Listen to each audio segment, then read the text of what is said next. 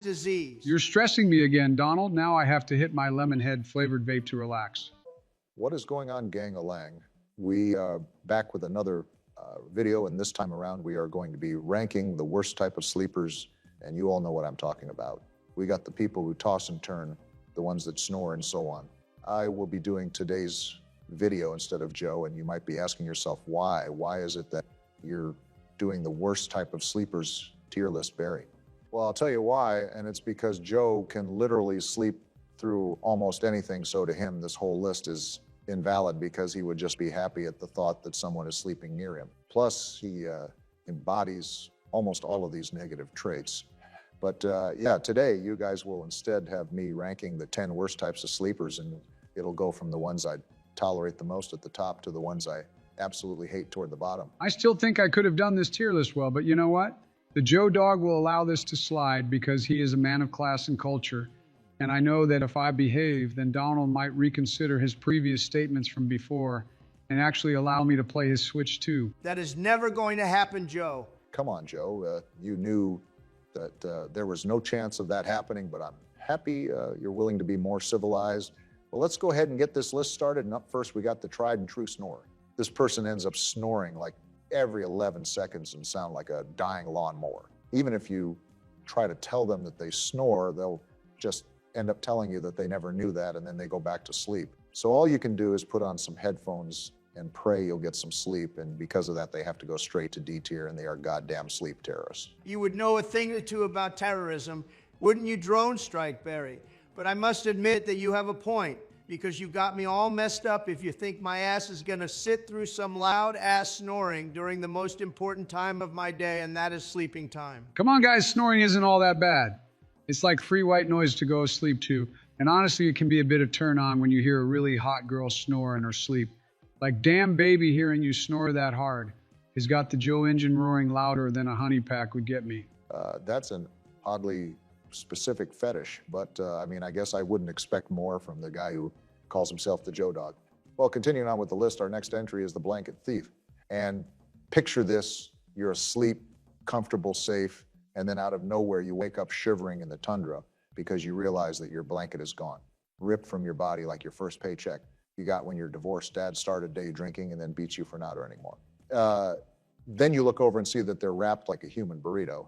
And when you try to tug it back and they grip it tighter in their sleep, and they still get a B tier entry despite everything I said, because if it's hot, then at least it isn't that big of a deal. See, this whole problem would be solved if you just get multiple blankets. Like, who the hell is sharing just one blanket with the homies? Well, I love to do that because I love to feel all my friends' warmth inside the blanket and then smell their farts when they sleep, and they create their own personal Dutch oven for me. Plus, I also steal blankets for dominance, and the best part is that I don't even use them. I just hoard them. Yeah, it definitely would piss me off if you did that to me, Joe, which is why whenever we used to have sleepovers, you would be forced to sleep on the hardwood floor with no air mattress because me and Donald did not want anything to do with you. Either way, we have our next entry, and that is the sleep talker. So you think it's going to be a quiet night. Then suddenly you hear someone muttering something about the summer of 1973 in their sleep, and you just wake up and suddenly can't go to sleep, and you keep hearing them confess to their sins in the middle of their sleep. And because of that, they have to go in D tier, and sure, they're not loud, but they are deeply disturbing. Well, I don't care if you heard that, but I'd be more afraid if you heard me talk about what I did to the butter stick in your fridge at 4 in the morning. Oh, come on, man. I used that stick of butter the next day, too, wondering why it was melted at the top with a suspicious tube shape at the top. God, I feel like I'm going to be a bit sick, but honestly, Donald used more of that butter than I did, so I guess I'm somewhat okay. And either way, the list must go on, and up next, we got the mouth breather. This is the one that sleeps like a dog during a heat wave. You know, they got their mouth wide open and they sound like Darth Vader climbing a damn mountain. The worst part is if their pillow is soaked from all the saliva that probably came out of their mouth. Damn, I am disgusted with these dudes. And honestly, they go straight to C tier. Oh God, you're just reminding me of that time. Joe was mouth breathing, and he looked like Patrick from that one SpongeBob episode where he had his whole ass mouth full of saliva, and he was letting it just drool straight onto his pillow. Don't even remind me of that night, because at this point, it just seems like Joe is like all of these entries, man. And he even resembles this next one, because this is the sleep flailer. You know, the ones that have their limbs flailing. They got their legs kicking and their arms doing windmills like they're dunking in a basketball game. You fall asleep next to them and wake up with a black eye, and these dudes have to get a damn D tier. Sleep shouldn't feel like I'm being jumped. Oh, okay, let's all just shit on the Joe dog because he happens to snore sometimes, steal blankets, talk in his sleep, mouth breathe, and occasionally toss and turn when he's sleeping. Listen, man, I do all that, but you guys forget what I offer to the sleepover, and that is good vibes and some precious hard-boiled eggs before we sleep so that you can get some yummy farts in during the sleepover. See, that's another thing you do that. I just don't get, man. The worst part is that you don't even bring the hard-boiled eggs in a container, but rather you just shove them all in your pocket. And let's just say that I hypothetically wanted one. Can't even eat them because they're all smushed from being in your pocket all day. I don't even want to talk about it, but for once you're not our next entry, Joe, because up next we got the headphone sleeper. They get a banginess tier because all they want to do is listen to some music or podcast in their sleep, and as long as they keep the volume low, I got no problem with it at all. I will admit that I am that guy because listening to some podcast about some nerd shit is like the best way to sleep because they will put my ass to sleep almost instantly every single time. That, or I put on some squishy and cute YouTube video about a random video game theory, or maybe an iceberg video on a random movie or television show. Did you guys know that a lot of people fall asleep to our videos? I bet they love hearing the Joe dog whisper to them in their sleep, and they have lovely dreams about me caressing them and loving them with all my might. To our sweet viewers who are listening to this while sleeping, I just want you to know that I love you and I would do anything for you. All you have to do is dream about me in your sleep, and I will be there, and I promise you that I won't even get mad if you pop a chub while thinking about me. Gross Joe, don't say that. Now they're not going to want to sleep to our videos. Or maybe they'll want to sleep even harder to our videos. Just wait till we put this video on a compilation, and then we'll have someone in the comments reference this exact moment, and it'll all be worth it. Matter of fact, it'll be even better if they reference a moment I showed up in their dreams. I pray that you don't show up in anyone's dreams, because that is more terrifying than any sleep paralysis demon could ever be. But up next, we once again have Joe and the Sudden Screamer.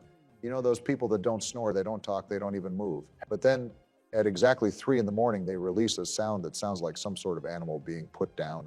A single blood-curdling scream with no context and no warning, and then they immediately fall silent again and sleep like a baby. Meanwhile, you're in the corner traumatized and unable to sleep because you're afraid of what they'll do, and these get a frickin' D tier. I honestly didn't even believe that this was a real thing until I met Joe, and oh man, I can definitely say that this is the worst type of sleeper to be. I'm starting to think that you guys made this list just to rag on me and make fun of me. Or maybe we made this list so that you could correct your bad behaviors and be a better sleeper or even person. Like, seriously, please go to therapy, Joe. But up next, we got one that I don't really mind, and I'm sure Donald doesn't either. And of course, you also embody this, Joe, because up next, we got the deep sleeper. There can be a fire alarm, earthquake, the freaking rapture can be happening at that very moment, and they're still out cold.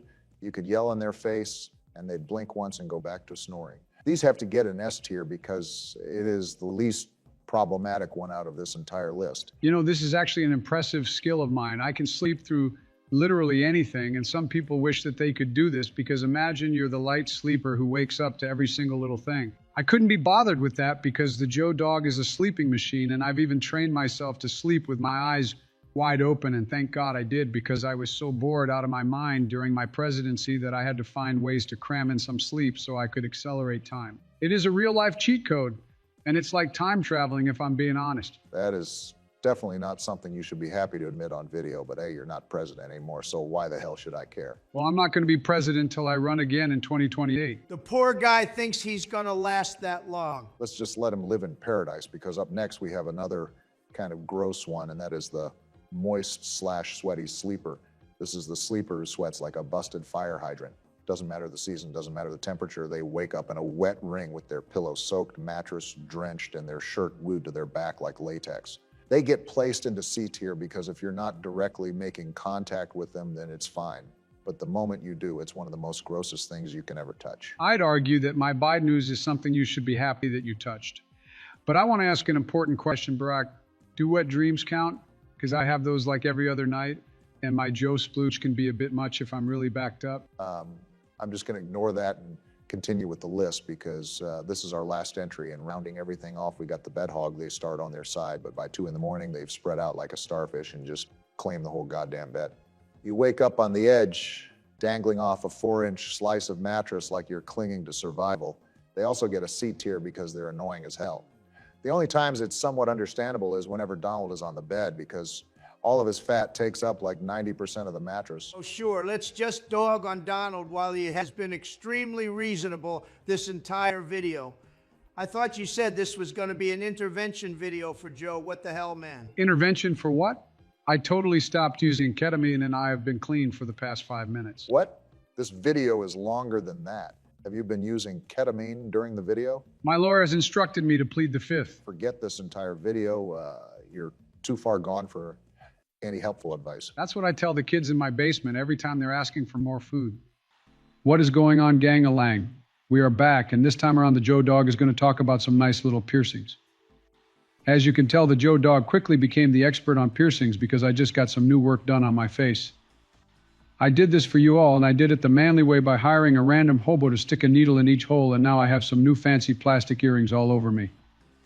And I even got some where the sun don't shine and on my little Joe Dog. I wish I could show the camera, but YouTube and their stupid rules will prevent people from seeing greatness. Either way, I look so freaking sick, and now I am ready to tell you all where people should get their piercings, but this list is mainly for the baddies out in the world. Joe, I pray that the needle you used was at least sterilized and that whatever you have on your face is somewhat clean. But more importantly, why can't this list be directed towards guys too? Why only the baddies? Oh yeah, don't worry, I made sure the guy pissed all over all the stuff to get it clean because you know how pee is sterile and stuff. So the Joe Dog was in a very clean and sanitary working environment, and I even went above and beyond. I told the guy to piss all over my face and body just to make sure I was extra clean, and I was scrubbing and dubbing like I was lathering the finest soap on my body. But that aside, it's rude of you to assume that guys can't be baddies too. Way to assume things and just show off how much of a jerk you are to our audience. I'm just in shock over what I just heard, but I don't know whether or not to find the mental image of Joe getting a golden shower to be either funny or gross.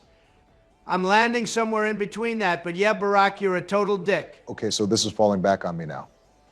Once again, I am getting blamed for trying to be more inclusive and trying to save Joe's life from a serious infection that will most likely happen pretty soon. Infections aren't real, Barry, they're fake news.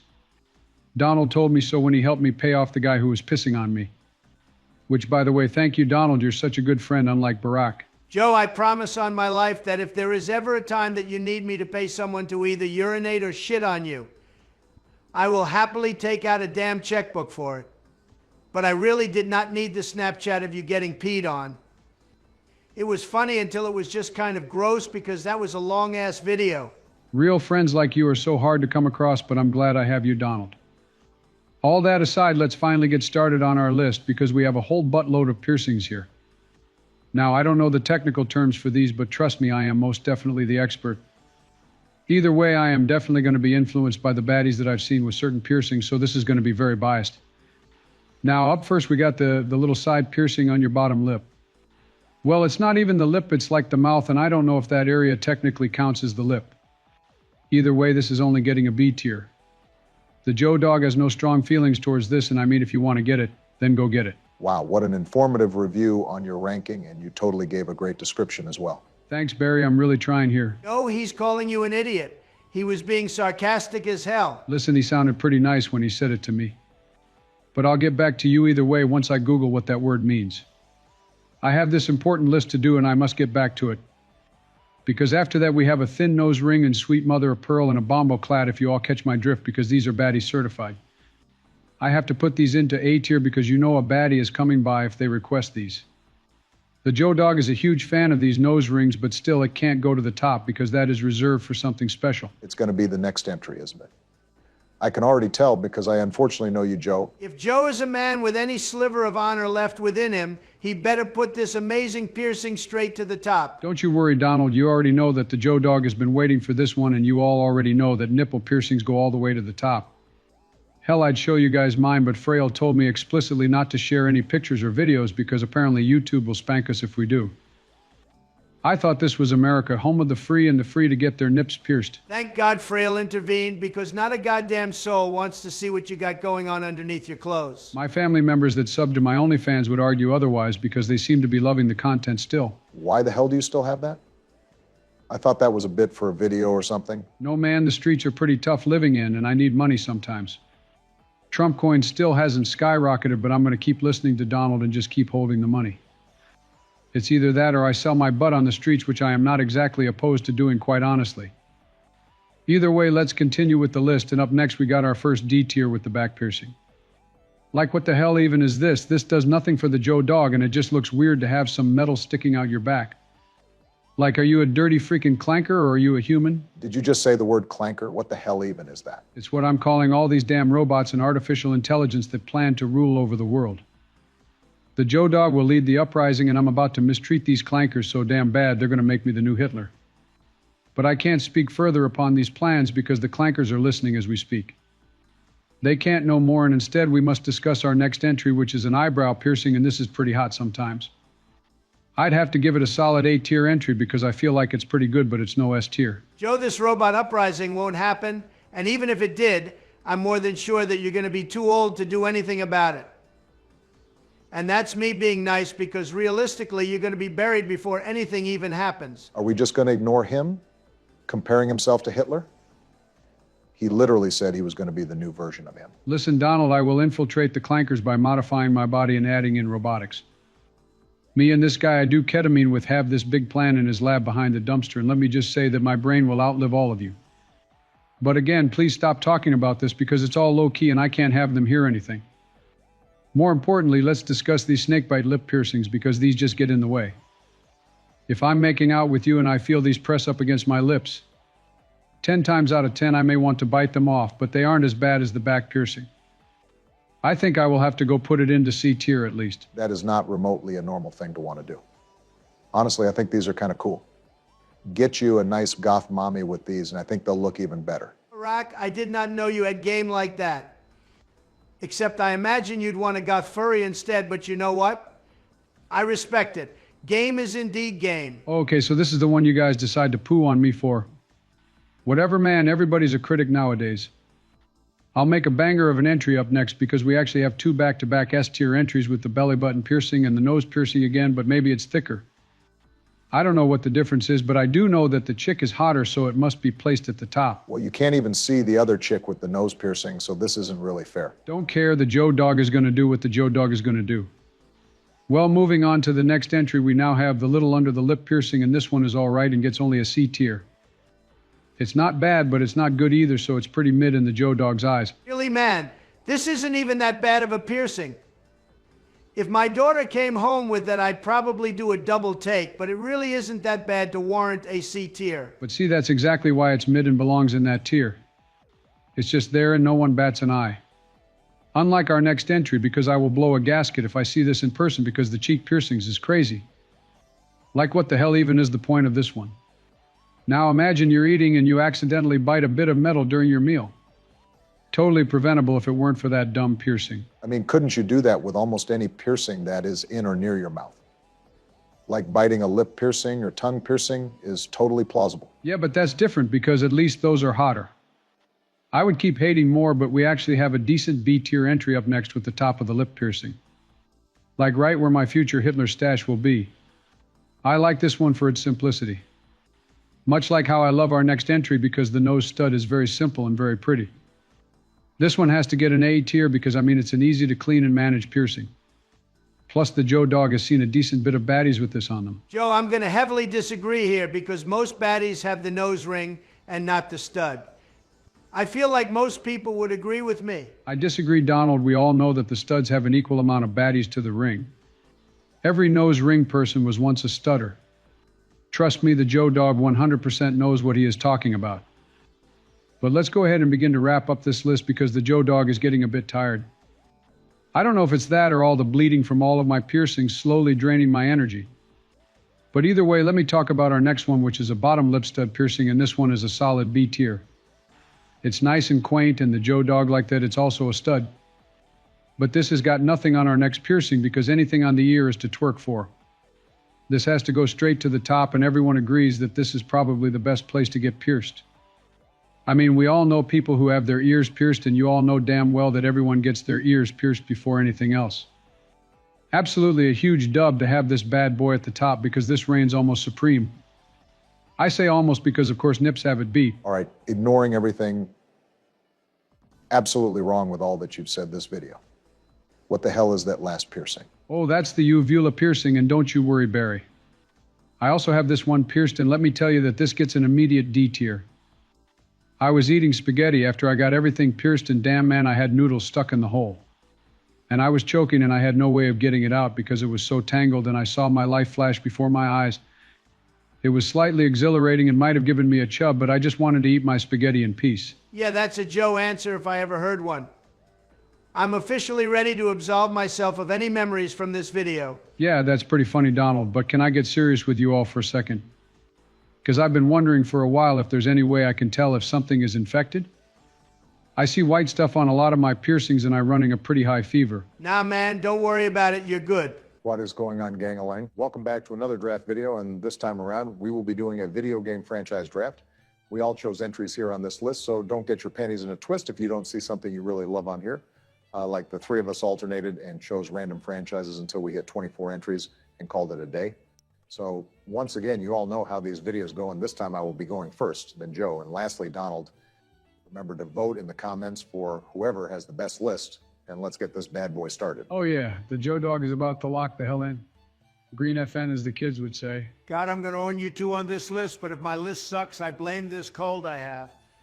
And Joe, your white ass can most definitely not say that, but the Don isn't worried about being last. I have a plan, and the Don is the best at his plans. All right, sure, man. Well, anyways, let me go ahead and get this started, because with the first pick, I'm selecting the undisputed GOAT of gaming, Super Mario. With this entry, I own Mario Kart, Mario Party, Mario Tennis, Mario Golf. Every single thing Mario related comes to me. It's like collecting all the Infinity Stones with just one gem. You boys just lost the war, and we barely even started. Not bad, Barry. But I'm going with the pick that will rival Mario, because these kids nowadays aren't clapping their ass cheeks for Mario. There is a new king of gaming, and the Joe Dog is picking Minecraft. I don't need some midget plumber because I got a game with infinite possibilities. You can mod the hell out of the game or simply wait for new updates, because this thing is still getting updated constantly. This one purchase can lead you for a whole lifetime of gaming, and I once built a one-to-one replica of the Twin Towers and modded in some planes, and well, the Joe Dog isn't going to say that he recreated 9/11, but I most definitely recreated 9/11. Boring pick there, Joe. Why would I want to recreate 9/11 with some damn blocks when I can instead pick Grand Theft Auto and cause 9/11 with cooler graphics? Sure, the buildings don't crash, but I mean, it's still cool. I love the violence, and I get every single Grand Theft Auto game, and even the one that's coming out, because we all know that GTA 6 is going to be an absolute banger. All right, I won't lie. You guys got some pretty good picks, especially considering I took the best one on the board. But either way, I'm going to go with another banger because I got the Smash Bros. Franchise. You don't just get a normal lousy game.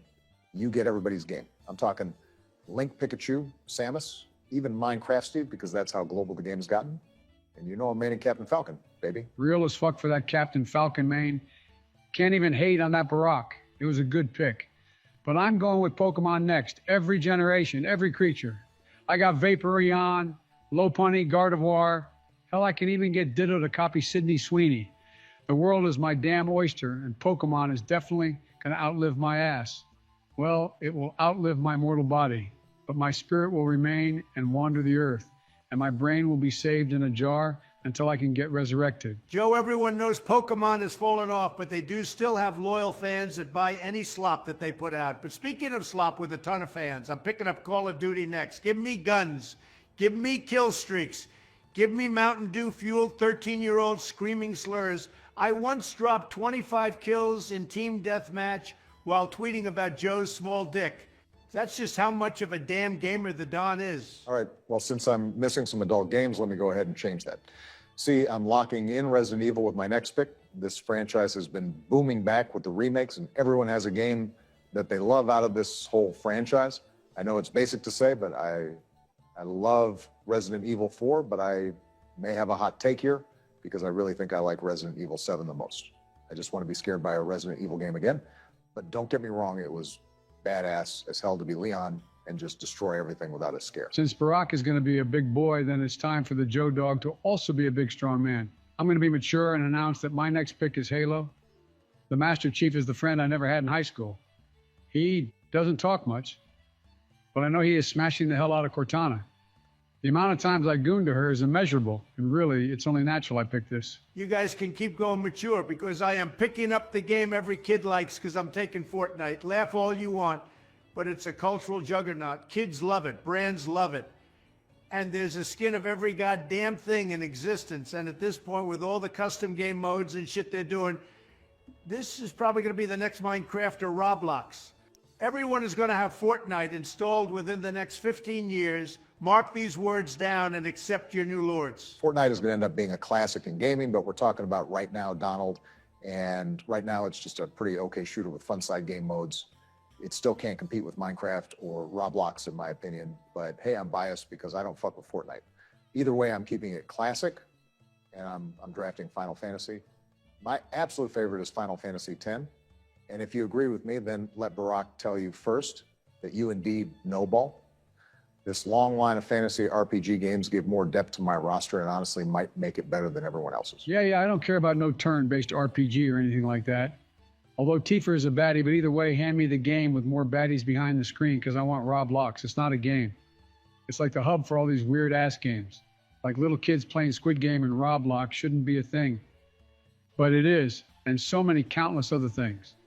This is truly the best diversity pick here, and everyone of any age can enjoy a game of Roblox. I won't lie, I was going to pick that to complete my trifecta of casual gaming, but I guess it's time to get serious. You want hardcore gaming because the Don will pick something for all the hardcore gamers. With my next pick, I am choosing The Legend of Zelda. It's elite and timeless. Real gamers know what's up. I'm not too moved by that because I'll happily take the Elder Scrolls instead. Listen, I have Skyrim, Morrowind, and Oblivion. Just with those three is enough to justify this pick, but honestly, it could have just been Skyrim by itself, and I would still pick it every single time. The amount of love that Skyrim has gotten is insane. What's really insane is how you guys haven't picked up Red Dead Redemption, because that is my next pick. Horses, shootouts, dusty saloons. It's a cowboy simulator, and I get to collect the people with my lasso and drag them through dirt for miles upon miles. It trains me for real life, and I love it. That's a good-ass pick, and I'm mad as hell that you stole that from me, Joe, so I'm going to take something that you love because of that. Barack stole Final Fantasy, but I don't care. I'm going with Persona for my next pick. Joe, I know your gooner ass only played this so you could date the high school kids, but this is actually a pretty cool franchise if you just ignore all the Joe parts. But I won't lie, some of the girls are complete baddies. Oh, man, they are totally baddies, Donald, and you know what? I do like it for the dating. You get to date high schoolers, and somehow it's okay in the game. That's representation for the Joe Dog at its finest. You two are so gross. That game would be a masterpiece if they just made them college-aged, or at least out of high school, but whatever. With my next pick, I'm going blue. Give me Sonic the Hedgehog. Yes, he's fast. Yes, the games are inconsistent. But when they hit, they hit. Plus, the Rule 34 with Amy goes kind of hard. You're such a furry, bro, so this pick is not surprising one bit. Is the grass green type of fucking pick right there. I mean, can you blame him, Donald? Have you seen the Sonic inflation art? That hedgehog's got curves, and I want to fatten him up even more. But anyway, I'm drafting Baldur's Gate 3, and I know it's only one game. But that one game changed my life. Living my life as Meek Optimus Maxwell, my halfling assassin who would be naked the whole playthrough, was amazing. I kept romancing Shadowheart from Donald and Meek Optimus Maxwell was a street rat. He did anything he could do to survive, much like the Joe Dog in his current predicament. That pissed me off so much when I saw that 3'2" halfling steal my baddie. But God, I'm running out of good-ass options. But even though I despise my next pick, the player base is too massive to ignore. I'm taking League of Legends. It's toxic. It's sweaty. It's awful. But it's a billion-dollar meat grinder, and I want all the poor souls who are addicted to this god-awful game. I disagree on there not being good options because I'm going with Fallout next. The classic games banged and the newer games banged just as hard. There's a whole-ass TV show with a hot main star, and Fallout is bound to boom and get even bigger once they finally release another game because it has been God knows how long. Ella Purnell is a baddie, but you left out a pretty good game, Barry. I'll happily take Dark Souls. I die 900 times. I don't care. Pain is my love language. A game that is built all around suffering is designed specifically for the Joe Dog this time. It's either I finish the game or I stop playing because I finished in my pants from all the torment. Damn whatever, man. I'm just going to lean into my most casual and basic gamer roster because I'm choosing The Sims next. You're basically God, and you control the very fabric of The Sims' existence. And everyone has played this game once.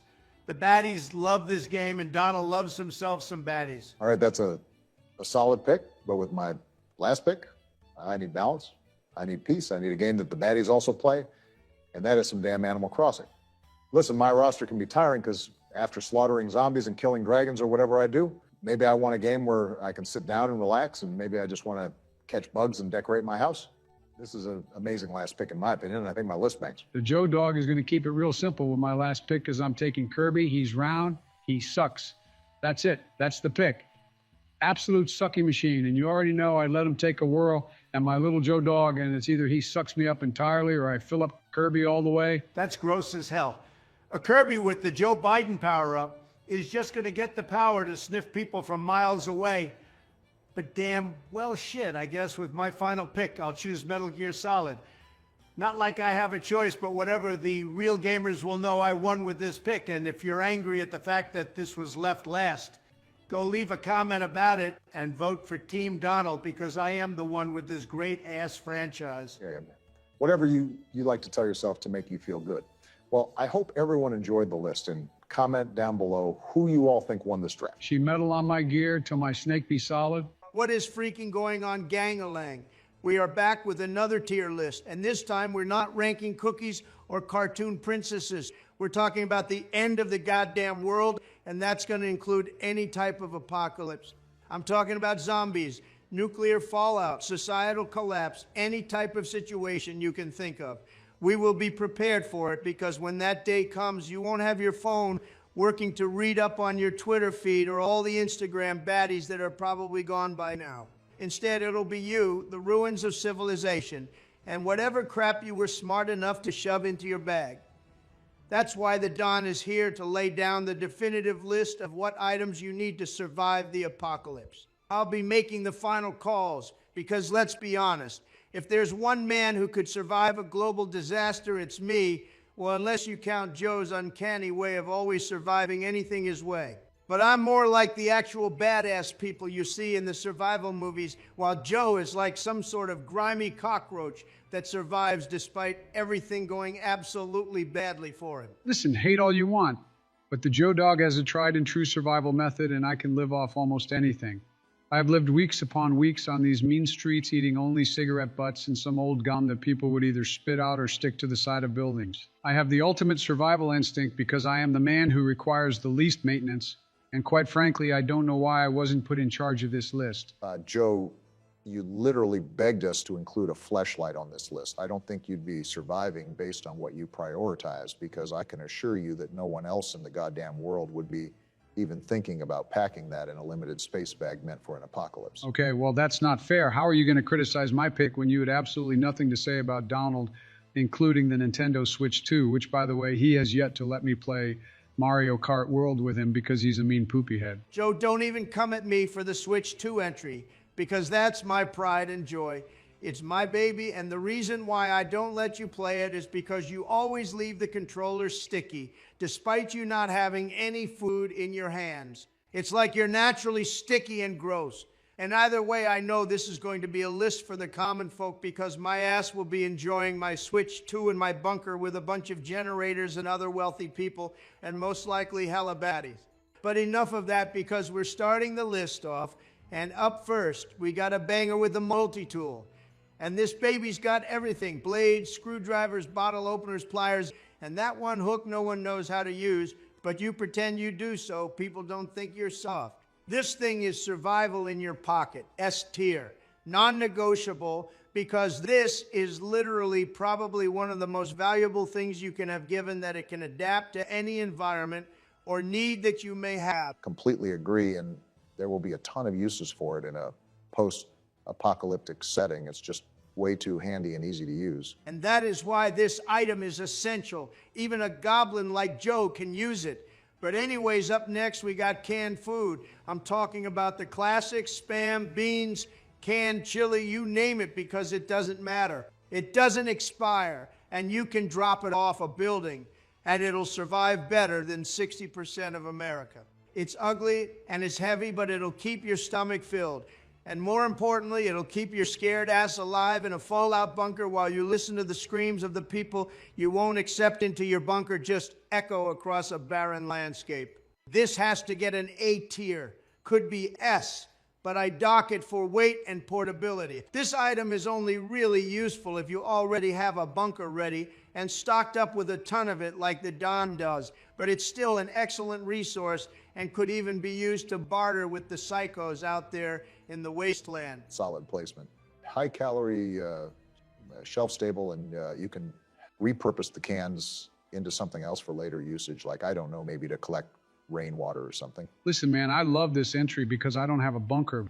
But whenever I'm dumpster diving and find half a can of spaghetti or something, I twerk my ass up in the air and start busting down on that thing because I know I'm going to be eating like a king later that night.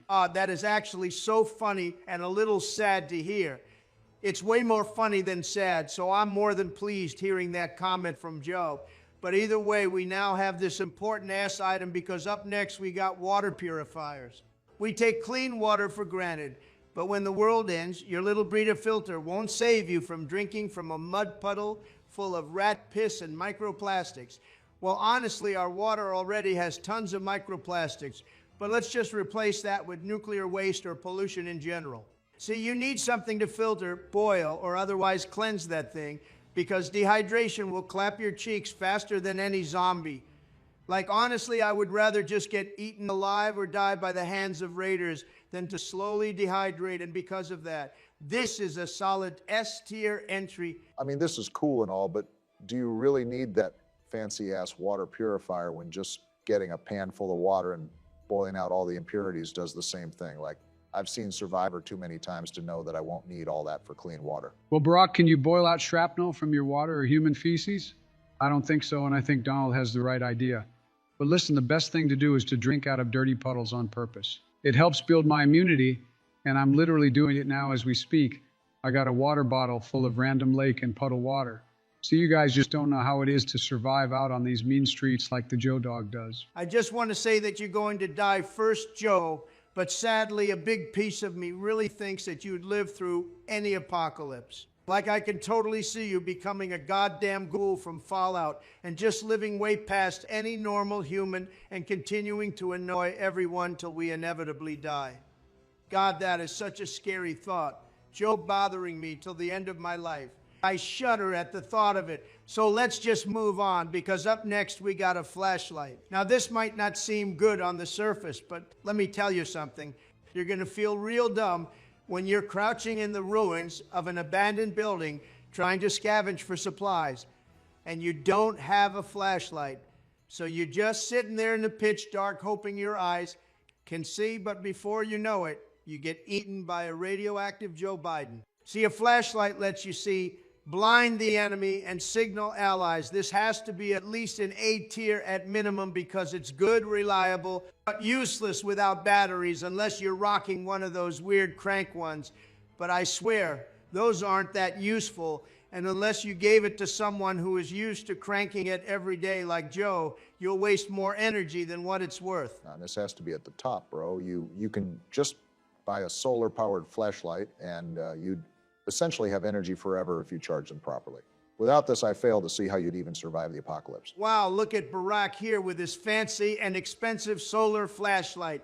Listen here, pal, I am speaking for the everyday man out in the world, and most times out of 10, they do not have a solar-powered flashlight. Okay, but they're like 20 bucks on Amazon. I feel like that's not a crazy thing to have. Oh my God, man, can you just shut up? Because this is my list. Instead, let me talk about our next entry, and here we go. Now, Barack was extremely against this being on the list, and I frankly didn't care because I can see the appeal to someone who gets no play like Joe, and he even said it was more essential than oxygen. And so here we have the fleshlight, the silicone tube of shame. It's not a tool, not a weapon, not a shelter, just a moist tube to possibly relieve some stress into while the world burns. I'm putting this in D tier. Only because it might stop Joe from humping some mutants. You fools! In the darkness of despair, when the air is poisoned and your only companions are rats named Carl, you'll learn. The fleshlight is hope. The fleshlight is therapy. The fleshlight is going to be there for you when times are tough, and it will never abandon you. And the best part is that you don't even have to clean them when you're done because it'll help lubricate you for next time. That is the biggest cry for help I have ever seen, and I am so happy that I am going to ignore it. Well, up next, we got solar chargers. You stick it in the sun, and boom, you're juicing up your various devices like your GPS, phone, vape, or whatever you manage to scavenge from a corpse. No electricity, no problem. As long as the sun still exists, you can power your devices like my glorious Switch 2 that Joe cannot have nor can he play. This, of course, gets an S tier, and the only way this would not work out in your favor is if we enter post-nuclear winter. And if that's the case, you'll just have to rely on your good old-fashioned generators to supply juice for your Switch 2. Why do you keep bringing up the Switch 2? We get it. Man, it's not even like they're hard to buy. It's just not worth it right now because there's only one game. He's taunting me, Barack. He knows how bad I want to play it. And I remember one time he pulled up on me with his nice Lambo and I saw him playing it inside and I asked him if I could play and he said no and laughed and threw spare change at me. But the joke is on him because I am now 30 cents closer to buying a Switch 2. You really need to set your priorities and order man. Well, I'm glad you're 30 cents closer, Joe, because I know damn well you'll never own a Switch 2 anytime soon.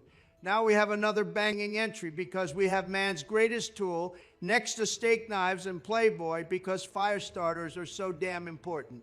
I'm talking flint and steel, ferro rods, the real good stuff because you need a fire when you need to cook, warm up, scare off wild animals, signal for help, and probably a bunch of other things. And because of that, this is a banging A-S tier entry in my books. Fire speaks to me. I love the way it burns so bright. And every time I start one, I just want to continue fueling the rage and see things burn and burn.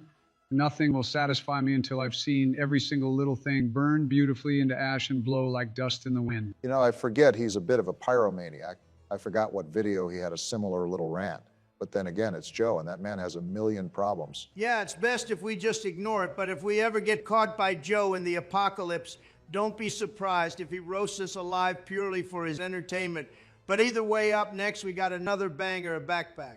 You can have all the gear in the world, but if you're waddling around with it in a plastic shopping bag, you're gonna die tired. And you need durability, space, straps that don't snap the second you sprint from a zombie horde. A good backpack is your survival loadout. Without it, you're just an idiot holding all your stuff.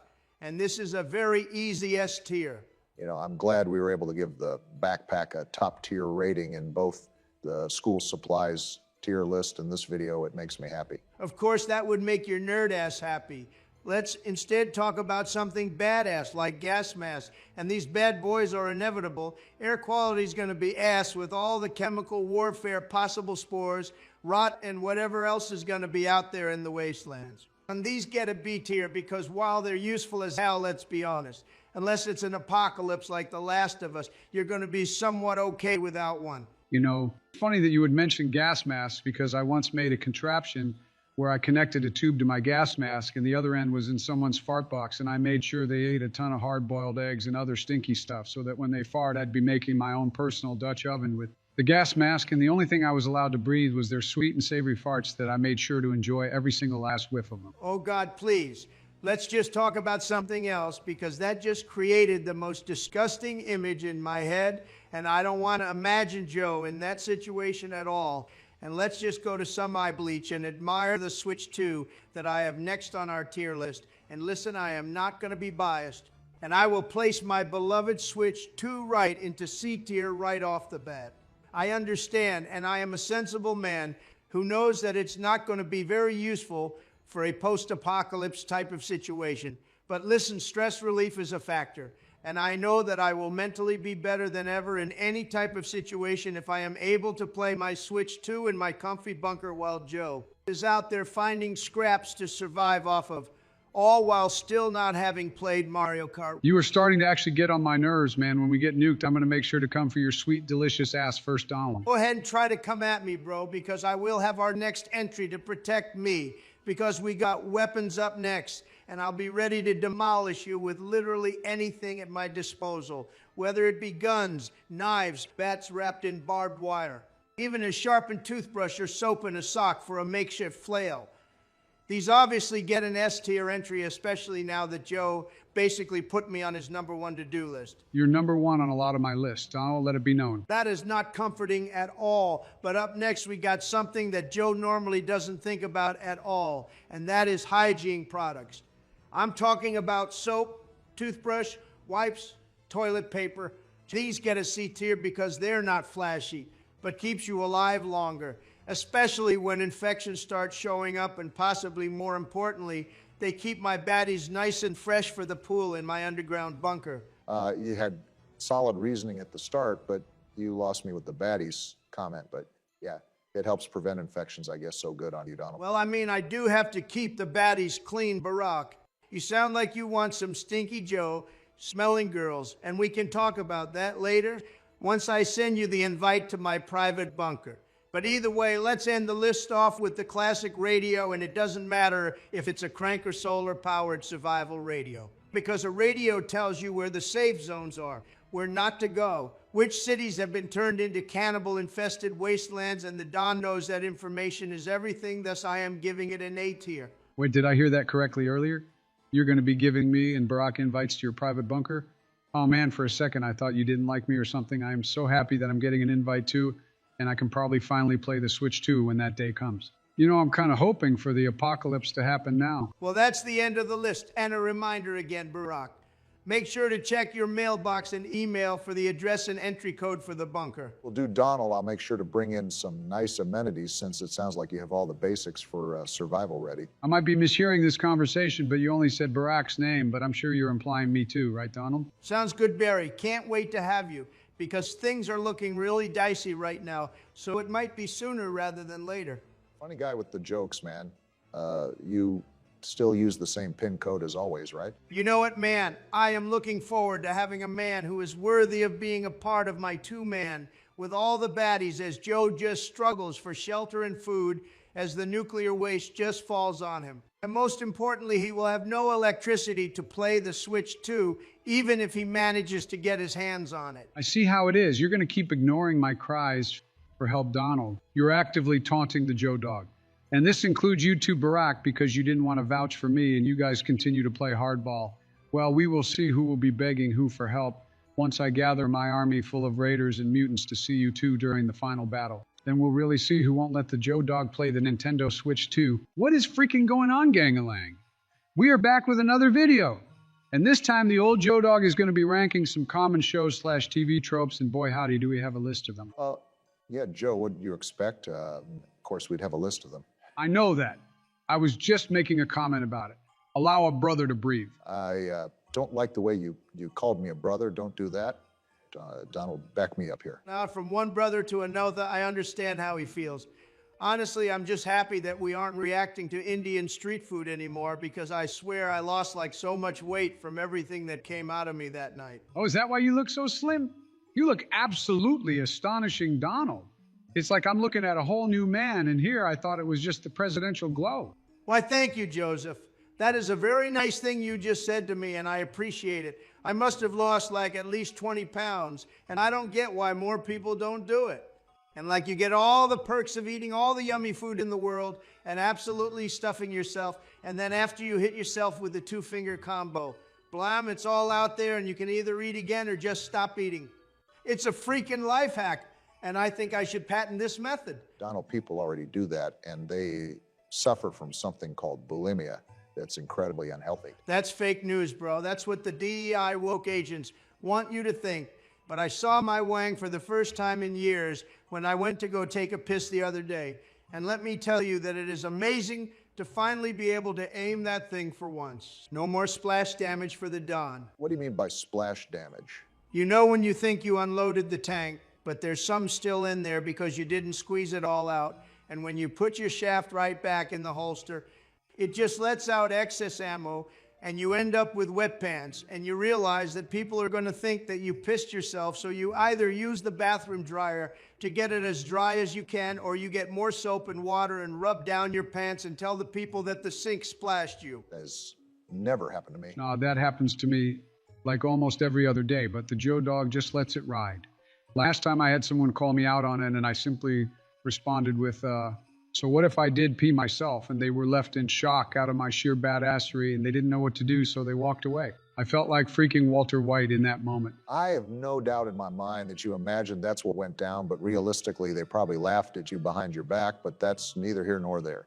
Can we just begin the list? All right, bro, hold your damn horses. Why can't Donald and I just share our pissy pants stories without you getting your panties in a twist? Goddamn, man, I'll get the list started. But yeah, everyone knows what tropes are, and I will be ranking a ton today. So get some popcorn, some blue Gatorade dogs, and strap in for this, because up first we have the redeemed villain trope. And listen, I personally really enjoy this and give it an S tier. Like, I like it when bad guys go good, like Kylo Ren in the last Star Wars movie. Oh my God, Joe, that was like the worst film in Star Wars history. Of course you'd like it. Yeah, what the hell is so good about that? It didn't even make sense thematically for the movie. Yeah, but he got to kiss Daisy Ridley and she's hot. So I got to give it an S tier.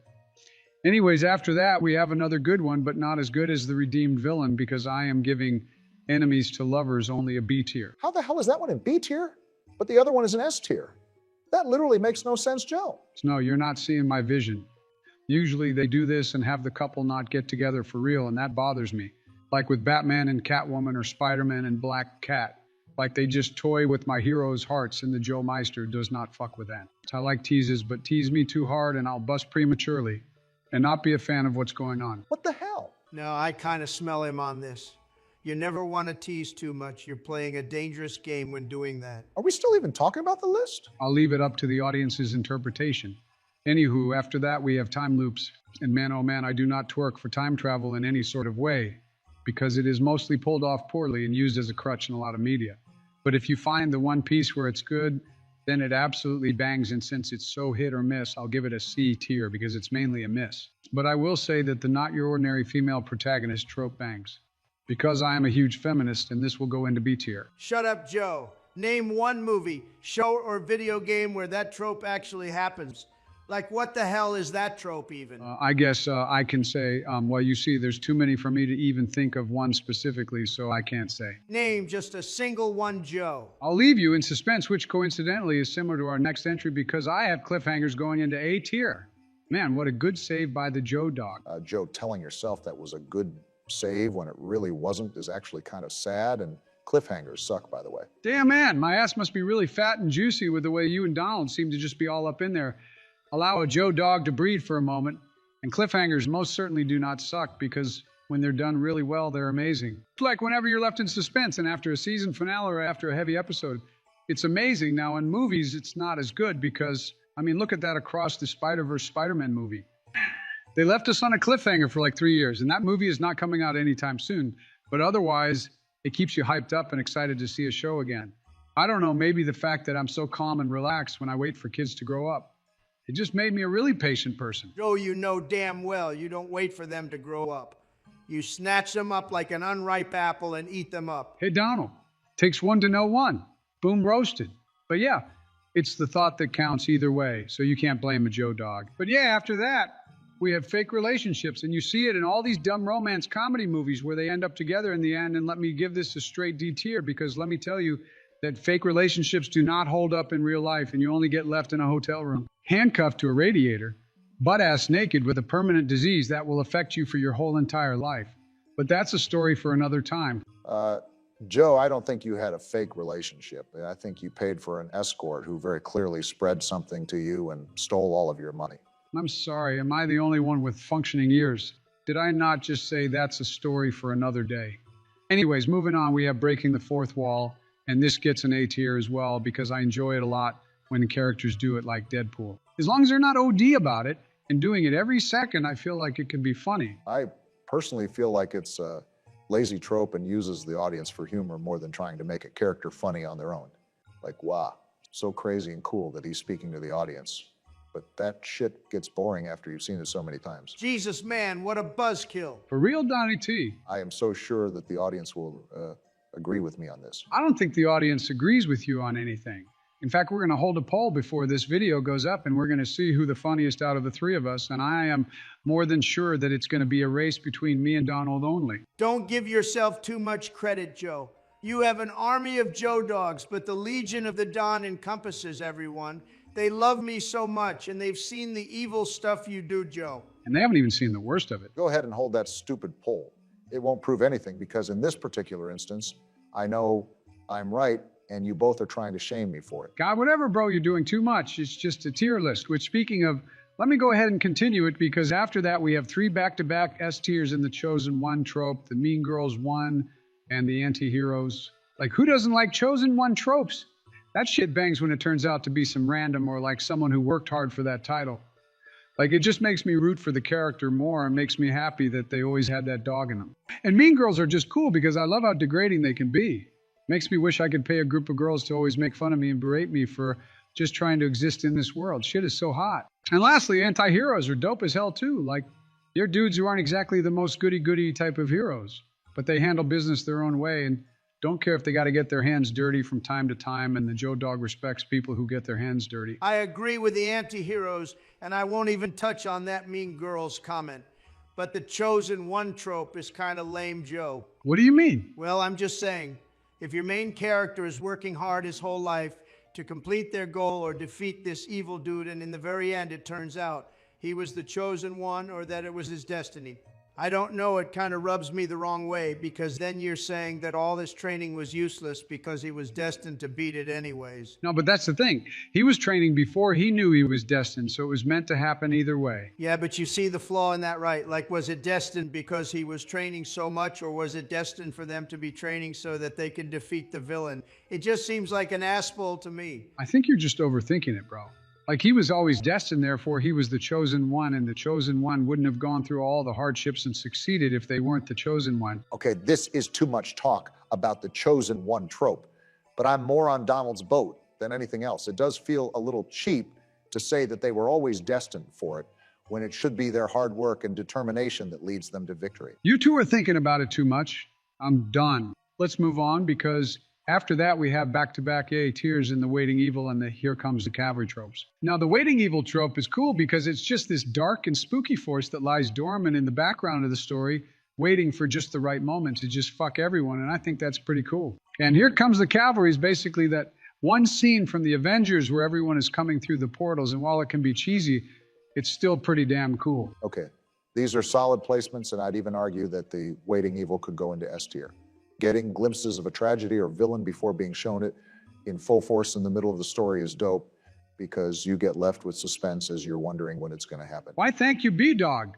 This is the most productive thing you've said in the whole video. Don't call me that, man. I'm more than certain I said a lot more things that were productive, but whatever, I don't care. Well, I'd argue otherwise, but you can't teach an old dog new tricks, so whatever. Anyways, following that, we now have 2 back-to-back C tiers because we have the absent or dead parent trope and the black and white morality trope. Now I like the dead parents because Batman has dead parents, and that's cool. Is that really cool? Just sounds depressing. Does he need more of a reason?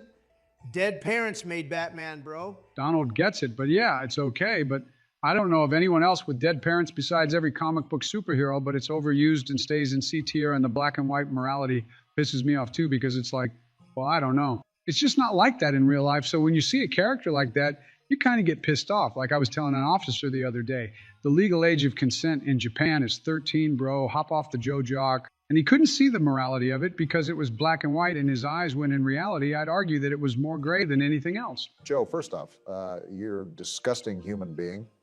Second off, they changed it to 16 like 2 years ago, and somehow that's still not okay, but I guess it's a step in the right direction. Well, I know where I'm not going on vacation. Wasting my time when they're that old? No, I mean, I like the change. I didn't know it was 16 years of age. How would you look at that? I may need to book a flight over to Japan sometime soon, or it'll be for business, of course. Let's not talk about what you two do in your private lives on this channel. Jesus Christ, we make a longer video than normal, and you two are absolutely unhinged. All right, bro, relax. We're almost done with the list, so don't get your panties in a bunch. Our next trope is found family, and listen, I think this is a B tier. Like, it's good and heartwarming when you see people take in strangers, they begin to know each other and consider each other family. I think it's neat. Wow, Joe. That's actually pretty wholesome of you. I'm a wholesome guy. What can I say? Honestly, you two are like my found family. I love you guys. Joe, fuck off. You have your own family already. Yeah, but they're lame. The only cool one is Hunter, and he's only cool when he's not sober. Otherwise, he talks to me about knitting and shit. I don't want to hear about that. I want to hear about the pipe he has been laying and smoking. Jesus Christ, Joe. He has a point there. I get tired whenever Barron talks to me about Discord or only gaming. How about you talk to me about how you gamed a system and made some money, broke boy? Or how about you tell me about Disc Girl you nailed on a chord instead? That second one almost landed. You almost had it, man. I know. I really tried, but I couldn't come up with anything on the spot, man. I still am upset that Barron isn't playing any sports, bro. Talking to me about Aiden Ross when he should be in the NBA by now. God, man, my wonderful genetics just wilting away. Your son would make for a handsome basketball player. Joe, don't call him handsome ever again before I jail you. All right, how about we take it down a notch and return to the list, because up next we got an S tier in smut. Don't know what else to add. I just like smut. I don't even need to elaborate further, but after I have martyrdoms going into B tier. I like it when people like to sacrifice themselves for the greater good. If they make me care about the character enough to the point where I get sad, then I know they did a good job. But if they don't flesh them out enough, then I kind of just don't care, which is why I'm only giving it a B tier. Okay, once again, this is valid. Thank you for staying on task and not going on any weird tangent. I always do that. What do you mean? I don't think I've ever gone on any tangents before. Whatever, man.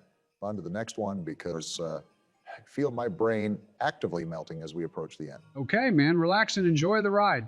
Anyways, after we have a major character death, and this is an immediate S tier, I want them to rip my heart out and make me cry when an important character dies. It ups the stakes and makes everyone cheer for the hero even more, and the Joe Dog can get behind that. What if they kill the main character, Joe? Well, then they weren't really the main character then, were they? You know what? You got me there, Joe. Well, wrapping up this list, we now have love triangles and ending it all off with it was all a dream trope going into D tier. Like, love triangles are messy and I would much rather have a harem. And making the end turn out to be a dream or an illusion just seems like lazy writing. You're so right and so amazing, Joe.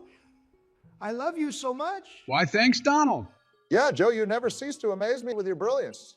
You truly are the best former president to ever exist. Oh, man, now you two are making me blush. You guys are so sweet. Joe, buddy, I love spending this time with you, but it's about time for you to wake up. What do you mean? What are you talking about? I'm awake right now. Wow, he's in deep sleep. Donald, activate the floating head. On it right now. We'll miss you, Joe. Wake up. Wake up. Wake up. Wake up. Wake up.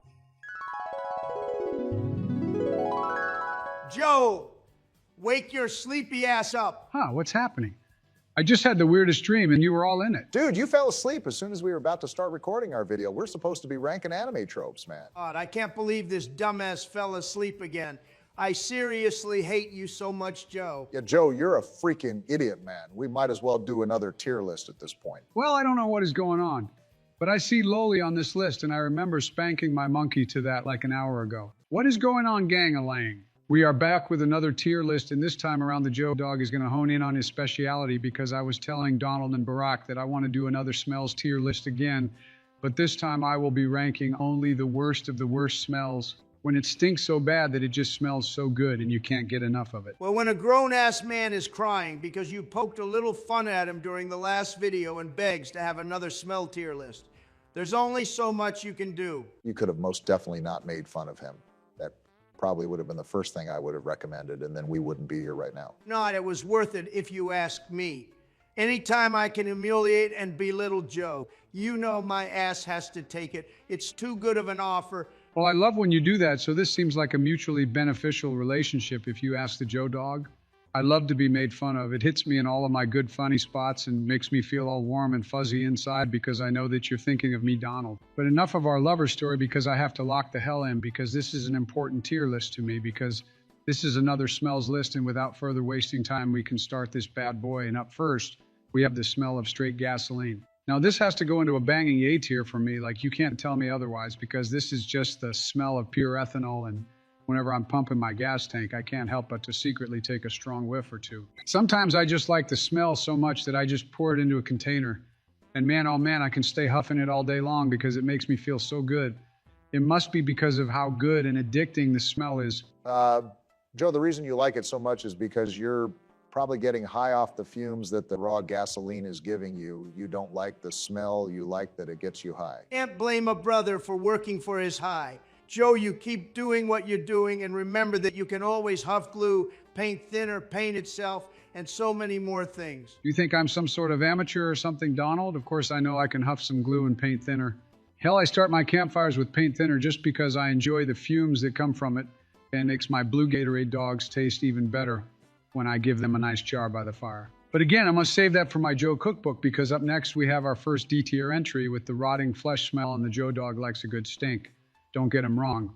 But this is straight up like one of the worst smells any human can ever imagine. I should know, because one time for a social experiment I tried to make some jankum because I saw a documentary where all these kids from Zambia were using that to get high, and I wanted to mix them at home, but I didn't want to shit in the bottle because I was afraid I'd miss. So I had leftover anchovies and just shoved them all in a bottle and got them to rot as much as possible. Like I had that bottle of, and I left it out in the sun for around 2 weeks and took a whiff, and for the first time in my life, the king of swallowing could not keep it in his mouth, and I puked a little. I'm ashamed. What in the living fuck? What, man? I just wanted to experiment and make some good old-fashioned jankum, but alas, it does not work with anchovies, so the next time I do it, I'm going to have to let it rip inside a bottle instead of a toilet. Enough of that, though, because up next on our list, we have stinky breath, and this one is a certified C tier. Like, this is absolutely the worst smell that anyone can have coming out of their mouth, and I need them to brush their teeth.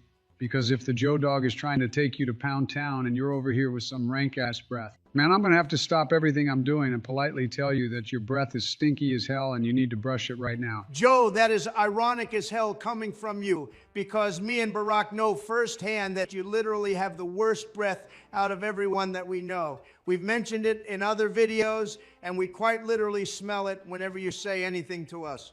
I use the term Sunday breath from that one SpongeBob episode jokingly, but like there's no other better way to describe how gross your breath is, because goddamn Joe, I swear it can kill things with how nasty it is. Okay, but can we get a second opinion on that? Because you may just be scared of my aura, and Barack has a better understanding on these things. No, Joe, everything Donald said is 100% true, and you need to brush your teeth way more often. This is a load of fake news. I refuse to believe this because I know the baddies love my primal mouth smell. Speaking of good smells, I have a triple S tier ranking coming up next with the nutsack, body odor, and farts. Now hear out the Joe dog on this, because you will all soon understand what I'm saying. These are all like musky and good stinky smells, because every man knows that feeling of scratching your balls and then giving it a good huff. I'll sometimes just rub my balls and just give myself a good whiff.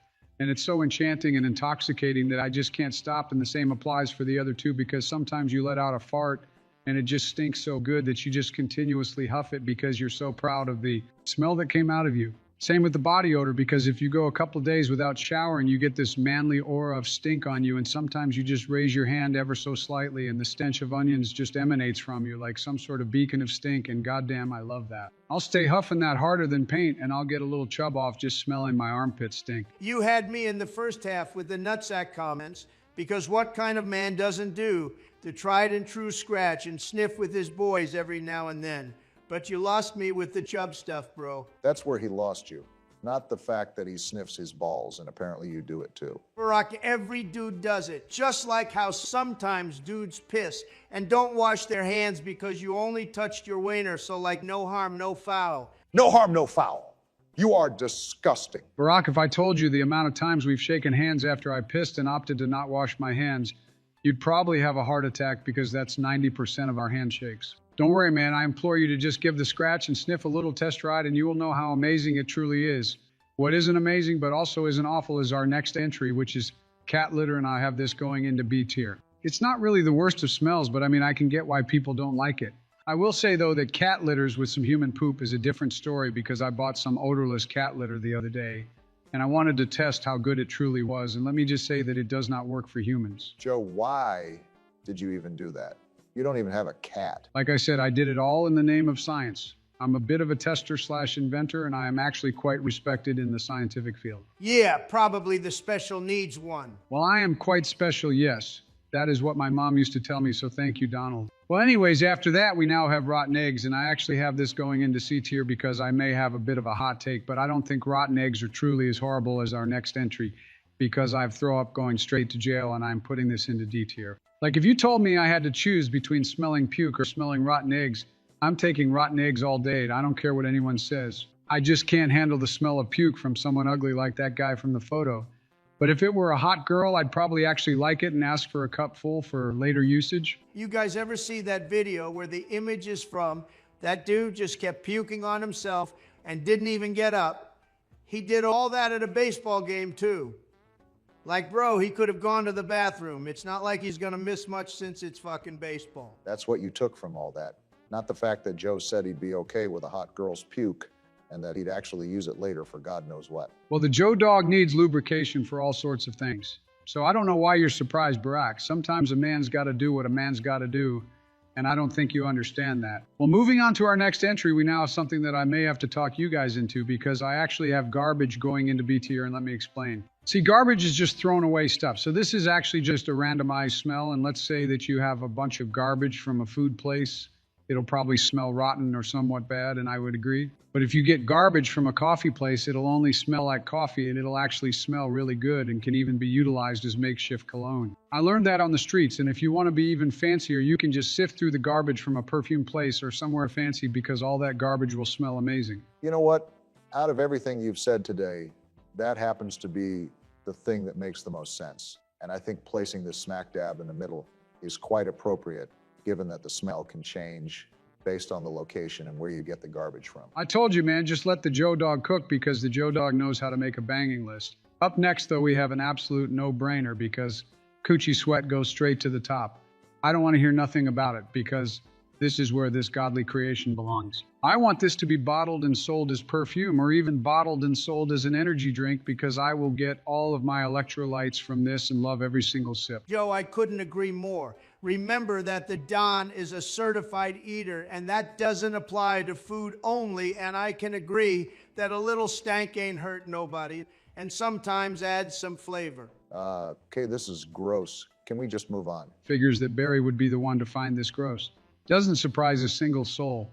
But yeah, we'll move on just because you're my buddy. Well, up next we have an A tier with the wet dog smell, and this might be weird to some, but as a dog owner, I just have to let you all know that you get used to the wet dog smell, and this dog is shampoo in the photo, so really if you take that into account. The dog would actually smell pretty damn nice considering you probably got all the muck and grime off him, and then you proceeded to put some nice smelling soap or shampoo on him that probably makes him smell like roses or something. So yes, I would love to sniff the hell out of that dog, and I am not ashamed of it. What I'm ashamed to sniff is the next entry because goddamn this is an absolute stinker of a D tier because I used to think that skunks couldn't be that bad of a smell.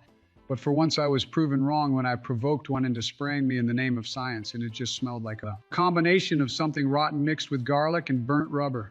My nostrils were fried for like a whole week and I couldn't smell anything after and I was so damn pissed. Why would you even get yourself sprayed in the name of science? What scientific community is asking for this?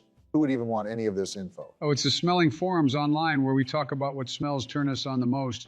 And a dude swore that after getting sprayed by a skunk, he had a stiffy that lasted weeks and never smelled something better. Banned his ass from that forum because I'm an admin on there. Of course you are. What is going on, gang-a-lang? We are starting off the year right with a steak rarity tier list. We're going to include all of them from well done, all the way up to rare and to celebrate me being the current president. I have decided to give myself this tier list ranking since you all know that I have all the power now. It's not like you gave us a choice in this or anything. You just said I'm making this tier list, and if any of you decide to go against me, I won't be afraid to send you all to the gulag. He's all talk. He wouldn't send us to the gulag. I would know because I desperately tried to get sent there. Joe, the main reason I didn't send you there is because I know that your freaky ass would enjoy being tortured and worked to the bone. You are a very strange old man. I'd understand being tortured by a hot girl, but you're just being told what to do by other dudes. The Joe dog doesn't discriminate. He only incriminates. Joe, I bet that sounded cooler in your head, but makes no sense at all. Your mom doesn't make sense at all. Boom, roasted. Good one, Joe. That, again, that made no sense at all. Yeah, but I just enjoy it whenever someone makes fun of you, Barack. But enough fooling around because we have to officially start the list and we are going from steak that is well done all the way up to rare in that particular order. So let me get started with well done because I have this going into D tier and I don't care what any of you chumps say because goddamn well done steaks are basically meat pieces that are basically chewing gum. A well done steak is considered bad by most, if not all culinary experts because it's a tough, dry, and flavorless piece of meat. You get no juice at all when eating this, and honestly, If you're over the age of 10 and you're eating well-done steaks, man, I may have to send your ass to the gulag as well. Now, Donald, let's not hate too much on it. Remember that these things are personal preferences, and maybe someone out there just prefers to eat their steak well done. Honestly, if you ask me, I don't care what way you prepare my meat, as long as it finds a way inside of my mouth. But yeah, the rarer the steak, the better. And well, you'd get a happy Joester with a big load of meat in his mouth. Joe, phrasing, man. Please phrase your sentences better and think about what you say before you actually say it. Does it even matter? He's not going to do any public speaking anymore because I'm in charge now, and quite frankly, he's 82. He won't last much longer. God damn, that's morbid. You didn't have to bring that up. I actually take it as a compliment, because you know what they say. With age comes wisdom, and with wisdom comes age, and with age comes cum. All right, he's on the fritz again. Let's just move forward with the list, because I don't care about well-done enjoyers, because that shit is hot ass. Moving on to our next one, we now have medium well, and listen, this is a C tier. Like you're getting on the right track, but this is still not that good. Like, I won't think of you as a little bumbling kid, but I still am going to judge you heavily if you order this. It's because the steak is less juicy, isn't it? But I feel like this is a good compromise for those who don't like really wet and juicy steaks. What you're saying right now is absolutely stupid. I hope you know that. Who the hell doesn't want juicy steaks? That's like going to a concert and complaining about the fucking noise, bro. You're drying out all the good juices and making it chewer if you cook it longer than you should. He has a point there, Barack. We see there's some chemistry to this. Myosin, the primary protein in muscle, starts to denature and coagulate at about 120 degrees, which defines this temperature as the minimum temperature required to actually cook meat. Anything below that and your meat is raw. Beef fats render between about 130 and 140 degrees. So if you want the flavor and juiciness of the fat to contribute, you need to cook your meats in this range. And in terms of texture, this is related to collagen and actin coagulation, which happen at about 140 degrees and 150 degrees respectively. When these proteins start to coagulate, they basically tighten up a lot and squeeze out water and myoglobin. And as many of the uneducated may think, they perceive it all as blood in a rare steak, even though it is actually just myoglobin, and there is actually no blood involved. If you're hitting these temperatures, your steak is starting to get tough and dry. C-actin is much more responsible for the tightening than collagen, so that's the more unpleasant temperature to hit, and collagen will eventually basically just dissolve, and then gel to trigger the perception of moistness, which is why you can stew meats to the point of tenderness, even though the actual muscle tissue itself is firm and comparatively dry. But I mean, I'm just a former president, so what do I know? I'm a useless idiot loser. Joe, holy shit, you just dropped a knowledge bomb on us, hey, you're not a loser, but... Stop. He's fishing for compliments there, bro, and I highly doubt any of what Joe said is even real. This is the same guy who makes Blue Gatorade hot dogs and is known for being the most disgusting man out of the three of us. Don't forget that I am also the most handsome out of the three of us. Joe, no one thinks you're more handsome than me. It's actually more handsome than not more handsome than me. And I'd argue that I get way more compliments about my appearance than you ever did. Joe, your nieces and nephews don't count. Oh, but when yours kiss you, those count for whatever reason. What? No. Let's please stop this topic and just continue on with what we had earlier, because I don't want to hear about whatever you two do with your nieces and nephews. Well, we can talk about what I do with my grandchildren instead. No, I do not want to talk about that. Well, you're missing out on a funny story where I slipped on a banana peel and accidentally slipped in somewhere else, if you catch what I'm throwing down. You need to get tried for your crimes against humanity. Donald, you're in charge now. Please, I beg you to do something about him. I've already said a numerous amount of times that I would have something done to him, but he'd end up loving whatever punishment I give him. And as much as I hate to admit it, Joe is kind of nasty at Marvel Rivals, and he carried me to Grandmaster. Oh, is he really that good? I only played with you, Donald. Yeah, he's like a top 30 Hulk player. He carries hard, but I'm more than sure it's because of the sugar booger he does before we hop on the game. Listen, man, you told me to get you to Grandmaster no matter what. And all you have to do is sit there and heal me, and guess what? I fucking did that and got us up to Grandmaster with your subpar play, so I don't want to hear you complain about my methods ever again. All right, man, Jesus, I'm sorry, I won't bring it up again. Okay, what the hell? Why was I never invited to game with you guys? I want to reach Grandmaster too. How can we put this gently, Donald, can you tell him? You suck-ass dude, and you're going to forever be hard stuck on Silver, because you won't play any other character aside from Spider-Man and Newsflash Buddy. You are not him, so please play another hero or hop off the fucking game. You guys, it's literally not my fault. We get terrible healers every game, and they just won't heal me. Oh man, he's giving me a migraine and not in a good way. Donald, go on with the list. What the hell is the good way of getting a migraine? Joe, the stuff you say is really just, I don't even know. Let's finally move on and talk about medium steak. And let me tell you all right here that you'd expect me to put this in B tier, but no, guys. I am putting this into A tier because this is pretty close to true perfection. And I love it at this spot. Honestly, I'll even order just medium from time to time. But ultimately, there are two other ways I prefer my meat. I know how I like my meat. In my mouth. Joe, you said that joke at the start of the video already. You're losing your touch. Yeah, we'll see who loses their touch once I get my hands on you at a sleepover. Joe, I literally heard that. Now I'm not going to fall asleep anywhere near you. No, you don't need to fall asleep on your own. I have ways of making people suddenly lose consciousness. You can try to be on your toes, but you can only keep that up for so long before the mental fatigue hits you and you succumb to Joe's laced food. I'm not an idiot, Joe, like I'd ever fall for any simple tricks like that. Hey guys, I love this sidebar you're all having. But honestly, I'm craving some steaks after making a tier list for them. I know I'm not finished yet, but damn, I am craving something. And Joe even said he'd treat us to some steaks a week ago when he bet that I wouldn't get inaugurated.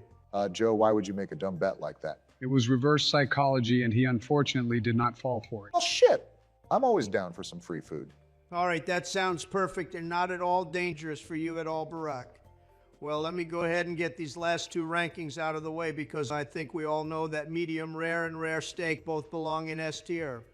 Now, this is the way to eat some damn steak, and you can go back to Joe's nerd-ass explanation on why it tastes better like this. But let the Don just tell you in simple working man terms, the steak be tasting better because it be juicy as shit, dog. That feels racist. Dude, don't interrupt me. I'm speaking to the people. But yeah, that shiz be so ludicrously tasty dogs. The juiciness be juicier than a big old peach, if y'all know what Donnie T be saying. It be tasting so fine too, like all that fat be staying on that thing too. So you know you're gonna be having a flavor blast in your mouth. Pause on that statement. This definitely feels racist, but yeah, I guess that medium rare is my personal favorite. I unfortunately have to agree with what Donnie T is apparently throwing down, even if it feels a tad offensive and quite frankly, really, really rude. You guys are such losers. The real meat enjoyer eats his meat without any trouble, no matter the temperature it was cooked at. Hell, I even eat meat raw sometimes. You know, people call that tartar, and you bet your bottom dollar that the Joe dog is eating himself some tartar. Joe, I don't know if that's sanitary or even healthy. Yeah, Joe, to me, you sound more like a tard. You guys laugh, but you all wonder why I'm as youthful looking as I am at the age of 82. See, I eat a lot of raw foods, but I won't complain if it's cooked or even burnt. Give me everything and everything, but the primal diet suits the Joe dog best. But I will say that medium rare or even rare is the best way to cook your chicken. Excuse me? I think he meant exactly what he said. Oh, God. Yeah. What's so weird about rare or medium rare chicken? I eat it alongside my healthy glass of unpasteurized milk and a cup of Turkish coffee. I'm utilizing every single nutrient the animals have provided me, and I know that our ancestors are looking down at me with smiles. Well, me and Barack's ancestors are certainly looking down, but I know damn well that yours are looking up at you, Joe. Damn, now that's a burn. Shut up, bitch. What is going on, gang-a-lang? We are back with another video, and this time around I will get to a long-awaited list because can you believe that we haven't rated hot dogs on this channel yet? Really? That's so crazy because I could have sworn that we have rated this in the past. No, but we did rate hot dog toppings and not the actual types of hot dogs themselves. The worst part about that is that Joe did the list instead of me, and you know damn well I would have done a better job. I'm the elite eater of the group. But you forget that I'm the Joe dog and that I am the king of eating any sort of wiener. Remember that I ate that Sonic footlong chili cheese dog in under 20 seconds? See, Donald, you can have the elite eater crown, but give me the Joe dog crown all day, every day. Okay, I will give you that because it was impressive to see another grown-ass man just absolutely demolish a foot-long chili cheese dog in a matter of seconds. But Joe, this is the only fair way to do this, and I will never do this again in my life. But please, may I have this list? You've asked the king of the dogs nicely, and you shall receive. Keep in mind that just now I only asked nicely because I respect your dog devouring skills. But to be honest, I would have done it even if you said no. It's kind of my thing to just keep going since no doesn't mean no for the Don. Okay, gross, don't say that, but why am I not being considered for this list? I have been known to tackle some mean wieners back in my day. Well, we've seen Michelle. You don't have to say back in the day. Yeah, asshole, but whatever. I don't want to do a list like this anyways. So why did you even ask? I swear sometimes you don't talk for 30 seconds and you just spout some nonsense for some attention. I literally do not say anything crazy. I'm probably the most level-headed person here. Which is exactly why you didn't get a lot of votes for our poll that we had the other day for the funniest president. I mean, you didn't win either, Joe, but yeah, Barry, you had the least amount of votes, and quite frankly, it was so pitiful I was about to ask Joe to rig some for you because damn, it was sad. I have people sticking up for me in the comments, though. Yeah, but that was more like when you stick up for that one loner kid in class, because you never know when you shoot up the school, so as a precaution, you get on their good side. That's essentially what the comments did, because they never know when you're gonna snap. Why can't you two just accept the fact that many people just like me?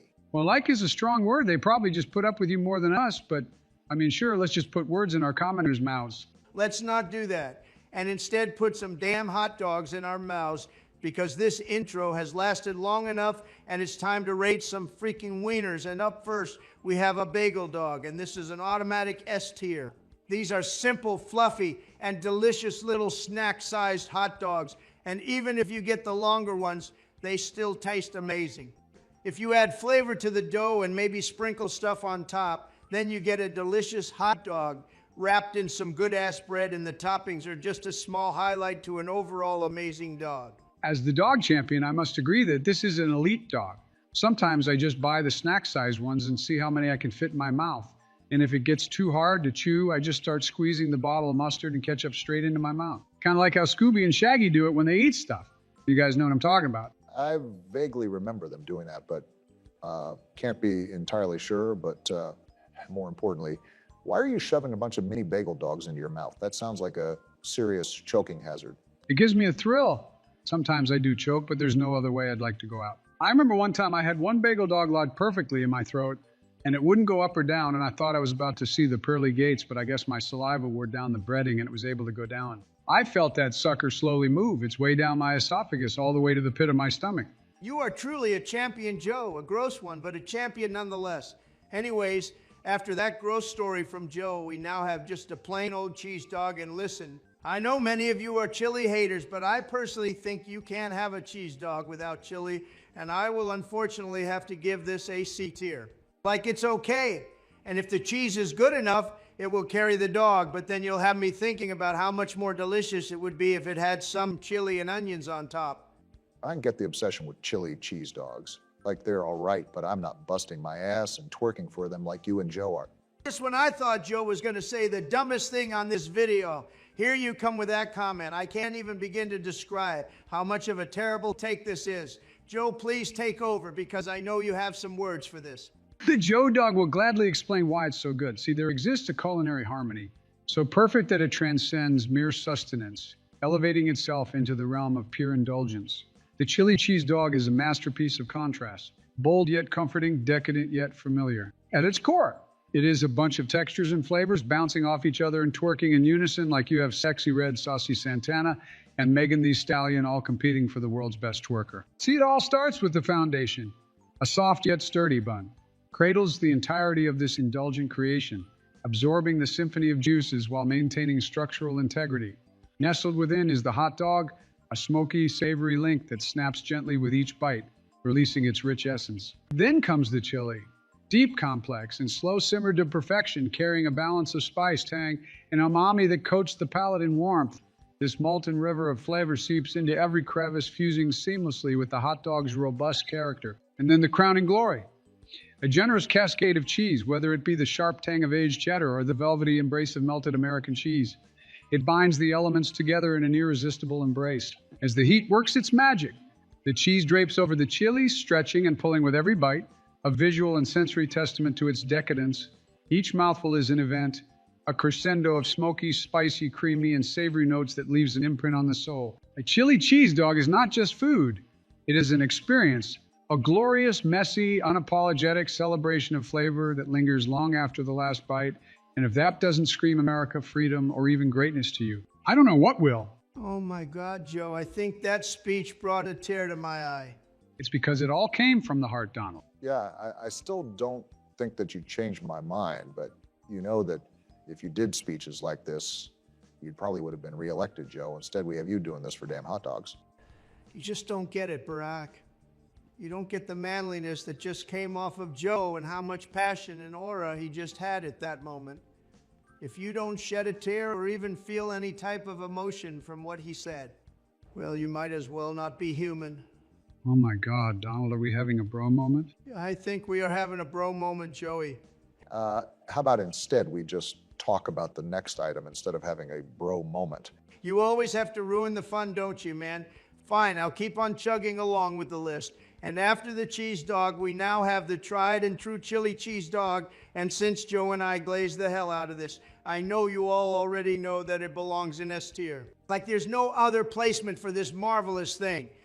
But more importantly, I got something that might make a lot of people upset because I actually have the Chicago-style hot dog going only into B tier.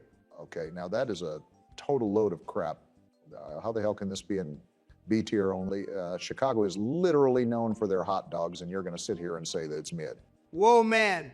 First of all, B tier is not a mid-entry, and listen, the Don just thinks that it is doing a little too much like the poppy seed bun is good. And I do like that it is topped with mustard, chopped onions, and the pickle spear, but like adding the tomatoes, green relish, celery, salt, and pickled sport peppers is doing too much. Worst of all, a traditional Chicago-style hot dog does not include ketchup, and I think that's a damn shame because almost every hot dog deserves to have some ketchup. That's outrageous. A hot dog does not need ketchup, if we're being fully transparent here. Barry, relax now. I see what the Don is saying, and personally, the Joe Dog would have ranked this lower, maybe a C or even D tier, because I'd shoot someone if they dared put relish or pickles on my goddamn hot dog. But I'm with him fully on the ketchup front. Thank you, Joe. Finally, someone sensible. If you ever find yourself saying that Joe is sensible, then I know you did something wrong. Listen, dude, not everyone twerks for Chicago like you do, man. And you weren't even like mayor of Chicago. You were a senator from Illinois, so I don't get why you're sucking off Chicago so much. It belongs in B tier, and that's final. But let me tell you who gets hot dogs, right? Because the Coney Island dog and the corn dog both go into S tier. Like getting some meat on my dog alongside the onions and mustard is just amazing. See, meat can always go all over my hot dog because it just enhances the flavor, and corn dogs are just an obvious S tier. This is some blatant bias, bro. Of course, you would put this in S tier because you're from New York. No bias from the Don. This isn't even coming from a New Yorker point of view, but rather an eater point of view, and it would be a crime to not put this high up because these are clearly superior. Chicago has nothing on New York when it comes to hot dogs or even pizza, because you got me all sorts of fucked up if you expect me to twerk for their hot dogs or even deep dish pizza. Donald is only speaking facts now, Barry. Now you're just blatantly sucking him off at this point. Quit being his butt buddy and stop with the glazing, Joe. It's not glazing if it's true. It's like whenever people compliment LeBron James, it's not glaze if it's all true. But don't worry, Barack, I have Italian dogs and Polish dogs both going into A tier if that makes you happy. Why would I be happy about that? Well, isn't like all of Chicago either Italian or Polish? You know what? You've got a point there. I'll take the street Polish going into A tier as a dub. The grilled onions and mustard is amazing, but notice how it doesn't have ketchup either. Aren't you going back on your values? Nah, man, I can pick and choose when I want ketchup, but it works well with the Polish sausage. But we're almost done with the list, so let's go ahead and finish it off. Because up next we got a ripper, and this is a hot dog that is deep fried in oil that is served with a combination of sauerkraut, house relish, onions, and mustard. See, this only gets a B tier because I'm not the biggest fan of sauerkraut, and I feel like it throws me off a bit. But damn, sometimes it hits, just like the Chicago dog. But if you ask me, I'd rather have almost anything above it. The Joe Dog disagrees for once, because this should be lower, because I would shoot someone who put some damn sauerkraut on my glorious dog. I don't know why people enjoy ruining perfectly good food with these damn pickled and vinegar tasting veggies. Joe, sometimes you just gotta grow up and eat stuff you don't like. Okay, that's rich coming from you because I guarantee your ass is not going to place this next entry high because it's a vegetarian hot dog. And you'd be right because this gets a D tier. I'll keep an open mind when it comes to edible meat. But if you're asking me to eat some fake-ass Mickey Mouse vegan meat, then your ass is gonna get sent to Guantanamo Bay. I refuse to sully my mouth with that, and I think I'd rather get waterboarded than to ever eat something that gross. Well, color me surprised. But you're already colored. I don't get it. Joe, it's an expression, you idiot. Damn, I won't lie though. I'd definitely choose your color if I could, but only if it gave me a bigger Joe hammer. Joe, sometimes I really just want to do bad things to you, stuff that wouldn't be able to be talked about on the news because of how vile and inhumane it is, stuff that would land me in prison for various life sentences. Well, don't go threatening me with a good time. What is freaking going on, gang-a-lang? We're back with another tier list, and this time around the great almighty Don will be ranking some goddamn burgers. See, we did a video on the toppings, but much like with the hot dog tier list, I've never rated our Freedom Burgers properly, and I will be going through a list of them and telling you which ones are worth it or not. And if you look closely, I even added your good old veggie burger, Barry. Okay, but we already know what you're going to rank the veggie burgers, so like, was it really necessary to add that in the list? Yes, because every time I rank anything vegetable related low, your heart sinks a little, and I personally live for that. I mean, I also like a mean veggie burger. Let's not hate on the beans. Joe, hating on beans is kind of my thing.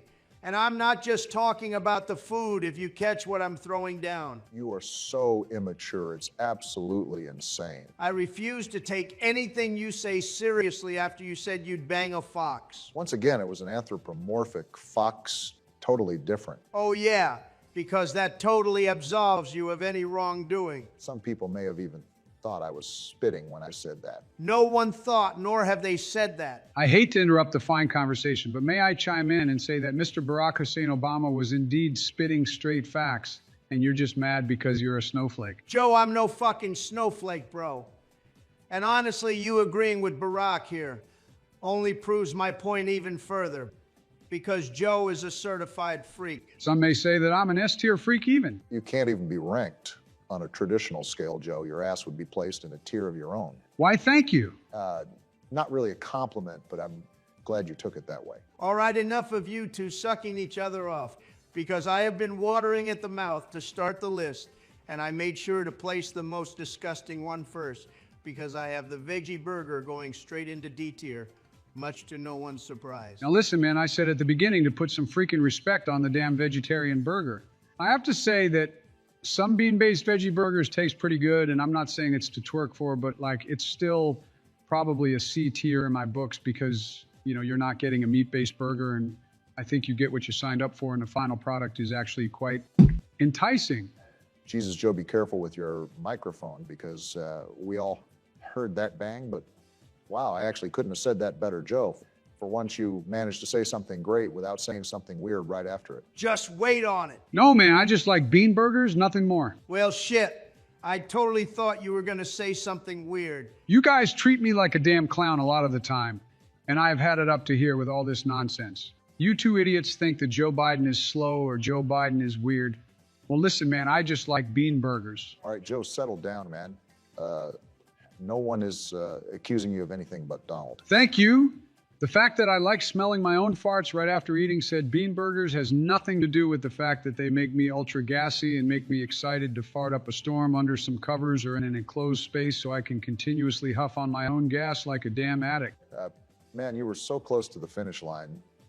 Literally, had you not said another word after thank you, you would have been fine. I told you that he's a freak, and anyone who likes bean burgers must also be on his level of freakiness. I refuse to elaborate further and will now go on to our next entry because we have a teriyaki burger, and this is from Japan, and they serve you a hamburger either topped with teriyaki sauce or with the sauce worked into the ground meat patty. And this idea sounds pretty intriguing to me, but since I personally have never had it, I can't give it a higher ranking other than AB tier. Fun fact of the day. These burgers are also really popular in Hawaii. Allegedly, according to Wikipedia, and well, anyone can edit the page, so I don't know how valid that is. It's true. As a native Hawaiian man, I can indeed say that these burgers bang, but I think where Donald placed it was good. Wow. I guess those Hawaiian people never got over Pearl Harbor, considering the fact they're eating the burger of the people that bombed their ass. Or maybe there are just a lot of Japanese people in Hawaii. Wow. So they destroy our ships and launch an attack, and we just let them all into one of our best vacation spots. I know what group I'm deporting next, that's for sure, but enough of that, because we have a confusing one to me, because up next we have a slopper burger, and this is a cheeseburger or hamburger smothered in red chili or green chili and listen. That sounds kind of gross, but it can't be as gross as a veggie burger. So like I kind of have to put this entry into C tier.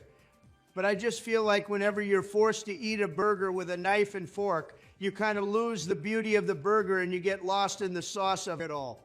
But damn, I would rather be fed this every day than to ever have a veggie burger. Once again, veggie burger hate is not needed.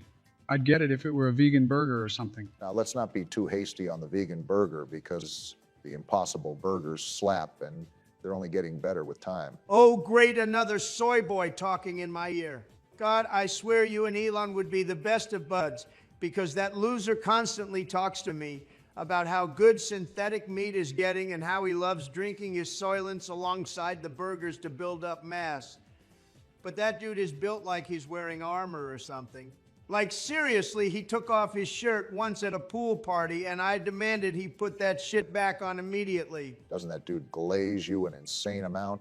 But either way, that's hilarious coming from you of all people. My body was chiseled by the Greek gods themselves buried. And the only reason I may appear pudgy or maybe a little filled in is because the camera adds in some weight. Didn't know it added an extra 100 pounds. Shut the hell up, Joe. Your ass can't even take off your clothes because a strong gust of wind will carry your ass away. Got enough of this because I can't have my chakras misaligned when ranking my precious burgers. I need my good energy to stay when making a list as precious as this. I'm honestly surprised we're on a burger tier list, and you haven't even placed anything into a tier higher than AB. That's actually super surprising, considering you're the human embodiment of gluttony. Just wait. I can tell that these next ones are going to be straight S tiers for Donald's big fat ass. Man, Joe, why the hell are you on my goddamn dick, bro? Hop off it and allow it Don to breathe. And the joke is actually on you because I have our next entry, which is the slider going into S tier. But see, I'm not putting the ones after into that tier, so eat shit, Joe. See, sliders are just mini burgers. And what I like about them is just the fact that they're like little snacks and you can eat so many without feeling bad because they're just little sliders. So you can eat more without feeling like you ate a lot. God damn, that's a fat boy thing of you to say. Man, you were praising me one moment and now you're on my jock too. Well, how about this? I have our next two entries going into A tier, and that is the salmon burger and the pastrami burger. Yeah, I bet you didn't expect a salmon burger this high, but damn, they are good, and because it's fish, it's probably healthier for you. So checkmate, Barack. I mean, yeah, I'm a fan of a good salmon burger. This is actually a W of a selection here, Donald. I won't lie, though, I fully expected you to put the pastrami burger into S tier. Yeah, and don't get me wrong, I enjoy it, and I love pastrami, but like, I don't know if pastrami on a burger is exactly a match made in heaven, unlike our next entries, because damn, we have our next three entries going straight into S tier because the patty melt, onion burger, and Luther burger are all going up there. Call me fat, I don't care. Anyone who puts 2 glazed donuts as a bun for my burger is immediately getting a position as head chef in the White House kitchen. A patty melt is also an easy one because damn. I also love sourdough, and an onion burger is just to die for. I'm an onion man, and if they're grilled or even fried, I'll be bouncing my ass on the dance floor harder than anyone you've ever seen. Do you guys remember those signature crafted recipe burgers from McDonald's? Back when they cared about the consumer more and weren't charging an arm and a leg for a McChicken? They had the PCO guacamole, sweet barbecue bacon, and maple bacon Dijon burgers. They also had fried onions at the time, and goddamn, I would always ask the workers to load up my sweet barbecue bacon burger with fried onions every time I went. Then they decided to get rid of it, and I have secretly hated them ever since. I still buy food from them, though. I'm just not as happy about it. Oh my God, Joe, you just unlocked a core memory for me, man. It's like that scene from Ratatouille where the critic eats the food and he has all his childhood memories flood back. Goddamn, those burgers were good as shit. And I would order the one with guac, and I'd ask them to load my shit up with fried onions too, and one time they even let me back there and make it myself. And I loaded it up a Big Mac with a ton of guac, a load of fried onions, normal diced onions, and a ton of Big Mac sauce. It was so sloppy but so good. I remember asking for seconds and then thirds and then fourths. There was so much guac all over my tray that it straight up looked like the Grinch splooged all over my plate, but I wouldn't want to have it any other way. You know what? I can't even call you fat because I love those burgers too, man. Fuck McDonald's for ever getting rid of them for the sake of profit. Damn straight, brother, but I mean, I still buy food from them like every day because I love McDonald's and I would rather be skinned alive and have my balls be dragged through broken glass and have lemon juice poured all over me than to never be able to eat McDonald's again. But I'm glad we were all able to bond over this. You know we don't have enough moments like these. And it reminds me why we're all friends. You know, I love you guys. You're so sweet, Joe. We love you too. You don't speak for me, Gaylords. Hey, everybody listening, get a load of these guys. Two little lovebirds. You can catch my load anytime, Donald. All right, that's enough. Let's instead go to our next entry because we're getting sidetracked and I don't want Joe to make this any weirder. But up next we have a kimchi burger, and this is a burger with kimchi as the name implies. And once again, I don't know if this is really that good of an idea, but I mean, it'll still get a C tier. Like, I don't know if those flavor profiles work, but I mean, if you like it, more power to you. Look at you being reasonable and nice to people who have different preferences. Well, that's because at least they're still eating meat and none of that vegetarian shit. You'll always have the great Don's respect if you're a meat man. Really? Because I feel like I'm the biggest meat man out here, and I don't get any respect from you, Donald. That's simply because you're Joe. I can't possibly give you any respect. You're like a jester or like a really annoying disabled kid that you want to just beat up, but you know you can't because of the lack of chromosomes. Either way, let's move on to our next entry because we have a freaking S tier in the Juicy Lucy. And this is a cheeseburger that has the cheese inside the meat patty rather than on top. So when you bite down on that deliciousness, you get some molten, warm, and gooey cheese inside, and goddamn, this is to twerk for as well. I had a girlfriend back then who had the nickname Juicy Lucy. Let me tell you right now that it wasn't because of her love for the burger. Gross, man. Yeah, she went crazy and abducted a bunch of kids in the summer of 1973, but I don't really blame her for it because she was all doped up on all the ketamine I gave her. Dude, what the hell is wrong with you? And don't go lore dumping about the summer of 1973. That'll get the people riled up. That poor kid I had in my backseat had to witness everything. No, Lord, dumping Joe. Enough of that because this is a burger video, and more importantly, it's my tier list. And up next, I have back-to-back A-tier entries with the normal cheeseburger and the California burger. See, the California burger is a normal cheeseburger with the addition of bacon and avocado, and that sounds absolutely amazing and should go into S-tier, but they decided to name it after the worst state imaginable, and I had to bump it down because of that. I like California. So do I, Joe. Of course you two like California. God, I wish I could nuke that fucking state. But again, don't misalign my chakras because we're at the end of the list and I am ending it off with 3 banging back-to-back-to-back S-tier entries because the Carolina burger, the curd burger, and the chili burger all slap so hard. I'd bury my face in all 3. See, the Carolina burger is served with cheese, chili, onions, mustard, and coleslaw.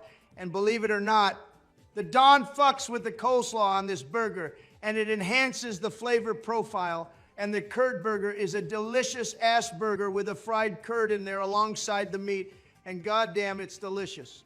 Lastly, we have the chili burger, and what more should I say? It has chili, and if Sloppy Joe's were a burger, they'd be here instead. But we have to save that for the sandwich tier list. This is actually a pretty good list, I won't lie. Again, I expected most things to go into S tier, but I guess you were very serious about your burger ranking. Dude, I take this burger shit seriously. This is my goddamn life we're talking about. It's like if we allowed you to make a Soylent tier list, we all know you'd be ranking that like your life depended on it. I don't like Soylent, bro. I freaking love this stuff, man. It made my boobs grow bigger and now I'm up to a B cup. What? What is freaking going on, gang-a-lang? We are back with another tier list, and this one is to follow up our burger tier list because now we have the Joe Dog in charge of this important tier list due to the contract I signed with Fraile where I receive 1% of the ad revenue, but in return, I must do any tier list that contains the word Joe in it, and well, we can all tell that my precious sloppy Joes are on here. And thus I am making the list, and boy howdy, that sucker signed in a heartbeat. Oh boy, that guy is a sucker, and let me tell everyone here that if someone signs your contract immediately, then that's when you know you have a banger of a deal. I learned it all from Donald's The Art of the Deal book that I bought on Amazon. Joe, you are an absolute buffoon, bro. You most certainly did not read my book if you made such a horrendous deal like that. I swear I did. I just found it strange you decided to write it all in gibberish, and I couldn't really understand it, but I think I got the general idea of what you were throwing down. Joe, I think you ordered the book in a different language. Oh, I thought that it was meant to be like that, so you can make your own interpretations and make you think about business and reflect on it yourself. Joe, I hate to tell you this, but you got absolutely scammed by Fraile. You're going to need to buy more Trump coin to make up for your losses. Man, I just bought some more last week, but if you insist, either way, I'll say that my deal with Fraile was more even than what you guys are saying. I mean, look, I'm making this list, and had I not signed that contract, then Donald would probably be the one doing it. So checkmate, atheists. Joe, I would feel bad for you, but I already know you're going to subject us to some form of pain or torture during this video. Plus, didn't I make the last tier list with the word Joe? I mean, I did make the Family Guy tier list. Yeah, I gave him the contract after that video because you pissed me off, but enough of you guys critiquing my business strategies.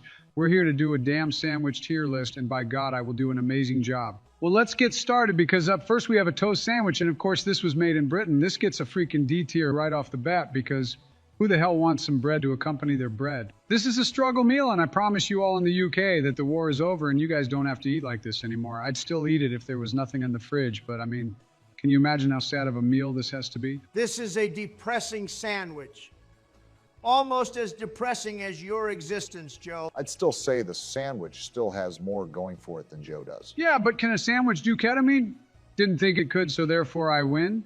But enough of that because we have to move on to our next entry, which is the tuna salad sandwich, and this gets AB tier only. And listen, the Joe Dog loves himself some tuna salad, but it just feels unnecessary to add it to some bread in order to make a sandwich.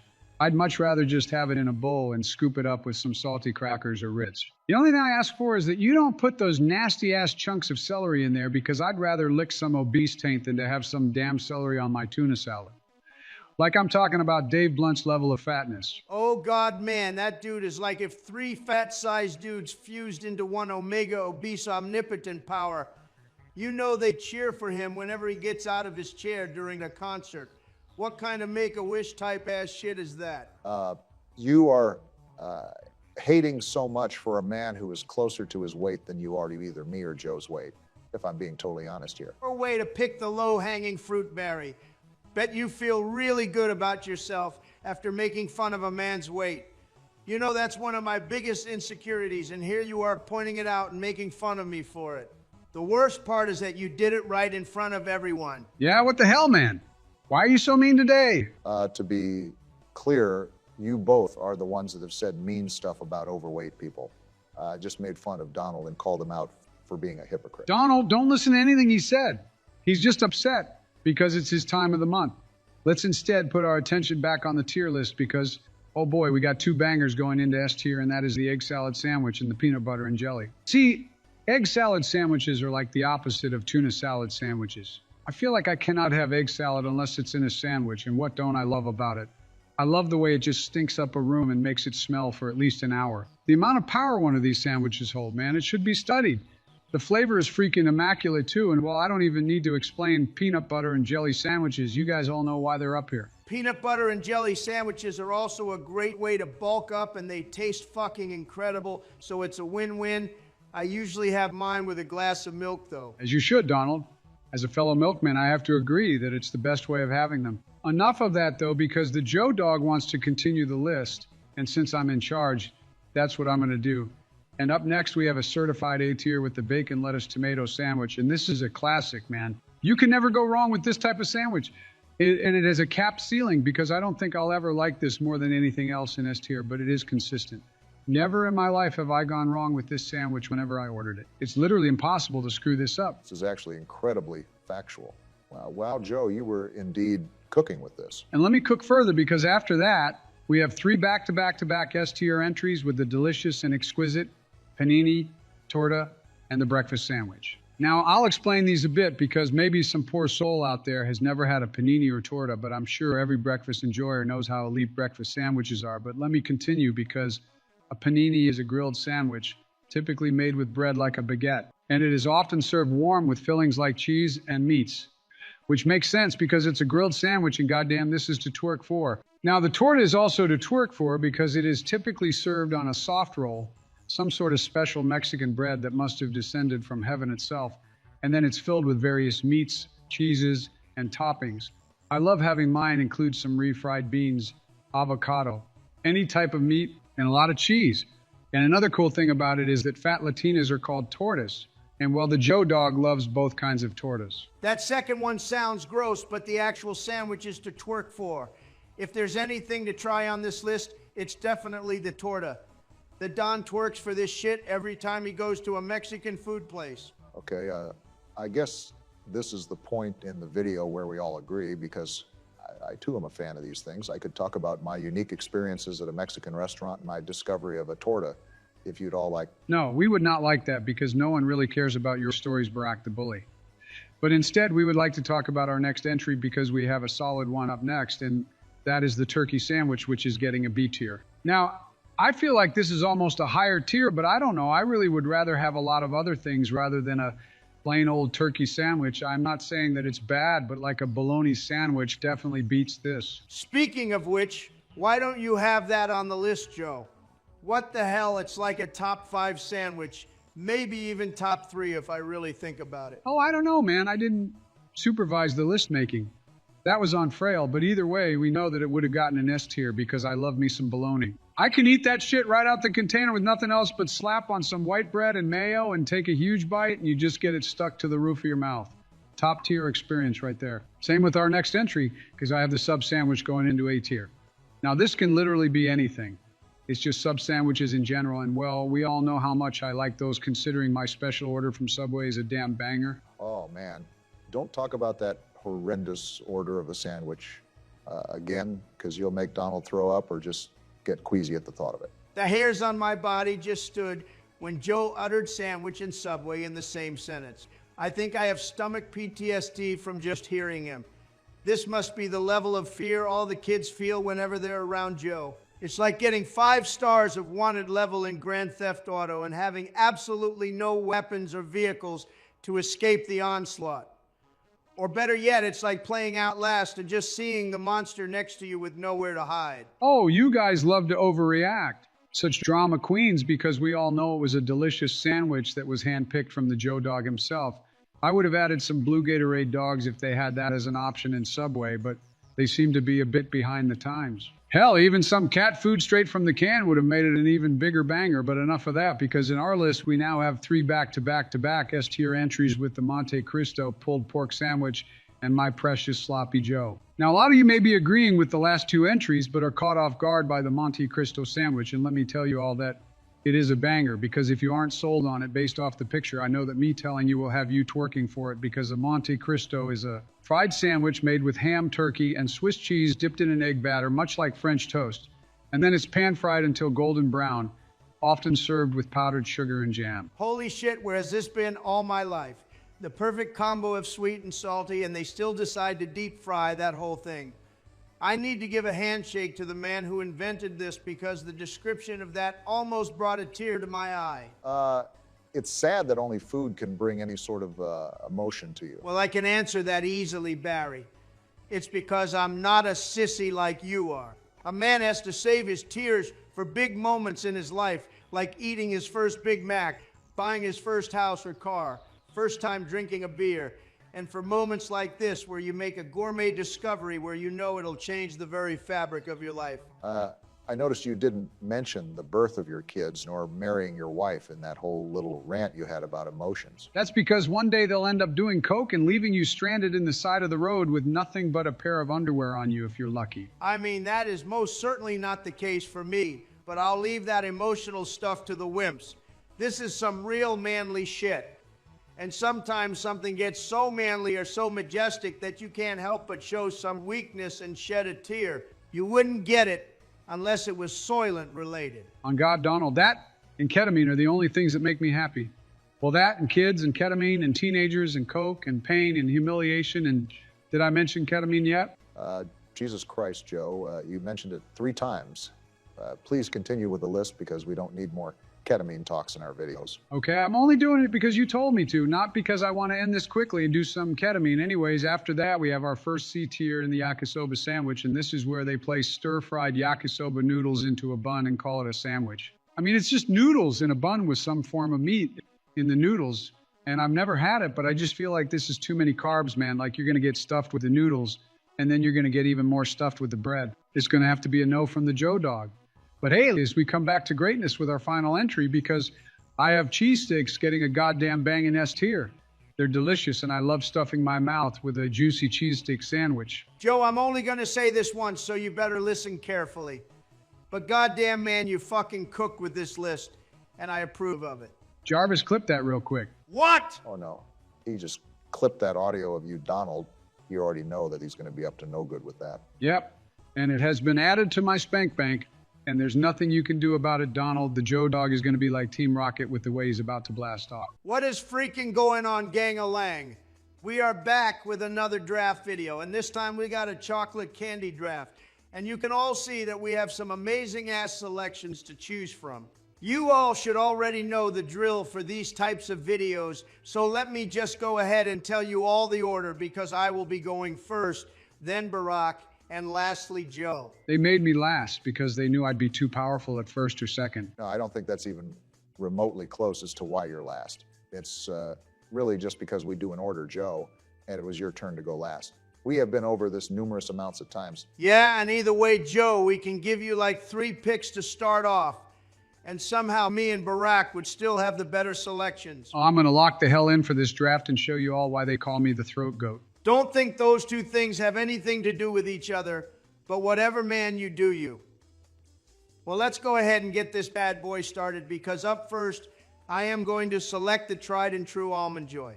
Real fans of the channel know how much me and Barack glazed the Almond Joy during the chocolate bars tier list. And you know I'm going to keep that same energy in this video because no other chocolate bar in this list combines the elements of coconut and chocolate. And we all know that the combination of those freaking 2 is to twerk for. Like I will get crucified for the damn Almond Joy. If Almond Joy has 1 million fans, then I am one of them. If Almond Joy has 10 fans, then I am one of them. If Almond Joy has only 1 fan, then that is me. If Almond Joy has no fans, then that means I am no longer on earth. If the world is against Almond Joy, then I am against the world. I can't even hate you for picking it first, Donald. I really love Almond Joys, and quite honestly, had you not picked it first, I was going to pick it with my first pick, so you made the right move. Well, I know that I'll have to pivot into my next pick and go with one that I know a lot of people will like, and more importantly, this is Joe's favorite, so I'll be knocking 2 birds with 1 stone because I am picking Butterfinger with my first pick. You're a meanie poopy head Barack. How dare you select my precious Butterfinger? I just love the way it gets all crumbly and how it can get stuck on your teeth so hard that you basically can't do a single thing about it and have to accept your fate as the guy with permanent Butterfinger teeth. But man, I guess I'll go with a universally loved chocolate because I did say I was going to lock in for this list, and I am going to pick Snickers with my first pick. Can't ever go wrong with this, and I know the audience will eat this shit up. Well, if Joe is going to claim to lock in, then allow the Don to put any Joe as winning accusations to rest, because my next pick is going to be the Kit Kat bar. We all know how good these are.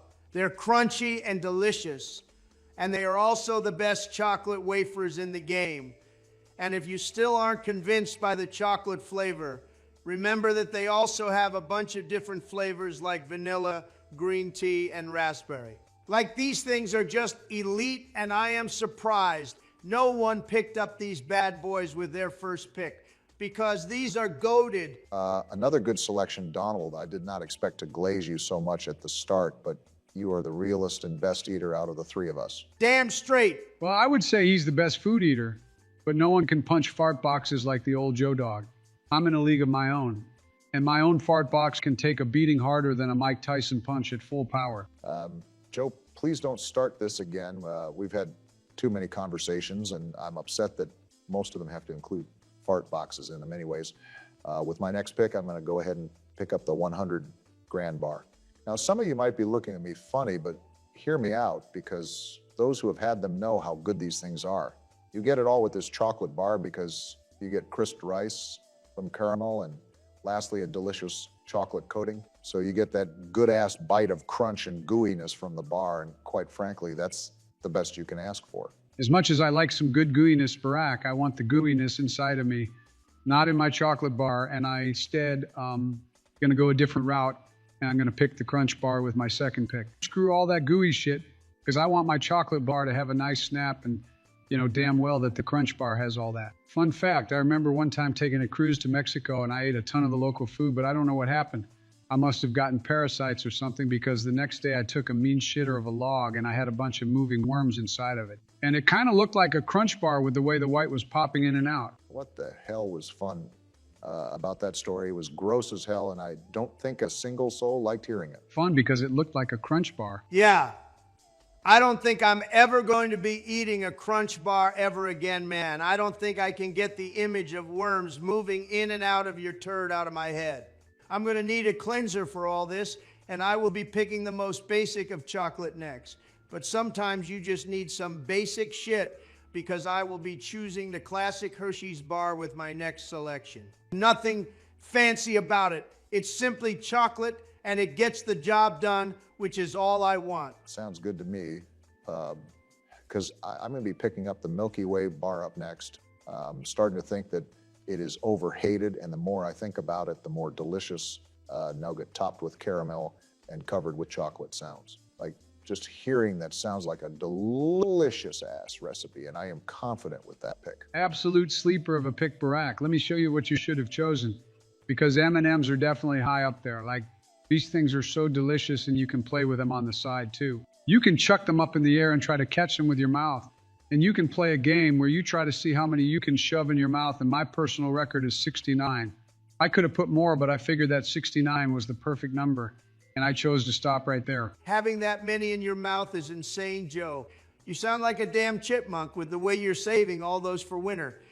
I'm actually more than happy that you took that, though, because both you and Barack left a damn sleeper on the board, and I think everyone knows what I'm talking about. Hell, there are probably people yelling at the screen over the fact that no one has picked this yet. And I am, of course, talking about Reese's Peanut Butter Cups, because that is my next selection in this draft. This thing absolutely bangs, and no matter what. It always tastes good as hell, and I feel like I can always eat one of these bad boys any day of the week. Damn, we did sleep on that one, not gonna lie. Speak for yourself, Barack. I knew where I was going to take it, and I most certainly wasn't going to reach that far like Donald did. An absolutely crazy thing to say, but then again, you are an insane and senile old man, so this all falls in line. Well, thankfully, I haven't lost my marbles, and I will be selecting the next best thing on this list, because I will be getting the classic Twix bar with my next pick. I think we all know how good these things are, and quite frankly, I don't think I need to explain why I chose them. Oh, you have some explaining to do, mister, because you left Mr. Goodbar right here, and I will be taking this because it's got some of my favorite things, chocolate and nuts. And oh man, if you combine those two, then you'll have the Joe Dog creaming and frothing at the mouth. I love some chewy nuts in my chocolate, and I won't lie, it just won't taste as good if my chocolate doesn't have nuts. Go ahead and sue me. I can't believe I'm saying this, Joe, but that's not ridiculous. It is not ridiculous to say that. And I am honestly quite proud of you for this, and I honest to God expected you to throw your picks by picking something like Whoppers or Milk Duds with your first entries. So I am honestly just happy that for once you aren't dumb as hell and just picking stuff willy-nilly. Don't even give him any ideas about that, Donald. It's Joe, so it's only a matter of time before he disappoints us. You know what? That's very true. I'm just going to keep those comments to myself, and will instead be selecting my next pick in this draft, which will be the Heath Bar, a nice toffee candy bar to add to my mix of selections. See, I feel like I have the most variety when it comes to chocolate, and I have a lot more to offer in my picks. I'd personally argue otherwise, because I have a whole lot of variety as well. And to continue that trend, I will be selecting a Charleston Chew with my next pick, and this marshmallow chocolate goodness will help me in the diversity department. Oh boy, you guys are total suckers. I just want to thank Donald for opening my eyes because I had not realized that I left my dear Whoppers on this draft. And of course, I am going to be selecting these next because all the longtime fans know that the great Joe Dog loves himself some big black balls in his mouth. I don't even chew these bad boys. I just suck them till they dissolve right in my little Joe mouth. I thought I'd feel more upset about you choosing it, but I mean it only helps me and Barack. So you know what, Joe? Go ahead and pick whatever your little fucked up heart desired. As for me, I'll actually be picking something worthwhile, because with my next entry, I will be selecting the Fifth Avenue bar to compete with Barry's Butterfinger. It's the closest I can get to it, so you bet your ass I'm selecting it. Cam, I should selected that so I could have had a monopoly on that type of candy bar, but whatever, man. I'll instead get the Mars bar, which is basically a Milky Way. So in a sense, I have a monopoly on that. Your ass can stay having that Barack because the Joe Dog's third eye has awakened and you all know how I like me some Whoppers. Well, now I'll be selecting Milk Duds with my next entry. And I know damn well that no one else has anything similar to my Whopper and Milk Dud combo. The people are going to agree with me on that and they will pick me as the winner because of it. That couldn't be further from the truth, Joe. But once again, I'm happy you threw away your pick, because the Don is going to go buck wild with his next pick and get a Baby Ruth with his next pick. This is a do-it-all pick because this has caramel peanuts and nougat, and goddamn, who wouldn't love that all being covered in some delicious ass chocolate. I know we're not done, but damn, I don't know how you guys will compete with me. Don't sell my team short, Donald, because rounding off my selections, I will pick the Payday bar. Some salted nuts and creamy caramel go absolutely perfect together, and while this isn't even a chocolate bar, I still feel like it's a great addition to my roster and will only add to my flavor profile and diversity. Come on, Barry. You know your shit is cooked when you have to rely on DEI bars being included on your roster. Whatever, man. I just know my shit isn't worse than Joe's. That's an extremely low bar, to be fair. Well, I'd argue that my list is the best, but that's just me and the Joe head speaking. Well, ending off my roster, I will be getting Hershey Kisses because I rather eat literal dog shit than to ever pick up Three Musketeers on my roster. I'll wipe my ass with a damn Three Musketeers bar before I ever consider putting that close to my mouth. Joe, the sad part is that I know that you have definitely put worse things in your mouth, so I don't know why you're drawing the line here. But yeah, these suck ass and I would wipe my ass with it too, but hell, it's a free pick and I will be taking it. I know there's one freak out there who loves these things, so I welcome you to the Dawn Army with open arms. I'd rather be buried alive and have my breathing straw be connected directly to Lizzo's ass and breathe in her farts to survive, rather than to ever subject myself to some goddamn Three Musketeers. Now, Three Musketeers, the men, that's a different story. What is going on, gang-a-lang? We are back with another tier list, and this time around, the great Don is going to be bringing you all a baked cookie tier list. Now, some of you may remember us doing cookie tier lists before, but those were mainly based on different cookie brands. This list is special because this is centered around non-brand baked cookies that you would buy from a local bakery or even make at home. God damn, I am excited for this one. I can see why you'd be so excited, Donald. I mean, you got that whole damn bakery on your behind. I can tell you'd get excited for some baked cookies, but if you ask me, you're more of a cake type of guy with the way your cheeks are all caked up. Joe, I really feel like there was a more efficient way of saying what you wanted to say, but then again, you are constantly on medication, so I'm actually not surprised. I don't even know what's going on in his brain. He's got worms or something inside of him, man. Either way, I'm in too good of a mood, so let me get this list started because I've learned that it's just best to ignore Joe when he gets like this and focus on something else. So up first on this wonderful and amazing list, we have a stinker of an entry because our very first cookie is the biscotti cookie, and this goes straight to D tier.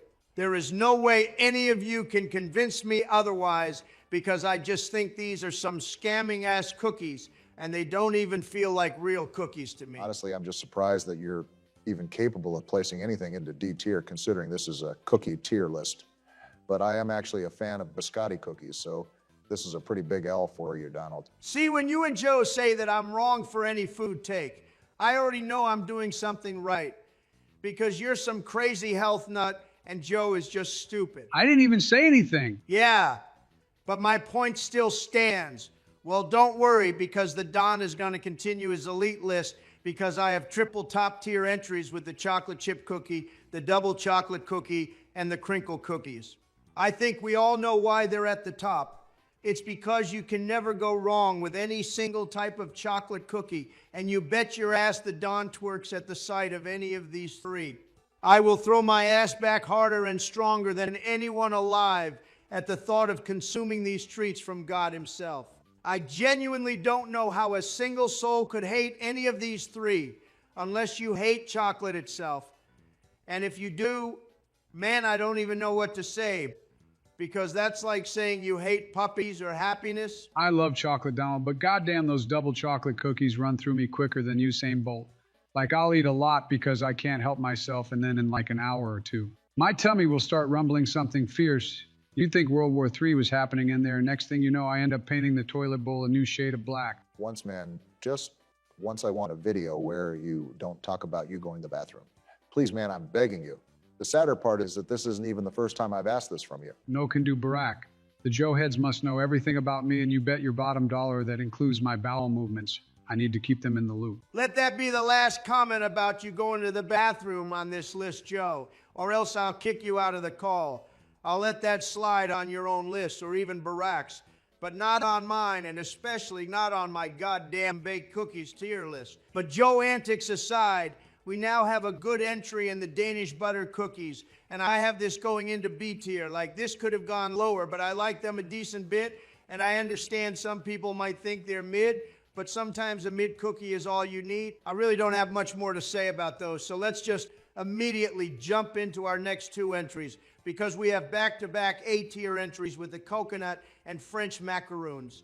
I'm a fan of macaroons. What can I say? I feel like you can never truly go wrong with them unless you're buying some cheap-ass ones, but even then, I'll still pound them hard as hell. My only real issue with macaroons is how goddamn tiny these things are. Like, are we trying to feed kids with these? Or are we trying to give them to actual adults? Oh, the kids do love macaroons. Trust me, I know firsthand what they'd do for a piece of Joe's macaroon. It's terrifying that you would know that, Joe. A hunter always knows what attracts his prey. Okay, I won't lie. That was a pretty fire comeback from Joe. You got your ass handed to you there, Barack. I wouldn't even say you got me. You just said something weird as hell. Just go one with the list, man. All right, buddy, don't get angry at me because you got burned by the living corpse.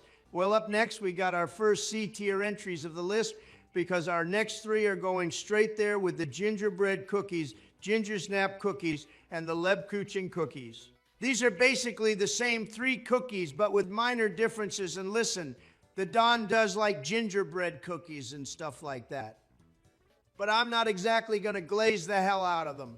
I have them during Christmas, and that's about it, because it feels weird to have them any other time of year. And even then, I don't know if I'm eating them because I love them or if I'm eating them just because of the holidays. Okay, valid as hell with this take. I mean, think about it. If gingerbread cookies were so good, would we really be making houses out of them during Christmas? Speak for yourself. I make the gingerbread house, and then I pretend I'm some sort of Godzilla-type monster who descends upon the innocent gingerbread people, and I eat their entire house like crazy. I go so buck wild that Cookie Monster would be put to shame with the way I devour them. Joe, that's because you're an odd man. A very strange, decrepit, gross, and odd man. But enough about Joe, because this list isn't about him, but it's about my precious cookies. And next, we got a stinker of a D-tier entry once again, because Icebox cookies just are not it. Once you put cookies in the fridge, it's wraps, man. And if you dedicate a whole ass cookie to being kept in the fridge, then your ass must have brain damage or something, because the Don only likes his cookies hot and fresh. Hot and fresh is how I like my kids. Joe, if that means freshly turned 18-year-olds, then you'd have me right on board with you. Hell, I'll settle for a year or two under, but it depends on the state. But enough of that, because I don't want Barack throwing a hissy fit.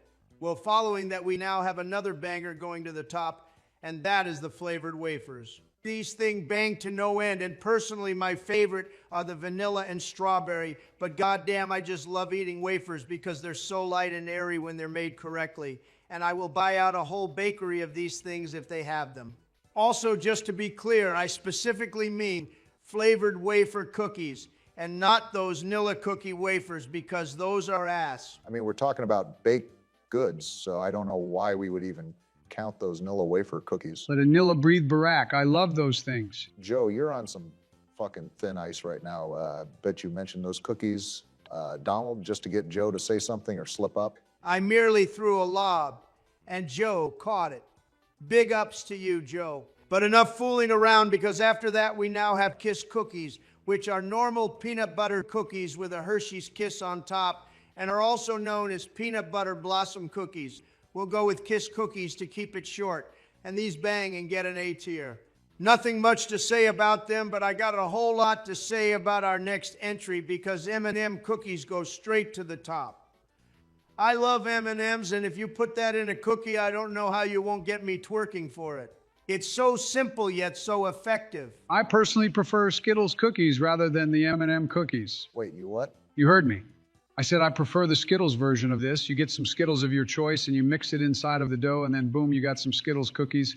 Fruity cookies are a must-have in the Joe household, and I recommend everyone makes it. You know this sounds awful as hell, but I hate to say that I wouldn't be able to call myself a true eater if I didn't have it at least once. Plus, this sounds way better than any other godforsaken inventions that Joe has made with food.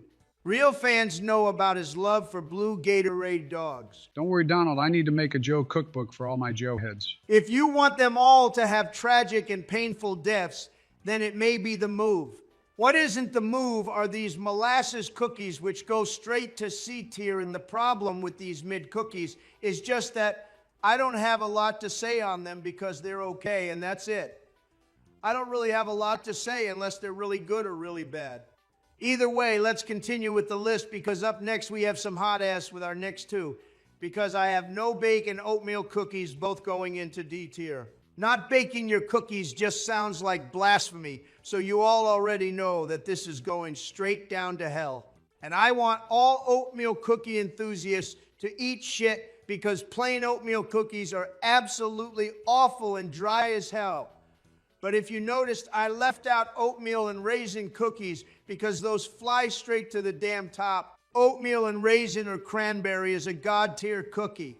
And if you all haven't tried it, then I beg you all to stop what you're doing and try these out.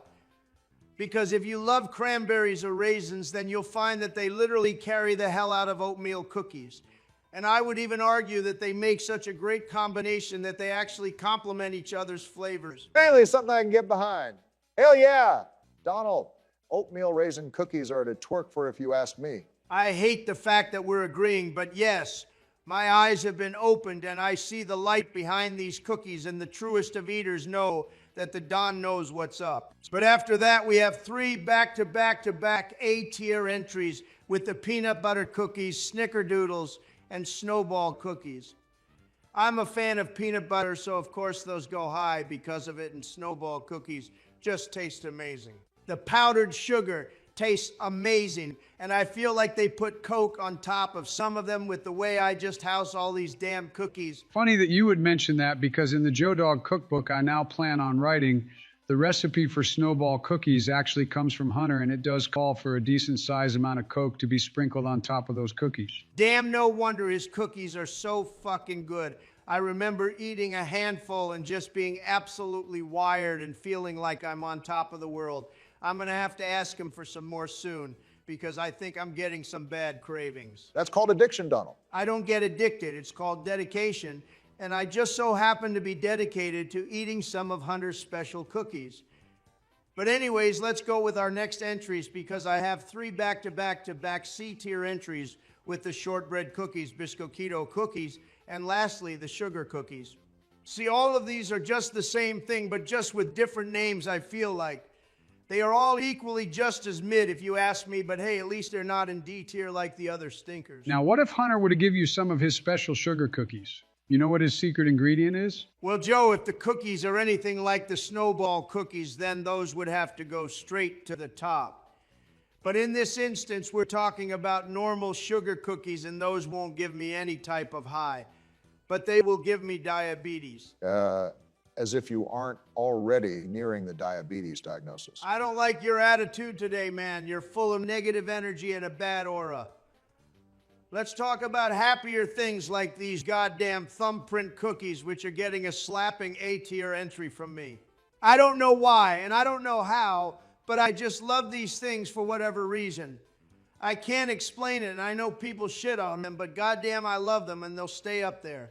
But let's talk about our next entry, because this is much more interesting, because we have this weird-ass cookie called the Stroopwafel, and this thing is a Dutch treat, and is a thin, round cookie made from 2 layers of sweet, baked dough held together by syrup filling. Now that in itself sounds good as hell, but I haven't had it personally, so I can only give it a B tier just because I don't want to endorse something I haven't tried yet. I feel like we've done that for a lot of things on other tier lists. Like, why do you have to specify for this list and not the other ones we've done? Hey, don't lump my ass in with you and Joe, because the Don does not just guess for his list, and I especially won't do that for my precious cookie tier list. You got me all sorts of fucked up if you think I'm gonna do that. The nerve and shame you have, Barack, to just continue with your bad vibes, man. Karma is gonna come and get you. Okay, man. It wasn't that serious. Donald, is he bothering you? I can teach him a lesson after the video if you want. A special little Joe Dog lesson him and his fart box won't ever forget. Joe, I would love for you to do that. Consider it done. Wait, no. Thank you, Joe. Well, now we can end off the list happily, because we have back-to-back top tier entries with the white chocolate chip cookies and the whoopie pies, because goddamn these things are banging, and you'll have the Don creaming all over these. Okay, I love these too, so this is great. I especially love whoopie pies, so could you kindly call off Joe from doing whatever he's going to do to me later? You don't sound sincere. Joe, continue with the plan. Oh, I'm going to have Barack looking like a whoopie pie when I'm done with him. What is going on, gang-a-lang? We are back with another tier list, and we are finally delivering on one that I know a ton of you have been clamoring for, and we are going to be doing a dinosaur tier list. Now, we don't have every single dinosaur on here because that would be too long of a video, but we chose our favorites that we know about, and I feel like we have a pretty good selection. Keep in mind, though, we have more than just reptiles, because for whatever reason, Joe insisted that we added the dodo bird, so this is more like an extinct animal tier list. But that won't bang as hard as a dinosaur tier list, so we're going to clickbait you guys. Okay, in my defense, I only requested the dodo bird because you didn't let me put in a freaking isopod. I've been fascinated with them ever since I was on YouTube and saw Hiroyuki Terada absolutely decimate one and then proceed to make some fried rice with it. Dude, that guy is amazing. I watch him make some good-ass meals. Him and Google Foods, because that dude is always dry aging some steak and some random ass thing. And you know what? I will always click on a new video from him and watch it all the way, because damn, it gets me wanting some steak, and it all looks so good. Oh, well, I just like to watch the real eaters like Matt Stoney and Beard Meats Food, but Hiroyuki Terada is good for when I want to watch something get decimated. Like, I've seen him take out multiple lobsters. I loved his eel video, and the frog one was cool as hell too. Basically, whenever the video says graphic content in the thumbnail, then you know my ass is looking just to see what he does to the animals. That's a bit demented, but I mean, he is pretty cool. I guess more power to you, Joe. But either way, we are here to educate the masses and talk about these damn dinosaurs. So let's go ahead and get the list started. And up first, we have the plesiosaur, and this bad boy gets an A tier to start us off. See, there were large marine reptiles that had a long neck, small head, broad body, and paddle-like limbs, adapted for swimming. So imagine something like sea dinosaur, kind of like what I imagine the Loch Ness monster would look like. I don't like how flappy their arms are. Like, I get they're mainly in the water, but I can see how these dudes went extinct.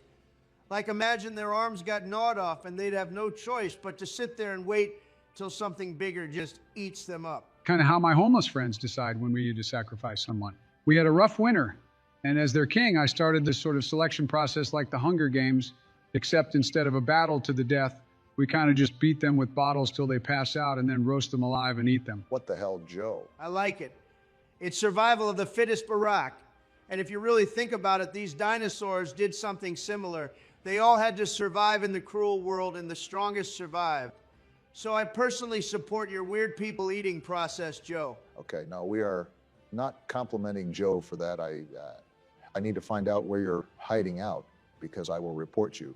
But I guess in a way you are right about the dinosaurs.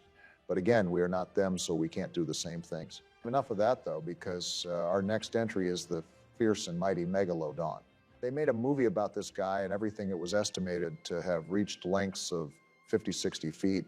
and was an apex predator in prehistoric oceans. But to put it in the simplest terms, this is a huge ass shark, and that's extremely cool. So it goes in S tier. But again, this thing is huge. Like, I'm talking about at least 4 Donalds combined in terms of weight. I find that hard to believe. Thank you for defending my honor, Joe. Yeah, we all know that 4 Donalds is way too heavy for the Megalodon. All right, fuck you, buddy. That's a good one, Joe. But yes, it was a huge version of one of our current animals, and our next entry is the same as well, because I have the Deinosuchus going into A tier. The Deinosuchus measured at 35 feet long and weighed over 8,000 pounds. Hunted best in the water. It was ambushing prey like turtles, fish, and even small dinosaurs. So this dude was out here hunting everything and absolutely destroying them. Like, can you imagine a 35-foot-long crocodile that also weighed half of what Donald does? Okay, I'm starting to get tired of this low-hanging fruit, man. One more fat joke and I'm about to crash the hell out. Donald, don't leave. We wouldn't be able to live under the weight of our guilt. Was that another fucking fat joke, Joe? I'm not smart enough for that, Donald. Please remember that you're our king and great president. We love you. Joe, you literally cannot gaslight me, man. I am the king of gaslighting others, so I know damn well when it's being done to me. Donald, you're truly the best thing to ever happen to my life, and I would never gaslight you. You're the smartest and most handsome man to ever exist. And may I say that your voice can make 1,000 angels descend from heaven. You passed the test for now, Joe, but I'm watching you. Okay, enough with the delays, Joe. I have to continue the list, and we have the stupid-ass dodo bird up next, and Joe probably has as much brain power as the bird. This thing gets a freaking D tier, and I'm sure we all know about the dodo, so no need to talk about it. No, we all got to know about their wings because they were too small to support flight, a natural adaptation to their island environment with no predators, but contrary to popular belief, they didn't die because of their stupidity, but rather they went extinct due to humans because they caused a lot of bad things, including hunting, habitat destruction, and the introduction of invasive species. So who is the dick here, Barry? Well, I guess I am. I didn't know that. And here you were ready to spread misinformation. People like you absolutely disgust me. You are the scum beneath my shoe that I scrape off on the sidewalk before stepping on something more pleasurable like a pile of dog crap. All right, my bad, man. I didn't know how serious you took this dodo bird shit, but Jesus, I'll make sure not to do that with the next entry. But then again, I actually really like T-Rexes, so it's kind of a bias here, but I have this going into a banging S tier. I know it's overrated, but like, everyone likes them for a reason. They're amazing dinosaurs with powerful jaws and short forelimbs that everyone likes to make fun of, but they were one of the largest carnivorous land animals to ever walk the earth, and that in itself is dope as hell. I'm not gonna lie, I was fully expecting the largest carnivorous land animals to ever walk the earth before Donald was born.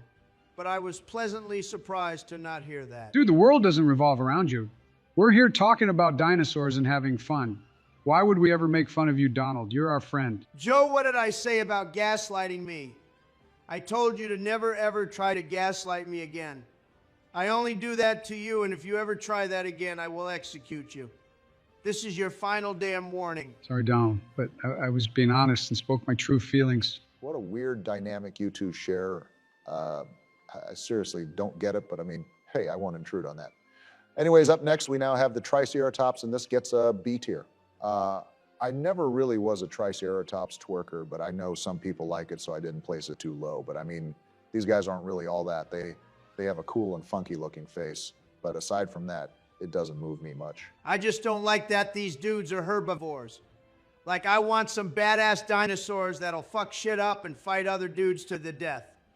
That's what I fuck with. I won't lie, that's what I like too. It just makes them so much cooler.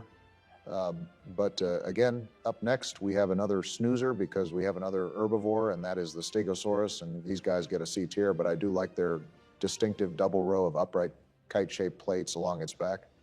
That's pretty cool, and I feel like they are a very well-known dinosaur too. I bet those plates on their back would make some very good decorations. God, I would have loved to have hunted these suckers back in the day. I know I'd survive in the prehistoric era. I mean, you're damn near from that era, Joe, so it doesn't surprise me. But I must agree that a T-Rex head would go crazy in my living room.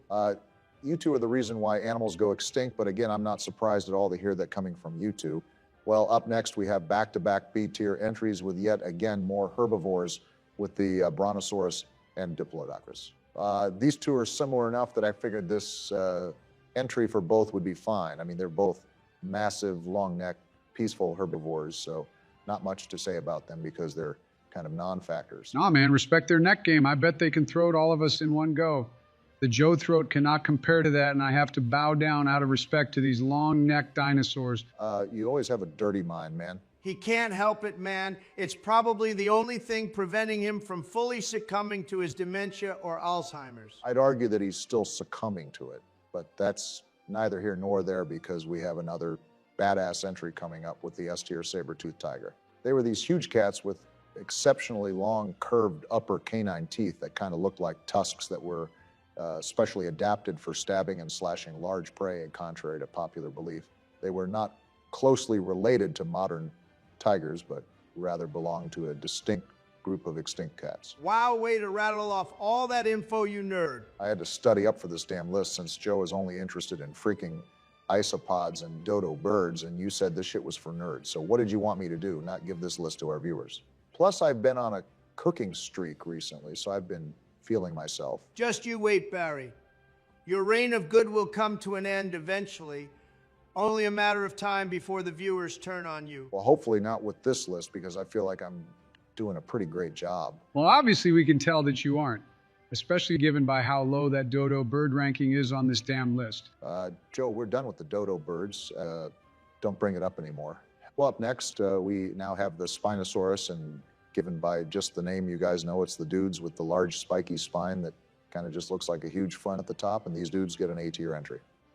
It's large and carnivorous, and they were also semi-aquatic, and you know that I'm a twerker for carnivorous dinosaurs, so you all know why it's up there. Why do they make some complicated ass names for some dinosaurs, but then they just give up for dudes like these?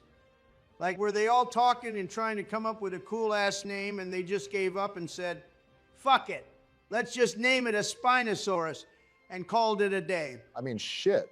I don't know. I thought it depended on like who discovered it, and then they got the naming rights. No, you buffoons! God.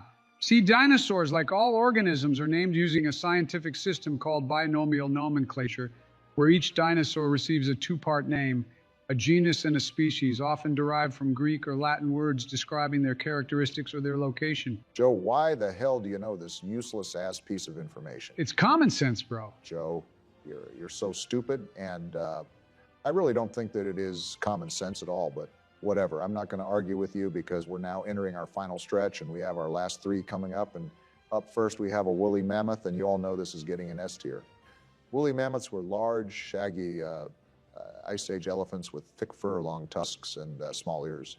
And as you all know, they're very similar to the modern-day elephant, except for the small ear part, of course. But these dudes look freaking cool, and I love their tusks a lot, and to be able to survive at their size in the coldest climates just seems like an impressive feat. But our last two are kind of shitters, and this might be the hater in me, but I have the Dilophosaurus going into C tier and the Velociraptor going into B tier.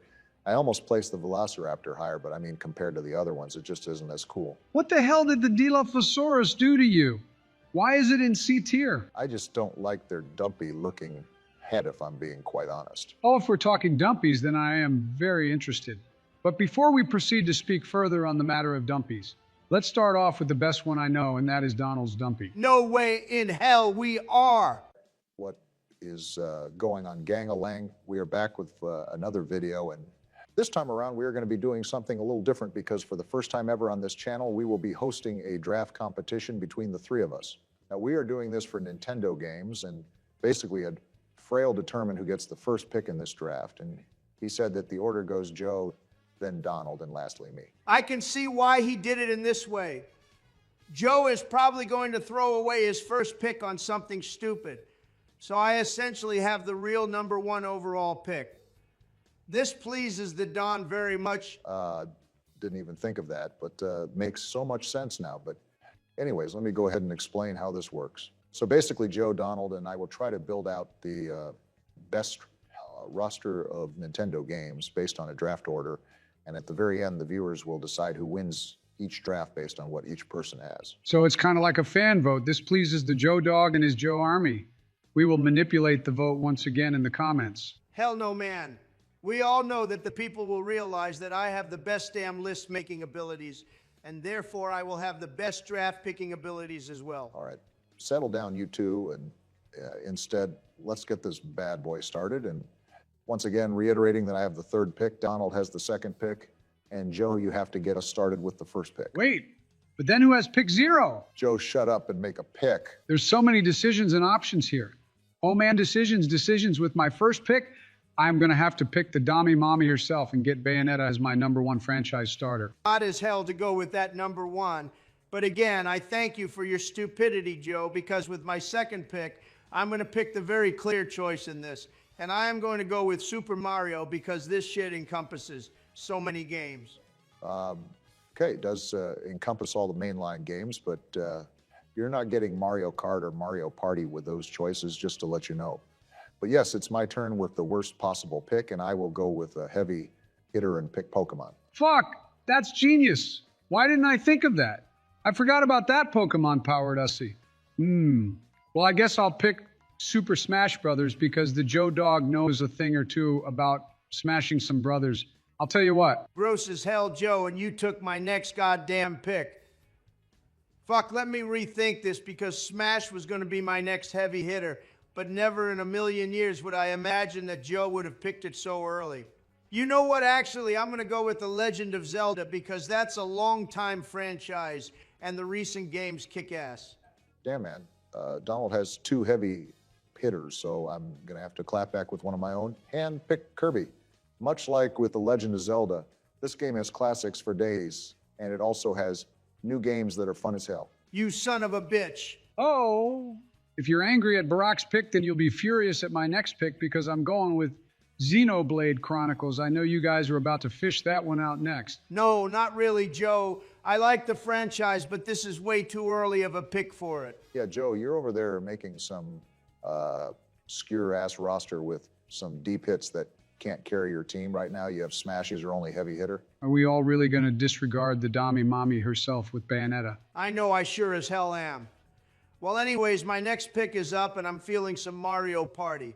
I need my casual multiplayer game, and what better game is there than Mario Party? I'll tell you what the better game is, and it's Paper Mario. It's been lacking for a bit, but those classic games were amazing, and I need something to compete with Joe's freaking Xenoblade Chronicles pick. Talk about a damn reach, man. You've done something you should never do, and that is to allow Joe to pressure you into doing something.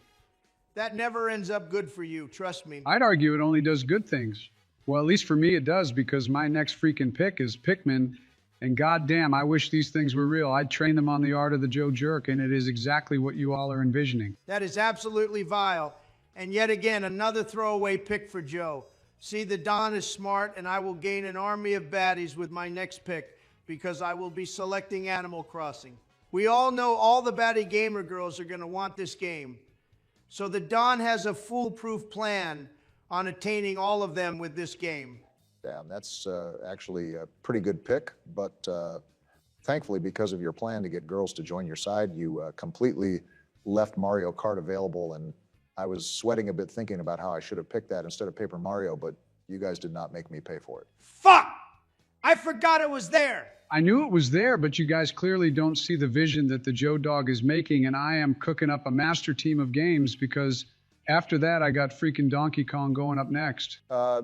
Joe, I just feel like you're making the picks based on what, like, some hipster Nintendo fan would think are the best games. Like, you probably want to feel cool and underground by picking these, but in reality, your roster is not looking too strong, Joe. There's still more stuff to pick. You'll see that the people will love what the Joe Dog is cooking. Well, while you're cooking up mid-Joe, allow the Don to masterfully chef up his dish because my next entry is a banger, and it is F-Zero. See, I got my racing game in the end, Barack, and it's a cult classic, so even the hipster gamers that prefer Joe's roster will convince themselves to come over to my side. Okay, well, I had the third pick in this, and this isn't a serpentine draft, so I'm stuck with the worst option, but it's whatever. I know I'm still cooking, and I will continue to cook with my next pick because I am selecting Yoshi next. Damn, he's a genius. He has the power of Yoshi's tongue and Kirby's sucking ability. My team is definitely lacking a throat goat, but hopefully Samus can get down and freaky because I am taking Metroid with my next selection. God damn it, Joe. You took my baddie and my shooter game. Well, shit. Let me reassess my roster because I have the fun platforming games with Mario. I have the Dungeon Crawler and The Legend of Zelda, a fun and relaxing game with Mario Party and Animal Crossing, and lastly, my racing game with F-Zero. So naturally, I'm missing my RPG game, and I will get the Mario and Luigi games to represent that. Now, the Don has everything covered on his roster. That's a smart choice. That'll get the casuals on board, but if you want to get the real gamers on your team, you should have gone with my next entry, which is Fire Emblem. Well, I never played any of those games, so I can't really say with confidence I'd pick it. Oh, dude, you really should. Played one on the Switch the other year, and it was pretty amazing. Made me go back and play the other entries because it was that fun. Oh, damn, I might have to check it out then. Enough of you two lovebirds chatting because it's the Joe Dog's turn to speak, and his party game of choice will be WarioWare. How about you guys suck on those apples? I mean, that's okay with me. We all know that Mario Party clears WarioWare, and Barack doesn't even have a party game. So you're my only competition, Joe. With that being said, I will be picking Splatoon with my next pick. See, they made 3 of these games for a reason, and even though it's kind of new, I'm going to take my chances with it because everything else left on the list doesn't speak to me as much. Dude, you seriously cannot say that when we freaking have Star Fox on the board. That's such an easy pick for me if we're going to leave it there. Okay, that was buried under the legendary Starfy. How the hell was I supposed to see it? Just open your eyes, man. I've opened my third eye, and I will now select Mother as my next entry. Sure, none of the entries have been translated aside from Earthbound, but that game is arguably a top game to ever exist, so I'll roll with it. That's a bold statement, Joe. I feel like you're just saying that because you play as little kids in Earthbound, and that's probably the thing you like most about it. Perhaps that is the reason, because I am a fan of those who are a teeny tiny bit on the younger side. Either way, a magician never reveals his secrets. That is totally the reason. Well, thank you for making my next pick even easier, Joe, because I am going with Punch-Out. It's a classic, and real Nintendo fans know that this game is to twerk for. Okay, I crazy, or are we really going to pretend like Luigi's Mansion doesn't exist? I'm picking that next because it is falling way too low, and I think it's the best game left. Dude, are you forgetting that ARMS exists? Man, oh man, I wonder what those ARMS people can do to my little Joe Dog. Gross, Joe. Let me just save our next entry from Joe's grasp, and I'm going to pick Kid Icarus next. All right, that's an okay entry. It has like no modern games aside from like 1, but I'm going with a series that has actually got remade somewhat recently, and I'm going to choose Advance Wars, and if you haven't played that game, I highly recommend it. Well, damn, we're left with freaking garbage now, and I hate doctors and Rhythm Heaven, so I'm going to go with Golden Sun. OG fans know that this game was a banger. Thank God you're sleepy, Joe, because I will happily take Rhythm Heaven over anything else on this list. Real ones know about this banger of a game. Damn, I was hoping you'd pick Dr. Mario or something. A freaking puzzle game, bro. Are you kidding me? Who do you think I am, some kind of freaking nerd or something? Whatever, man, I guess I'm picking Dr. Mario, and I guess the last game can just go to Joe, even though it's uneven. He probably needs all the help he can get anyways. Oh yeah, give me the extra game. See, living with no house has taught me that you should take anything you can get, and I will happily take this shitter of a game. I mean, we all already know that I won this draft easily. Joe, you have drafted the worst team out of the 3 of us with the first pick, and I knew you were going to suck, but I didn't think it was going to be this bad. Oh, believe me, the Joe Dog doesn't suck bad, because when he sucks good. Again, that's gross as hell, but I think I won this pretty easily. Leaving me with Super Mario and The Legend of Zelda was too much of a freebie. I can't believe that you guys let me just clear house like this. Whoa, Donald, don't underestimate the power of Pokemon fans in Kirby. Plus, I still have bangers like Mario Kart and Yoshi. Dudes, guys, fellas, gentlemen, we all know that I have the best list because I have Bayonetta and Smash. You keep trying to cope with all that, Joe, but yes. Now we have finished the draft. It is now up to the audience to decide who has won this draft. Pretend as if you can only play the games that we chose for the rest of your lives or something. Everyone go out in the comments and go like the comments supporting whatever side you like most, and whichever person gets the most likes on their comment in support of either Donald, Joe, or I will then decide who won this list. Everyone, we all know I cook with this. Don't go trying to persuade the people to vote for you. That's voter manipulation. You literally did that earlier by stating you had the best roster. I was merely stating facts. Guys, please vote for me. I have no house and I live on the streets. This is all I got going for me. What is freaking going on, gang-a-lang? We are back with another video, and this time around we have our much anticipated Disney Princes tier list because you all demanded that we do this one after our much beloved Disney Princesses tier list. And you all know that the Joe Dog will deliver you only the best of the best. Once again, I will be ranking them based on smashability, much like I did with the Disney Princesses. Well, at least you can objectify both genders, so at least the comments cannot say that you are mistreating one gender over the other. Honestly, I'd be more upset if you weren't objectifying them both. Don't worry, Brack. The Joe Dog does not discriminate unless you're left-handed, in which case, hey, fuck you, buddy. Damn, what did the left-handed people do to catch that stray? I hate the way they write in notebooks. It disgusts me. But anyways, let's talk about my dreamy princes because we got a decent list here set out in front of us, and let me not waste any more time because I want to dive right in. And up first, we have our sweet curry prince with Aladdin himself. And you already know the Joe Dog loves himself some spice. So I'm going to put him into straight top tier. I'll tell you what, though. If you throw in his little monkey, too, then you'd have the world's first God tier entry because I can already imagine how the tag team would go crazy and the little monkey's hands could probably reach places that I can only dream of. Man, so this is really how we're starting this off, our literal first entry, and we're already making me sick to my stomach. That makes the two of us Barack. I was smelling the princesses, but man, I hate talking about dudes. Well, the two of you can go suck a lemon, or better yet, suck on some Joe Toes, because this is what the people requested, and the Joe Dog is a man of the people. Except for whenever they ask about the summer of 1973, because my lawyer has heavily advised me to not divulge more information about all those deceased children that were in my trunk alongside the boy in my passenger seat that I kept alive in order to leave him scarred about the whole encounter and forever change the fabric of his existence in life. But yeah, I can't tell you guys about that because that could get me in a bunch of legal trouble. Joe, you just admitted a whole lot more info about what happened, and I'm pretty sure Fraile isn't going to edit all that out. That was all hypothetical.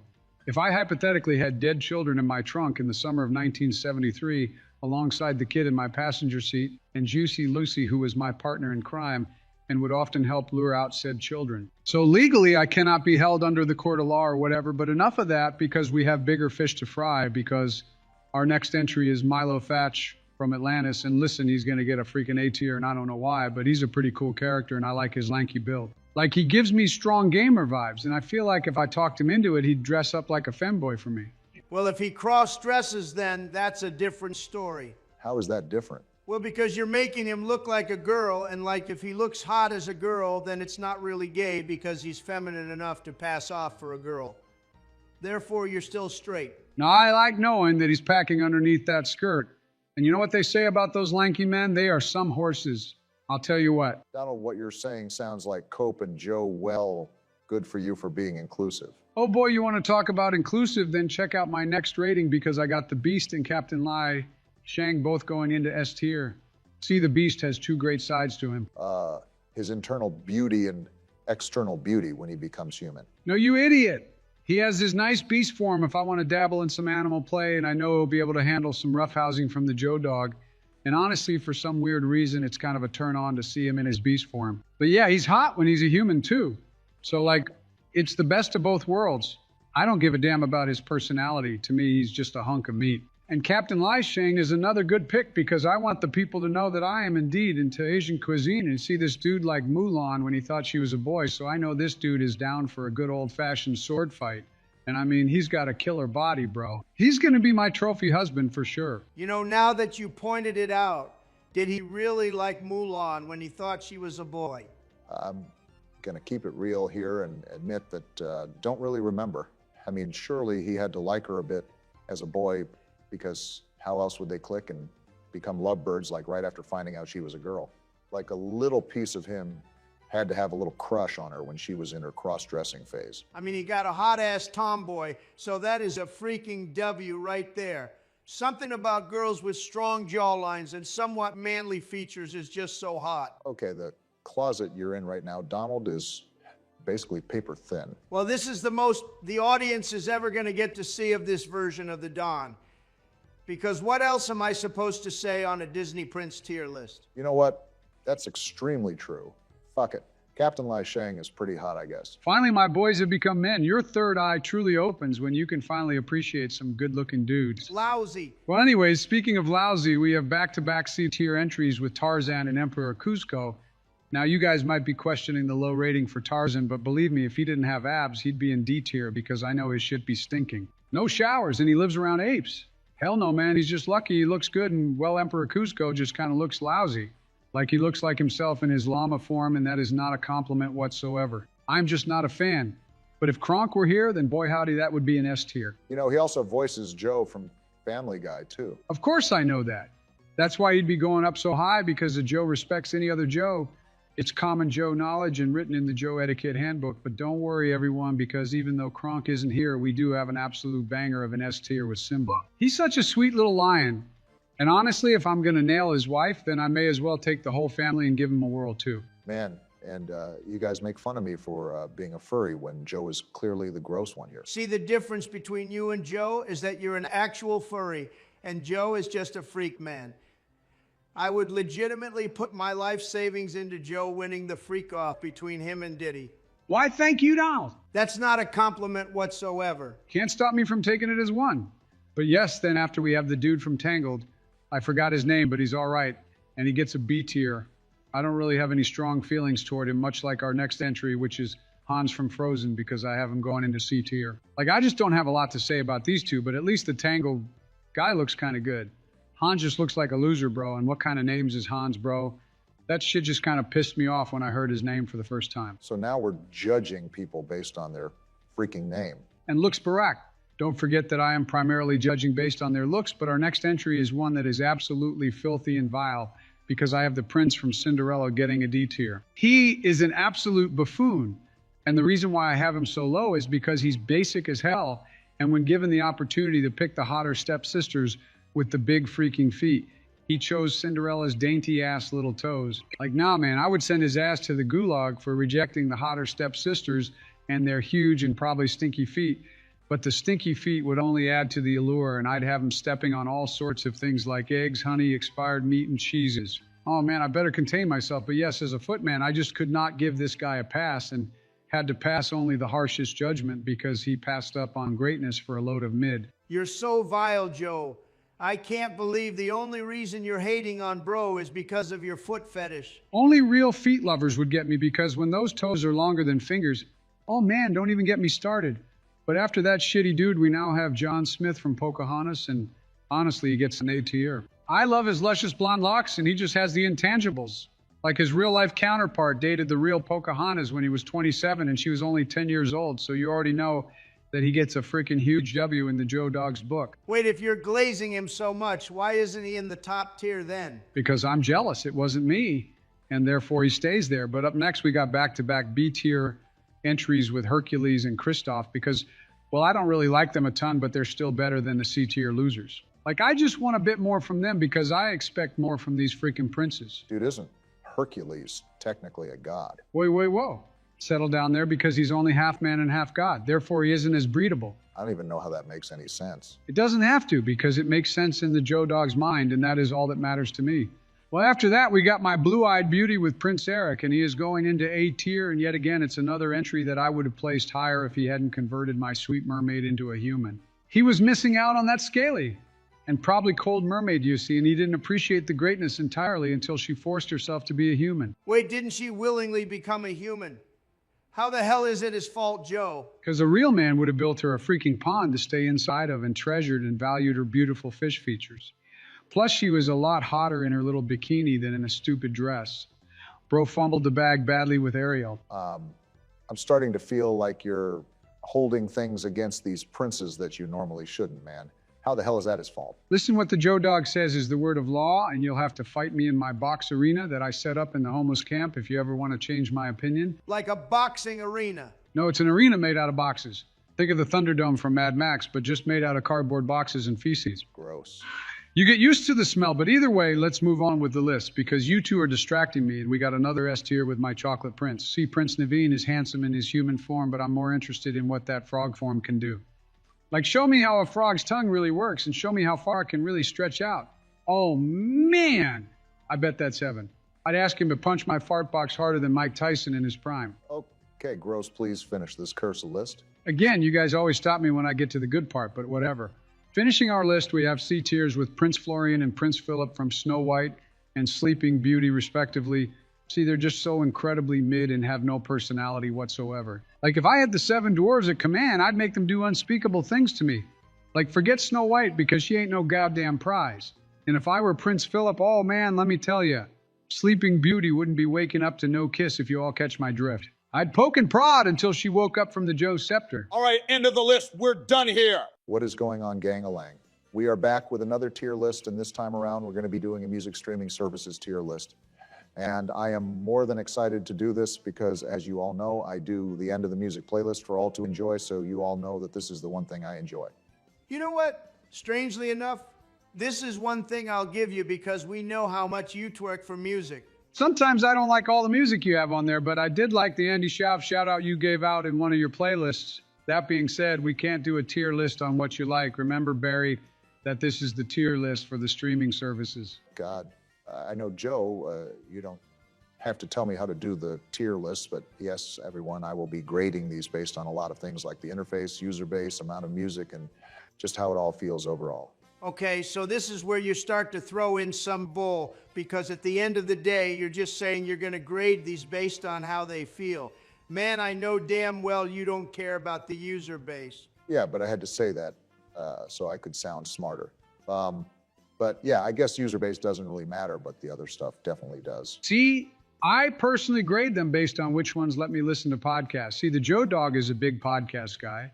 I listen to Call Her Daddy, The Guilty Feminist, Call Your Girlfriend, The Hey Girl podcast, and lastly, the Michelle Obama podcast. Joe, why the hell are these podcasts all targeted for women?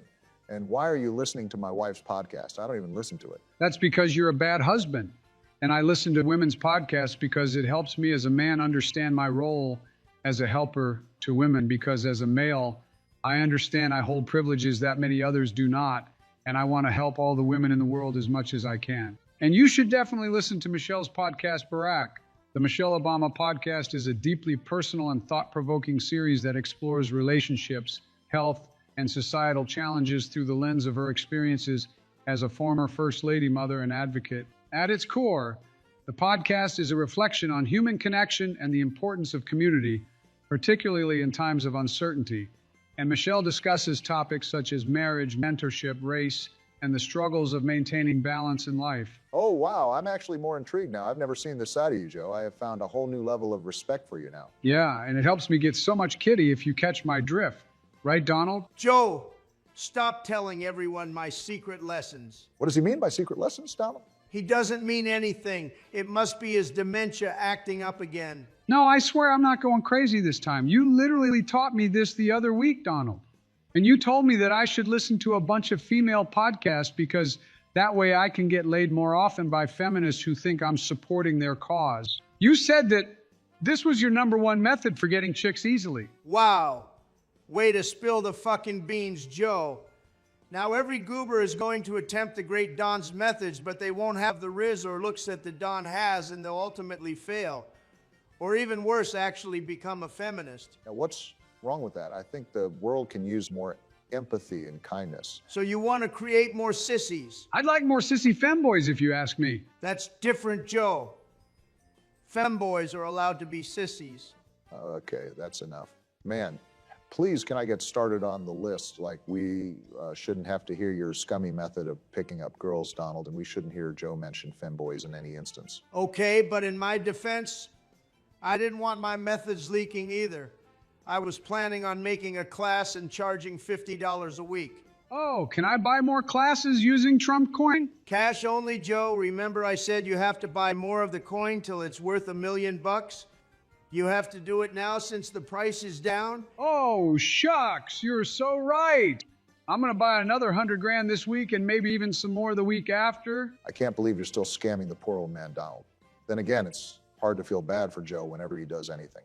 Anyways, let's get this list started, as this is kind of an easy one because we all know what the top dogs are for music listening. So up first, we have a back-to-back-to-back trio of stinkers because I have Tidal, Deezer, and Audius all going into D tier. Let's all be honest here. No one uses any of the three, and If you do and tell another person, the first thing they'll do is make a face at you and probably make fun of you. I should know, because that's what Joe and Donald did to me until I swapped. And you deserved it too. And they say bullying doesn't work. But clearly you are proof that it does indeed work. Unfortunately, sometimes it's best to just be a sheep for certain things. But yeah, Tidal pays artists up to 15 cents per stream and has immersive sound, but again, you're not going to be using Tidal. And Audius was cool because it promised more artists money with their cryptocurrency, but I mean, it's way more unknown than Bandcamp and SoundCloud, so it isn't as useful. Lastly, Deezer does have free streaming with ads, but I mean, so does Spotify. These are more like D's nuts. How about that one, Barack? And of course, if you mention Deezer or anything starting with D's around Joe, he will of course say D's nuts. You're leaving yourself open to it. It's only right that I would say that. Joe, that was maybe funny back in I don't know, maybe 2014, but we're in the big year of 2025. We can't be reusing jokes like that anymore. Yeah, but it's funny in like an ironic way, right? No, Joe, it isn't. And if anyone laughed at that, I need you to take a moment and reflect on your actions. Well said, Donald. Well, continuing on with the list, we have Bandcamp, and this is actually a B tier for me. See, this one is pretty cool because it prioritizes artists and allows them to set their own prices and receive a significantly higher percentage of sales revenue compared to other platforms. So you know that when you're buying an album or song, it belongs to you, and it also helps the artist more through sales. And not only that, but they can also sell merchandise and even concert tickets. So the audio quality is elite because it comes straight from the artists themselves, and if they're this small band or group, that you can support them more by buying their album and merch, and I think that's worth it. But I won't lie, I'm not going to be using this constantly unless the music I buy is not on other platforms. Such a goody two-shoes. Always got to be supporting the artists and this and that. Man, let them struggle and earn their shit from the mud. That's what I did when I received a small loan from my father. Of course, the super small loan of $1 million. I'm sure that with such little money, you earned everything you have out of the mud. I'm glad you finally get it, Barack. See, me personally, I'm just going to be streaming their music because buying albums is doing too much unless it's an elite artist. Like Tom McDonald. That dude sucks ass. But I mean, he glazes me, so I kind of have to support him. The Don appreciates and embraces the glaze given to him. Embracing the glaze is something I feel like I would have heard from Joe, but sure, you can do it too, Donald. Anyways, up next, we have back-to-back A tiers with Amazon Music and YouTube Music. See, some of you may be giving me a side eye, but hear me out.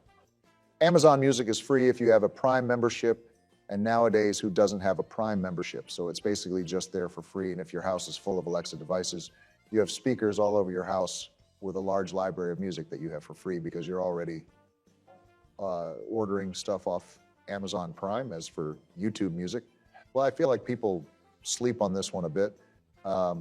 See, YouTube Music has music videos on a single tap, so it's a cool feature to have at the touch of your fingertips. YouTube Music also has more variety than any other app, and you see whatever is posted on YouTube is instantly transferred to YouTube Music because it counts as music. Now, this is really helpful because when there is a song you like to hear and it's on YouTube and you go to your music streaming app and cannot find it, can be frustrating, but with YouTube Music, you don't have that problem. I feel like we're just giving props to YouTube because we don't want to get demonetized or even worse, have our channel get taken down. Both things can be true, Joe.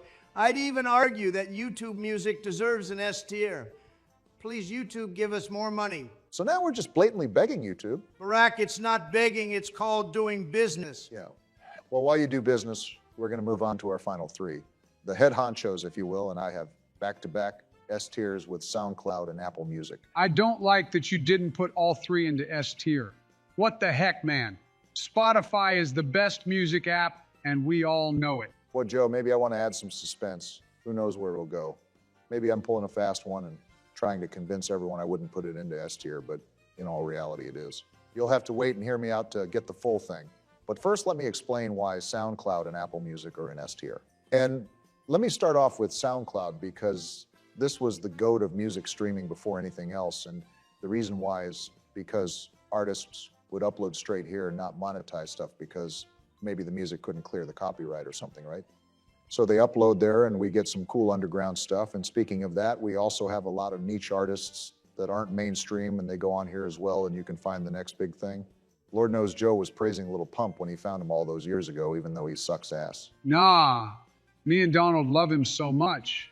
He's the best. Isn't that right, Donald? Unfortunately, this man also glazes me, so I have to say his music is okay.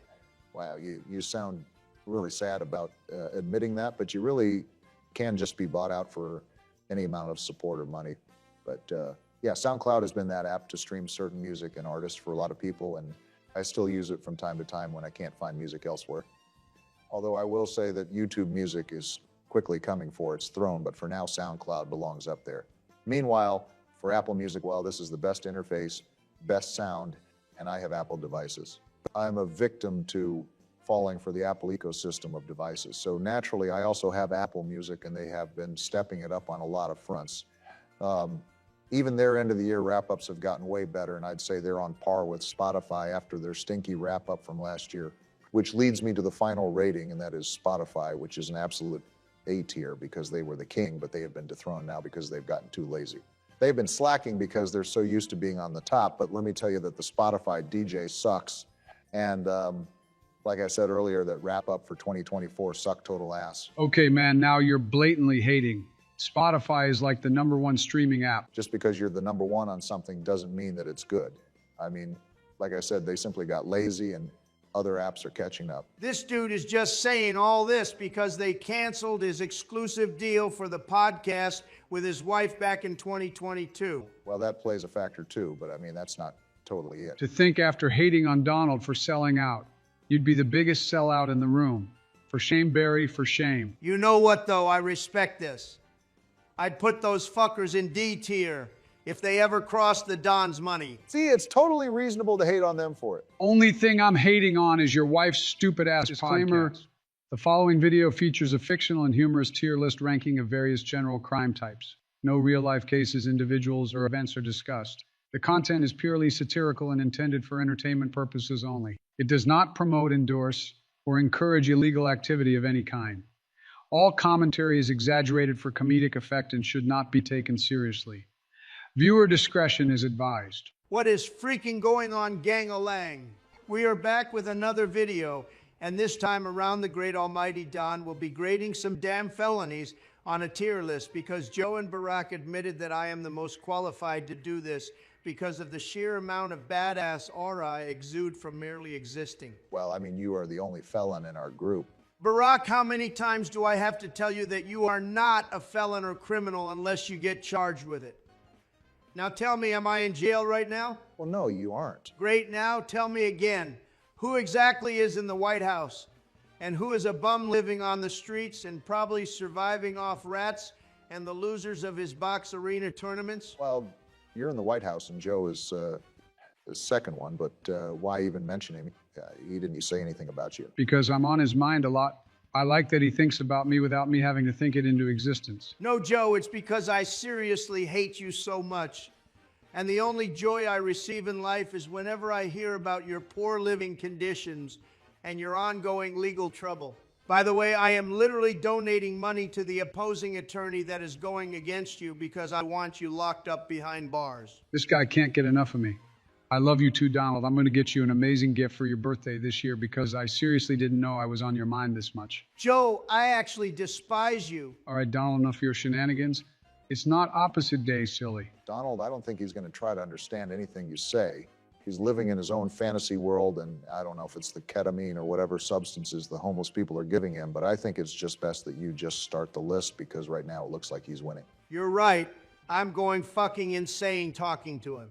Well, anyways, we're here with the felonies tier list, and if you all notice, we have 3 blurred out because those are actually extremely heinous felonies, and I think just having them on the screen would have YouTube up our ass farther than how Joe wanted Prince Naveen in his frog form to punch his fart box. So you guys can guess what they are, but just know it's like literally the worst thing imaginable, and I'm more than sure that Joe has done at least 2 of these. Oh yeah, big time. You're gross, and shout out Donald for plugging Joe's Disney Prince tier list, but yeah, Joe, you are really the worst one out of the 3 of us. More like I'm just the one who has the best time out of the 3 of us. Am I right, or am I right, Donald? Odd, please strike him down.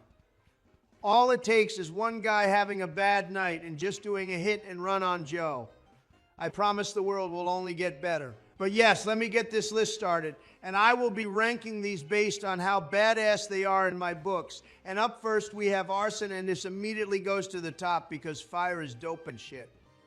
Like you guys ever played with fire? Now imagine that tiny little baby fire getting amplified to a whole forest or building all because you were bored and wanted to light some matchsticks next to a gas station, and you got yourself a cool display of destruction.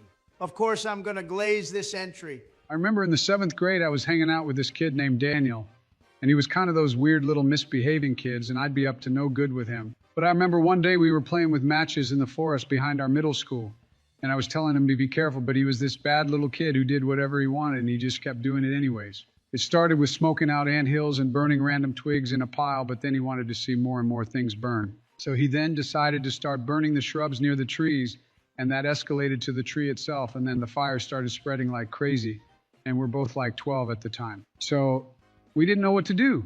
So he just dumped the matches and left, and I wasn't going to get pinned for the crime, so I immediately dipped too, and we biked back to our houses and just saw in the distance the huge clouds of smoke just form near the forest, and eventually the fire trucks were going crazy. And we saw so many of them race down there, and then it was announced that our school was closed for the foreseeable future, and they closed off a section of the woods, and all that was left was ashes upon ashes of what was once a thriving and green landscape. They actually never found out it was us, but I still have nightmares about getting caught to this day.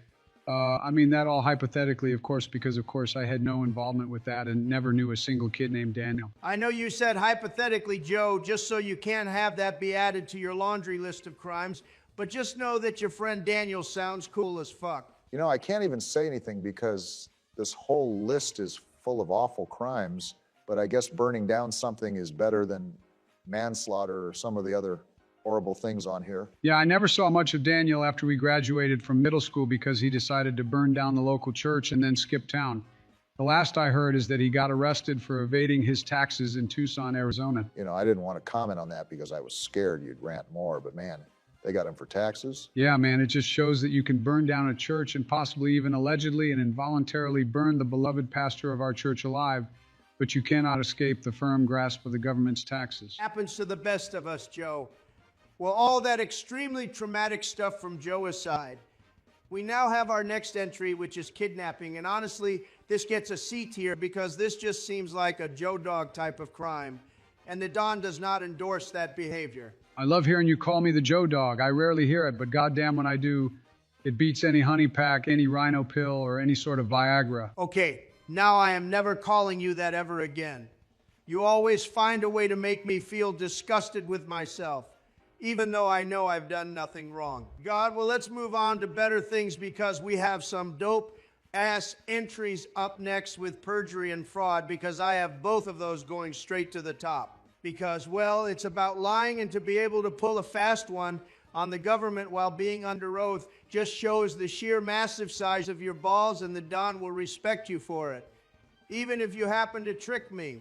Man, it really just sounds like you respect people who just break laws in general. I guess explains why you like Hunter so much more than Joe. Let's settle down because he does not like Hunter more than me. No, I most definitely do, and Hunter also has the most killer parties in Miami, so he beats you by a lot, Joe. But I only respect the cool crimes, Barack, and I'll prove that by placing cybercrime into C tier. Like, this is lame as hell, and I am not gonna look at some hacker like a hero. Like, congrats, keyboard warrior. You managed to steal a ton of money from someone's crypto wallet.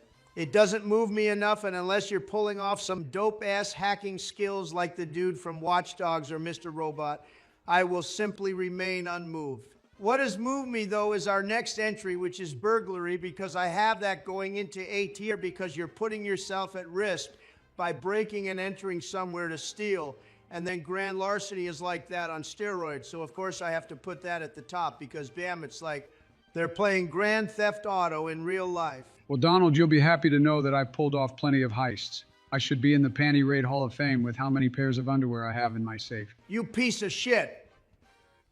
Is that why I've been missing so many pairs of underwear over the years? I plead the fifth. Joe, is that why Michelle has complained to me about missing pairs of panties? I will actually fight you. What the hell, man? Gross, no, that actually has nothing to do with me. But you definitely should worry more about your own pairs of underwear because the Joe Bandit has definitely struck your underoos. I don't even want to think about what he does to our underwear after stealing them. Sometimes things are better off left unsaid, and this is one of those moments. Well, continuing with our list, we now have treason, and any single time you betray the country, you're getting hate from the Don, and I will be placing this straight into D tier. This is not cool or badass in any way. Yeah, but everything else in the list is definitely cool and badass. We've discussed this already, Barack, and yes, burning shit and committing grand larceny is indeed badass. Well, after that stinker of an entry, we now have blackmail, and this is pretty cool. I like holding shit over people's heads, so some good old-fashioned blackmail is a pretty good entry and gets an A tier in my books. I just don't like it whenever Joe does it to me. What could he possibly have over you? Oh, Barry, pray you never find out because I also have some blackmail on you too. Let's just say that the Joe Dog has some very interesting Polaroids of you two when you guys slept over at the White House when I was president. I knew damn well we shouldn't have had the Mountain Dews that he served us. It was too good to freaking good to be true. We should have known to never accept a drink from Joe. I mean, it explains why my ass was always so sore the next day after the sleepover, but I mean, it was kind of worth it for the Mountain Dews. I will twerk my ass all over some Mountain Dews, but enough Dew talk because the list must go on, and up next we have a B tier with the obstruction of justice. Now, this can involve various things like witness tampering, destruction of evidence, or lying to law enforcement, and once again, you're a pretty cool guy if you manage to pull off this bad boy and not get caught. I'm down for some evidence burning if the rest of the gang is. Oh boy, howdy, I do love me some good old-fashioned witness tampering. Sometimes I just did it for fun, like no one suspects me because I had nothing to gain from it, but it was just fun knowing I toyed with the fate of many people who are most likely currently incarcerated. Couldn't have said it better myself, Joey. And to top off that good entry, we now have the triple S tier entries with aggravated assault, tax evasion, and substance felonies. Remember that we have to say substances instead of the you-know-what word if we want to get monetized, boys. But yeah, these are once again just cool felonies to have on your record, because if you beat someone so bad it's a felony, then you must be buff as hell. And tax evasion is dope as hell, because who the hell wants to pay taxes? Certainly not the Don. And well, substances are an elite felony, because I know you're someone who loves to party and you are most certainly invited to my cookout. Don't you mean cookout? Yes and no, Barack. Well, after that, we now have a mid-entry going into C tier with identity theft, and it's simply because of the fact that you're being someone other than yourself. That's lame. And the Don can never envision himself ever wanting to be any other human other than himself. Luckily, we're saved with a somewhat cooler entry with robbery and extortion, which is going into B tier. Now, this is like the baby version of grand larceny, and it's a lousy version of burglary. Because when I think of a burglar, I think of some sneaky and conniving person who won't get caught. It's like an art form, but when I think of straight up robbery or extortion, it's like a burglary that went wrong and you had no other option but to go this route. And that in itself is lousy. Still cool, though. I remember when Daniel once... No more Daniel talk. We are done with him. Jesus Christ, man, settle down. I didn't want to hear Joe talk about Daniel either, but goddamn, man, use your inside voice. We're not animals. We're freaking presidents, bro. Well, don't worry, Barack. We are almost done with the damn list, and I cannot for the life of me listen to another one of your angry shouts or Joe's rants. So let's wrap this up and keep going, because up next we got another cool one, and that is manslaughter, which is going straight into a banging S tier. Okay, I've settled down a bit. But, I've heard us say a lot of things on our channel, a lot of messed up things, quite frankly, but never once in all my days of living on this earth would I've expected one of us to say we have another cool one up next, and that is manslaughter, which is going straight into S tier. What can I say, man? It's cool. But you guys know what isn't cool. Copyright infringement, and this gets a D tier. As content creators, we know that it isn't cool to steal ideas or other people's intellectual property. so you know damn well we don't fuck with this. We have placed copyright infringement in a lower tier than manslaughter. Dear God, what's next? Murder going into B tier. Come on, Barack, don't be silly. Oh, thank God we're still somewhat sane. Yeah, because we all know that murder gets a freaking banging S tier. Okay, there it is. I can't have one single video where we're all normal. Maybe the next list will try to do that for you, Barry. Don't be sad. Joe, I know you're lying to me. Yeah, but you can at least give me props for trying to make you feel better. No, Joe, no lies are needed because Barack needs to take it like a man. I believe he already does take it like a man if you catch my drift. Good one, Joe. But yes, ending off our wonderful list that hopefully won't get us spanked by YouTube, we now have forgery, and this gets an A tier. It's pretty all right. I seriously hate this list so much, and I pray to God that YouTube doesn't spank us or give us a strike for this video. That sounds like a Fraile problem and not an us problem. You know what, I guess that's true. At least we won't have to worry about this video anymore, and we can all finally relax. You know, funny story, but this whole list reminds me of a funny time when me and Daniel... What is going on, Gang-a-lang? We are back with another draft video, and this is the third in the series, so I don't think we need to explain what goes on in these videos.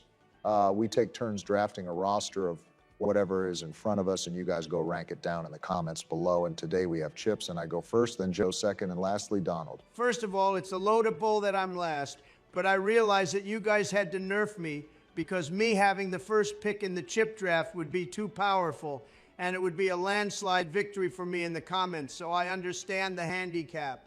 But second of all, you said you weren't going to explain it since it was the third video, but then you literally proceeded to explain how the video format works. You're a hypocrite and a liar, Barry. It was like a quick summary, man. I had to throw it out there just in case. I don't know, man. Donald brings up a pretty valid point.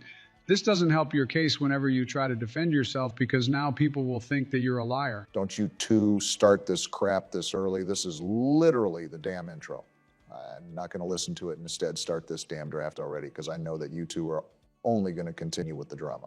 And Donald, you're last because we're doing a rotation and it's finally my turn to go first. And speaking of which, I will be selecting right now, and with my first pick, I will choose something original, and quite frankly, it's known by literally everyone, and that is Cheetos, but not the cheese one because I will be spicy and pick some hot Cheetos. You are a damn sucker, Barack. I wouldn't have picked that first, and Donald is too much of a sissy to eat spicy chips because it'll turn him even more orange than he already is. Besides, if you eat a whole family-sized bag of hot Cheetos, I can tell you all from personal experience that the Red 40, while being delicious, literally painted my shit bright red. Like I looked back at my absolute anaconda of a turd, and it burned so much coming out, and sure enough, it was neon red. I swear to God, you could wave it around in a rave, and people would think it's a light stick. But enough of my fun story, because you idiots do not appreciate greatness, and the Joe Dog will be choosing original Sun Chips with his pick. Joe, your story was anything and everything, but fun was not one of those things. See, using anaconda as a word to describe your turd is absolutely vile, but leaves me somewhat impressed because I think every dude knows how good it feels to have a long and fat shit just sit in the toilet bowl like some sort of trophy. It's appetizing as hell to see, and it's like having an animal head as a trophy on the wall.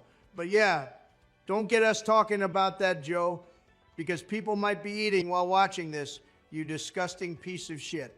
And thank you for being such an idiot, because ain't no way in hell original Sun Chips should be your first pick of this draft, but it leaves me with this beautiful choice because I will select nacho cheese Doritos with my first pick.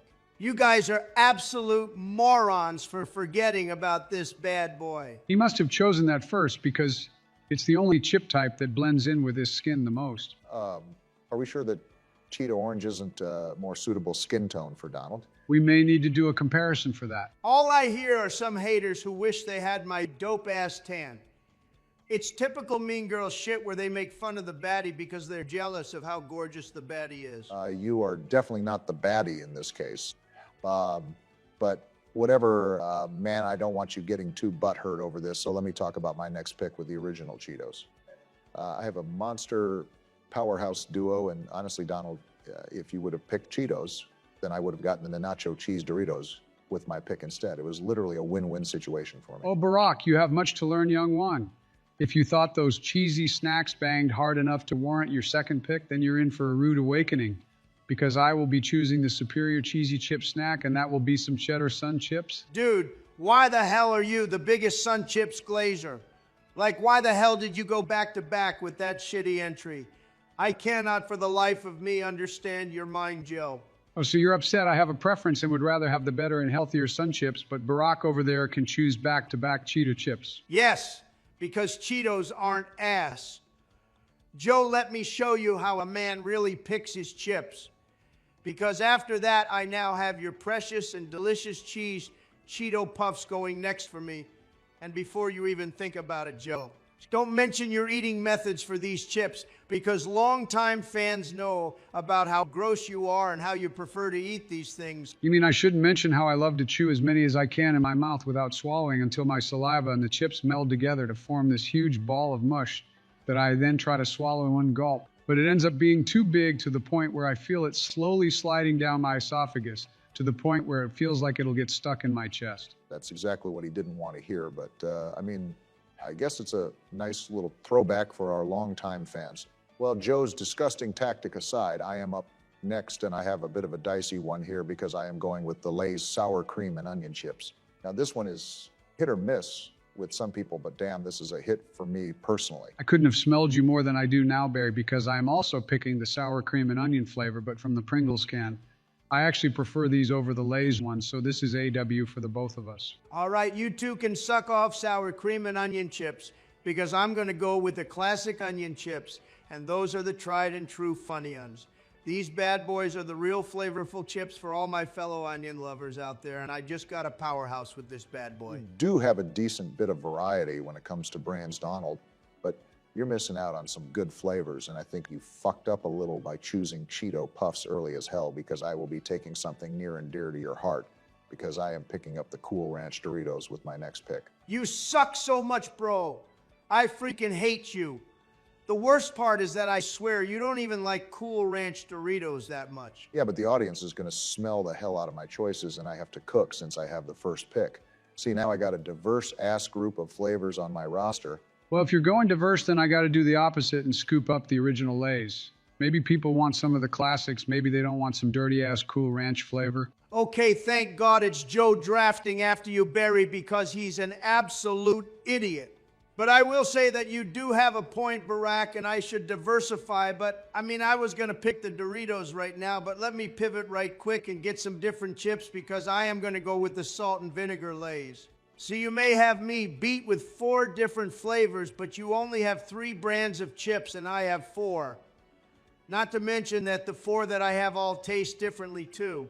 I just so happen to have 2 cheese flavors. But anyone with a brain will tell you that nacho cheese Doritos do not taste similar to cheese Cheeto Puffs. I don't know, man. They're still cheese flavored, but I won't argue with you. I think I have enough diversity on my roster, and I will be getting some hot Cheeto Puffs with my next pick. So now all the Cheeto Puff glazers can come over to my side, because I got them in flaming hot form, and some may say that it's better than the cheese ones. Oh no, my tummy just hurts thinking about the red 40 globs I make with the hot Cheeto Puffs. But while everyone else is zagging, I'm going to zig and select chili cheese Fritos with my next entry. So you guys are thinking inside of the box while the Joe Dog is moving the box that you're all thinking inside of. That's how outside of the box my mind is. Joe, you don't have to announce that you're doing something different, because you've been literally doing that the whole time. Reaching for original Sun Chips and classic Lay's is not something anyone else would have done. Listen, Joe. A normal person would be picking banging chips like me or Barack. And what you should have done is what I'm about to do, and that's selecting barbecue Lay's as my next entry. See, I'm fucking cooking right now because there is literally no other barbecue flavor left on this list. So essentially, I monopolized all the barbecue glazers into coming to my side. Someone out there is probably thinking to themselves, wow. It's tough deciding who has the better roster, but Donald has barbecue chips. I can't even lie. That's actually what someone is probably thinking right now. Well, I already lost the barbecue market, so I may as well try to get some cheese lovers on my side, and I will choose cheddar, sour cream, and onion ruffles. I kind of need this to compete with your Doritos and Cheetos combo, because all I have are the OG Cheetos as my only cheesy chip. Quite the masterful gambit there, Barry. But how about I raise you a better one, and in order to compete with your cheddar and sour cream ruffles, I will select the same brand, and I will add original Ruffles to my roster. How about them apples? You know what, Joe? Maybe someone out there prefers only original chips, and I bet they're looking at your roster while salivating. Maybe that was your target audience all along. You know damn well Joe was not thinking that far ahead. And if he wants to capitalize on the 6 people in the world who only like original potato chips, then he is more than welcome to do that. Just makes it even easier for a real chip demon such as the Don to select some banging entries, because after that I now have the cheddar Pringles going up next for me. See, Barack, you try to compete, but I'll just one-up you in the cheese department and the amount of different brands I have too. I was hoping you'd do that.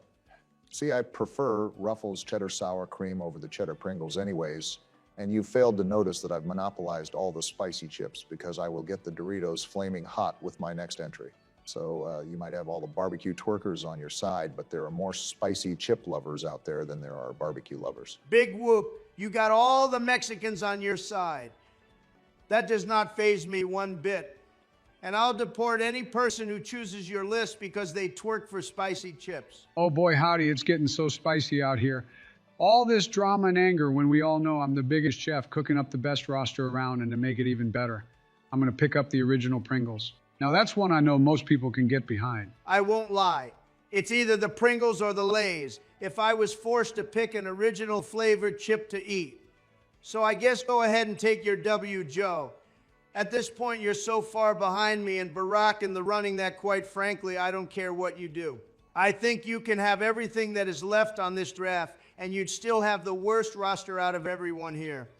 Well, making fun of Joe aside, I now will be selecting the spicy sweet chili Doritos for my next entry. I bet you forgot about that one, Barack. Okay, but those aren't really spicy.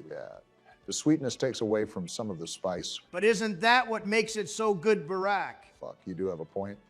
Well, I guess since I'm left with garbage or shit, I'll take the last thing that is actually good, and that's gonna be the spicy nacho Doritos. Oh man, you're such a freaking sucker. Original Fritos come to Daddy because he will give you the sweetest and largest teat to suckle on.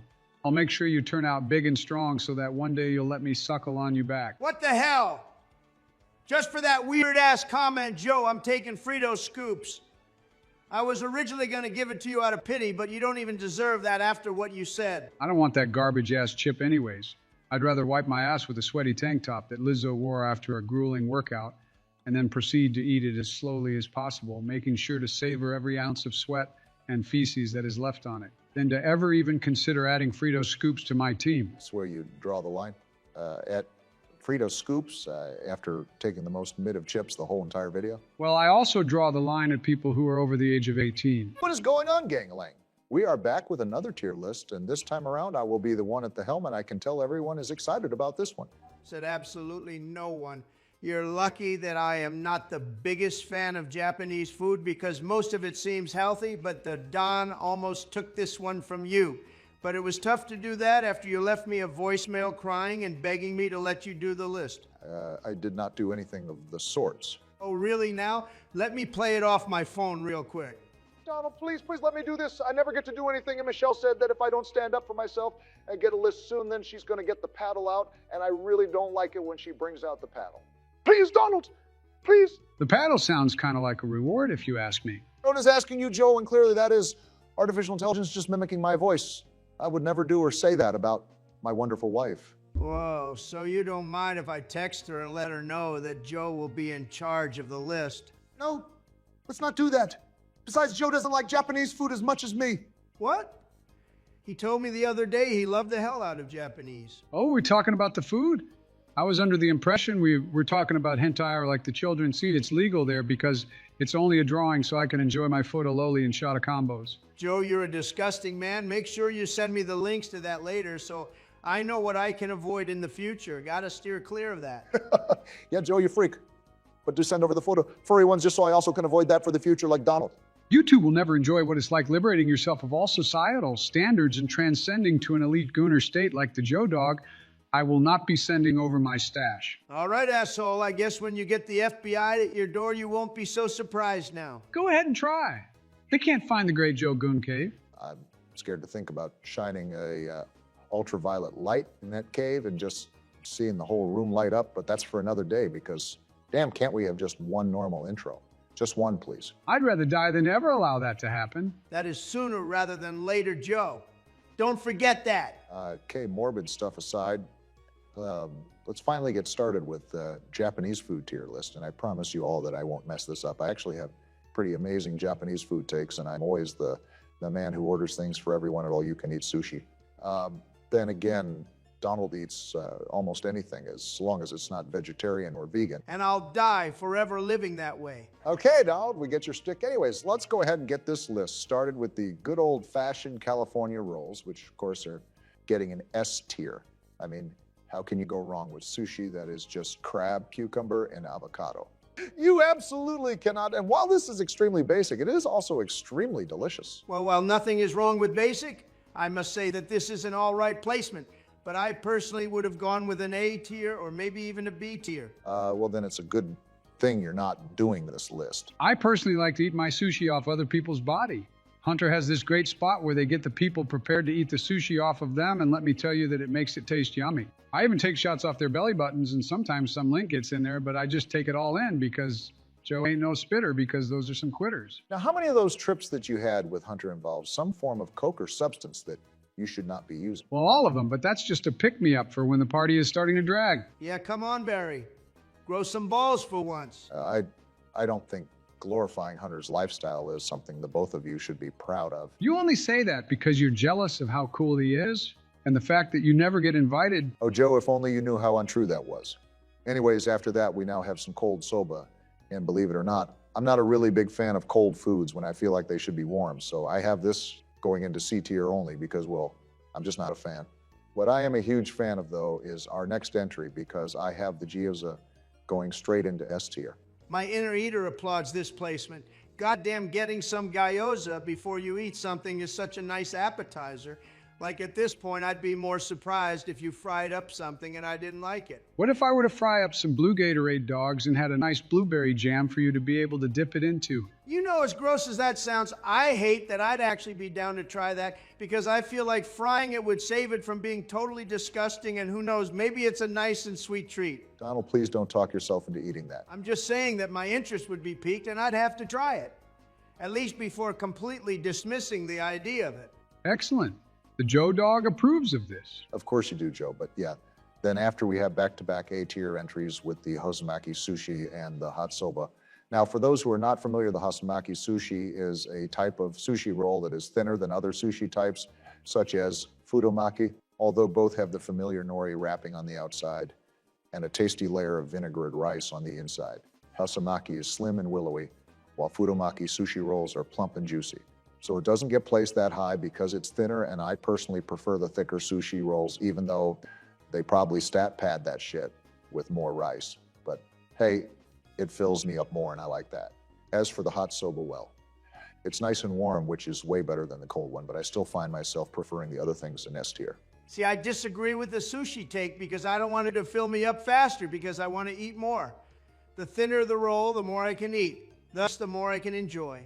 It's simple math, Barry. I don't know, I kind of like being stuffed in more ways than one. It's gross, Joe. But Donald, I can get what you're trying to say, but I'm not a fat ass, so I can't really resonate with that.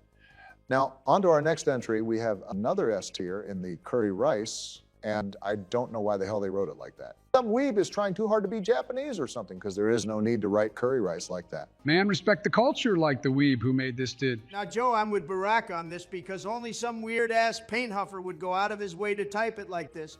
Like he's doing too much and the person who made this needs to relax, because I promise you all that America is way better than Japan. See, Joe, the people are not on your side for this one. Just like how some of the people may hate me for this next entry, but I have miso soup just going into B tier. Like, don't get me wrong, I enjoyed it. But when have you ever heard someone twerk for miso soup? Who the hell is busting down and spreading their asshole open for some miso soup? Absolutely no one. Like, it's an okay little side dish, but nothing more than that. Your language has gotten so vulgar recently. I don't like the example you're setting for our channel and audience. What the hell are you talking about? You and Donald say so much worse. Yeah, but it's okay when we do it because we're funny. I can be funny too. I was just funny earlier when I made that statement about miso soup. Nah, man, you were stealing me and Joe's flow with that one. How about you be original Barack? I don't even know anymore. I think my mind is so melted from hearing you two talk that I don't even know what normal is anymore. Like now that I think about it, it's bad that I paid no mind to the fact that I said spreading their asshole open for miso soup. And I didn't even think twice about how odd that statement was. You two are ruining me. Oh my God, here we go with the victim blaming. Go on with the list, you sissy. I think I need to book a session with my therapist in the near future, but sure, I'll go on with the list. Up next, we have mochi, and this is an auto S tier. I think we all knew that was coming, and if you've never had mochi before, I highly recommend it. Donald eats so much of it that I swear his skin is turning into mochi. Following that, though, we have our very first D tier, and that is natto, and this is fermented soybeans, and it's definitely an acquired taste, so no hate to whoever enjoys this, but damn, I just have not acquired that taste for it yet. Man, fuck all that. I hate natto, and whoever says shit like, oh, it's an acquired taste is just tricking you, man. It just means that the food is awful. But if you trick your body enough into eating it, eventually it'll be like Stockholm Syndrome, where your body forces itself to like it because for whatever reason you keep poisoning yourself with it. Okay, well, that's kind of valid, but I just want to expand my flavor palette, bro. That way I can experience different dishes and flavors and enjoy them all. Nah, fuck all that. Alrighty then. Well, Donald's rant aside, we now have another back-to-back S-tier entry with the nigiri sushi and the okonomiyaki. See, the nigiri sushi is just sushi in its purest form. You get rice with a slab of fish on top, and that's it. I really enjoy it like this from time to time because it can really just help you appreciate the flavor of the fish more, and it's simple but delicious. Now, okonomiyaki is a Japanese savory pancake dish consisting of lots of ingredients. It just depends on what you want, but common additions include cabbage, meat, and seafood. I personally just love the hell out of it, and all that sauce on top is just amazing. I always wondered if that sauce was like jizz or ranch or something. Excuse me, Joe? Well, yeah, because it's all white and stuff, but I just eat it anyways. If it enhances the flavor, then the Joe dog does not mind one bit if the chef uses his special creamy sauce. Joe, stop being gross for just one video, and I think that it is definitely not the sauce. From what you're aware of, we don't know what goes on in the kitchen. Shut up, Joe. Let me continue the list in peace without your odd comments. That aside, up next we have taiyaki, and this gets a C tier. See, the taiyaki is a Japanese fish-shaped sweet dessert that's often filled with sweet red bean paste, and it's all right. But sweet red bean isn't really my jam when it's not in mochi. By the way, did you guys like my joke? Not my jam, and it's a jam of red bean. Well, more accurately, it's a paste. So your joke fell on deaf ears, Barry. But more importantly, this is a terrible take. Red bean paste is good in both mochi and taiyaki, so I don't know why the hell you're hating. And it can be filled with other stuff. You do realize that. I was actually not aware of that. This is why I should have done the damn list. Hey man, all of the taiyaki I've had has been only red bean paste, so don't blame me for that. Let me make my list in peace, bro. Because after that, we have back-to-back S tiers in the sushi onigiri, tonkatsu donburi, tonkatsu ramen, and tempura. These are a lot, but sushi onigiri is like a rice bun of fish, and it's damn delicious, and the tonkatsu, donburi, and ramen are just pork dishes where one is in a rice bowl and the other is in a soup, and lastly, the tempura is just the fried foods, and of course, we all know that Donald loves these. I don't care much for the vegetables that are fried, but the other stuff like the shrimp and chicken tempura, absolutely bang. The tonkatsu ramen fucking bangs too, and thank God that I can eat pork because that shit is hella haram, so I'm surprised you can eat it barak. Once again, for the millionth time, I'm a Christian Donald. Not with the name of saying you ain't. You can fool the people of America and even yourself, but you can't fool the Don Barack. All right, whatever. Lastly, we now have yakitori, which is just skewered chicken, and this just gets an A tier, like it's good. But I'd have everything else in S tier any day of the week. A bit blasphemous of you to put chicken skewers in A tier only, but I already know the comments are gonna grill you alive for this list, so it's fine. They won't do that, right? Time will tell, Barry. Time will tell. Guys, come on, this was a valid as hell list. Your judgment will come soon. Oh, come on now. What is freaking going on, gang-a-lang? We're back with another draft video, and this time around, we are going to be doing an amazing one because we are doing a fast food draft, and I have the first pick this time around because I will be damned if I didn't. But yes, you all know the drill if you caught our first video, but basically we draft a roster and you all decide in the comments who has the best selection. And just know that I had to have first dibs on whatever was on here because it's fast food, man. Then after that, Barry can have my leftovers and Joe can have the scraps of both me and Barack. That has never been a problem for the Joe Dog. I'll take sloppy seconds, sloppy thirds, sloppy fourths, you name it, and I will most certainly be open to it. Hell, if all my gooners are familiar with Bonnie Blue, then I want you all to know that I would willingly want to be the 1,000th man to be with her. I don't really know who Bonnie Blue is, but I don't like the context you're setting for it, and I will not be asking further questions. She's pretty bad, Barack, not gonna lie. Like Joe's statement sounds kind of ludicrous, but if I had to be the 1,000th man, then I wouldn't say no. Not to say that I prefer it like Joe, but I'm just saying, man, if I had the choice between something rather than nothing, well, you know my ass is taking the something. She's a certified baddie. I love her toes so much. Okay, enough, man. We cannot keep the start of the video this lousy. The gooners are probably having a field day, but the rest of the audience is like me, just sitting here wondering who the hell Bonnie Blue is. And I don't blame them because we are normal people. You are anything but normal, Barry. Don't forget you're a furry, so you probably wouldn't be a fan of her content anyways. But yes, let's go ahead and get this list started, because with my first pick, I will be selecting the tried and true McDonald's. You can never go wrong with this selection. And out of everything here in this selection, McDonald's just screams to me as the most American thing.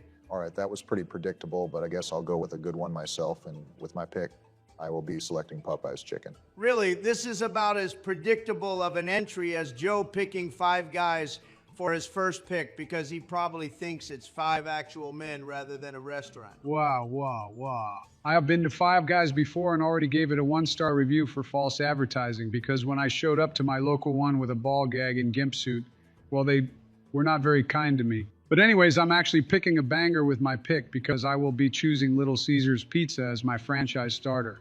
$5 pizza goes crazy, bro. Goddamn, I was actually going to pick that next. The pizza isn't the best, but damn, you can never beat $5 pizza. The allure of just getting 10 pizzas for $50 is just too good. I'm gonna have to pivot now and choose Kentucky Fried Chicken since Barack already chose Popeyes. Why didn't you choose Cane's instead? Overrated as hell, man, and I want affordable fast food places. See, my roster is gonna be the fast food for the average Joe. You're gonna need a place that sells lube for that to be a good place for me. Joe, you're so disgusting, but I'm talking about average people. God, remind me to never mention Joe in a sentence, because the little freak always thinks that I'm talking about him. Make sure to do that for you, buddy. But thank you for focusing on the chicken, because now I can get my next banger with Chipotle as my next pick. Damn, I forgot about that shit. Fuck. Oh, if your shivers are timbered with that pick. Wait till you see my next one, because I got Taco Bell joining my squad. Okay, what the hell? Why is Joe actually building a competent roster now? Well, since you guys are making me try hard a little bit, let me just choose Chick-fil-A with my next entry, because that'll be my somewhat expensive spot. I can't believe they charge damn near $15 for an 8-nugget meal, and the nuggets are the size of my balls. Are your balls that small? Only in the winter. Okay, well, ignoring your balls, I think I'm going to go with Cane's for my next pick, because I'm going to go with elite fast food spots. And even though my spots will charge you an arm and a leg, you'll know that it's the most elite of food places. Well, if you're gonna do that, then I'm gonna take away Five Guys from you.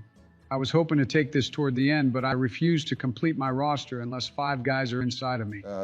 Don't you mean inside of your roster? That too. Well, Joe can have that expensive ass burger place. One burger from there will cost me a whole ass Trump coin to get. Probably even 2. But since there are only 2 pizza spots left, and Joe already took my precious Little Caesars away from me, I'm gonna have to choose the second best spot and get myself some Domino's. Damn, I was hoping you wouldn't, because now I have to fucking get Papa John's as my next pick. You guys are idiots. There were 3 spots left because you guys are forgetting about Pizza Hut. And no one can out-pizza the Hut. Oh man, gave me really bad diarrhea one time, and I was puking the whole night, and since then I just haven't been able to eat it. Left me all bloated, and I felt absolutely awful. That sounds like a good time if you ask me. You get to eat all the yummy food you want, and you lose all the weight because you either puke it up or you poop it out. Sounds like a genius deal. Too bad I already have pizza on my team, because I would have picked it up right after your raving review, Barack. Instead, I'm going to have to go with Jack in the Box, because those tiny little tacos they have, they are to twerk for. And goddamn, I get a party pack of those alongside some chicken sandwiches and I am set. I can't lie, that was a good pick, Joe. Those little tacos do in fact bang. But you know what? I still got another place that is underrated, and that is Wendy's. See, they have that banging deal for 50 nuggets, and they're actually good as hell. I like their burgers and their nuggets a lot, and you can top everything off with a Frosty. What isn't there to like about Wendy's? Wendy's nuts go in your mouth? Joe, jump off a bridge, please. All right, let's settle down before we get more hostile because we don't want YouTube to be angry with us. It's bad enough we already make file lists like the felony tier list we made. Let's just have some family-friendly conversations. I want someone to push their tongue up my fart box. Okay, and ignoring that we will now go to my next pick because I will be selecting Jersey Mike's because who doesn't like some good old-fashioned subs? Oh, I'll tell you what I like. Don't say it, Joe. I like In-N-Out because they are absolutely delicious. And I will be picking this next. Thank God. And I like my fart box to be tongue punched by any living thing. Oh God, he said any living thing. I don't even want to think about what he does to the poor animals around his box shelter. Please, guys, it's a fast food draft. Can we settle down? I have been settled, man. It's just Joe as always. Now, what have I done? Joe, let's not get into this. Let's instead get into my next pick, because I am selecting Jimmy John's with my next entry. I'm making sure I cover a wide range of places because a real eater does not specialize with good places from the same industry, but rather an elite eater makes sure he's casting a wide net and has a lot of variety to choose from. I got burgers, nuggets, fried chicken, pizza, and now I have subs. I am fucking cooking, guys. You know, I hear what you're saying, but I refuse to select either of these shit crappy spots up next, so I'm just gonna double down with the pizza joints and get Pizza Hut. I would rather have another pizza place than those shitty burger places. Let's not diss my next entry because you guys have truly slept on one of the Midas entries because Sonic not only offers delicious burgers, but they are also home to the foot-long chili cheese dog, and goddamn, I love shoving that thing down my throat. They also have the most banging milkshakes that are usually 1,000 calories and over 200 grams in sugar, but that doesn't matter because they absolutely bang. And I haven't even mentioned the fact that they have 50% off drinks if you order from the app, and yes, that does include slushies. So I can be stacked up with 2 chili cheese dog footlongs and a large slush for under 12 bucks. Why the fuck did that sound like you were reading off an ad, Joe? Are you sponsored by them or something? Not sponsored, I just do it for the love of the game. Listen, man, I support selling out, but selling out for free is something I cannot stand by. But since we're nearing the end, let me select the best option available, and that is Arby's. You can hate on the meat mountain, but damn the stuff they have, there is premium, and their curly fries are to twerk for. This is the final piece of the puzzle that I needed, and damn did I knock it out the fucking park. Well, shit, I guess I'm gonna have to go with Burger King here. Not like there's any options left, and I do not need Del Taco on my roster because I feel like that would only make it worse, to be honest. Shit, fine by the Joe Dog. More Del Taco for him since he will happily take this banger. Okay, but I have a question. Are we still doing the thing where if there's an uneven amount of entries, we just give the last entry to whoever's turn it was? So like if hypothetically there was something left on the board, it would go to me. I mean, sure, we can do that. We did it for Joe last list, but there isn't anything on this list, Donald, so I don't know why you mention it. Oh my God, you have just played yourself, Barack. Now take a look at the bottom left of your screen and squint your eyes. I want you to look real closely because there is actually another entry that blends with the background, and that is Carl's Jr., and that is coming straight home to Daddy. I thought you guys were going to notice, but you all have been played by the great Don, and now he has even more firepower with his newest addition. Okay, that's bullshit. I didn't know that it was there. I would have chosen that over freaking Burger King, man. Hey man, it's the art of the deal, and you all know my ass is a genius businessman who totally has never made a bad deal in his entire life. More importantly though, don't disrespect Burger King and the Whopper, bro. I will twerk for that shit, and they really let you have it your way over there. I once asked an employee to cut my Whopper in half because I wanted it that way, and he freaking did it. They really do treat you like a king over there. Plus, they have cheap nuggets and the mac and Cheetos banged. If I can have it my way, can I, in theory of course, could I possibly get my fart box? Lang. We are freaking back with another tier list, and this time around the Great Dawn, we'll be ranking some insults from a random tier list we found online. So expect there to be some weird ones that we don't use, but we'll still rank them either way. Now, you can all imagine why the Don is doing this list, and it's because no one is better at insulting people better than me. It's like a talent, and quite honestly, I'd put myself in the Hall of Fame for insulting people.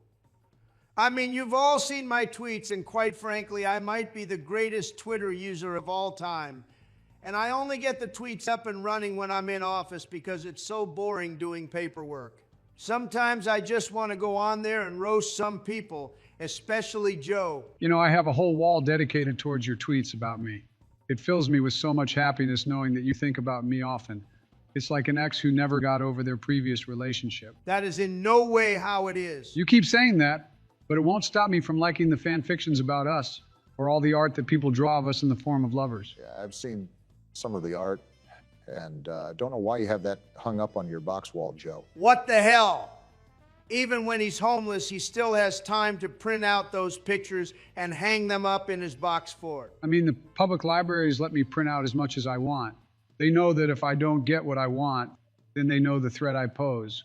I'm talking about some Dark Knight Joker level shit, where I just bomb the library instead of the hospital. But if they piss me off enough, I'll nuke the whole damn city because I still know those nuclear launch codes. You don't have access to that anymore. Donald would never let you do that, Joe. Well, actually, if it's lousy Fornia, then I might just let him do it. But either way, this is too long of an intro, and Joe and I can discuss our possible bombings later because I have a damn tier list to do. And up first, we have Simp as our first entry, and listen, this only gets a C tier. Like, I feel like this is overused too much to the point where if I just hold the door open for some girl, some random mouth breather is going to call me a simp. Like, goddamn, man, I'd hold open the door for anyone. It just so happened to be a girl. Like, fuck, man, this word used to hold some punch and weight to it. Like, I'd call the fans of streamer girls who donate to them everyday simps, but people just took the power away from the word by just calling anybody a simp. Like, my bad, bro. I'm sorry. I get so much tail while your ass is too anxious to talk to any of the hoes. I believe the term is now huzz. You gotta be hip with the times, Donald. This is actually a reasonable take. I can actually see where you're coming from, Donald. Of course, it's a reasonable take, and Joe, I will not be saying huzz because I'm over the age of 15 and refuse to do so.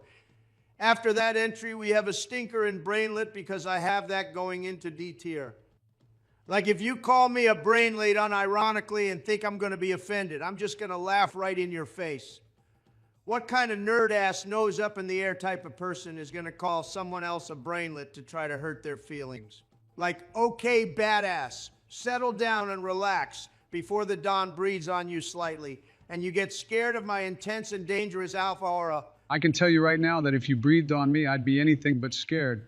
I'd want you to breathe into my ear every night if you could, because that'll get the Joe engine roaring. Why do you always have to say something like this and just completely ruin whatever I have going on, man?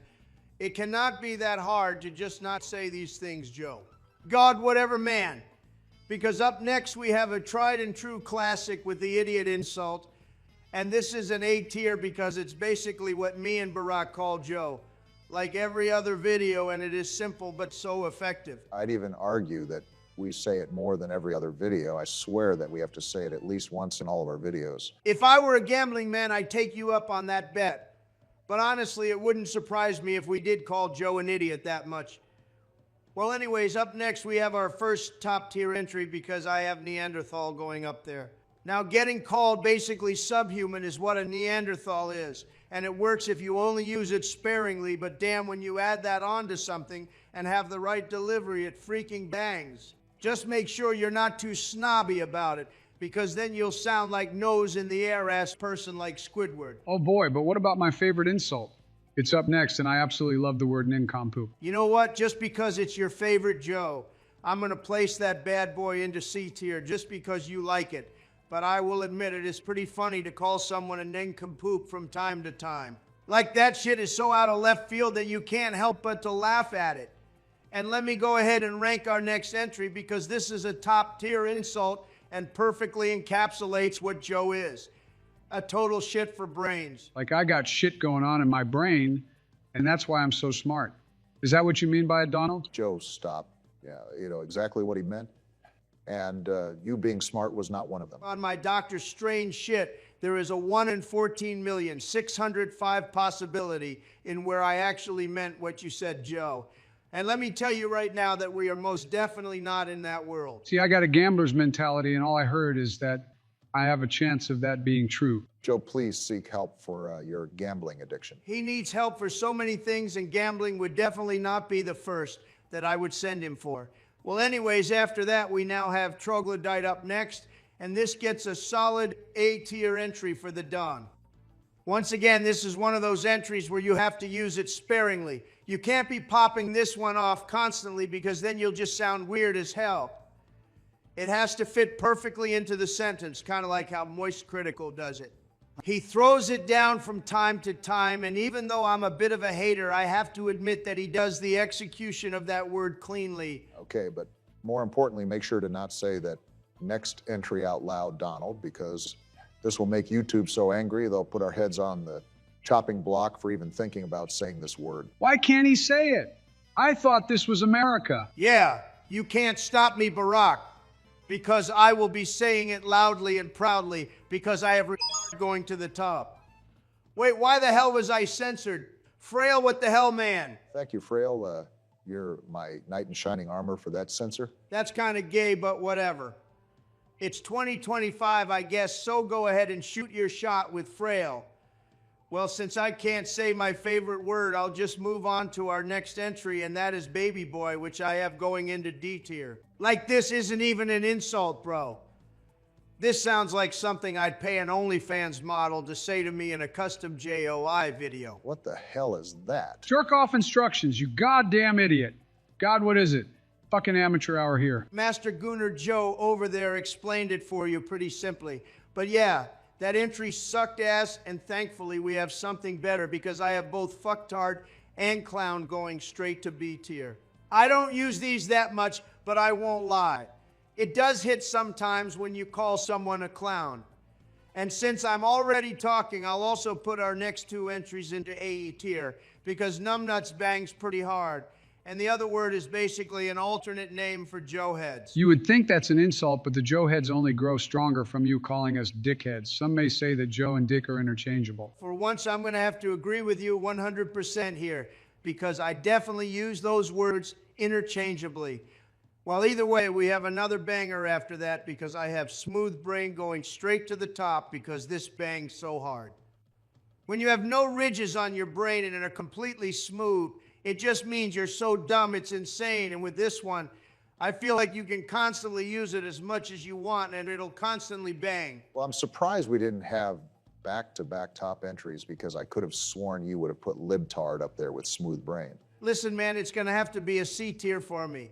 Libtard has lost its shine and luster for me because of how many people use it. Now, all I can think about are all the lousy people who have used this word.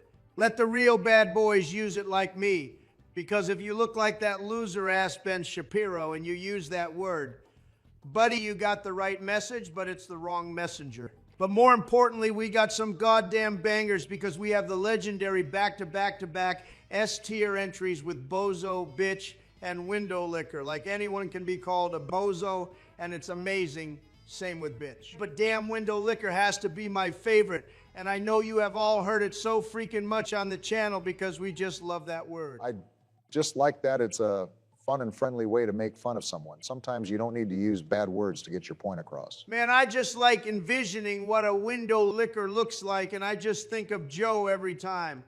That's the only reason why I love it. It's like calling someone a rock chewer because you can already imagine how dumb someone is if they chew rocks. We got somewhat of a stinker up next, though, because we have blank head ass, and this barely gets a C tier because that's how bad the bottom entries are. But damn, bro, if you're saying head ass in the big 2025, man, your ass is like Elon Musk saying epic win in some lame-ass terminology from 2010. Do yourself a favor and just don't use this as an insult because you're only hurting yourself. You know, when you insult someone, you're not hurting their feelings because you're only showing how insecure you are, and really, I feel bad for you. Shut the hell up, Joe. No one is going to take what you say seriously, bro. And I know you're only saying that because I roast you the most out of everyone. Well, after that, we now have asshole up next. And it's simple yet effective whenever you call someone that. It gets the point across and has a lot of usage. And this will get an A tier. This is definitely one I like. I feel like I use it a decent bit, especially whenever you and Joe decide to randomly gang up on me and you two try to gaslight me. Don't know what you're talking about, bro. All that is in your head, and I would never gaslight you. You'd have to be a simpleton to think that. And speaking of which, I will give this a solid B tier. You all saw how I used it just now. It's nice and simple, which I like in my insults. But man, oh man, we got some bangers up next because we have back-to-back A tiers with Shithead and Buffoon. Buffoon almost made its way to the very top, I won't lie. But I held strong because I already feel like I have too many entries at the top. Since when has that been a problem for you? In our food tier list, you always place entries all up at the top, like there would barely be any C or B tier entries. My bad that I appreciate food, bro. Are you gonna hate on my ass because I appreciate good eats? Hop off the jock, bro, and let me finish up this list because we got two stinkers to end everything off. Because what the hell are slap nuts or even a beef brain? Who the hell is using these two words? The Amish community or something. Like, what the hell is a beef brain even? Well, it's simple, Donald. Beef-brained or beef-witted are terms used to describe someone as thick-witted, brainless, or stupid. This phrase uses the association of beef with something of poor quality or a lack of intelligence to convey an insult. Okay, but what about slap nuts? What the hell could that even mean? Well, it's what I'd like to do to your face later tonight. What is going on, gang-a-lang? We are back with another video, and this time around I am, of course, going to be doing an Oceans tier list because for whatever reason, some of you wanted this, and this is going to be an easy one to rank considering the fact that there's only 5 oceans on this list, so I'll be able to do this pretty easily, and yeah, expect a lot of fun facts and some learning with this tier list. Oh, great. That's what everyone wants to hear when they're clicking on one of our videos. They totally want to learn and not laugh their ass off because we're an educational channel. I can teach them a thing or two about surviving the streets. I know a good rustle and tussle when I see one, and you bet your bottom dollar that I come out surviving every single time. Joe, you have ass cancer. You ain't surviving shit. Dude, way too soon to make that joke. This dude got diagnosed literally the other day, and you're here making fun of him. Yeah, it felt like that one was a bit too harsh as soon as I said it, but I had to commit to the bit. It's okay, Donald. I just rubbed some dirt on my fart box the other day. I should be fine. I don't think that's the solution, but either way, we have more clones of you in the lab. Wait, more what now? Joe, quick, tell us a story about your box shelter. Oh, I'm glad you asked. See, the other day we had a regular come through our box bar, and her name was Shelly. And oh boy, let me tell you that this Shelly girl gets wild. Unfortunately, she isn't too keen on letting me in on the action, and instead she makes me sit and watch in the box cuck chair while she has fun. But don't feel too bad because little does she know I'm actually into getting cucked. It takes a real man to sit back and relax while another man does all the work for you. And oh boy, this Joe dog really enjoys watching the show. It's like watching Animal Planet and seeing 2 animals mate. And we all know how amazingly hot that is. I regret asking you for a story now. Well, let's just ignore literally everything in our intro because Donald went in too hard at Joe, pun intended. And well, Joe is Joe, and it's never good to hear him talk about any story. So without further wasting time, let's start our fun educational tier list. And first on our list, we have the Arctic Ocean going last because this is the smallest ocean in the world, and it is distinguished by several unique features, including a cover of perennial ice and almost complete surrounding of land masses of North America, Eurasia, and Greenland. It is home to an array of species from polar bears to whales. The Arctic faces threats from oil and gas development, shipping, commercial fishing, and a changing climate. So we have to value and treasure this place because in the future, who knows if it'll ever be the same. Oh my God, here comes the sissy Barack complaining about climate change and how allegedly humans are ruining the environment. Listen, man, we were put on this earth to hunt and fish and fuck up this planet. If we weren't, then why the hell are we doing it? It's because humans suck and ruin almost everything. I don't know, Barack. I'm going to have to side with Donald on this one because humans have created a lot of things. We made fire, the wheel, writing, the printing press, electricity, and antibiotics. These inventions have revolutionized how humans exist, work, and interact with the world. If you don't find that all to be inspiring or cool, then I don't know what's wrong with you.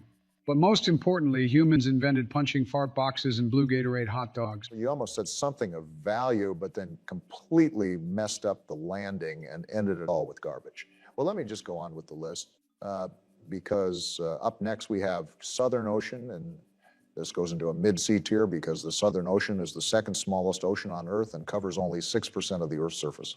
So because of the small size, it only goes in this ranking, but thankfully it's still pretty cool. Like how icebergs will be encountered in the Southern Ocean during any season, but during May to October, there are also strong winds which make crossing the ocean even more dangerous, so you don't want to travel during that time. Not that you'd want to travel over there, considering it's not really a big tourist spot. I mean, who travels oceans for fun? Maybe to see the animals, because the Southern Ocean is home to the emperor penguins and wandering albatrosses, blue whales, and fur seals. They have some of the biggest seals, which are the elephant seals, which weigh up to 8,818 pounds. So to give you an idea of how heavy that is, it's probably like 2 or 3 Donalds combined. Here we go with the fat jokes again. You know what, though? I'll allow them to slide without getting angry, because I still feel a little bad about the joke I made to Joe. But still, let's remember that I am not that fat, and that realistically I have like 2% body fat, and I am quite chiseled. It's just the suits and camera that may make me look quite larger than I actually am. More like it's all the cookies and junk food you're eating, fat ass. Joe, you're literally going to die. I don't care what some frail-ass old man with booty disease has to say. What happened to being nice, Donald? You literally didn't even last a minute. Joe was asking for it, man. I tried to be nice, but he literally makes it almost impossible. It's like trying to be nice to the worst person ever. Like, imagine you telling me to try to be a nice person to Ted Bundy or Jeffrey Dahmer. Would you be telling me to be nice to them? Joe is not as evil as Ted Bundy or Jeffrey Dahmer. At least I think he isn't. Well, those who were present for the stuff that went down in the summer of 1973 might have to say otherwise. But thankfully, when I got elected, I silenced all of their voices and used my authority for evil and severely abused my power to make sure no one knows about all those bodies that I dumped out in the Pacific Ocean. Right now, they're either at sea level or they were already consumed by various sea creatures. I say that all hypothetically, of course, because I totally did not run a meth lab back in 1973 and was selling it to a bunch of children in order to get in their pants, and Juicy Lucy was definitely not my partner in crime. Matter of fact, she did everything to that kid in the back seat of that car during the stormy night, and I had nothing to do with his fart box. Well, that was a huge lore dump that we didn't need at all. Like, you may be the Bay Harbor Butcher, and that's terrible. But I mean, you did connect it back with our ocean tier list, albeit in a very fucked up way. But on the other hand, you do have butt cancer, so I will let this incident slide, I guess. Oh, well, Joe's misdeeds from his past aside, we now have our next entry, which is the Indian Ocean, and this gets a B tier entry, and it is the 3rd largest ocean that we have here on Earth. This covers 20% of the Earth's surface, and the animals are cool too, as the shrimp and tuna are found in abundance in the Indian Ocean. Many endangered species like the dugong, seals, turtles, and whales live in the Indian Ocean. The waters in the Indian Ocean also have one of the lowest oxygen content in the world, and this ocean also has many oil deposits, which make up about 40% of total world production. Sounds like we need to drill baby drill over there.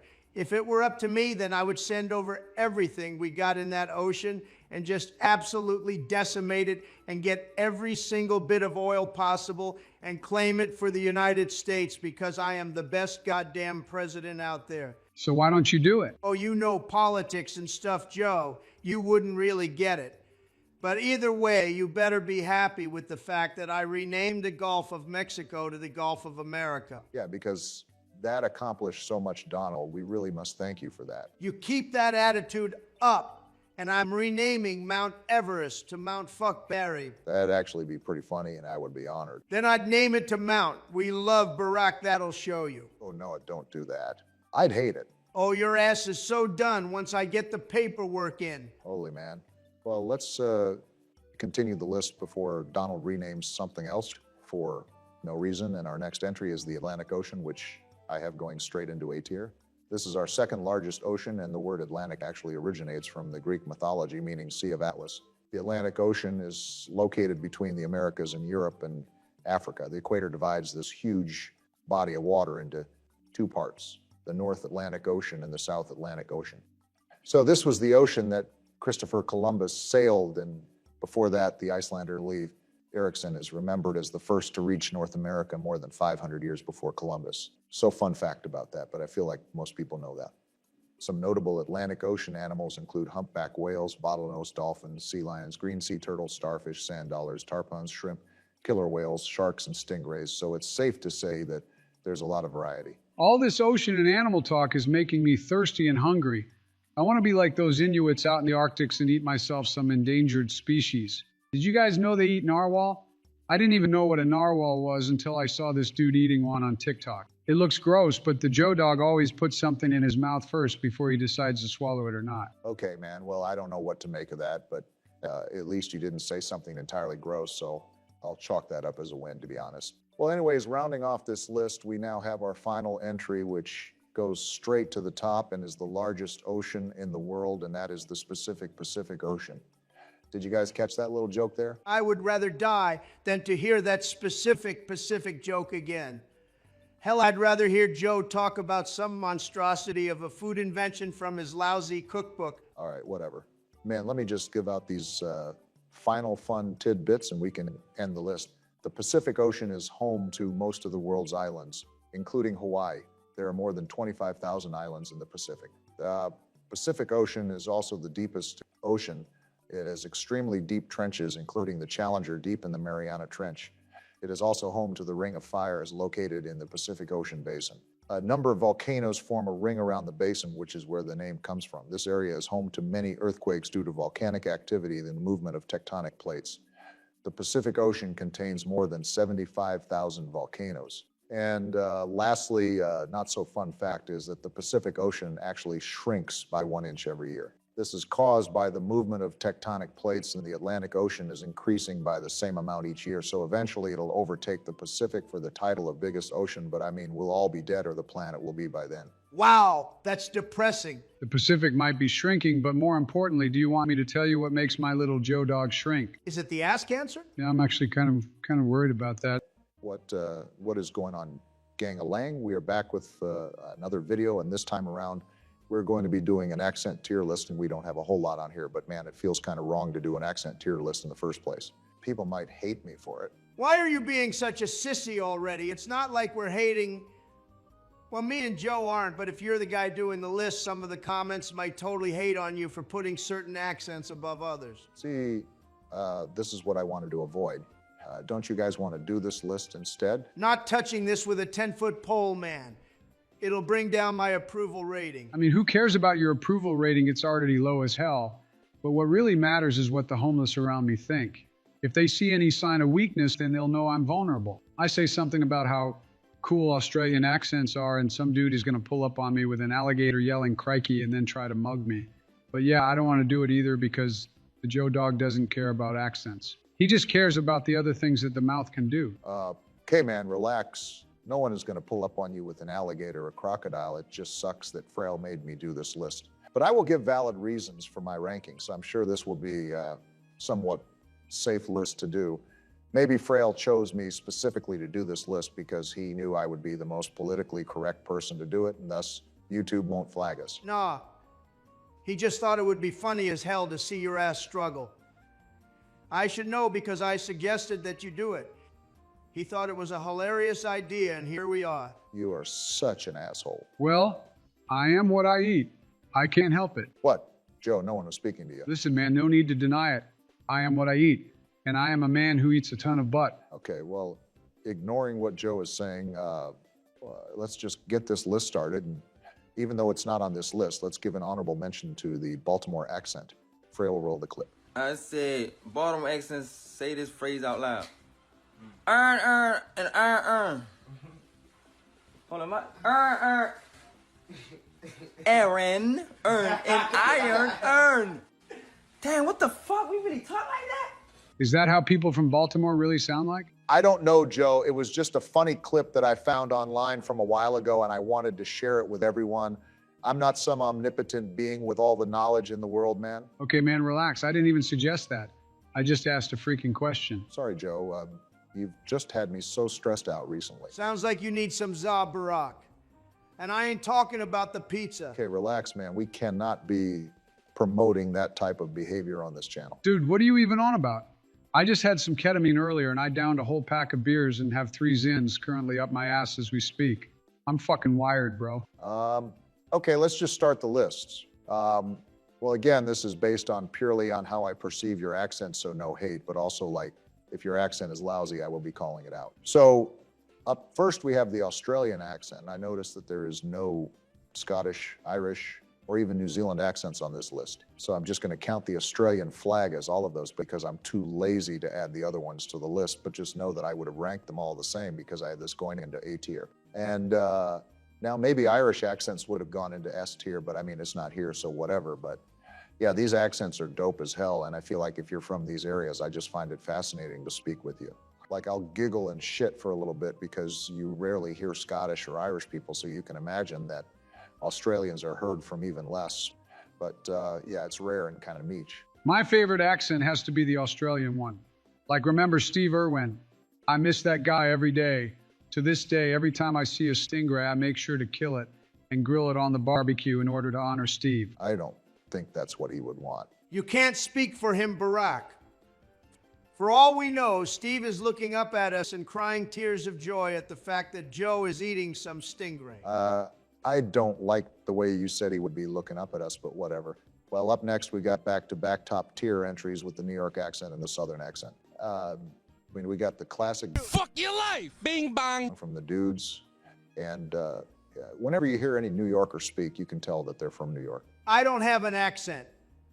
What are you trying to say here, man? You calling me a fake New Yorker? Well, I'm not saying that. It's just because you're not from the cool parts of New York. But yeah, then we got Southern accents up there because whenever you hear any Southerners speak, they have this little twang on them. And honestly, that shit is pretty cool. Like it's a perfect storytelling voice and singing voice. Like imagine some country music, but they're talking to you like they're from California. Like it really doesn't work in that case and would ruin the song almost instantly. The Joe Dog wishes he had a Southern accent. I feel like it would make people take me more seriously. Firstly, I want to say that you cook with these 2 placements, Barack. Well, aside from you dissing me and saying I don't have a New York accent, but more importantly, Joe, nothing you say could possibly make anyone take you seriously. The problem isn't the way you speak, but it's rather what you say, man. Half the shit that comes out of your mouth is absolutely vile. And I'd even argue that it's more than half the stuff you say. I actually agree with what you said. Joe, you are like the exact opposite of the voice of reason. You are pure bottled chaos in like the worst way imaginable. It's like giving a criminal a gun and letting him run loose. You just cannot be trusted. Oh, you guys will definitely pay the price for slandering my good name. Just wait till the next sleepover. The butt monster is going to come out to play, and let me tell you right now, it'll be fun for the Joe Dog and maybe fun or horrifying for the both of you. See, it's shit like that, man. We are most definitely not having you over our houses, nor do we want to visit your box house. So good luck ever having a sleepover with us. It's fine. I can break in and do what I want to you guys while you sleep. I'm like the Predator. From the movies, but also the textbook and dictionary definition of a predator. Barack, let's buy security systems for our houses after this video. It sounds like we may need to be careful for at least a solid day or 2 before he eventually forgets about the reason why he's angry with us. I'm way ahead of you. I had already ordered a bunch of shit off Amazon to possibly ward off Joe. But enough distractions because up next we got a certified D tier with the Canadian accent. Like they don't say shit differently than Americans except when they say sorry or about. They say sore, E and boot. And frankly, to get on my Donald shit right now, that really pisses me off, and I'm glad you fucking Canadians are getting tariffs. Whoa, man, settle down. Those are our neighbors you're talking about. I'm just playing hardball with them, and I actually like the accents. It's silly and funny. What the hell? I thought you'd be on board with me with this shit. Not really, man. I just put tariffs out because I like to grab people by their balls and play mind games with them. Read The Art of the Deal, man, and you'll know I'm cooking. Plus, I don't want anyone buying a Nintendo Switch 2 before me. Gotta make sure that shit is expensive as fuck, so I look even cooler when I have it, and the baddies will flock to me just for a chance to play it. I fucking hate you so much, man. The one time I'm actually hateful and you don't support me at all. But if this was Joe, I'm sure your ass would be bending over for him. You sound bitter as hell, man. That is not good for your health. you're going to end up with some high blood pressure or something.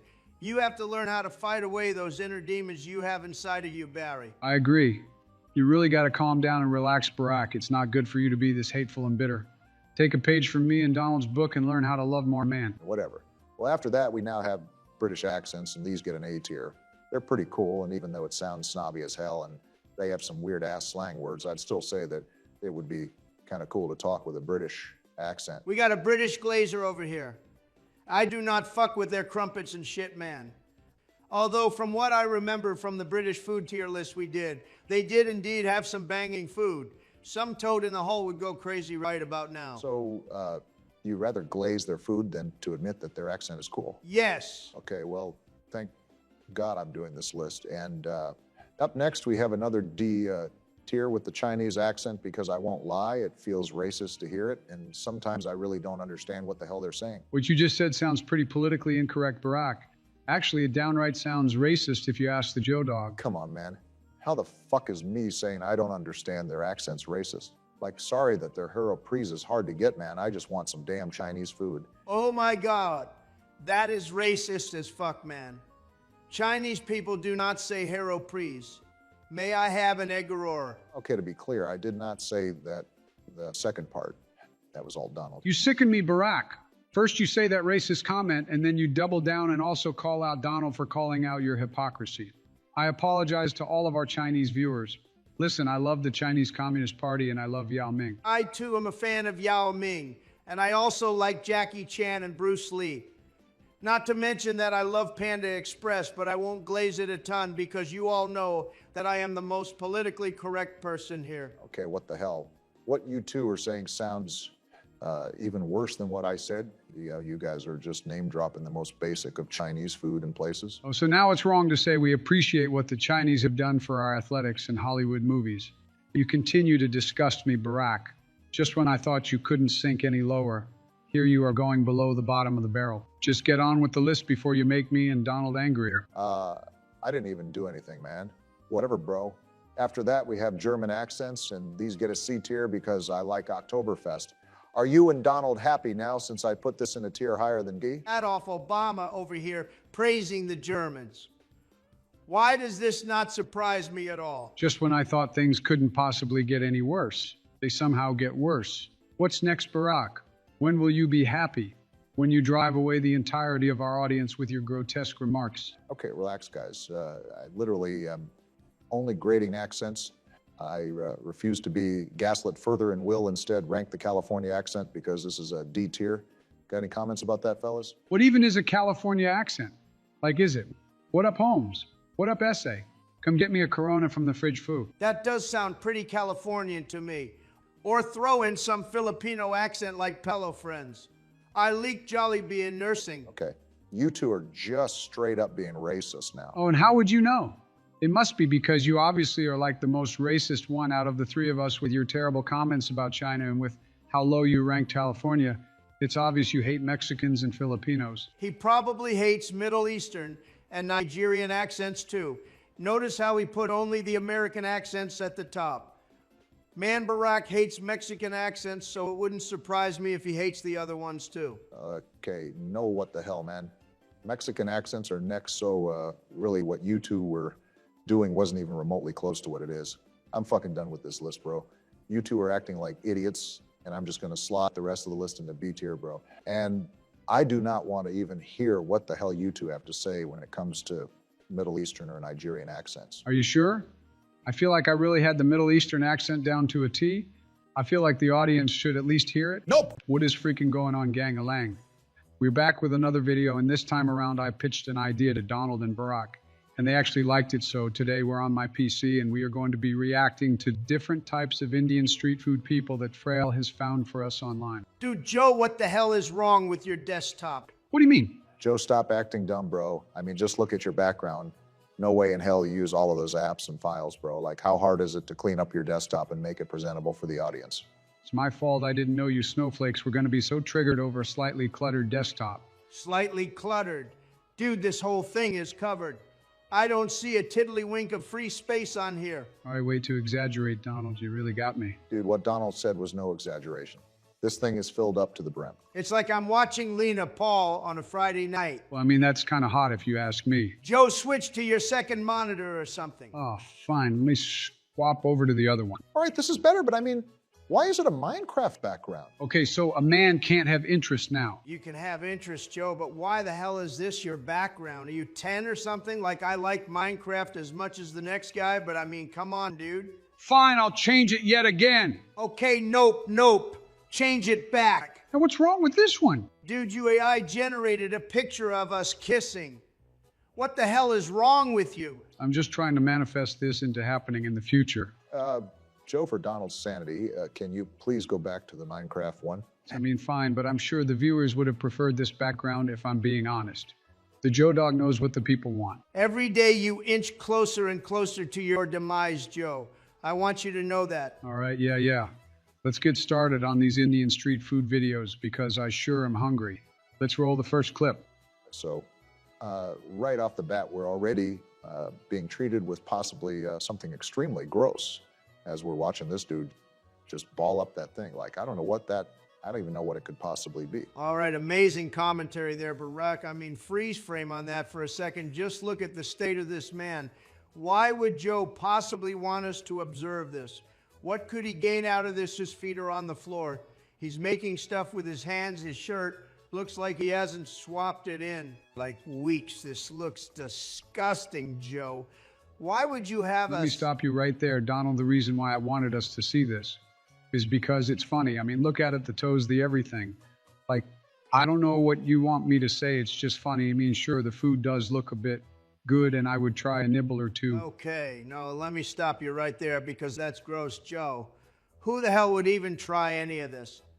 I'm going to get a new virus from ingesting any of that toxic waste. Is it bad that this isn't even the worst clip Fraile has in store for us? Dear Mother of God, let's just keep playing the clip. You know, I admire how he uses his hands. Makes me wonder what else he can mash with that hand. Joe, please, just shut the fuck up. I'm just saying, man, looks like he's got some strong hands.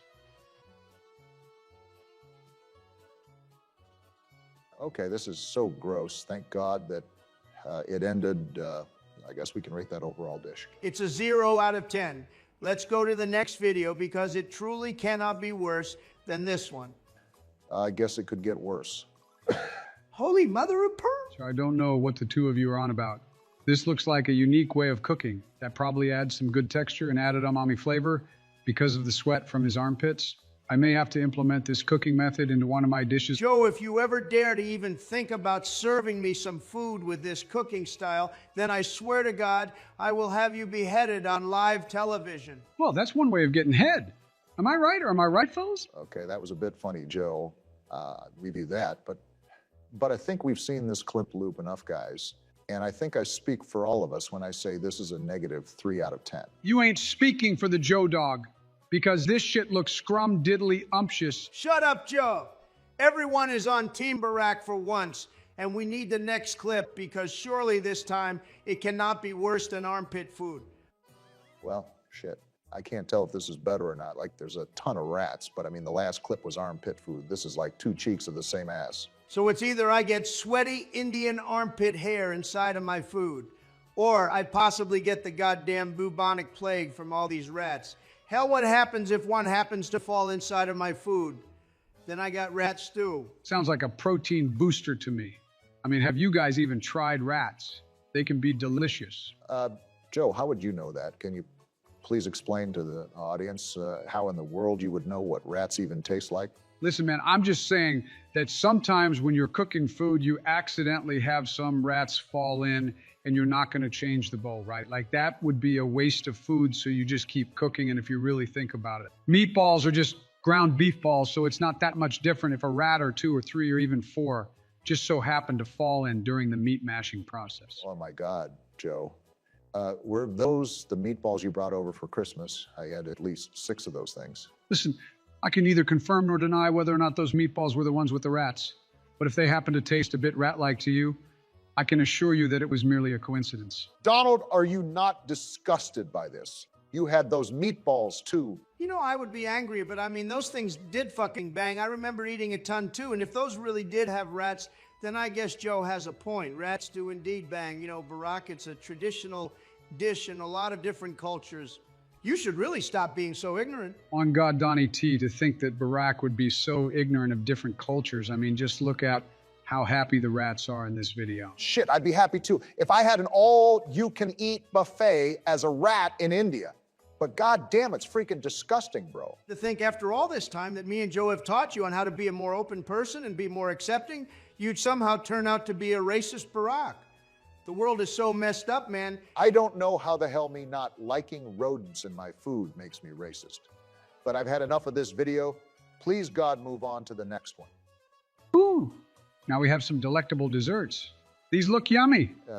Jesus Christ, Joe, you have to be trolling, right? You absolutely cannot be serious about this looking appetizing in any single way. Yeah, the rats were one thing because you managed to change my mind on that Joe, but like this is straight up sweat and arm hair going into my food. Listen, the sweat adds this yummy salty flavor that you need in desserts sometimes, and the hair can provide different textures into every single bite. Not to mention the fingernail gunk and calluses that can go into these things too. Okay, I'm done. Go to the next clip. But we haven't rated this yet. Don't care. We didn't do it for the last one, and we aren't doing it for this one because they're all in the negatives. Next clip. Well, now this one looks yummy too. Okay, now this one is better, and he's actually using utensils, but like he ends up using his hands either way. Like, do Indian people just choose to use their dirty hands when handling the food? I don't get it. Is what Joe said actually true? Is there some secret seasoning to dirty hands or something? I just can't comprehend it. No, Donald, don't go believing him. I couldn't tell you why he chooses to use a spoon in one clip and then just decides to forgo using it again and resorts to using his hands. I really couldn't tell you, and the worst part is they use the spoon to scrape the food off the table. God damn, and the fact that this is one of the better videos is the worst part about all of this. Oh, I comprehend it, and this fine man has himself a customer in the Joe Dog. He has the secret sauce and all the microbes from the table and from his hands, which are probably from receiving the money and then not washing his hands at all. Like, it all just adds the flavor and is improving your gut health and exposing it to healthy bacteria. You know what scares me the most, Barack? The fact that I'm actually believing what Joe is saying now. Like, there is no way these people ever get stomach pains in their life. Like, if you're eating food like this, then how much worse can it get? Oh, God, man, please don't say that. I think we've seen enough. Please go to the next clip. Why is there no spoons being used again? I think we shouldn't even be surprised anymore, Donald. This is just the way it is, man. Elbow deep in batter. He then wipes away everything, including his skin particles, right back into the batter mix. And he's pouring it out with his freaking hands, bro. Like, what the hell is this even? I don't think you guys need to hear what I'm about to say. We all know where I stand on this. Unfortunately, we do. And I hate myself for even knowing that. Dude, I'm just in total shock right now. I can't even process the information going through my brain right now. My one true love is food, and right now I am seeing my dear beloved being gangbanged by a bunch of men, and there's nothing I can do but sit in the cuck chair and observe the massacre unfolding in front of us. I, for one, love the cuck chair, and I am enjoying the scene right in front of us. I want to whisper in your ear, Donald, and tell you to not look away. That's it. For Donald's sake, please swap to the next video. Oh, I gladly will change it, and would you look at that? They're grabbing more liquids with their bare hands. Yummy, yummy in my fucking tummy. Oh my God, it only got worse. My brain is melting. Joe, stop trying to break Donald's mind with these videos. Was this your true end goal? No, of course not. I'm just a fan of Indian cuisine is all. Please, Donald, stare further into the monitor and look at what they're doing to your precious food. I'm gonna be sick. Oh my God. I think I would die if I drank one of these. Please, God, make it stop. That's it. Joe, your next video is your last one. Last one you say, well, let me end this amazing video off with a banger. Now, would you look at this amazing concoction of meat? Actually, I don't know if they even eat beef, so who knows what the hell is even in here. All I know is that I'd love to slurp up all that goop and juice and maybe even lick it off the man's fingers. Jesus, this literally looks like the food from Resident Evil. I think I'm gonna throw up. Donald, hold it in. Be strong. I can't hold it in. I'm about to... Well, now you have him puking Joe. Are you happy with what you did to Donald? Well, I don't know if happy is the right word, but I definitely got a chub off hearing that. What is freaking going on, gang-a-lang? The Joe Dog is back with another ice cream tier list, and you all can bet your bottom dollar that it is about damn time that I covered some Ben & Jerry's ice cream. I love them so much, but before we start this video, I want to bring this into attention because Mr. Ben and Mr. Jerry have crossed the Joe Dog in a way that not many people have done. This has quite frankly dishonored me and my entire bloodline for generations and generations to come. So you're saying Hunter wasn't doing that already? Nah, he's cool as hell, and the thing I love most about him is his free spirit. But Ben and Jerry's did something so horrible, so asinine, that I'm about to throw up just trying to get the words out of my mouth. All right, Joe, spit it out. You're dragging out this bit, and I already know that Ben & Jerry's is one of the best ice cream brands out there. I mean, Joe, they even endorsed Kamala Harris and made their own Kamala ice cream flavor, and it's even on this list. I asked Fraile to include it because I figured you'd want to support her. You freaking idiot! This is exactly why I hate them. How are you going to tell me that she gets her own damn flavor of ice cream, but the Joe Dog is left with nothing? I constantly talk about how much I love ice cream. It's literally one of my only things. I am known as the goddamn motherfucking ice cream president, but they have the utter gall, the sheer audacity to do this dumbass Kamala Harris flavor. She doesn't even like ice cream like that. She always tells me that she's more of a slushy type of person, and yet Ben and Jerry thought to themselves, oh yeah, let's just give her a flavor and not care about Joe at all. Sure, he's the current president, but who cares? Well, guess what, everyone? That is my final goddamn straw, and guess what I'm doing now? Smoke bomb! Joe, hey, what the hell, man? Don't go throwing smoke bombs and, what the hell are you wearing? You know she isn't going to like that. Joe, don't listen to him. You look sexy as hell, my brother. See, this is why I love you, Donald. And yes, everyone, this is officially MAGA Joe, and I'm only here because of dumbass Ben and Jerry. Want to endorse Kamala Harris, huh? Well, guess what, you idiots? Now you got me, the current president, wearing my swagged out MAGA hat. And I will start this video off by placing the Kamala Harris ice cream that probably tastes like garbage straight into D tier. And I am officially announcing my endorsement for Donald J. Stop right there, pussy boy. What the hell? How'd she join our private call? Oh, hamburgers. This is not what it looks like, Kamala? It's future Madam President to you numbnuts. Now take my fucking ice cream off D tier and place it into S tier right now. You dementia-ridden sorry-ass excuse for a man and even much sorrier excuse of a president. But I just don't like the flavor is all. It's nothing political at all. You are beyond mad if you think I'm as stupid as either Donald or Barack. Because while you bark off about blue Gatorade dogs and yap about random tier lists, I'm here running my damn campaign alongside the country because Whittle Baby Joe wants to play games with his little gay boyfriends while they all circle jerk each other in a phone call and whisper about how much they care for one another. The only one with a semblance of a mind is Barack here because he was so scared of me that he notified me of what dumbass shit you were up to next, Joe. And I had to take time out of my goddamn day just to intervene, and you bet your ass you're getting punished for this, Joe. Like, how insane can you be? Men living in gutters and drinking their own piss would shun your company. You are a prancing lunatic who not a single goddamn soul, and I mean a single soul, would want to be around.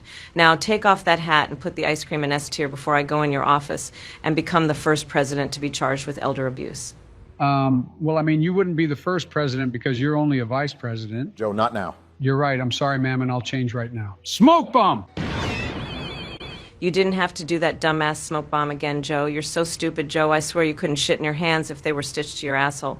You know you're getting put in the White Room again for 8 hours this time just for this little stunt.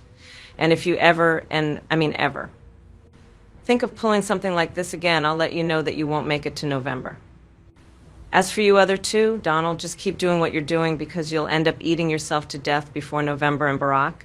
You may think you're better than these two, but you're just as dumb, if not the dumbest, for willingly hanging out with these troglodytes. I hope to not see you losers anytime soon, and Joe, once again, let me say that you're a waste of perfectly good oxygen. Well, that was rough. Why'd you even invite her to the call, bro? She was rude as hell, and she's lucky she left before I said what I was going to say because I was going to go off and it was going to be ugly. Luckily, you two held me back from tearing her a new one, and not in the way I'd like to. Well, I mean, we didn't do anything. We kind of just watched Joe get spit roasted, and then we got caught in the crossfire. But you heard her, man. She's going to do ungodly things to Joe later, and I just wanted to save myself from that. Is it bad that I really got turned on from all that? Dude, what the hell? I just love the way she mistreated me, and she doesn't know it. But I love the White Room. She sometimes locks me in the cage in the freezer and comes in every 30 minutes and throws water on me. I'm just saying, don't knock it till you try it. Joe, I don't think I'd want her doing that to me, but I guess I respect you for being so upfront about what you like. Thanks, man. Well, let's start this list and ignore what just happened. Yeah, sorry I can't endorse you, Donald. But yeah, the Kamala Harris ice cream is an S tier. But up next, we do have some certified stinkers, and long-time Joe Dog ball knowledge knowers know that I hate mint. And I have both mint chocolate cookie and Minter Wonderland going in stanky D tier. I can't lie, I'm still hung up on what happened earlier. It's hard to flip the page on something like that, especially after seeing Joe just get decimated. Donald, please, we can't speak about it more or she might come back. Kind of want her to come back and prosecute me harder and put me in some handcuffs. No, Joe, continue the list. You're no fun, man. Well, we now have 2 back-to-back A-tier entries in the Americone Dream and the Cherry Garcia. And these are great flavors, and I know many people might be like, but Joe, you hate cherry-flavored things. And no, I hate artificial cherry, and the Cherry Garcia is made with real freaking cherry pieces and therefore satisfy the Joe Dog. And I really do like it a lot. I think people may gas it up too much, but it's really good. Something that isn't as good is our next flavor, which is the Marshmallow Sky. And this gets a freaking B tier, bro. I think the blue coloring just throws me off, but the flavor isn't all bad. It just looks off. Oh, so you're fine sucking off the blue raspberry icy cookie from Crumble Cookie, but you draw the line at blue marshmallow ice cream? I mean, yeah, bro, you can't desecrate the sacred art of ice cream. But if I had a blindfold on and tasted this, I'd enjoy it. I won't enjoy it as much as our next 2 entries because I have the pistachio ice cream and the New York Super Fudge both going into S tier because goddamn the Joester can't have enough of these 2. I think Ben & Jerry's has my favorite pistachio flavored ice cream, which is why I have it so high. And the New York Super Fudge chunk has chocolate ice cream with white and dark fudge chunks, pecans, walnuts, and fudge-covered almonds. Like the amount of chocolate overload is to die for, and the texture and flavor is one of, if not the best flavor here. Joe is spitting facts right now, because whoever thought to add white and black chunks of fudge and almonds to some chocolate ice cream was a damn genius. I need that person in my administration because only a freaking genius would think of that. I mean, I don't think they'd want to be on your administration given the first S tier on our list. Oh, damn, you're right. Well, it's their loss. Oh, it definitely is, Donald, because I'd love to be in a Laura Loomer type of position in your administration. Full access to the Don seems like my wet dream. Joe, I think I'd rather give up running for president than to ever allow that to happen. Well, you know what they say. You miss 100% of the shots you don't take. Ahem. But yes, following those amazing entries, we now have our first C tier, because the coffee flavor isn't really doing all that much for the Joe Dog, if I'm being honest. I just wasn't that much of a fan. And in general, I don't like coffee-flavored ice cream all that much, so that shouldn't be a surprise. Up next, though, we're back to greatness because we have a freaking S tier in the peanut butter cup flavor, and this is magnificent. This is a no-brainer S tier right here, man. Like, if I had placed this lower than an S tier, then I'd want Donald to execute me via a firing squad. Don't worry, Joe. I still plan on doing that when I get elected. This guy is such a jokester. I swear he should be a comedian. But let's get to wrapping up this list, because up next we have a B tier in the PB S'more, which is toasted marshmallow ice cream with peanut butter cups, graham cracker pieces, and marshmallow swirls. And I understand that it's supposed to be a peanut butter s'more flavored ice cream, but like the graham cracker pieces kind of ruin it for me and bring the rating down. But I think if it would have gotten rid of that, then it would be an A tier, because peanut butter ice cream with marshmallow sounds amazing, like a peanut butter rocky road. Yeah, but then that would defeat the whole purpose of it being called the PB S'more Joe. No shit, Sherlock. That's why I said if. I know what they were going for and I respect it, but a B tier isn't bad at all. That being said, wrapping up our list, we have some certified banging S tiers because the fish food and chunky monkey ice cream flavors are just amazing. See, fish is spelled with a PH, so that's how you know it's Fat Boy certified, but it's chocolate ice cream with gooey marshmallow, swirls, caramel swirls, and the cutest little fudge fish on it.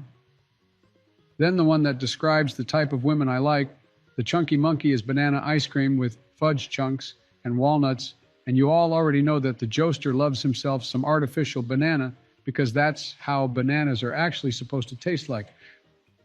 Did you guys know that artificial banana is actually how bananas tasted like back before some fungus killed them all? Yes, Joe, I swear you've said this before in another video, and we all already knew this. Well, not everyone might have known, but either way, that's the list. And since it's the end of the list, I might as well say what I was going to say at the start. Joe, no, you'll summon her again? I, Joe Biden, endorse Donald J. What is going on, gang-a-lang?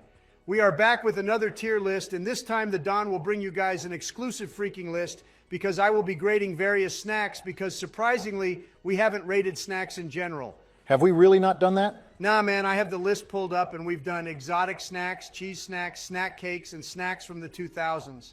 But we have still yet to do just snacks in general. And I figured that it was high time that I got around to making this damn video because if I don't, then who will? I'd happily do this video and I'd twerk on it so hard, to be quite frank. Except I see that freaking pickle right there to start this list off. And I'm already disgusted because what the hell is that about? See, this is what I'm talking about. Joe is like an unreliable narrator and we can't trust his ass on a ranking as precious as this. Bro hates pickles so much and I will never understand it because they slap on everything and anything.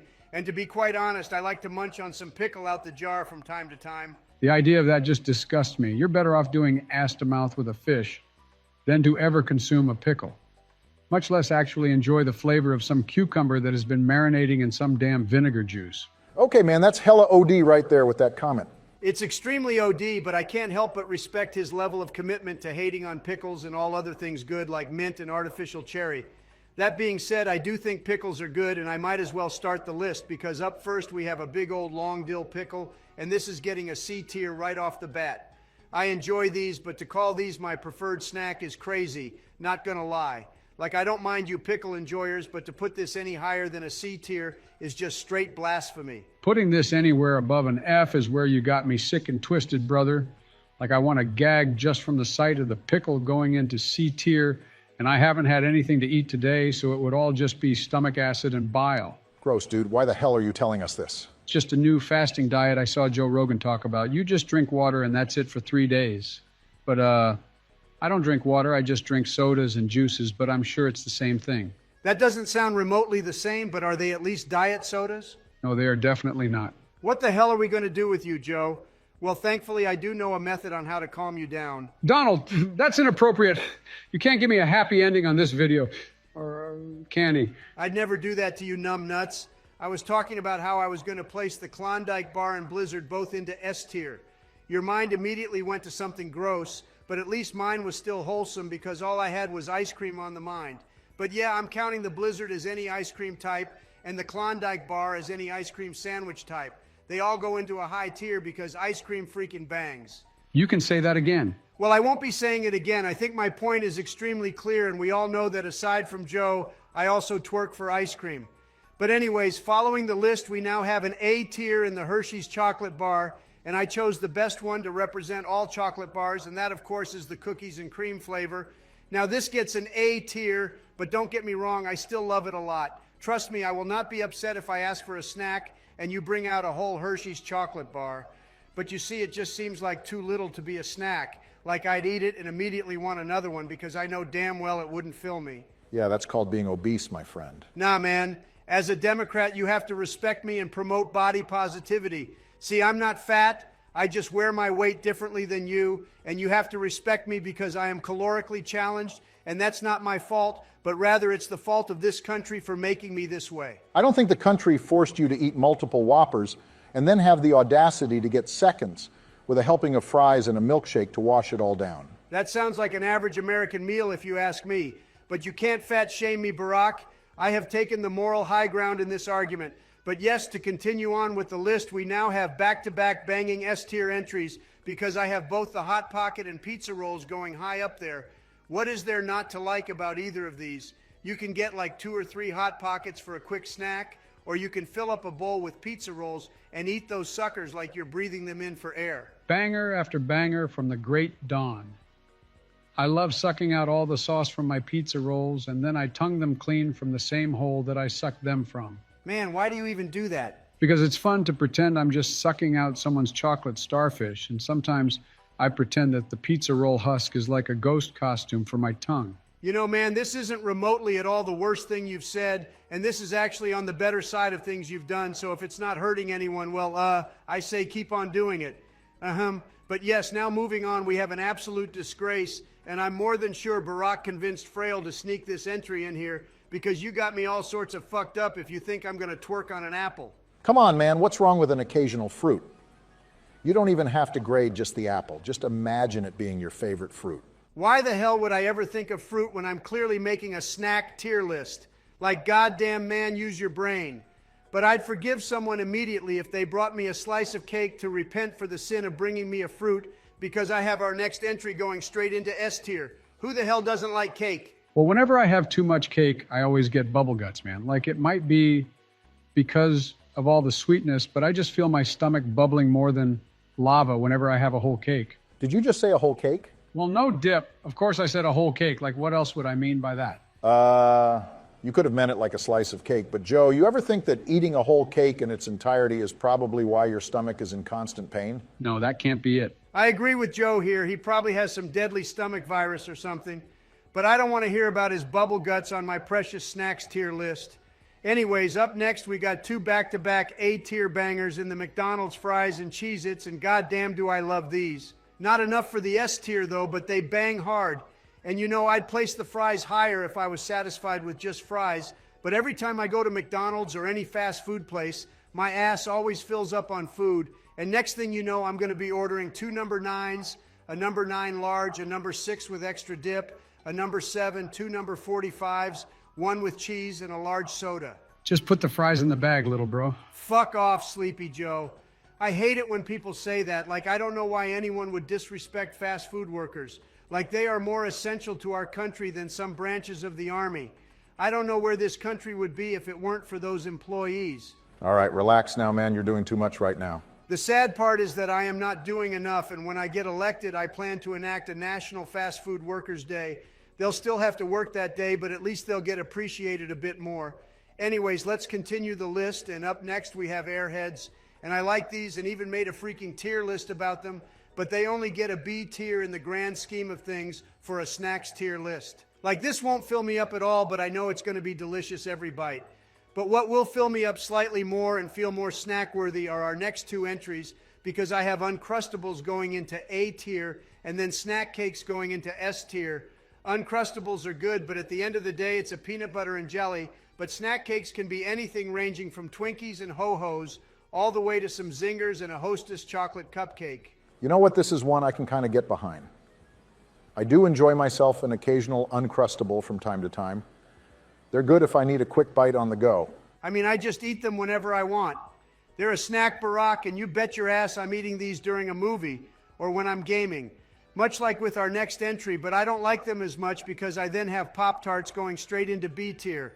Listen, they're good and I enjoy them, but you can't ask me to take Pop-Tarts over anything above it.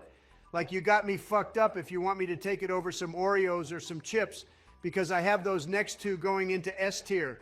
Like I don't even have to explain this one because I think it's well documented how much I twerk for either of these. Yeah, but I mean, I did do the chip tier list, so some would argue that I twerk for chips more than you. Joe, you get lucky Fraile lets you do them. We all know the Don would dominate those lists too much, which is why Fraile spread them out for us.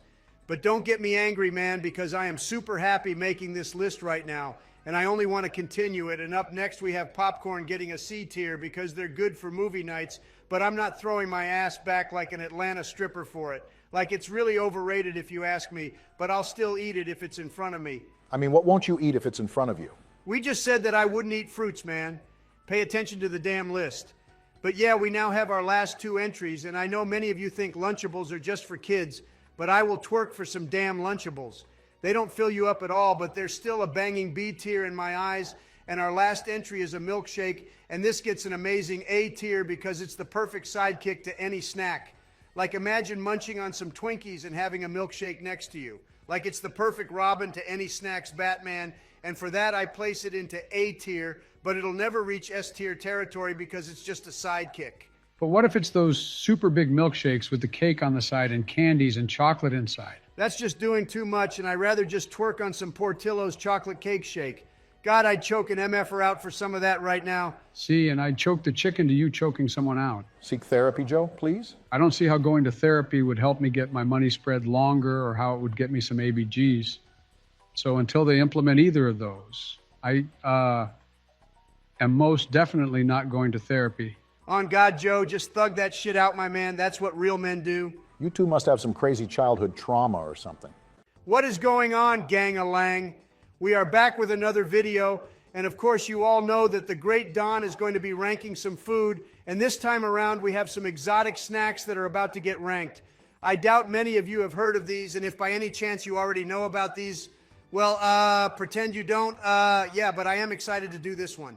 When aren't you excited to do a tier list about food? If it were healthy food, I'm sure he'd be depressed. Sleepy Joe, I know damn well that you aren't the one talking when last time you did a freaking fingers tier list.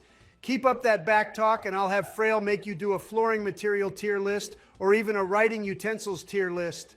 Joke's on you because I'd actually love that. I forget that you're a weirdo who enjoys being mistreated. God, well, I'd have Barack do them instead and you'll just do a normal tier list. Please no, Donald, think about this. Barack could never make an entertaining tier list about mundane things. All right, we don't need to start the video off with some slander headed my way. How about instead we just talk about the topic at hand and get the list started, because this is actually an interesting one. It really is one of the best topics out there because who doesn't love snacks? And I'm not even mentioning the fact that these are exotic snacks, just like this exotic neighbor I had who moved across the street, and I always observed how he did things in a different way. And I didn't really understand him or his culture, but he seemed like a nice enough guy. So I kept it casual, but then I found out he was super into stuff that I liked as well. And the two of us grew a bond that was so strong that not even Lizzo sitting on it could break it apart. But one day he gave me the terrible news, and he had only 4 months left. He couldn't do anything about it, and he chose to return back to his homeland and live out his days in peace with his foreign and exotic family and multiple other loved ones. But not before leaving me with a beautiful painting that he drew himself to commemorate the friendship the two of us have built together over the years. Well, that's actually a super sad story, Joe. I'm sorry that happened to you. It's good that him being from another culture really expanded your mind and worldview and taught you not to judge people on their outward appearance only. If you don't mind me asking, what was his name?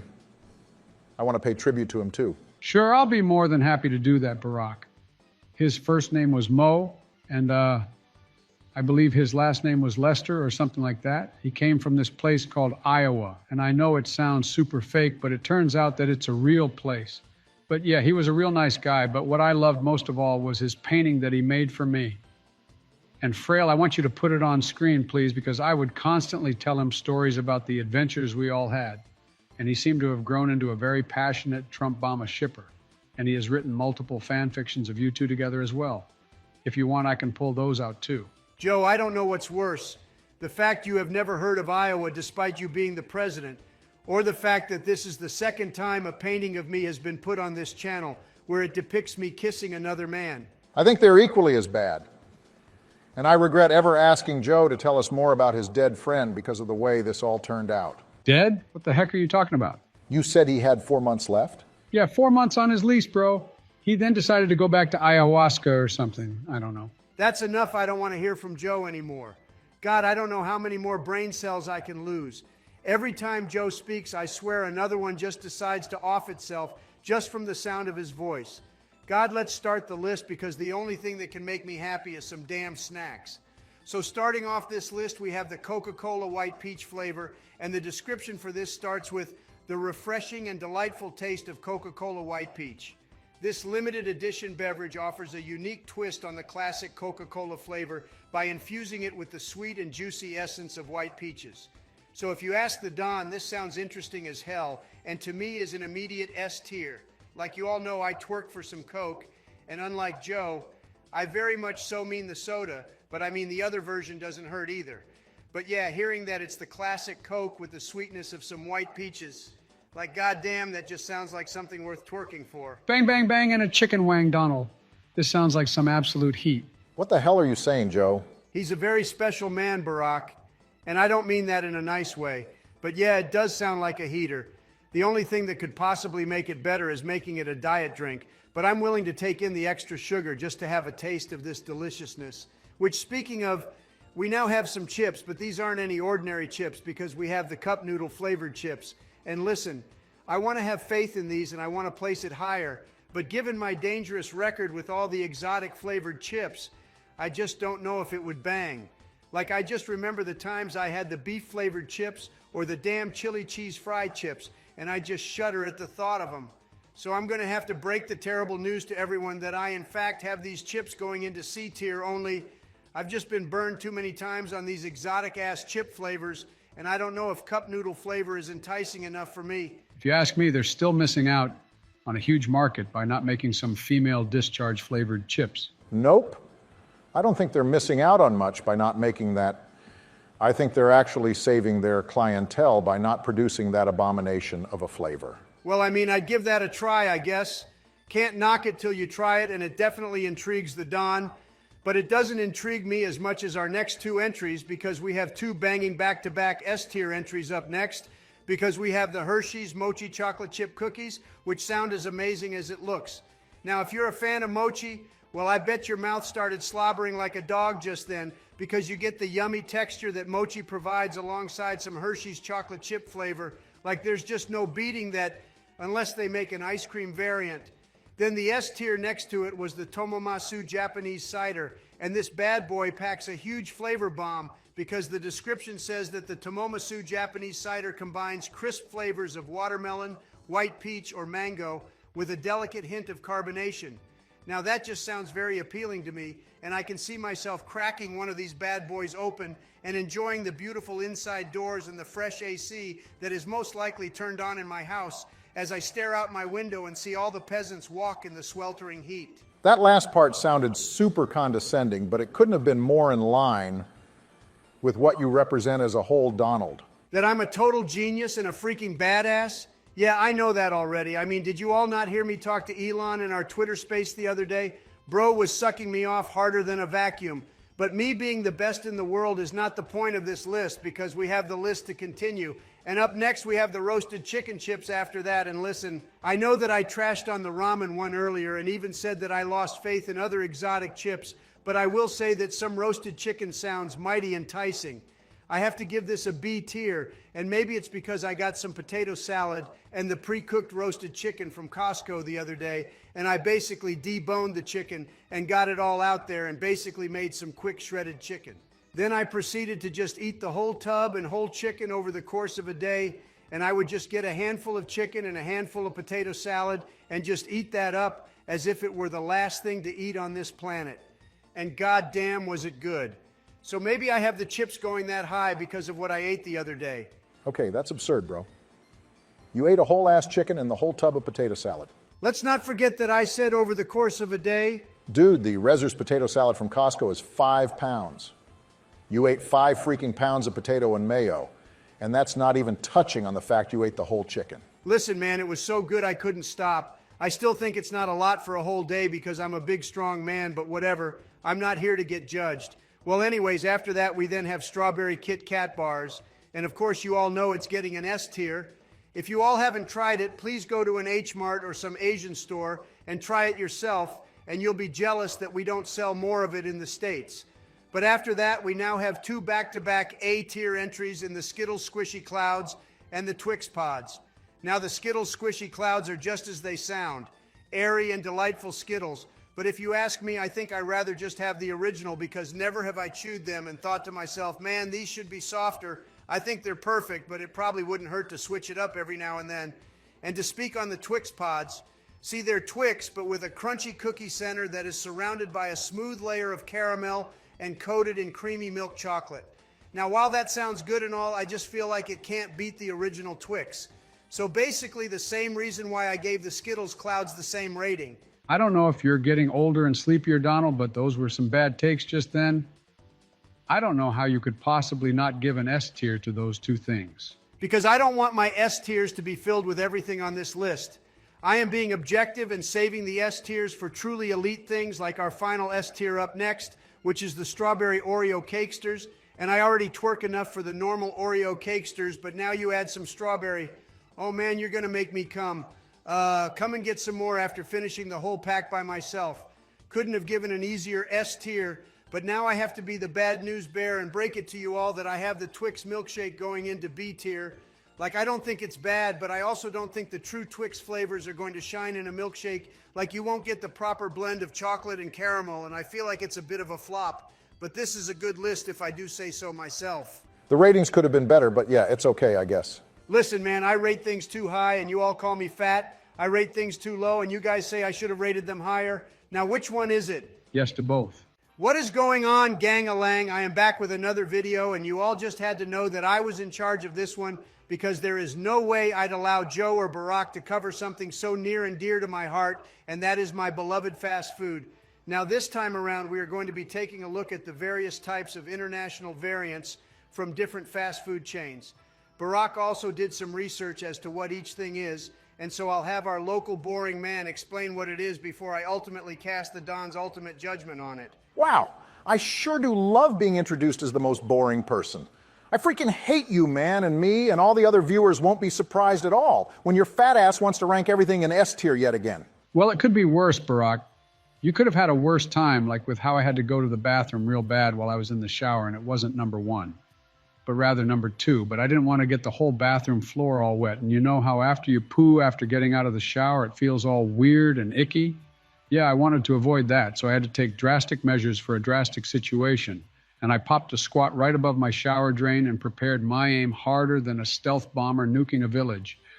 Once I had the coordinates correct, I then proceeded to fire off the most vile-smelling of missiles.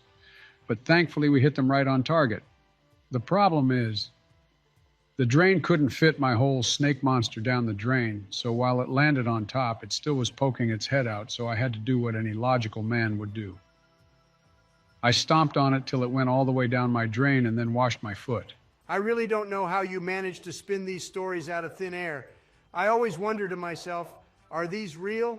But then you go into so much detail that I can't help but believe that this must have happened to you, and I just sit there in shock and awe because I can't believe how disgusting and vile a human being can get. But here you are constantly lowering the bar, and I can't help but to respect it. Why, thank you, Donald. He didn't really give you a compliment, Joe, but I'd rather just flip the page on this whole shower story and start our fast food list and give the description of the first item. Hopefully this will re-appetize whatever hunger people had when clicking the video. So for our first item, Donald, we have the Crazy Puffs from Little Caesars Canada and Mexico. Now these things are handheld pieces of dough are filled with a 3-cheese blend, cheese and pepperoni. There's also a more recent addition stuffed with cheese, ham, and pineapple, which has been dubbed the Hula Hawaiian. All flavors are covered in garlic sauce and sprinkled with Parmesan cheese and Italian herbs and spices. What are we thinking of that, Donald? Goddamn, just hearing that description has me just quaking in my boots because that is an immediate S tier. How could you not like them and then you decide to stuff them with other stuff like cheese, ham, and pineapple? Yeah, it's wraps, my man, but what the hell is that next entry? Is that just cheese? Glad we are able to get to that because up next is the pocket cheese from McDonald's, Italy. And that's right. In McDonald's, Italy, they offer sticks of actual Parmigiano Reggiano. Oh, now that's a solid banging S tier if you ask me. Who wouldn't want some cheese alongside their meal? Yeah, getting the Joe seal of approval means that it's officially wraps for this product, and I have to give it a D tier. Like, can you imagine how mad you'd be if you ask for a side from McDonald's and you get a damn brick of cheese? I know my ass would be so mad that I'd have steam coming out my ears. Reasonable crash out because I'm not that huge of a fan of cheese. But anyways, up next we have something from Taco Bell, India, and that's the tikka masala burrito is made with a grilled flour tortilla filled with grilled chicken, Mexican rice, onions, cilantro mix, and a tandoori mayo sauce. God damn, now that sounds like a freaking banger, and you all already know how much I twerk for tikka masala, considering how much I glazed Indian food in general in our cultural foods tier list. This is an auto S tier, and I can't even imagine any better combination. I'm telling you, man, once you've had a special chocolate-covered Joe dog, there's no going back to normal hot dogs. There'd be no going back because that thing will probably kill you. But anyways, then after we have some poutine from McDonald's Canada, and this is fries, gravy, and cheese curds all mixed together. That sounds good as hell, but I don't think it gets anything above an A tier if I'm being quite honest. Like, I think I'd give it an S if the cheese curds were fried, but as is, it only gets an A tier. Valid reasoning on that, to be honest. Well then, after we have the vegan shami sandwich from Subway India. See, it's a sandwich made up of shamis, which are a type of meat substitute that is usually made of chickpeas, whole spices, flour, and herbs. If the cheese entry didn't piss me off so much, I'd have placed this in D tier, but the Don can respect some vegetarian options because I do love me some falafels, and this looks similar enough to that, and I think both are made of chickpeas, so I'll give it a C tier. Fun fact, they're indeed both made of chickpeas. Wasn't really fun, but it was a fact. I guess I could have answered that, but whatever. So then, after we have something creative, and that's the bulgogi burger from McDonald's South Korea. This is essentially a pork patty marinated in bulgogi sauce and topped with mayo and lettuce, and that's about it. Now see, this one is a bit tricky. I see the vision of what they're going with, and it seems like it would bang, but simply having a sweet bulgogi hamburger with lettuce isn't enough, and the mayo seems like a bit of a turnoff.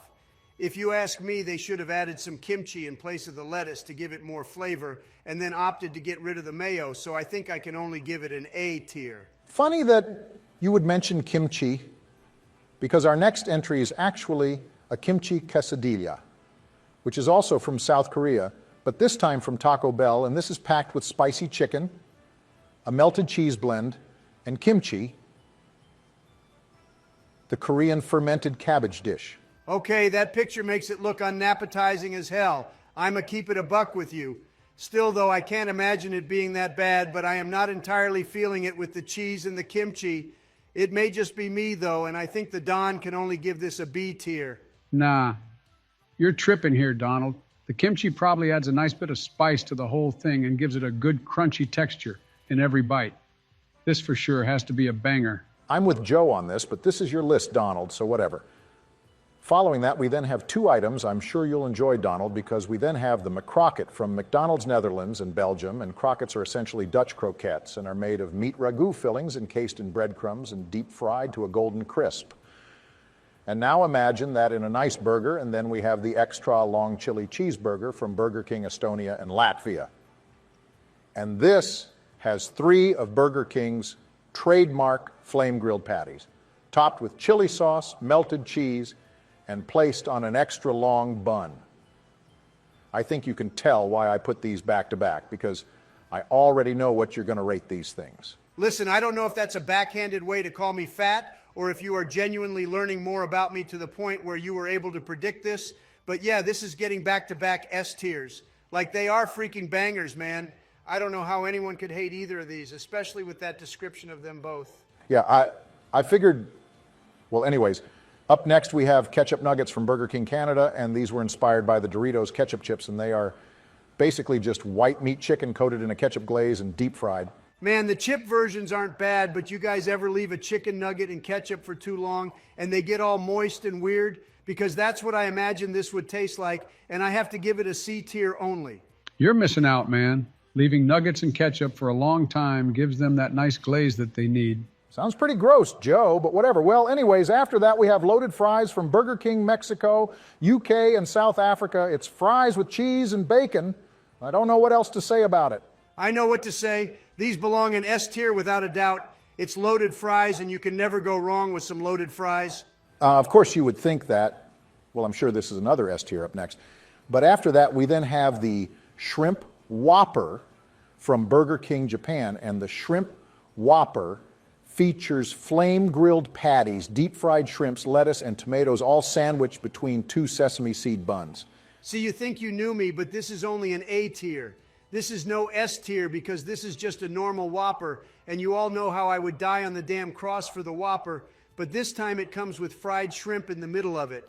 Now I'm sure it would bang, but I feel like the fishy flavor from the shrimp would overpower my precious flame-grilled Whopper. But I know I'd still demolish this thing in a matter of seconds if it were presented in front of me.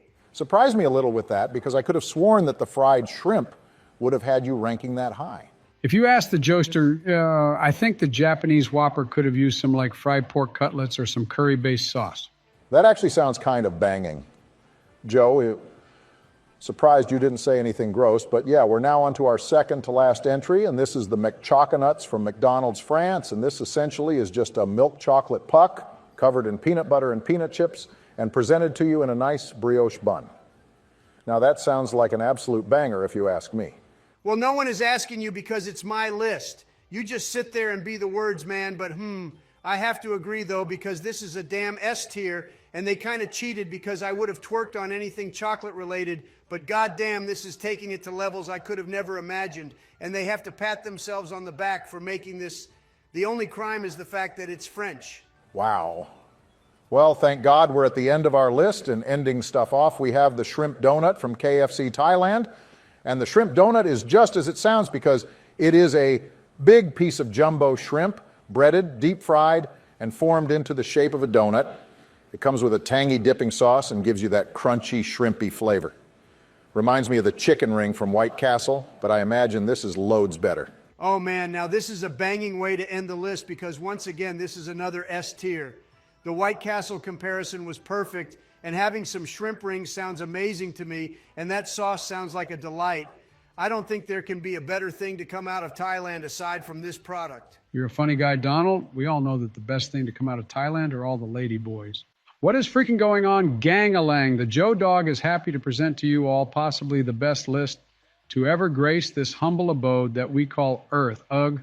And the reason I'm so happy to present this list is because I will finally be talking about one of my favorite things ever, and that is good old-fashioned feet. Be careful with your word choice, Joe, because YouTube doesn't like it when you use the word fet and then add the ish to the end if you all catch my drift. Don't worry, Barack, I'm way ahead of you because I am merely ranking the feet based on my personal preference if they were to be on my feet.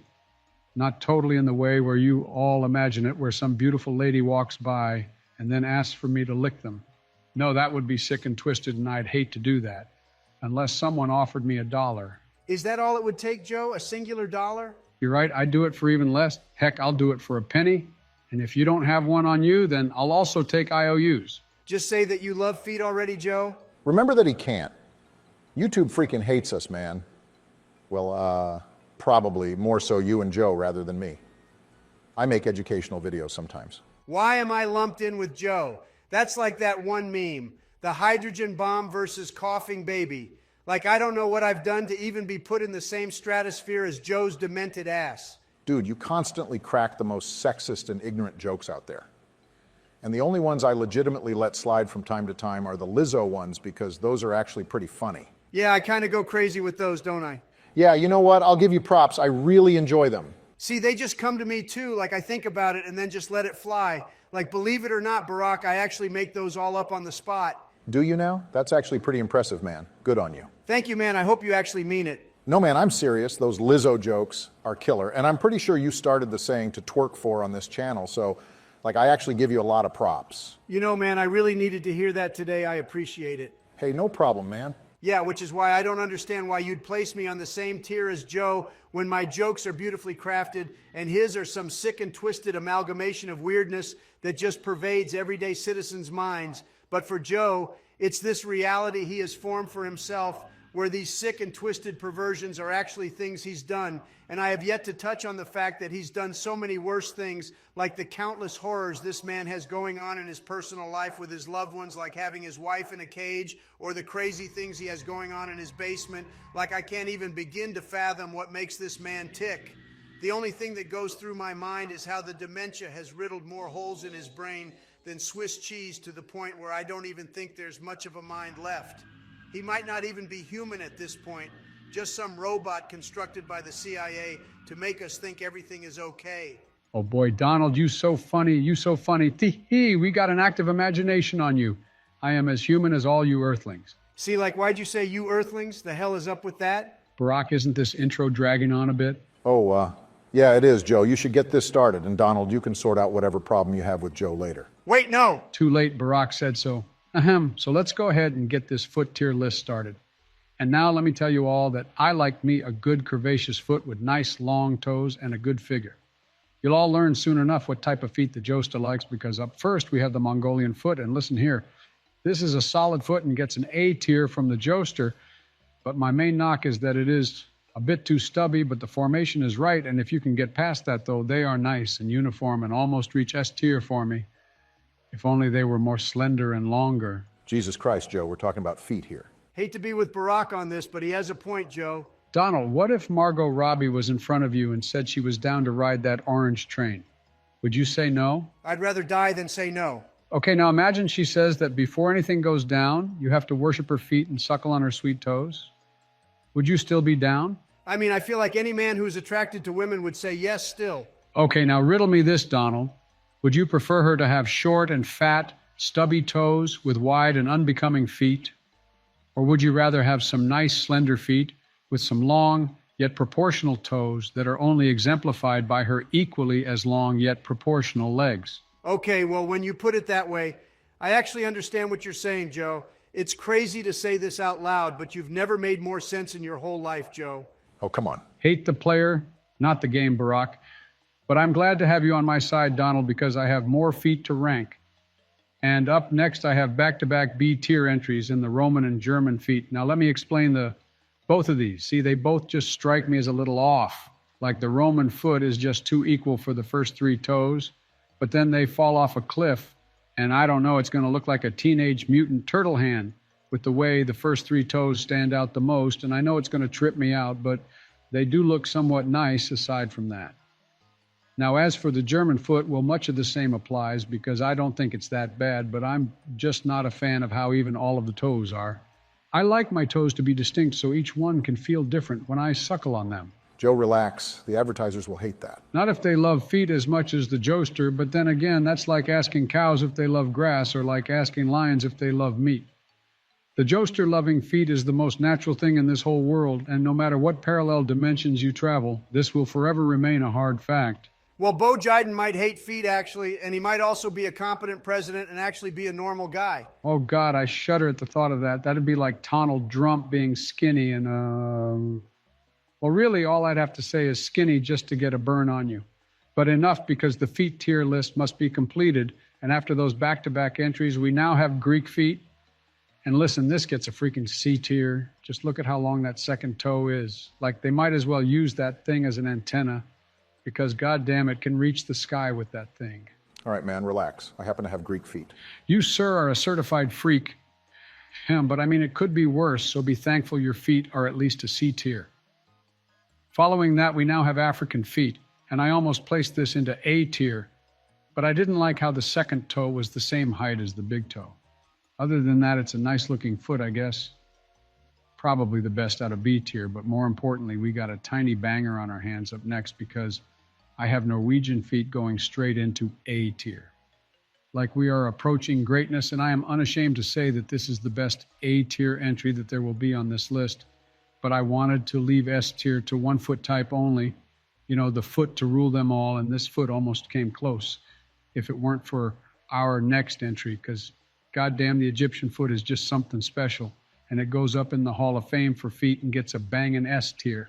Like, to me, this is better than the Norwegian, because I felt like the Norwegian big toe was too long for the joester's liking. But damn, the Egyptian foot has the best proportions, and it perfectly encapsulates what the joester is talking about when he talks about a perfect foot. Shout out to all my Egyptian feed people, because not even rips in time and space would be able to pull my mouth out of your beautiful and succulent toes. You know, Joe, I'm starting to see the vision. Now I think Norwegian toes would have been S tier as well, but I can already picture Margot Robbie with either of those toes. Like, no way in hell she has any of those stanky ass feet. Like, I can only envision her with the Egyptian feet or Norwegian feet. Okay, I can get into a heated debate about that because people think she has the hottest feet and she has Orient feet, but because she's so hot, I feel like everyone just thinks it's amazing, when in reality, I think she'd look better with the Norwegian foot type, but I digress. I can do a case study about it another day, but she's hot enough to the point where I don't care if her feet were ugly, but thankfully they look nice and well kept. Unlike our next two rankings, because goddamn, these are atrocious feet because I have the Celtic and Aboriginal feet both going into D tier. Sorry, but just the sight of these makes me want to hurl from how gross they look. Seriously? That wants to make you hurl, but not all the asinine stuff you've said and done over the course of this channel? Not brushing your teeth doesn't want to make you hurl? Eating blue Gatorade hot dogs doesn't want to make you hurl? Adding every condiment onto a Subway sandwich and then toasting cold tuna and meatballs doesn't want to make you hurl? God damn, Joe, the sad part is I can keep listing off more and more things. No, that's enough, Barack. I appreciate you, and thank you for bringing me back to life by listing off all the delicious and great stuff that I do. Oh, man, I was losing it for a second there, but you were like some smelling salts, and You just brought me back to life. I think I can finish off the list with this newfound sense of hope and happiness. Uh-huh. Well, rounding off this whole list, we have Margot Robbie's foot type. And go ahead and Google it, because looking up Margot Robbie toes gives you exactly the result you want. But yeah, rating the Orient foot, I'd have to give this an A tier. Still not my preferred, because I'm an Egyptian foot guy till the day I die, but I love me anything an A tier if I'm being quite honest. But I'm happy that Fraile greenlit this video and allowed me to speak about something I'm actually passionate in. I hate Fraile for making me and Donald sit through this video and ever allowing you to make this tier list. Speak for yourself, Barack, because I just Googled Margot Robbie's toes, and I think Joe has successfully converted me. I was foot curious before, but now I'm a full-on foot enjoyer. I won't twerk on it, but I'll appreciate a good and pretty foot. And the Joe dog has once again saved another soul. More like you doomed him. Don't worry, I'll be convincing your furry ass to convert to loving feet. What if I told you that it was animals with anthropomorphic feet? Now wait a minute. I want to see where you're taking this. Well, I don't. We're freaking done here. What is going on, gang-a-lang? We are back with another tier list, and this time the great Don is going to provide you all with some much-needed Chef Boyardee knowledge, because I will be telling you guys which ones are the best of the best. Quick spoiler, though, most of these freaking bang. Well, I mean, coming from you, that's no surprise. Real funny, man. Keep the fat jokes rolling. I'm sure the viewers have never heard it before. Wait, guys, this is an honest question, but you think the Chef Boyardee guy is real? Like, what if he's a figment of our imagination and he only exists in the dream world like some sort of omnipotent god of sauce and pasta? What the hell are you yapping about? I'm just asking if he was a real person. Every time I buy one of these cans or even just look at them in my pantry, I just wonder if this is a real person and what his life was about. What did Mr. Boyardee do in his free time, I wonder? Did he goon? Did he do galaxy gas? Does he even know what galaxy gas is? Joe, he wasn't alive for the invention of galaxy gas. That poor bastard. Well, Joe, he could have done whippets, though, with the whipped cream cans. I mean, it's no blue raspberry galaxy gas. My name, Lil T-Man, Obongus, Rizzler level 10, Giat Kai Senet, Phantom Tax, Zin Zin, we go Jim, crash out on baby. But hey, at least he got a taste of what could have been. He got the worst version, though. But wait a minute, Barack. Are you saying that Mr. Chef is a real guy? This isn't some drawing or some random Italian dude in cosplay. I'm just going to ignore what you said in between all that, because I actually think the galaxy gas has given you real-life brain rot. But, yes, Joe, he actually is a real guy. On Ski Beatty? Shut up, Joe, but wait, you weren't trolling Joe, Barack? He's an actual dude? Yes, his real name is Ettore Boyardee, or more commonly referred to as his English name, Hector Boyardee. And he almost lived for 90 years. He was born in 1897 and lived till 1985. That's super impressive. He was known for producing rations, supplying Allied troops during World War II. He was awarded a Gold Star Order of Excellence from the United States War Department. But after struggling with cash, mixed with some internal family struggles over the ownership and direction of the company, he then sold his brand to American Home Foods, which then got bought out by Conagra Foods, who still continues to produce Chef Boyardee canned pastas bearing Boyardee's likeness. Wow, I love the learning. Grimace shake, baby gronk, boom or doom, DB, dibado. Joe, if you do that one more goddamn time, I swear to God, I'm kicking you from our call. But yeah, I really don't, and you didn't have to yap for that long, Barack. Bro is begging for his moment in the spotlight on my goddamn tier list. We'll say goodbye to that because it's the Don's time to shine, and I will get this freaking list started. And up first, we got a banger going straight into S tier, and that is the beefaroni. I think we saw this coming. Heck, even your relatives saw this coming. Your neighbors from down the street saw this coming. Even the damn cats and dogs on the street knew this was coming, because this was as obvious as Pinocchio when he tells a lie. If I made Pinocchio, I think I'd make him into a stool and I'd make him lie to me every single day. I absolutely hate what that implies. Can't say I'm surprised, though, but yeah, the beefaroni freaking bangs, guys. It's mac and cheese, except with no cheese, but all beef and sauce with macaroni pasta, and I can't get enough of it. Unfortunately, though, our next three entries all get freaking D tiers because I have all the minis going down there, because this shit is for little fucking babies, bro. Like, what the hell do you expect for a grown-ass man like me to do with these itty-bitty-ass treats? Like, give me some goddamn real Chef Boyardee, because this is not gonna cut it, and I'd be mad as hell if someone brought me this to eat. Why not keep it a stack here, Donald, and tell us the truth? Because I know damn well your ass would be mildly perturbed, but I know that you'd still gobble and swallow all those mini pastas if you were given the opportunity, and I don't even doubt that at all. Like gun pointed at my whole family, the killer looking me in the eye and saying he won't stop erasing my bloodline unless I get this right. I'd still say you'd eat that shit 10 times out of 10. Damn, that's a little disrespectful. It is, but damn, you're lucky as hell that I hate to waste food, Joe. You're right, but don't expect to be right every single time. If it involves you and food, then I'd be right every single time. All right, man, we're not going to sit here and continue to listen to Joe slander my good name. Moving on to our next entry, we now have an exotic one because Chef Boyardee decided to get all fancy schmancy and making chicken Alfredo sauce version of their pasta. And I'm here to say that it actually bangs hard as hell and gets an A tier. Why would you say it's fancy? Because, well, I don't know. I just feel like Alfredo pasta in a can sounds a bit fancy, maybe. Well, at least for Chef Boyardee standards. They usually just stay in their lane and just make beef meat related things. But they tried something else, and in my opinion, it worked. Even though chicken from a can sounds a bit suspicious, I can assure everyone in the audience listening that it does indeed bang and to not fear the canned chicken. On God, Donald. I love canned chicken, and I even like to drink the canned chicken water if you ask me. Like I do that with all my canned meat because you will most definitely catch the Joester eating Vienna sausages, chicken, seafood, or any meat type at all of the can, and I will be putting their juices to work and wash down all that meat with some meat-flavored juice with preservative juices. But if you really want to know a true Joe life hack, then you get the same juice from the can, and let's say that it's a hot summer day. Well, you can put that same juice into an ice tray and get meat ice cubes to add some flavor to an otherwise boring drink like water or juice. If you want to be extra cool, then you put it into a popsicle mold and just make some nice meat sickles. That sounds absolutely horrendous. Why the hell would anyone in their right mind ever want to do that? Because it pairs extremely well with a blue Gatorade dog. Heck, you could encase the blue Gatorade dog in preservative juice from the can and then freeze it, and you'll have a popsicle to lick with a nice and meaty yet sweet center. Joe, what you just freaking described sounds like an assault on anyone who cares an ounce about cooking and food.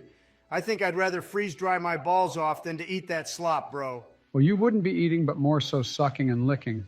All right, the Joe screen time is over, and we are now flipping the page to our next chapter, and that is our next entry, which is the Chef Boyardee mac and cheese in a can.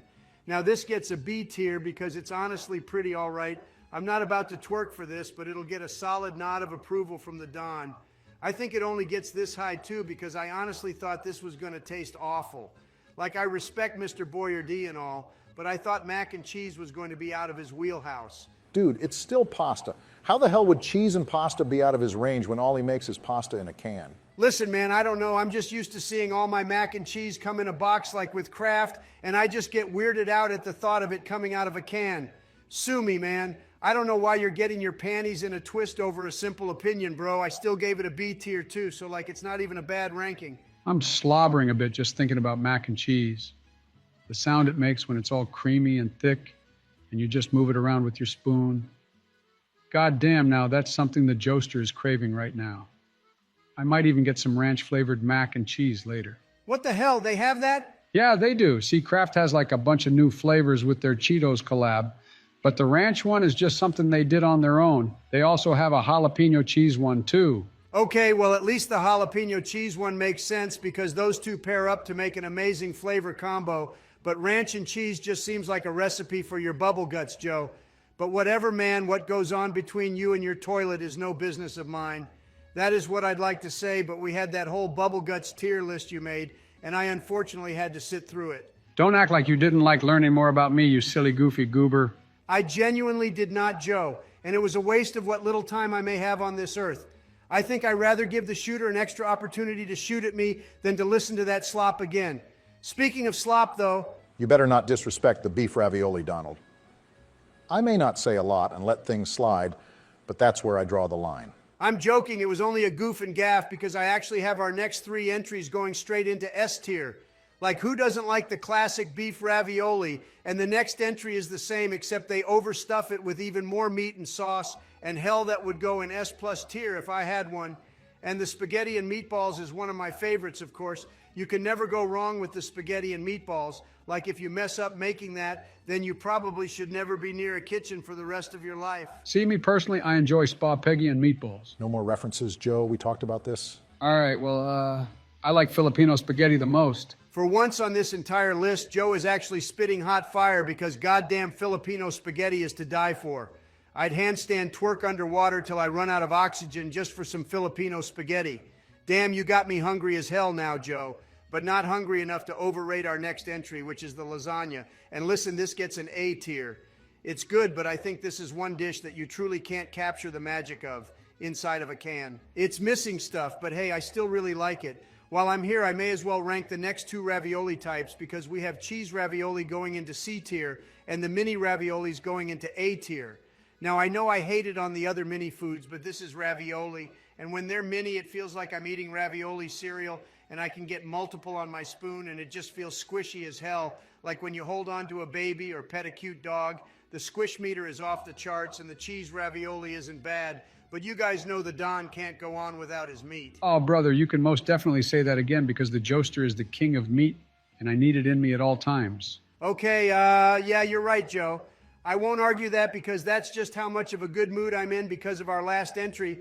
Because damn, if you thought the beefaroni was good, then prepare your taste buds for the amazingness that is the chili mac. Because damn, this gets our last S tier of the night. Wow, for this being a Donald list, I actually feel like it was evenly distributed. Like I'm looking at it and I don't see a thing out of place, to be honest. Would I swap some spots? Yeah, I would, but that's just me. Don't monologue at the end of my damn list and act like you're doing something important, you stupid fuck. What is going on, gang-a-lang? We are back with another tier list, and this time around, the great and almighty Don is going to be ranking various Airhead flavors. And let me just start off by glazing these candies because damn, I love me some Airheads. I think this might be one of my favorite candies out there. You say that about almost every single thing you rank. We rank Mexican food, and you say it's one of your favorites.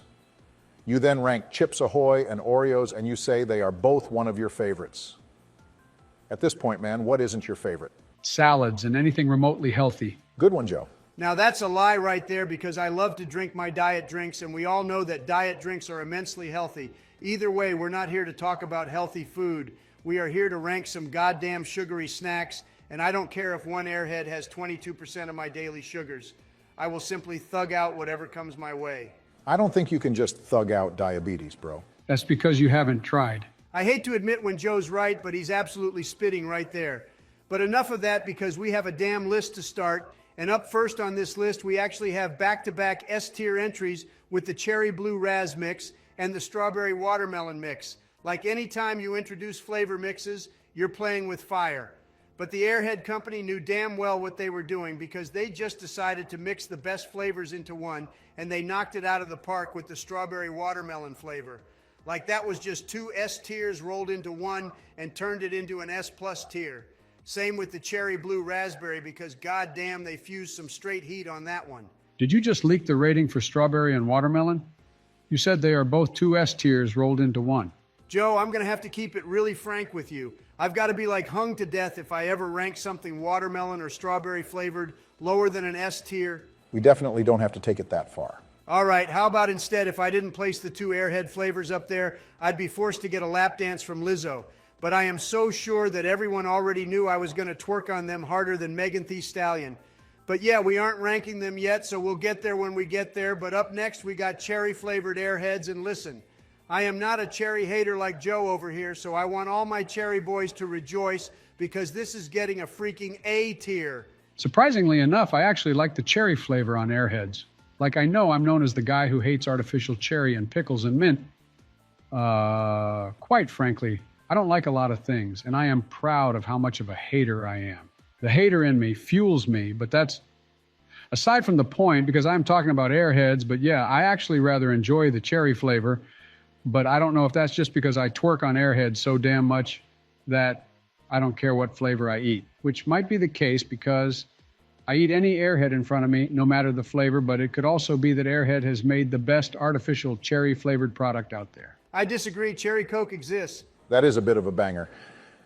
But yeah, I don't know, Joe. Maybe you're just an Airhead twerker. Yeah, I'd agree with that because I swear it just tastes like usual cherry flavored things, but whatever. Anyways, then after we have grape, and listen, grape is so goddamn lucky that another flavor that is worse than this somehow exists, because if that other flavor wasn't here, man, oh man, this would be an immediate D tier, but for now it gets a C tier because it barely passed the test. Listen, it may not be the most horrible thing I've ever put in my mouth. Oh, it definitely isn't the grossest thing that's ever been in your mouth. Trust me, that's reserved for our sleepovers. Not even going to ask, because the less I know, the better, as Tame Impala once said. But yeah, maybe the reason why I'm so bitter about grape is because whenever I buy Airheads, I dump them in this one drawer. So it's the dedicated Airhead drawer, and the whole family knows it. And listen, I don't mind them taking some because I literally fill it to the brim. But what bothers me is the fact that they take every goddamn flavor except for grape. So now I have this stupid ass drawer full of grape Airheads, and I've been trying to put a dent in it, but there's so much in there that it's just getting to be terrible at this point. And the flavor fatigue for grape is getting to me. Why don't you get Joe to help you? He says he loves any Airhead flavor. It's true. Dude, you heard what he said about me being in sleepovers with me. I don't want to be exposed to anything Joe related for a while. Maybe I'll just dump them in his lawn and drive off. Gonna give me some head and drive off? All right, see, that right there makes me not want to do it. They are Airheads, and people do not call them just heads. That's because you're part of the old folk community, Donald. I'm young and hip, and the kids give me head, and I give them head back. Oh, dear God. Yeah, I'm glad someone is going to clip that and use that against you. But then again, it's Joe, so I doubt he'd care. Well, anyways, now moving on to our next entry, we have back-to-back B in the green apple and orange Airheads. Now, my beloved green apple Airheads are discontinued now, so we can't have them anymore. And honestly, they are a B tier for a reason, because they weren't all that. But since I can't have them anymore, I've been craving them like crazy. Like, I know once I have one, I'm going to be like, yeah, these are okay. But since I can't have one now, I'm a bit bitter.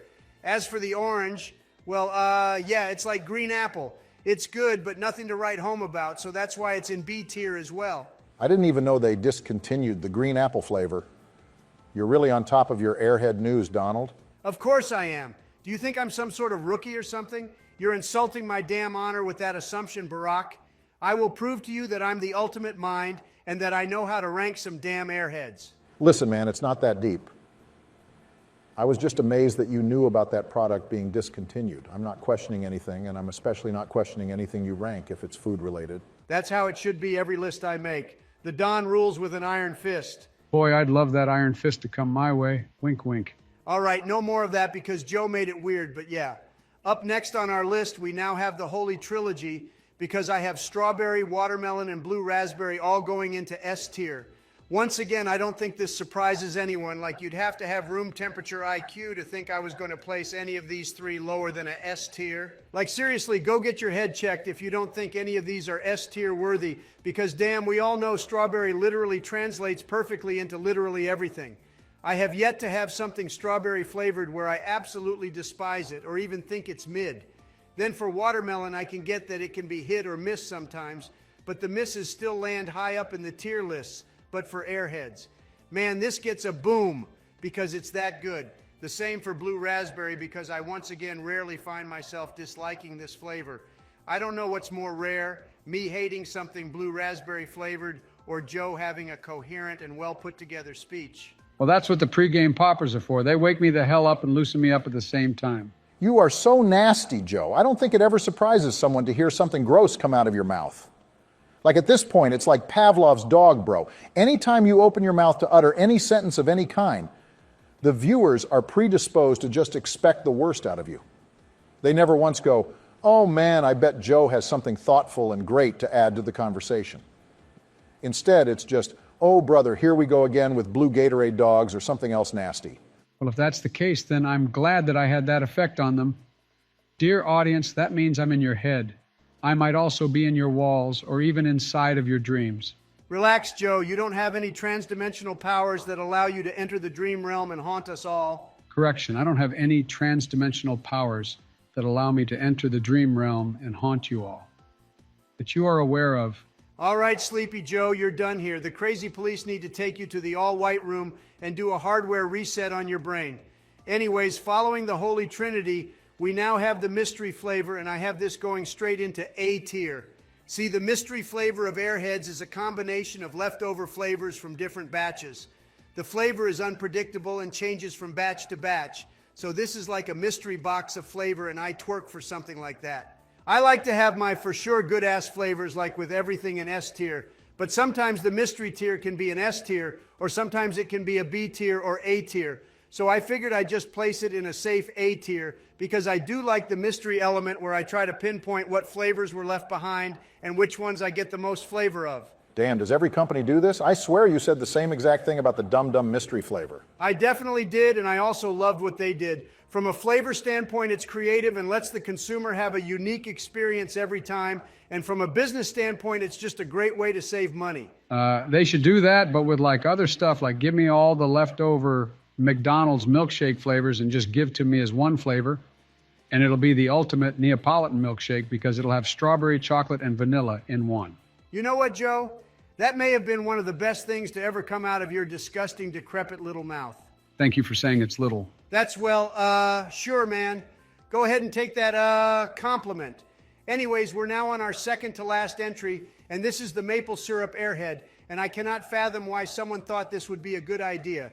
This goes straight into D tier, and I know some damn Canadian wanted to be included and probably begged the Airhead Corporation into making this, and to that one guy who wanted this, I want you to know that I want you to get 1,000 paper cuts and then to fall into a pool of lemon juice. I just tell them to kill themselves. Whoa. Now that's a censor right there. Sorry about that, Fraile. What? I just said they should kill themselves. I didn't even say the worst thing in my mind, which was for them to... Goddamn, Joe, enough. Please, let's just finish the list, Joe, because I cannot believe I heard you say that about the man's kids. Like, I hate him for inventing that flavor too, but Jesus Christ, I can't believe you'd use a drill bit and a fleshlight in that manner. I shudder at the thought of it, but goddamn, I don't even know what to say. The list must go one, but damn. Like, the next flavor is fruit punch, and it gets an A tier, but more importantly, Joe, how would the drill and fleshlight even cause that burn like you said? See, I would grab their... and then I would place their... until it just all oozes out into my mouth. Man, I don't even know what to say. I can't believe something so vile can come out of someone's mouth. Fraile, I don't know what to say. And I'm sorry you heard that. Just cut the video. What is going on, gang-a-lang? We are back with another tier list, and this time around, the Cheese Man Joe will be ranking various Kraft macaroni and cheeses for you all. And oh man, as a cheese expert, I want you all to know that this will be a Banging Joe certified list. You know what, Joe? I think this is an actual time that no one will challenge you on that title. I mean, I'd argue that I like eating cheese more than Joe, but I don't love cheese the way Joe loves cheese, if you all catch my drift. I don't get what you mean by that. What are you implying about Joe? Let's just say that Swiss cheese isn't the only way to get holes in your cheese if you leave it around Joe. Dude, freaking gross, man. I mean, you got to microwave it first and get it a bit soft and mushy to make the Joester extra gushy. Man, please, can we not do this today? Donald started it. I just made a comment about how much of a freak you are, Joe. Last time I checked, this was America, and I'm allowed to say what I want. Whatever you want, to an extent, dude. I don't want to hear about this verbal garbage. Well, fret not, Barry Barack, because I can just get the list started and we don't have to listen to this bozo named Donald anymore, because I am damn excited to rank mac and cheesy. So up first, we have ranch. And listen, I know that the last time I mentioned having ranch mac and cheese, I was twerking on it, but let me keep it a buck on my mutta. In comparison to all the other mac and cheeses, I think this is one of the weaker ones and goes into C tier. I love ranch and can drink it out the bottle. I love cheese and pasta, but sometimes not everything you love can be combined into one delicious mixture. Holy W. Joe. I was worried about where exactly you were going to place this thing because ranch mac and cheese sounds like an absolute atrocity, but you know what? I'll take a C tier, considering I was preparing for the worst of the worst. All right, man, let's relax. I do goof and gaff from time to time, but when it comes to the Joesters list, well, I know when to be the realest of real. Like, none of you can tell me that I wasn't taking the foot tier list seriously or even the bubble guts tier list. You know what, Joe? That is actually something that I don't think a single person can take away from you, because I don't think another man in this world exists who cares as much about feet and what makes their tummy hurts as much as you, Joseph Robinette Biden Jr. Ooh, I liked hearing my full name. Made me feel all tingly inside. You should do that more often. Now I'm going to remind myself to never do that again. You'll slip up again. They always freaking do. Just give it some time. Anywho, let's move on to our next entries, and I actually have our next 3 entries all going into A tier because the white cheddar original and the Kraft jalapeno all bang. Now don't confuse the normal Kraft mac and cheese jalapeno with the other Cheetos branded jalapeno because those taste differently, but we'll get to it when we get to it. Now I figured that placing these all into A tier is a great decision because the white cheddar is a delicious option if you want to switch up the flavor and still want Kraft mac and cheese only. The original is great too, but if you ask me, there's something slightly better than just original, and we will get to it, but like a freaking A tier is still amazing for plain old Kraft mac and cheese. And lastly, the jalapeno is a nice bit of spice that gets added onto the original Kraft mac and cheese formula. And I certainly have no complaints about it. Creamy and cheesy with a bit of spice, which can also describe my love life. What the hell does that even mean? Like, how the fuck would creamy and cheesy with a bit of spice even begin to describe that? Well, the creamy and cheesy is pretty easy to understand. Gross, but he has a point. But what about the spice? Oh, I don't know, man. I guess I'm just a spicy guy. Like the Joester lives his life with a little spice. But hey, if you guys didn't like that one, then our next entry describes my love life better. Because I have the thick and creamy going into S tier alongside the 4 cheese Cheeto mac and cheese. Now the thick and creamy mac and cheese is a no-brainer, and if you somehow want this to be even thicker and even creamier, then let me tell you the Joe life hack that will rock your world. Oh God, this is going to be disgusting, isn't it? Listen, man, I'm actually going to be giving out actual and factual life hacks that will surely get the Don's approval. You're setting a high bar, Joe, but I shall allow you to speak for the sake of the food. Prepare to blow your load at what the Joe dog has to say. Ahem, well, if you want to get your mac and cheese even thicker and creamier, then this is the Joe method. First, start cooking your Kraft mac and cheese and get it nice and going, and get to the step where you're about to add the cheese packet. But before you do that, get whatever cheese you want to add, because remember, this is your mac and cheese, and you can add whatever the heck you want to add, but you slap on the cheeses while the pasta is still hot, and you can throw in Munster, cheddar, Parmesan, blue cheese, you name it, and it can go in there. But you add those and get it all nice and thick and cheesy. And if it's too thick, fret not, because you can melt some butter on the side and add it to your mac and cheese to get it wetter if you want. But once you add that cheesy goodness, then you add in the cheese packet and feel free to add in some bacon bits to get a nice bit of texture going on, and boom, you got yourself a Joe certified banger. Bro, isn't that what everyone does? What? Yeah, like I think most people add in their own cheese. Like I add in an extra 3 slices of Kraft cheese so it can get gooey as hell. And the bacon bits is a good idea though, but yeah, I feel like everyone adds their own cheese. Like you do the same, right, Barack? Yeah, I hate to burst your bubble, Joe, but I do the same too. I don't add the butter when it gets too thick because that sounds horrible for your arteries, but I do add milk instead. Well, fuck me, bro. I try to put everyone on, but now I look like a freaking idiot. Whatever, man. I tried to be a man of the people, and this is what I freaking get. Let's just move on with the list. Man, it just feels like you both took all the wind out of me with those lousy remarks. Well, up next, we have the Cheetos Bacon Mac and Cheese, and listen, I do love bacon on my mac and cheese, but let me add my own bacon bits and don't try to mix it in with the flavoring, because a lot of the time, it just makes it taste somewhat funky. Don't get me wrong, it's still a B tier, but I feel like it might have had more potential if they just added a little pouch of bacon bits alongside the mac and cheese instead. Yeah, but then the cost would have definitely gone up, Joe. You can't really complain that the bacon flavor tastes funky when maybe it tastes delicious to other people. Can confirm, because I am the other people, and Joe, I don't know what you're smoking out of Hunter's pipe, but this tastes good as hell, and I even add more bacon bits on top to just really satisfy my need for meat. Pause on that. Listen, you two, this is my freaking list, and if I say it tastes too weird, then it tastes too weird. I don't want to hear anything otherwise, and it will stay in freaking B tier. Thankfully, though, we have some bangers, guys, and I know Donald's voluptuously fat ass will be twerking and bouncing off the wall for these next ratings, because I have back-to-back S tiers in the Cheetos mac and cheese and the Cheetos jalapeno mac and cheese.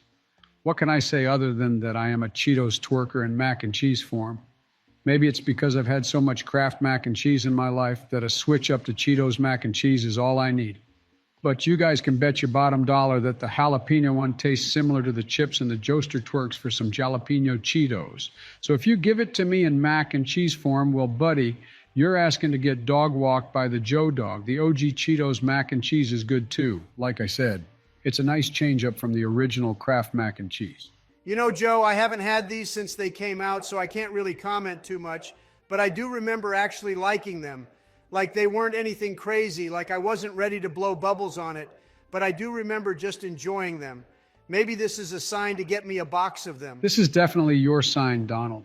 Get the variety pack and just go crazy with the flavors because, damn, they really do have it all. Like the OG Cheetos flavor and the jalapeno are the best ones of the bunch, but don't get me wrong, there are still really good flavors, like with our next one, which is the Cahoon flavored mac and cheese, and this gets a freaking A tier. Joe, we've been over this. It's not Cahoon, it's pronounced Cajun. My memory isn't what it used to be, Barack. I'm sorry that you felt the need to attack me on this video instead of privately making a comment to me when our audience wasn't listening, you freaking dick. Now they're going to lose some respect for me. This is you when you're barely losing your memory? Dear God, we haven't even hit rock bottom then. But don't worry, Joe. The audience already has basically zero respect for you, and there is no way to get lower than zero in their eyes. You've already done everything possible in this world to disgust them and irritate them with your obnoxious rants and your gross comments about my Trump rump. Donald, I appreciate you trying to make me feel better, but trust me, their respect for me can definitely fall lower. I'm like everyone's idol, and I know they wobble me so much. But back onto the rating, because the Cajun mac and cheese bangs, also adds a little spice to everything, and you'll definitely get more spicier undertones with this one than you would have with the jalapeno one. But flavor-wise, the jalapeno still takes the cake. But now that we're here on the final item of our list, I might as well rank the flaming hot mac and cheese. And listen here, folks. It may look like it would taste gross, but in all honesty, this kind of banged, and maybe my expectations were low because I thought to myself, no way this would taste good. But indeed, it was good. I'm not the biggest fan of it, but I remember Barack enjoying this one a lot more than me. But I'd give it a B tier personally. Joe, you all right? It sounded like you were going to have a stroke at the start. But yeah, you know what? That's an okay rating for it. I think it's more of an A tier or even S tier, but I'll take a freaking B tier. I mean, you'll take whatever Papa Joe gives you and you'll love it. But yeah, this just isn't as good as the flaming hot Mountain Dew. Now that is some delicious shit right there. Joe, you can't be serious. It tastes like Mountain Dew that someone added a ton of black pepper to. That sounds like a dream soda for me. Imagine giving that to someone dying of the bubonic plague in the medieval ages. It might cure them. What is going on, gang-a-lang? We are back with another tier list, and this time the Joe Dog is going to be ranking some of his favorite pasta sauces. Oh man, you guys are in for a treat here because the Joester is, as many would say, nasty with the sauce. Now, they say that because I am an absolute expert, and I'm known to put pasta sauce on a whole lot more things than just pasta, if you catch my drift. Wink, wink, cough, cough. Joe, you're not supposed to audibly say wink, wink, or cough, cough whenever you're alluding to something else, but whatever it is that you're trying to talk about. I just suggest that you don't mention anything more about it, because I shudder at the thought of what you're using pasta sauces for. What if it's more food? Come on, Barack, you can't be too down on Joe. The man has some dignity left, I think. Nope, I have none left, and Barack was right to shut me up before I talked about what I was going to talk about, because it was most likely not advertiser-friendly, but it was freak-friendly. All right, see, there it is again. Joe, just get started with the freaking list, man. Gladly, because it's finally my time to shine. Donald got to do the pasta tier list, and now I'm here to tell everyone about the sauce, and there's no special Joe sauce here on the list. But it's fine because we all know that all the extra protein my special sauce provides would absolutely give it an S tier. Anywho, let's go ahead and get the list started because up first we have back-to-back C tier entries to start off this list, and that is the Pomodoro sauce and the alle vongole sauce. C for the Pomodoro, it's a sauce made from fresh tomatoes, extra virgin olive oil, garlic, basil, and salt. It's very basic and deserves a basic rating. While with the alle vongole, it's basically kind of a dish because the clams are technically a part of the sauce. So I like to discount it a bit because of that, but it also includes olive oil, garlic, red pepper flakes, parsley, white wine, and of course the clams. See, I don't really like clams in my pasta, but get me some fresh-ass clams that are grilled whole on the shell until they pop open, giving them a smoky flavor. Serve me some with some beer sauce or garlic butter, or give me some freaking clam chowder, and you bet your bottom dollar that I'll be moaning harder than a cat in heat. Now, this is the way someone should be talking about food. You're showing your eater qualities, Joe, and I must say that I'm impressed. You've gained a Don point. Yay, this is the third one I've gotten this week. The hell is a Don point? See, I've developed a new system for Joe where I basically reward him with a point every time he does something I approve of, and the more points he collects, the better prizes he can redeem from the Don shop. Currently, he's saving up for a Wendy's Frosty, and if he works hard enough, he'll eventually get it. If only it weren't 100 points. Joe, why not just buy the Frosty yourself at that point? Because everyone knows that a free Frosty will taste better than a paid Frosty. Come on, man, it's simple economics right there, man. I can't believe you were president at some point.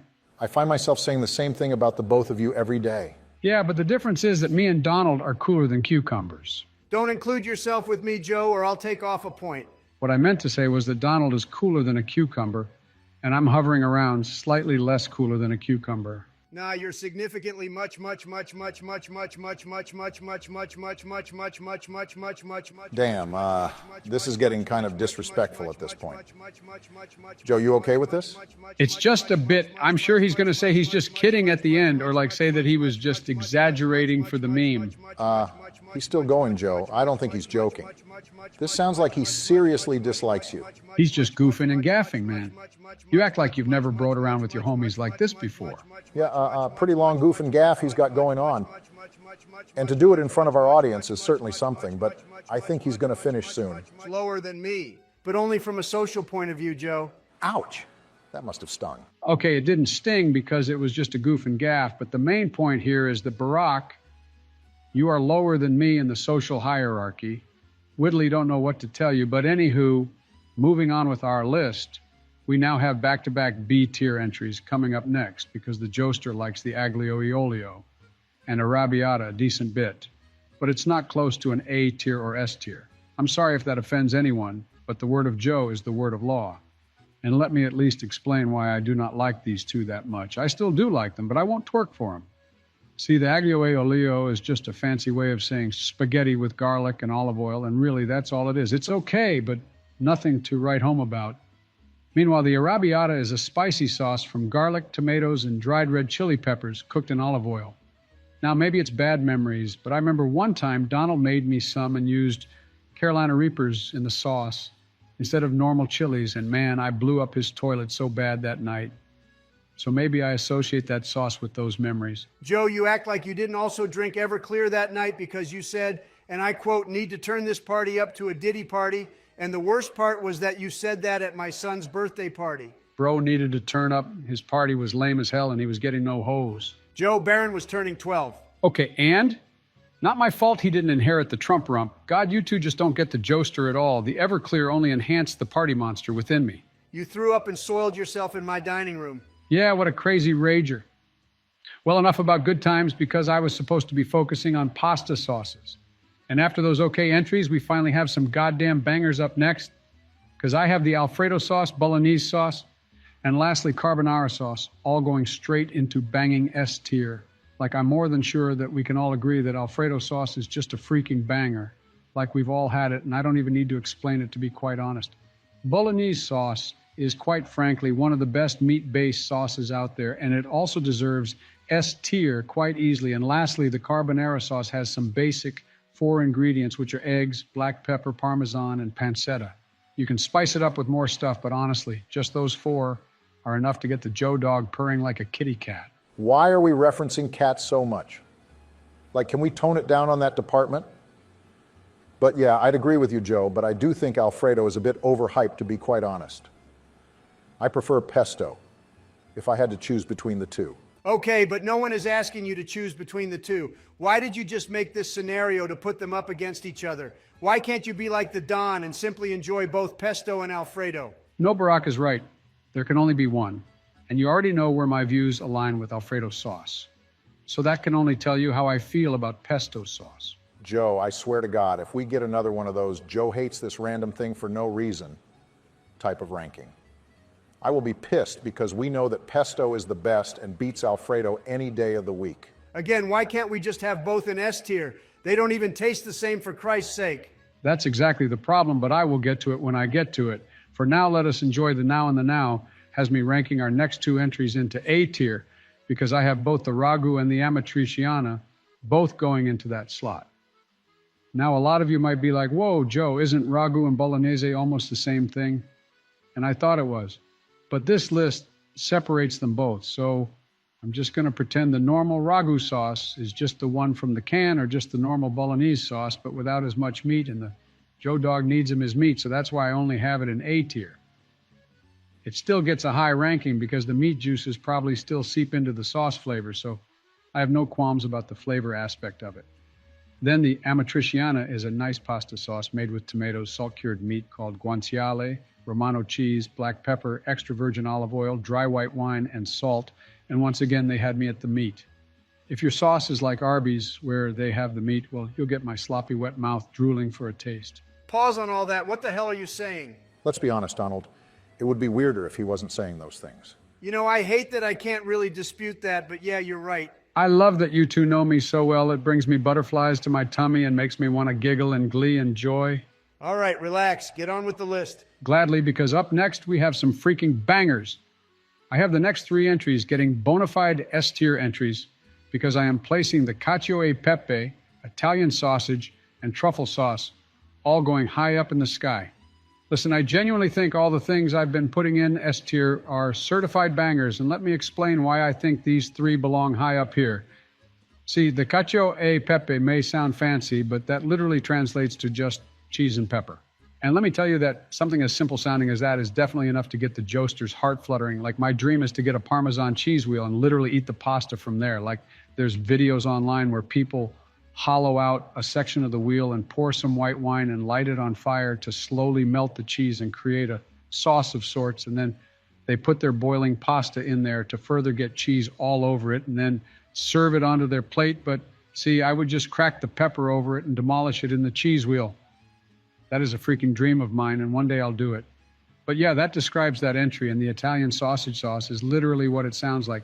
Some delicious ass sauce and some Italian sausage. And I literally don't even have to justify it further because that in itself is a banger. Then lastly, the truffle sauce combines all the cheesy goodness from the cacio e pepe. But now add in some truffles and boom, you've elevated a dish even higher. As a pasta enthusiast, I have to say that these are banger entries, Joe. I've done the huge Parmesan wheel thing you're talking about, and it was so damn good that I had to buy a wheel myself. Wow, do you ever think I could... No, you cannot, Joe. Yep, totally reasonable, I get it. Jesus, Joe, grow a freaking backbone, man. Like, finally man up and talk about pesto. And please explain to me why on God's green earth you don't think it's an S tier. I'm glad you're asking because I have pesto going into A tier, so it's not as bad as you thought. And since I'm ranking some maybe controversial stuff, I may as well break the news to you all that I think vodka sauce belongs in B tier. It ain't all that. But yeah, back onto the pesto. Well, I think I just don't like the OD amount of basil and garlic it has. Like, I still very much so enjoy it once you put a ton of cheese on top. But there's no way you can convince me that it belongs up there with the other sauces. Like, just look at the S tiers and try to convince me otherwise. And as for the vodka sauce only getting a B tier, oh, well, maybe it's the vodka at the end, but I don't think it's all that. It's okay, but I mean, it's nothing to write home about. Goddamn, these are some huge misses, Joe. I won't even lie. I'm still happy that you didn't put pesto lower than what I originally thought, but like, it is definitely in the same tier as Alfredo sauce. Yeah, no, it isn't, Barack, and maybe one day you'll see the light. But rounding off this list, we actually have back-to-back entries again with the marinara and bechamel sauces. Where do you guys think I'll be placing these? I'll give you guys a couple of seconds to guess where old Joe is going to place them. Lock in those guesses because I will be unveiling the results right about now, and I have both of them going straight into S tier because they are freaking bangers. Ooh, you kind of lost me with the bechamel, Joe, but the marinara does belong there. Yeah, Joe, why the hell is it even up there? Like, now it's really absurd that you have that over pesto. What can I say? I enjoy the little mild sweetness it has to it, and I think it complements Parmesan cheese extremely well. The comments will know that I'm spitting straight facts. You can't rely on the comments for everything. You only say that because they hate you, you furry piece of shit. What is going on, gang-a-lang? We're back with another tier list, and this time around I will be ranking various Family Guy characters, and we'll see how I do with the list. It can't be that divisive, considering we all know what characters suck and which ones don't. I wouldn't count your eggs before they chicken Barack. This dude's brain is already fried. You'd be right about that, Donald. Well, let's not drag the intro because this time around we have a somewhat long list, and right off the bat, I am going to put our first 4 entries into C tier. Because who really cares about any of these people? Like, no one with a straight face can tell me that they cared about the principal. Well, I did not care about the principal. You'd be correct about that statement, Barack. Was half expecting you to just say he was your favorite character just so that you can argue with me, but I'm glad you aren't doing that. Well, anyways, after that, we then have back-to-back B tiers with Bertram and Bonnie. Don't have much to say about these two, but they're cool. And Bonnie is kind of hot, so you and Donald get a point for that.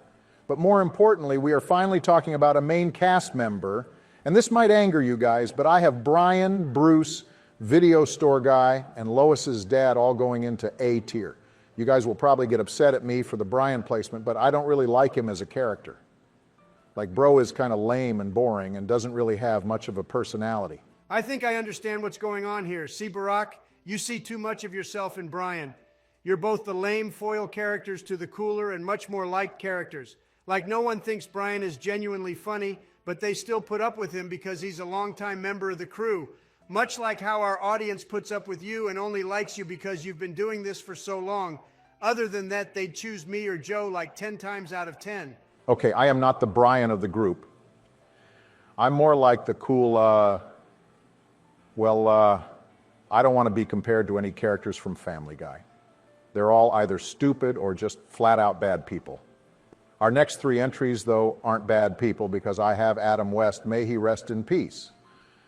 Then Chris Griffin and Cleveland Jr., all going into S tier.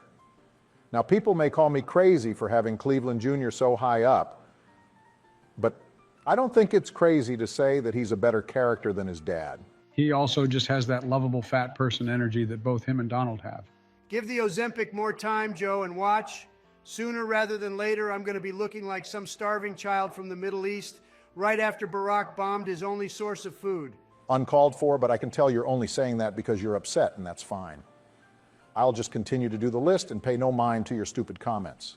Well, anyways, then after we have back-to-back A tiers, because I have Cleveland Brown and Consuela going there because I don't think Cleveland adds much, but he has his moments much like Brian. Consuela is funny, though, in the short time that she has been on the show. But man, oh man, let's turn our attention to our next 2 because we have back-to-back B tiers because I love me Donna, and Dr. Hartman gets some love too, but more importantly, let's get back to Donna. And goddamn, I know I call you and Joe some pigs, but you guys got me here. I love me some Donna Tubbs. I can't blame you at all, Barack. I'd take a trip to Browntown to get me all that extra pudding she got on her thing. I don't get it. Are we saying she has some big bunda? Because the Joe Dog has to agree if that's the case. Yes, Joe, that's what we were alluding to, but I didn't want to flat out say it in respect to our female audience. Well, I feel like you kind of did that already. It's not like you were keeping it under wraps. You know what? If you're saying that to me, then it must have been hella obvious, and my apologies to our audience, but whatever. What's said is said, and we have to move on with the list, and then after we have back-to-back S-tier characters in the Chicken Man and Herbert. Now, every time I see the Chicken Man, I know some fight is going to happen, and that it'll take up like 3 to 6 minutes of the total episode time. But you know what? I'm totally okay with that and rather quite enjoy it, and I think that's why he has to stay high up. And with Herbert, I mean, well, he's kind of just like Joe over here. You condemn whatever evil actions he's doing, but at the end of the day, he's a funny guy, and you just got to accept that. Whoa, whoa, whoa. I wouldn't say I do evil actions. I do things that make me feel good, and if I feel good, then that's a win for all parties involved, no matter what the Joe Dog does. That's a scary mindset to have, Joe, but I guess I'd agree with you because ultimately real MFers know that they have to put themselves first before everyone else. And you know what, Joe? I subscribe to that mindset. And speaking of subscribe, if you all made it this far into the video, then you should subscribe, or you should already be subscribed to the channel. You two make super dumb points, but I'll give you some points, Donald, because at least you plugged the subscription to Fraile, and I support selling out. Although that wouldn't be selling out because it's the channel we're all on, and yeah, I don't know. either way, I don't want to think about that and instead want to continue on with the list. And up next, we have James Woods getting a C tier because he was all right in the episodes he was in. But aside from that, he wasn't really all that. More importantly, we got some certified stinkers up next because we have back-to-back D tiers in Jerome, Jesus Christ of Nazareth, and lastly, Jillian.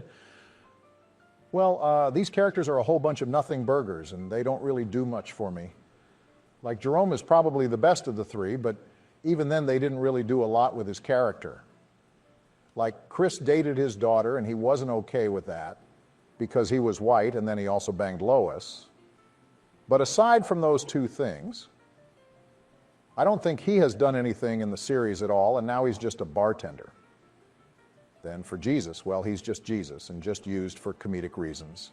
And they're not entirely hilarious. The one where he almost banged Lois was all right, but he could have been utilized better, like with South Park's version of Jesus. And lastly, for Jillian, well, she's just a dumb, hot character, and that's it. I don't really have more to say. Goddamn well, you already spoke for like half an hour, man. Why the hell did you have a lot to say about the first D tiers on this list? I don't know, man. I just had a strong opinion on them. I don't know what you want me to say. Well, either way, I have some happy news for the people because I have Joe going straight into S tier. I feel like any fan of Family Guy is just a fan of Joe. And then I have Lois going into A tier and Meg going into B tier. I feel like those are valid statements because Lois is an all right character. But I prefer when she goes a bit crazy. And Meg is just Meg. And I think it's gross when she does extremely dirty stuff. But when she's normal, she's okay. More importantly, we have the father-son duo of Mort and Neil, and I have Mort going straight into S tier because, damn, I know he's a walking stereotype, but he is freaking hilarious. It's like when South Park brought on Kyle's cousin, and he was just a walking stereotype, too. Neil, though, is kind of whatever, and I have him going into C tier. He's just another Mort, but not done as well. Then while I'm rating the side characters, I may as well rate the news station anchorman guy who yells, I forgot his name, but both him and Opie get an A tier. I like these side characters and think they add a nice bit of fun. And I'm always glad to see them whenever they pop up in the show. Okay, this is somewhat valid, but the Joe Dog thinks that you're overrating the anchorman guy because all he does is yell and show up in small segments. But that's what makes him so refreshing, Joe. He shows up rarely, and when he does, it's a nice little goof and gaff. Well, either way, I said what I said, and now it's time for the big ones. And you all already know that I love me, Peter Griffin, and even Quagmire, because I have both going into S tier. I don't even feel the need to explain those two because they're quite obvious, but I will have to explain the next one because I have the evil monkey going into B tier. He just isn't really all that and was an overused gag until he ultimately left. I also have Seamus going into C tier because, well, he never really did anything for me. But don't worry, guys, we're back on to greatness because we have Stewie up next. And you guys already know that he carries the show when it's those Brian and Stewie episodes. But he is still a nice character. And even better, when they stopped making him obsess over killing Lois. I fully agree with you there, Barack. They use Stewie in his fullest potential after, but for me personally, he can be a bit annoying sometimes. Speak for yourself, Donald, because nothing makes the Joester happier than a gay baby. Joe, you like him for all the wrong reasons, and I don't think he's confirmed to be fully gay, but either way, he's a baby, so we can't be thinking weird stuff about him. But yeah, now we're approaching the end of the list, and we have some, well, not stinkers, but they aren't amazing either, but we have some all right entries to end off the list, starting with Tom Tucker, and he gets a B tier.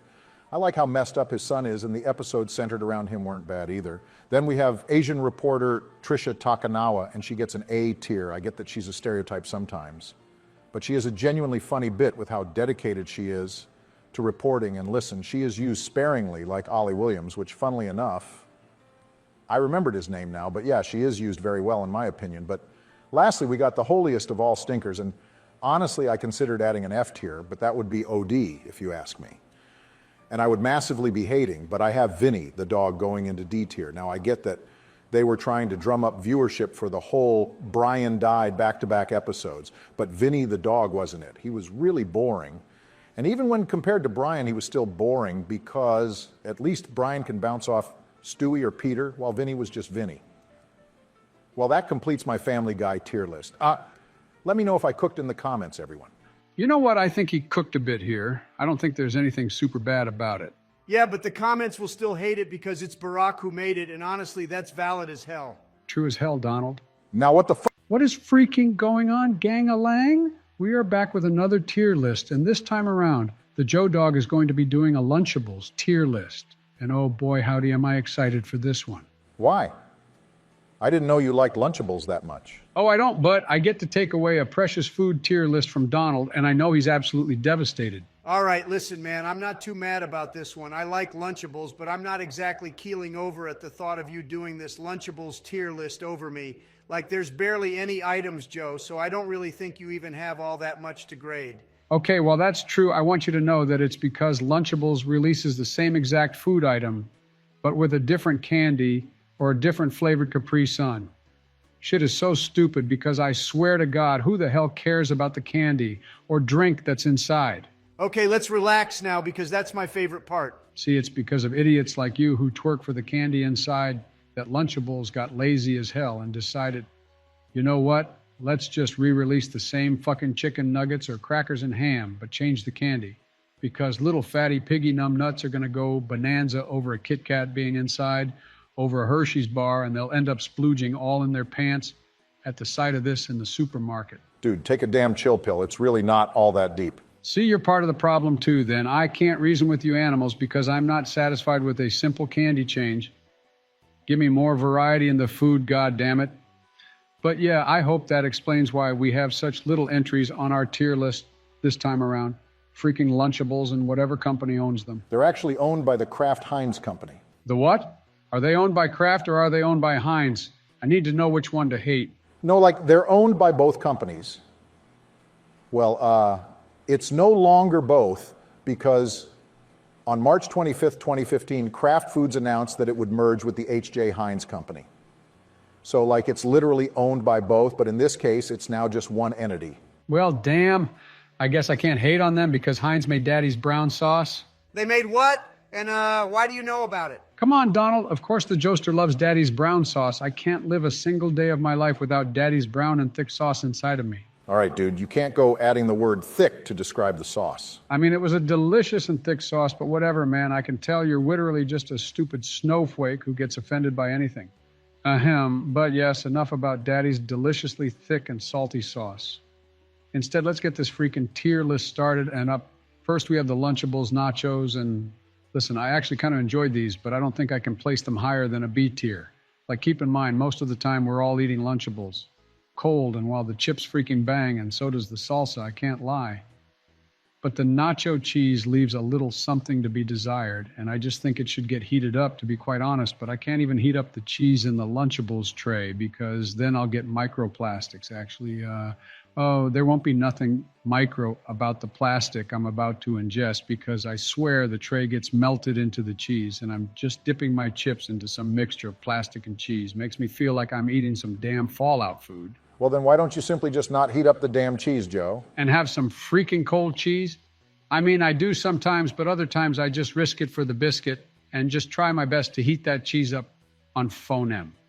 It's fine, though, because wasn't there a recent study that showed that microplastics are actually in every part of our body because of how messed up our food is? Yeah, and it'll probably lead to some major health problems later in life, and it'll also probably cause the downfall of humanity with all the possible birth defects and such. But, Joe, what do I always tell you to do? You're right, Donald. Sometimes we just have to thug it out. I don't think that's something we should be saying about the future generations of humanity. They must learn what it's like to thug something out. If anything, maybe some galaxy gas would purify them and cleanse them of all the microplastics. Either way, I'm on my deathbed, so who the hell cares? I know I don't. Anywho, moving on to our next entry, we now have back-to-back S-tier Lunchables in the ham and cheese crackers alongside the chicken dunks. Both of these are amazing options and basically my go-to Lunchables because the coldness fits the crackers, ham and cheese, because it's like I got a little charcuterie board with me and I can enjoy assembling it however I want. Sometimes I just eat the block of cheese by itself. Sometimes I eat the ham by itself. Other times I may just make crackers and cheese, or maybe I just decide to eat it normally and just make myself an amazingly crafted cracker with both ham and cheese. Now, the chicken nuggets is one that you all might be a little twisted on. but these can actually be microwaved, and they come with a little sauce to dunk them in too. Best part is that they won't need to be microwaved hella like the nacho cheese, because just 10 to 15 seconds in the microwave and these bad boys will be ready to explode with flavor all up in your little beautiful mouth. You've got to be kidding me. Charcuterie blows this Lunchables shit out of the water. Not to mention, you can get some expensive ass cheese with maybe some nice cuts of meat and top it all off with an amazing selection of sides like olives or pickles, for example, and oh man, you've got yourself a treat? You forgot to mention the wine. I didn't mention the wine because you have a serious drinking problem, Joe, and you end up finishing the bottle before I even have anything served up on the board. Listen, mate, let's get one thing straight here. I don't have a drinking problem. Drinking has a me problem. And anyways, even if that were true, why would it be a problem when any time I drink alcohol, I suddenly stop shaking and stop feeling like garbage? Yeah, checkmate right there, brother. Someone needs to hand me their keys during charcuterie night because I am more than ready to drive. Ahem. But now is not the time because I have a Lunchables tier list to do, and up next is the chicken kebab poppers, and maybe it's my inner hater, but this only gets a C tier. I've never had these, but I'm just upset that I tried to find these online and I couldn't, so that triggered me a bit and made me want to give it a poo-poo rating. Like, who the hell even wants chicken kebabs from Lunchables? Not me, that's for damn sure. Bro, you're bugging out on this one because those things look like they fucking bang, and you literally just complained about them not being available, so obviously your ass wants to eat some chicken kebabs. No, I don't. That's just my inner voice wanting to come out and make himself be known. I don't want that freaking chicken kebab, and that's final. Instead, let me continue being a damn hater, because somehow we got even worse. And up next, we have a freaking sub from Lunchables, and this is a garbage D tier. Like, the bread from this thing is just atrocious, and I felt like I was eating some loaf of bread from the medieval ages. With the way it was so tough and gritty, felt like I was chewing on some sofa leather, and I just could not swallow it for the life of me. And believe you me, that the Joester always, and I mean always, swallows. Go figures that the only thing that is actually delicious cold is the one thing that Joe hates. Also, what the hell is up with that last comment? That's one thing that I know that me and the rest of the viewers definitely didn't want to know. Hey, why not lump me in that group too? You know damn well I didn't want to hear that either. With how freaky you can be in the fursuit, bro, I don't even know anymore. He's got a point, Barack. Furries can never be trusted, and that's a life motto to live by. Nothing against them. I just, can't trust them. But no furry talk, please, because we're so close to finishing this list that I can already taste the Lunchable that's in my fridge. Which one is it? The crackers and ham one. Thank you for asking. But anyways, our next entry is a bit of an odd one, and this yet again is another that I haven't tried, and I'm mad as hell that I didn't get to give it a whirl, but this is the beef tacos from Lunchables. It just sounds odd coming out my mouth, and I can't imagine it tastes that good when it's cold as hell. And the box art has some unmelted cheese, but I'll still give it a C tier. It has to be better than the sub at this point, and I think I maybe would have liked it had I tried it, but the world will never know, much like how the world will never know what happened in the summer of 1973. Yeah, it's a shame. A darn shame, really, but we want to keep this video monetized. So let's not recount the tale, Joe, and instead get on with the list, because thank heavens that we are nearing the end. I can literally see the light at the end of the tunnel. Whatever, man, calm your bussy down, because I know your ass is just hating because you wish you could be doing this list instead, but it's okay. The Joe Dog doesn't hate on his haters. Instead, he pities them because they will never know the tender touch that comes from a Joe head, and they will never know how it feels like to know and love the word of Joe. Ahem, but enough of my self-glazing, because I can do that all day, but instead let's focus up on our final two entries, because they are both pizzas, but Lunchables decided to also release a deep dish pizza, which I don't know who the hell had that idea, because it really isn't even a deep dish, but rather a saucier pizza. But thank God that it wasn't really deep dish, because that would have been a mess. But yes, to rank these, I think I'd have to place the OG pizza into S tier, because while it might not be the best looking thing or the best tasting thing or just a good thing in general, what it does have is a lot of charm. And you bet your ass I love to decorate and make my own mini Lunchables pizza before I just end up throating the whole thing. I fit that whole sauce saucer right into my petite Joe mouth, and I almost swallowed it without chewing once. But that was a dangerous game I was playing. Had to have Hunter give me the Heimlich when he was 12, but now with all the overdoses he sees every other day, I basically trained him for the future. But yeah, then the deep dish pizza gets an A tier. It's okay and all, but the OG pizza takes the cake. What a freaking list, man. Glad we got that over with. Yeah, but now that he mentioned cake, I'm kind of having a hankering for a slice right now. Funny because I was craving a slice too. A slice of the Don's Bunda cake. Anyways, you guys want to see this TikTok I found? It's totally me when I don't have Galaxy gas. Please, I'm almost out. I need more Galaxy gas. Please, is there any Galaxy gas here? I'm crashing out. Can we please get more Galaxy gas? Joe, you seriously need to stay off the Galaxy gas, or else you'll end up with even fewer brain cells. Never! What is going on, gang-a-lang? We are back with another tier list, and this time around we are going to be doing a tier list based around my favorite foods. I gave Fraile a list to choose from, and he hand-selected all these items for me, and I'm already starting to twerk a little for what I see on here. If it's your favorite foods, wouldn't they all just go in S tier? No, they wouldn't, man. Can you use your brain for a second and think about this rationally? If you were presented with a platter of all your favorite foods and treats, naturally you'd reach for something first, right? All right, dude, my bad. I know how to solve this question. See, Donald, I wouldn't grab one thing first. I'd grab them all and then put them in a blender and mix in some leftover blue Gatorade hot dog water so that it can make it into a delicious mushy paste, and then I would form them into nice balls or patties depending on what I was feeling. And then I would dip said balls and patties into egg and then into batter and then back into the eggs. And lastly, I would deep fry them in Wagyu beef tallow to give them the best flavor possible. Now that sounds absolutely vile. Now hold on, let him cook here, because while that does sound gross to start off, I can actually see the potential, like if you were to mix a bunch of good foods that go together, like maybe blending up a hamburger and a hot dog and then deep frying that actually sounds like a banger. Well, you conveniently left out the fact that he uses blue Gatorade hot dog water as a mixer for all of his ingredients. Shit, you're right. Never mind, Joe. You're going back in time out, my man. Oh, barnacles. Why the fuck did you say barnacles? You know what, man? I'm not opening up that can of worms because I could care less about your vocabulary, Joe. But anyways, let's go ahead and get this list started.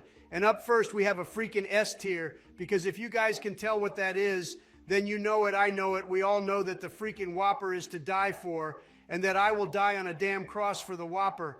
The Whopper to me is like what soaking is to Mormons. It's basically my mecca of all things good and delicious. See, the Burger King Whopper is the king of fast food, no pun intended on there, but it's a messy, greasy masterpiece that doesn't pretend to be anything. It's not unlike Barack here, who constantly pretends that being a furry is normal. But either way, let me continue to glaze the delicious ass Whopper, because the thing is huge, none of those sorry-ass tiny burgers where you need 3 to feel full. Who the hell needs 3 burgers to feel full?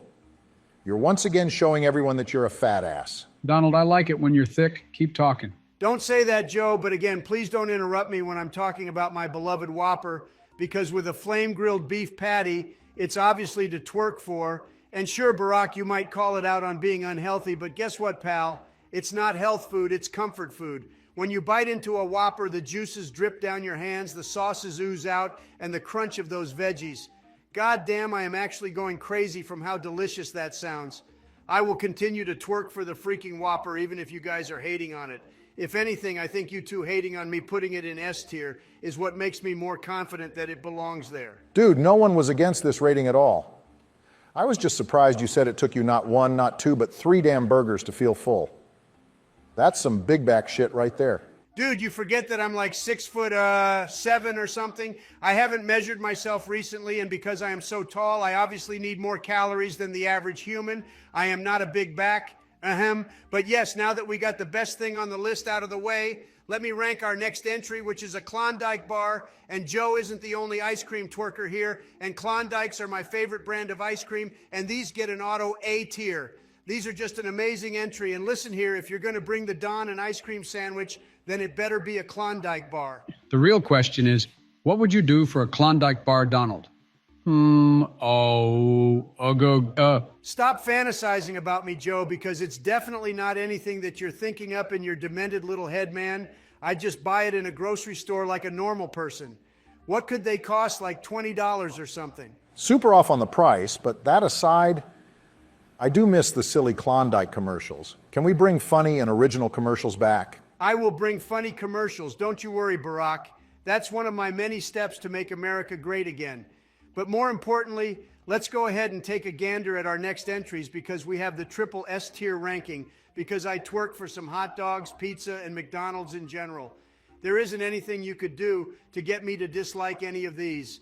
A hot dog is a true American tradition, and none of those gross Chicago dogs, Barack, because I will drench it in ketchup and mustard, thank you very much. And well, McDonald's goes without saying because I swear every soda tastes better when it comes from McDonald's, and I haven't even touched on their delicious ass food like a McGangbang, where you combine a McChicken and McDouble to form the most holiest invention on planet Earth.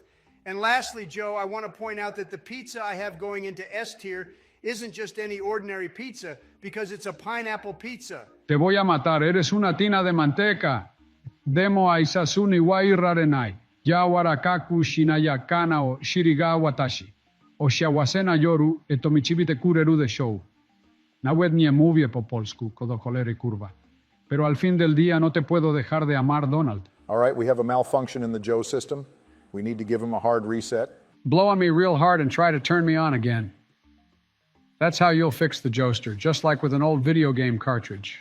All right, I think we've heard enough of Joe. I can only pray that he didn't say anything too weird, but I guess we'll never know because you got me messed up if you think I'm going to learn any language aside from American. That's not, just forget it. Carry on with the list, please. Gladly, because up next we have a freaking A tier in wings or Wingstop in general. I like to get my wings from Wingstop because they're the best, but I don't twerk for wings the most. They always come out too spicy, and you know what? I may as well rank our next two because I know people will think this is controversial too, but I have nachos going into B tier and Nutella going into C tier. I know people think I twerk for nachos, but I wouldn't prefer them over all the things above it. They're just too spicy, just like the wings, I tell you. As for the Nutella, well, it's freaking Nutella. I love it, but it's always an add-on to everything else. I rarely eat Nutella straight out the jar. The fact you even eat it out the jar in the first place is a huge concern. Barack, Nutella is delicious, and it can most certainly be eaten straight from the jar. People do that with peanut butter. That's entirely different considering the sugar levels. Barack, I will die before I get diabetes. Don't you worry. One thing that'll definitely expedite the diabetes process is our next two entries, which both get A tiers because damn chocolate bars and Chips Ahoy both mess me up, but in the best way possible. Like I can already taste how delicious a cookies and cream Hershey's s'more would taste like, and even then, the chocolate bar by itself may not fill me up, but damn, the flavor on it is just spectacular. Same with the Chips Ahoy cookies because these are the second most dunkable cookies behind Oreos. Just make sure to not eat them the Joe way, where he just dumps a whole sleeve of cookies into a cup and then pours milk over it until it fills up, and then slowly scoops them out with a spoon and later drinks all the milk and whatever is left of the cookie. Wasn't it you that said that? Dude, does that sound like something I do? A little bit, yeah. It sounds extremely fat, so like my automatic assumption is that you'd come up with that. Joe, tell Barack that you came up with that method so that he doesn't slander my good name. Did I invent it? I don't even remember. I'm just a silly little boy who doesn't know what he's doing. Joe, your mind isn't that of a kid. Quit cosplaying your weird-ass fantasies during our video. But yeah, I don't know, Barack. If you can't believe me, then I guess your brain is melted into goop like Joe's. It's up to the Don to solo carry this list, and coming up we have another triple S tier set of bangers on the books because fried chicken, Oreos, and chips all belong in that tier. Fried chicken is to twerk for, and I would battle anyone for a damn piece of fried chicken. Hell, I remember pushing an old lady in line when the chicken sandwiches first came out for Popeyes, and they had to call the ambulance for her, but she needed to know that the Don does not play around with his damn chicken. I hit her harder than any abusive husband ever could, and I'm sure she got pain that she will never forget. Dude, that's so incredibly morbid. I mean, she's probably dead now, so who cares? But yeah, let me continue the rest because I want to talk about why Oreos and chips belong up here, even though I'm more than sure we all know why. See, Oreos remain the most dunkable cookie, and they transfer the best into different things. I am a die-hard Oreo enjoyer, and I think the day I stop loving Oreos will be the day I die. And lastly, chips, well, they're chips. Do I really need to explain more as to why chips belong this high up? I can't live without my Cheetos, Doritos, Lay's, you name it, and I probably have a bag of those every day, if not every other day. What about veggie straws? Gross, dude, what the hell? I'll only eat those if there's nothing else, but thankfully now that Barron is 18, I just make the kid go get me groceries, and he buys a bunch of junk food and my ass gobbles it up like the garbage goobler. Ahem. But yes, I hope I gave good explanations, because continuing on with the list, we now have the Hot Pocket, and I give this a B tier. It's solid, but honestly, I think in the grand scheme of things on this list, it really doesn't belong that high. I know I made a tier list about it, but I want you all to remember that this is a list of my favorite food and snacks. So like a B tier here is like a normal S tier on an everyday list. So if B tier is an S, what the hell is an A tier or even an S tier on this list? Like, what is the equatable rating? S plus and S plus plus, you freaking idiot. Just think for once, man, and I promise you that the answers will come. Well, now with that out of the way, we can get to the final entry, which is chocolate cake. And this wonderful item ending this list off gets a banging A tier, because who doesn't love chocolate cake? Some people genuinely don't like chocolate or are allergic. Well, I don't care about them. Quit it with all this cake talk, because you guys are making me crave cake. I better go watch Filthy Frank's Cake Trilogy in order to get hungrier. Dear God. What is going on, gang-a-lang? We are back with another tier list, and this time the great Don is going to be ranking some eating utensils based on how useful and good they are for overall eating. I wasn't going to sit around and let Joe, or much less Barack, take over this goddamn list, because I know they can't handle the pressure that comes with this list. Now, what pressure could someone possibly face when doing a utensils tier list? Like, you can't be serious. Well, it is about food, Barack. So this could be as serious as we get for Donald. I know I was more serious during my ice cream tier list than I ever was when I was in office. Joe, you're still in office during the time of this recording. It's more like Weekend at Bernie's, because all I do is chill and play the Wii while Kamala handles all the big boy stuff. I just eat my ice cream and relax. I hate that you all took my power away from me. I should be the one playing Wii and eating ice cream while relaxing with the title of president. God, every day I see you proclaimed as President Joe, I die a little on the inside. Really now, Donald? Well, Joe, you should mention that you're president more often, since that's the case. President of the Anime Club at the White House, or president of the Ice Cream Club of the White House, because I am in charge of both. Not really a lot of competition going on, because people just complain to me that I should, quote, get to work, like I'm no 9-to-5 office drone. That's their job. Mine is to sit there and look pretty. And you're doing an absolutely terrible job at that, because we all know I'm the most handsome man here, even more beautiful than Kamala. Like if I were a girl, I'd be way hotter than her and a lot more breedable. But enough Joe antics, because we have a list to start. And up first on this list, we have back-to-back S tiers in the fork and spoon. I think it's super obvious why we have these two up here. These are like the most essential utensils to eat with out of all of them. I don't even think you can argue this point. Oh, but I can argue it. Joe, how the hell would you even argue this point? Like, Donald has a point here, because you literally can eat every single meal possible with these two utensils. And I don't see how they wouldn't go into S tier. All right, listen to the Joester right now, because I won't argue the fact that they don't belong there, but I will argue that they both don't belong there together.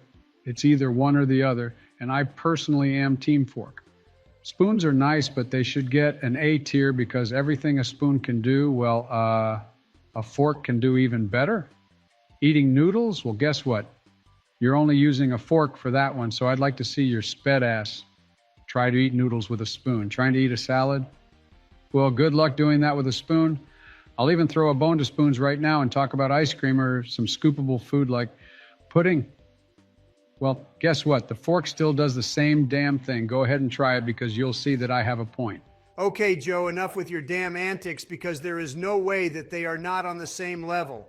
You cannot tell me with a straight face that the fork does everything a spoon does, but better, because I have never seen a soul eat cereal or soup with a fork. That alone eliminates some good-ass foods from your rotation, and I'm not even mentioning the fact that a spoon provides more scoopability with melted ice cream or pudding, because with a fork, all the melted stuff would just fall through the fork. How many times do I have to teach you this lesson, old man? I do eat soup with a damn fork, and I am not ashamed of it. Especially my ramen, because guess what? I eat all the noodles with my fork and then slurp and suck all the juicy broth with my big fat wet mouth, and I do the exact same thing with my melted ice cream or pudding, because whatever the fork doesn't pick up, the mouth does it all. That way I won't have to dirty another utensil. What do you mean by that?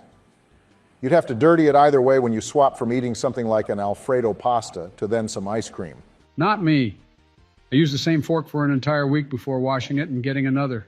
It's more efficient this way, and I always suck it clean every time I use it. I don't even know why we bothered asking for this freak's opinion on anything. Joe, your opinion is invalid as hell after saying that, and you had me up for a little to start off, but nah, man, I just can't trust you after you said that. Well, following that sick and twisted Joe story, we now have the spork, and listen, everyone, I am the #1 spork hater. When I got put in prison and had the mugshot taken, hold your breath, everyone, because I had a meal in there, and not only was it one of the worst meals I've ever had in my life, but it was also served to me with the worst utensil I've ever used in my life, and that is the spork, which is going straight into D tier. Okay, I swear. I don't remember what tier list it was, but I remember it was when you freshly got that mugshot taken. You literally said that the food wasn't bad, I think. That, and once again, let me remind you that you were literally behind bars for a total of 0 seconds because you posted bail and all you did was get a mugshot picture taken. Listen, Barack, you don't know how dangerous and treacherous it was in those streets. You would not last a second in my shoes because you're as soft as Charmin ultra soft toilet paper. You've got soft hands, brother. What can I say? I say that you're quite delusional. And I say that I'm not. Checkmate right there. But yes, moving on to our next item on this lovely, lovely tier list. We now have the butter knife, and this gets a solid A tier from the Don. Without the butter knife, I would not be able to cut certain things, and more importantly, I wouldn't be able to spread whatever I want on different things. Like imagine trying to spread cream cheese with something that isn't a butter knife. It would be a freaking disaster. Not with a fork, I tell you what. Joe, stop lying to everyone because I know damn well that it would be a disaster with a damn fork. God, man, hearing you twerk for the fork is like hearing Paul Revere scream that the British are coming, but ain't a goddamn soul care about what the hell you have to say, Joe.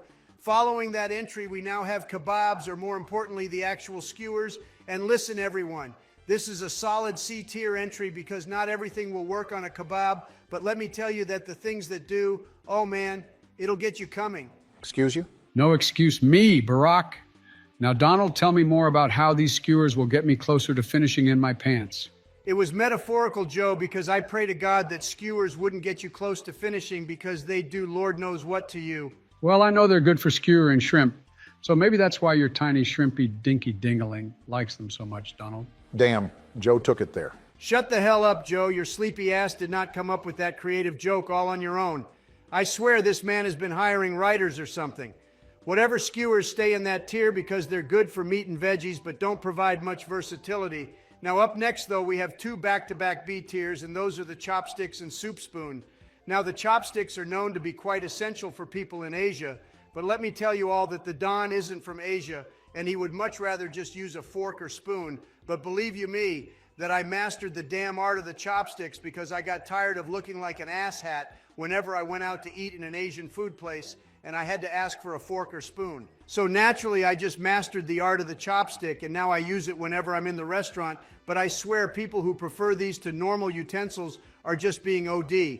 Like, you can't tell me that it's better than a fork or spoon because it's harder to grab the food, and I feel like people just learn how to use them so they can brag about it to others. Either way, that's why it's a B tier, and the reason why I have the soup spoon also going into B tier is actually quite simple. You see, I know it doesn't have too many uses, but it wasn't made to do a whole lot. It was simply made to be a larger spoon for soups and meant to hold in all that broth while you eat. This is especially good if you're eating ramen and grab a whole spoonful of broth while you slurp up those damn noodles. So for being efficient in the one responsibility it has, well, I had to place it that high, but I think that's the ceiling for the soup spoon. Oh, so you'll recognize the fact that the soup spoon is limited, but you won't do that with an actual spoon. Now, that's some BS. Is it really BS? I mean, a soup spoon is pretty different from an actual spoon and way less versatile. Less versatile, but amazing at its job. Enough of that, though, because I am not opening up that bag of worms again. Instead, let's talk about our next entry, which is the toothpick, and this is getting a C tier from the Don. Now, you usually see these used for like a charcuterie board or if you're eating samples from Costco or something. But the amazing thing about this utensil is that after you're done eating whatever you're eating, you can use the same pick to poke more stuff and eat more, and you can also clean your teeth with it once you're done. Sounds a bit unsanitary, but you're not placing it higher, so I guess it's fine. I just can't get over the fact that you really do hate sporks that much. that you would rather eat with a toothpick? Man, screw those sporks. I'll kill an MFer if he dare decides to hand me a goddamn spork. Up next, though, we have something that actually doesn't make my blood boil, and that is the straw, and I love myself a good straw, and we'll be placing this into A tier.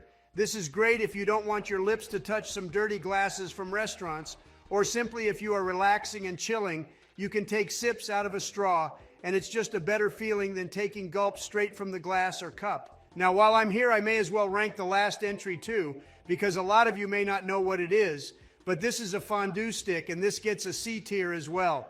Nothing wrong with it, and it gets the job done, much like with the soup spoon, but this is literally even more limited than the soup spoon, and that's why it only gets a C tier, but that is the end of this wonderful, wonderful list. I still don't like how much you sucked off spoons, but you know what? I actually don't know what I was going to say. I honestly received no knowledge, nor did hearing Donald talk about eating utensils make me feel any better about myself. Honestly, that's good. I'd hate to know that I made your day better, Joe, and I mean that from the bottom of my heart. What is going on, gang-a-lang? We are back with yet another Joe Dog tier list, and this time I'm going to be presenting you all the absolute best ice cream sandwich tier list.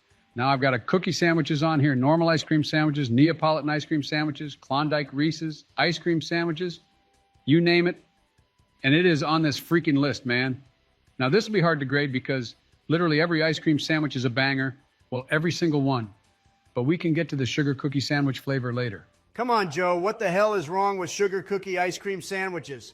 That sounds like a freaking banger to me. A commoner like you can never understand the refined ice cream palette I made for myself. It has taken years upon years to build. A literal lifetime of hand-selecting certain ice cream brands and exposing myself to different flavors and creations every single week. You don't understand what I've been through to get where I'm at right now. You orange turd sandwich. Like, for instance, you all wouldn't know it, but our first entry, the Dean's Country Fresh Ice Cream Sandwiches. And, yeah, you may be asking yourself how I could know the difference between these and any other ice cream sandwich, but these are mid as hell and only get a C tier. See, the reason I know that is because I studied extensively and have poured my heart and soul into this, and you wouldn't know anything about the amount of hard work and dedication it took to reach the status of Grandmaster of all of ice cream. See, these are things people wish you said about you becoming president. You know, like inspirational words that said you spent a lifetime preparing for that role, rather than sleeping at the beach and then going on this video and instead talk about how much you prepared to rank ice cream. Like, you do realize you're still in office, right? Well, no dip. How else would I get my free ice cream? This was just an end to justify the means. Yeah, not to be that guy, but circling back on your comment, Barack, how the hell was what he said inspirational in any way? He literally name-called me and said I was an orange turd sandwich. Well, I don't know about everyone else, but that inspired me. Because you are definitely an orange turd sandwich. That or a giant douche. But only when it comes to ice cream, Donald, because other than that, I love you. Just don't ever challenge my authority and try to say that you have better ice cream opinions than me. And you too, Barack. Don't think I'm going to let it slide that you did the McFlurry video and not me. The only thing that prevented a generational crash out was Fraile giving me some special pictures of Donald that he generated with AI. Now it's crazy, but now I have a picture of Donald all lubed up in 4K. Wait, what the hell? AI can do that now? I don't consent to any of that, bro. Like, who the hell gave you permission for that? And for the record, everyone, the only time I have ever been lubed up was when I was at the massage parlor. And this other time when Melania wanted to try a little something. Yeah, but I don't need you to approve or give me permission for this one little bro. I got you all lubed up in 4K and there's nothing you can do about it. Can he go to the police? I control the police. Well, I imagine you have some influence because you're president, but you don't entirely control the police. No, Barack, you don't seem to understand. I legitimately have the power to control the police with my mind. I can command them to do anything and everything as long as I just think it in my head. Joe, you're actually insane. I didn't think the dementia would be eating you up this much. The only thing I want to eat me up is our next entry, Donald. Because goddamn, would you all take a look at the Nestle chocolate chip cookie sandwiches. Now, initially, I was contemplating only doing ice cream bar sandwiches. But I then thought to myself, Joe, it's 2024. Why are we segregating things? And then I just slapped them on here as well. And you all can bet your bottom dollar that I do indeed twerk for these. Now, there are definitely more twerkable products on this list. But this chocolate chip sandwich still gets a boom from the Joester, and I will be placing this straight into A tier. Bro is referencing the Costco guys with the iconic Big Justice and AJ phrase of boom or doom. I have nothing but respect for you right now, Joe. You guys were for real about the Costco guys stuff? I thought that was just a bit for one of our videos. Do you two actually watch them? Dude, when do we ever do things for bits? Of course, we watch Big Justice and AJ because we're Costco guys. Oh man, don't even get me started on the Rizzler, because they all collaborated with Jinxie recently, and believe you me that the Joester was seated for that live stream. All right, I didn't watch that. I'm not too far gone with all the TikTok brain rot. I did, however, watch the Rizzler do the veggie dance with Jersey Joe, and I did see that compilation video of Cousin Angelo saying it's a piece of provolone when everyone asked him what that smell was. Is anything that came out of your mouth even real words? You bet your V-Bucks that it was, and it couldn't have been any more glorious, but enough of glazing the Costco empire, because I instead want to glaze our next two entries because I have the Reese's Klondike bars and the Oreo ice cream sandwich bars, both going into an immediate S tier. Like, I don't even know if I need to explain it, but I'm going to do it anyways, because I need you all to understand just how monumental these two are. Like, firstly, we have the Reese's Klondike bar, and like, I already handstand twerk on the wall for Klondike bars. The only flavor I absolutely hate is the mint chocolate chip one. But thankfully, Fraile knows me enough to the point where he doesn't have the audacity to place that disgusting thing on this list. He definitely just did that so you wouldn't have a long-ass rant against mint-flavored things again. Everyone is tired of the Joe rants. Not the Joe heads. But yeah, ignoring Barack there. What was I saying? Oh yeah, I love me some Klondike bars so naturally when you combine that with one of the best candies out there. You know, you got yourself a goddamn banger on your hands. Like, the craziest part to me is just how translatable Reese's is to any type of food. Like, you can make Reese's cake, cereal, bars, ice cream, McFlurries, and hell, who knows what else you could make, because it just seems to me like you could make it bang with almost anything. Someone needs to collaborate with them and make a Reese's milkshake, because that would be beyond gas. Oh man, I cannot sing its praises high enough. Then as for the Oreo ice cream sandwich, the same basically applies with Oreos, but I'd argue that they didn't transition that well into cereal. But hey, that's a topic for another video, because in this ice cream sandwich form, they absolutely knock it out of the park. Like, this isn't some scam where they just make the top and bottom look like the cookie, but rather it's actually the Oreo sandwich cookie layer, and it's softened up a bit, and it just makes for the most perfect bite in a sandwich. And honestly, if you left me in a vault full of either of these, well, I'd come out fatter than Donald, and that is almost an impossible task. I'm a lean 295 Joe. I don't know what you mean. What? I swear you've said that you weighed less in another video. How'd you gain more weight? Dude, hop off the damn jock. I just said it was lean muscle, so like, I'm just that shredded. I don't know what you want me to do.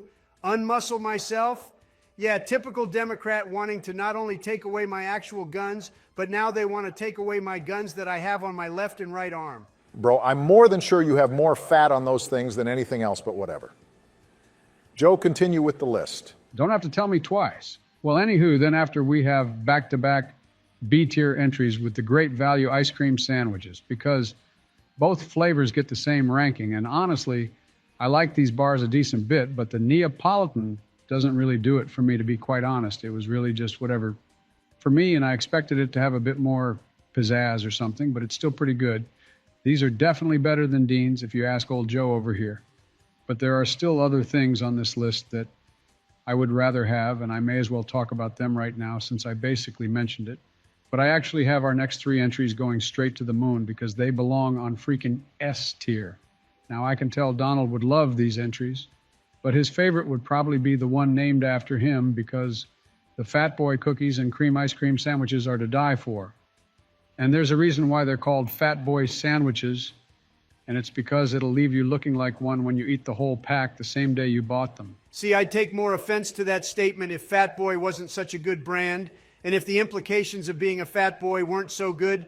See, to be a fat boy, you had to have good food and just be a real eater. And listen, ladies, the Don is the realest eater out there because he has been blessed with all this amazing food in his life. If that were true, then why do you constantly eat fast food then? Like someone with your amount of wealth would surely opt to get something better, not only for their diet, but also for their taste buds. I mean, you explained it yourself in that same statement. Why would I not want to eat fast food when we all know that those foods are the best for your diet and taste buds? Try pulling out something that tastes better than a damn Whopper. It's literally impossible, and the deals are killer as hell. Barack, if you have too much estrogen in your body, it's fine. I'm friends with Caitlyn Jenner, and I'm sure the two of you can be the best of girlfriends. Guys, please, not on the ice cream sandwich tier list. Your bad vibes are going to give bad chakra to the list and then not entice our viewers to buy these sandwiches. Let's all just agree that we'd all look hot as girls. Not what we were arguing about at all. Fine, we'd all be ugly then. Is that what you wanted to hear? God, man, just let me do the damn list. Well, continuing from where I was going off of, man, I kind of lost my train of thought. But yeah, I had Kemp's going up that high because in my opinion, they provide the best ice cream sandwiches out on the market that aren't named Klondike. But we all know the king of ice cream sandwiches comes to the Klondike bar. Like, come receive your crown, because we all know that it's raps when they pull up. They are like the LeBron James of ice cream sandwiches, and there's a reason people twerked for them so hard in those commercials they used to always play. But we are not approaching the end of the list. And our second to last entry is the North Star ice cream sandwiches, and these get a B tier. And I only remember having these a couple of times and thinking they were okay, but the little penguin guy looks so adorable that I figured I'd place it slightly higher. But unfortunately for our last entry, the Joe Dog is widdly, not going to be so very nice. As I said in the start, if you all forgot, these suck ass, and I will be placing the sugar cookie sandwiches straight into D tier. It's the same ranking a damn mint chocolate chip ice cream bar would get, because those suck ass too, but goddamn, I also hate the sugar cookies. I don't care if they are made by the Fat Boy. I think they taste like complete and utter ass. And I think I would rather lick a homeless man's ass crack and then proceed to munch on some used gum from under a bunch of park benches, and then have some raw liver be mixed with some rotten fish and served up to me on a smelly ass used plate that belonged to Lizzo, all while some big fat obese Brazilians fart the wettest of farts in my face. Bare butt too, so all the fecal matter hits my face than to ever, and I mean ever, be served some vile filth like a sugar cookie ice cream sandwich. Jesus, Joe, tell us how you really feel. And another thing. Fraile, cut the video! What is going on, gang-a-lang? We are back with another tier list, and this time around, I will be doing a continents tier list, and oh man, I am excited to talk about all of these places. But let me make it clear that this is my personal opinion, and no one from the continents I rank should feel bad. At the end of the day, we are all humans, and I respect you all. Nah, bro, just call out those Europeans, man. They always think that they're better than us and this and that. We all know that America is number one. Now you are spitting right there, man.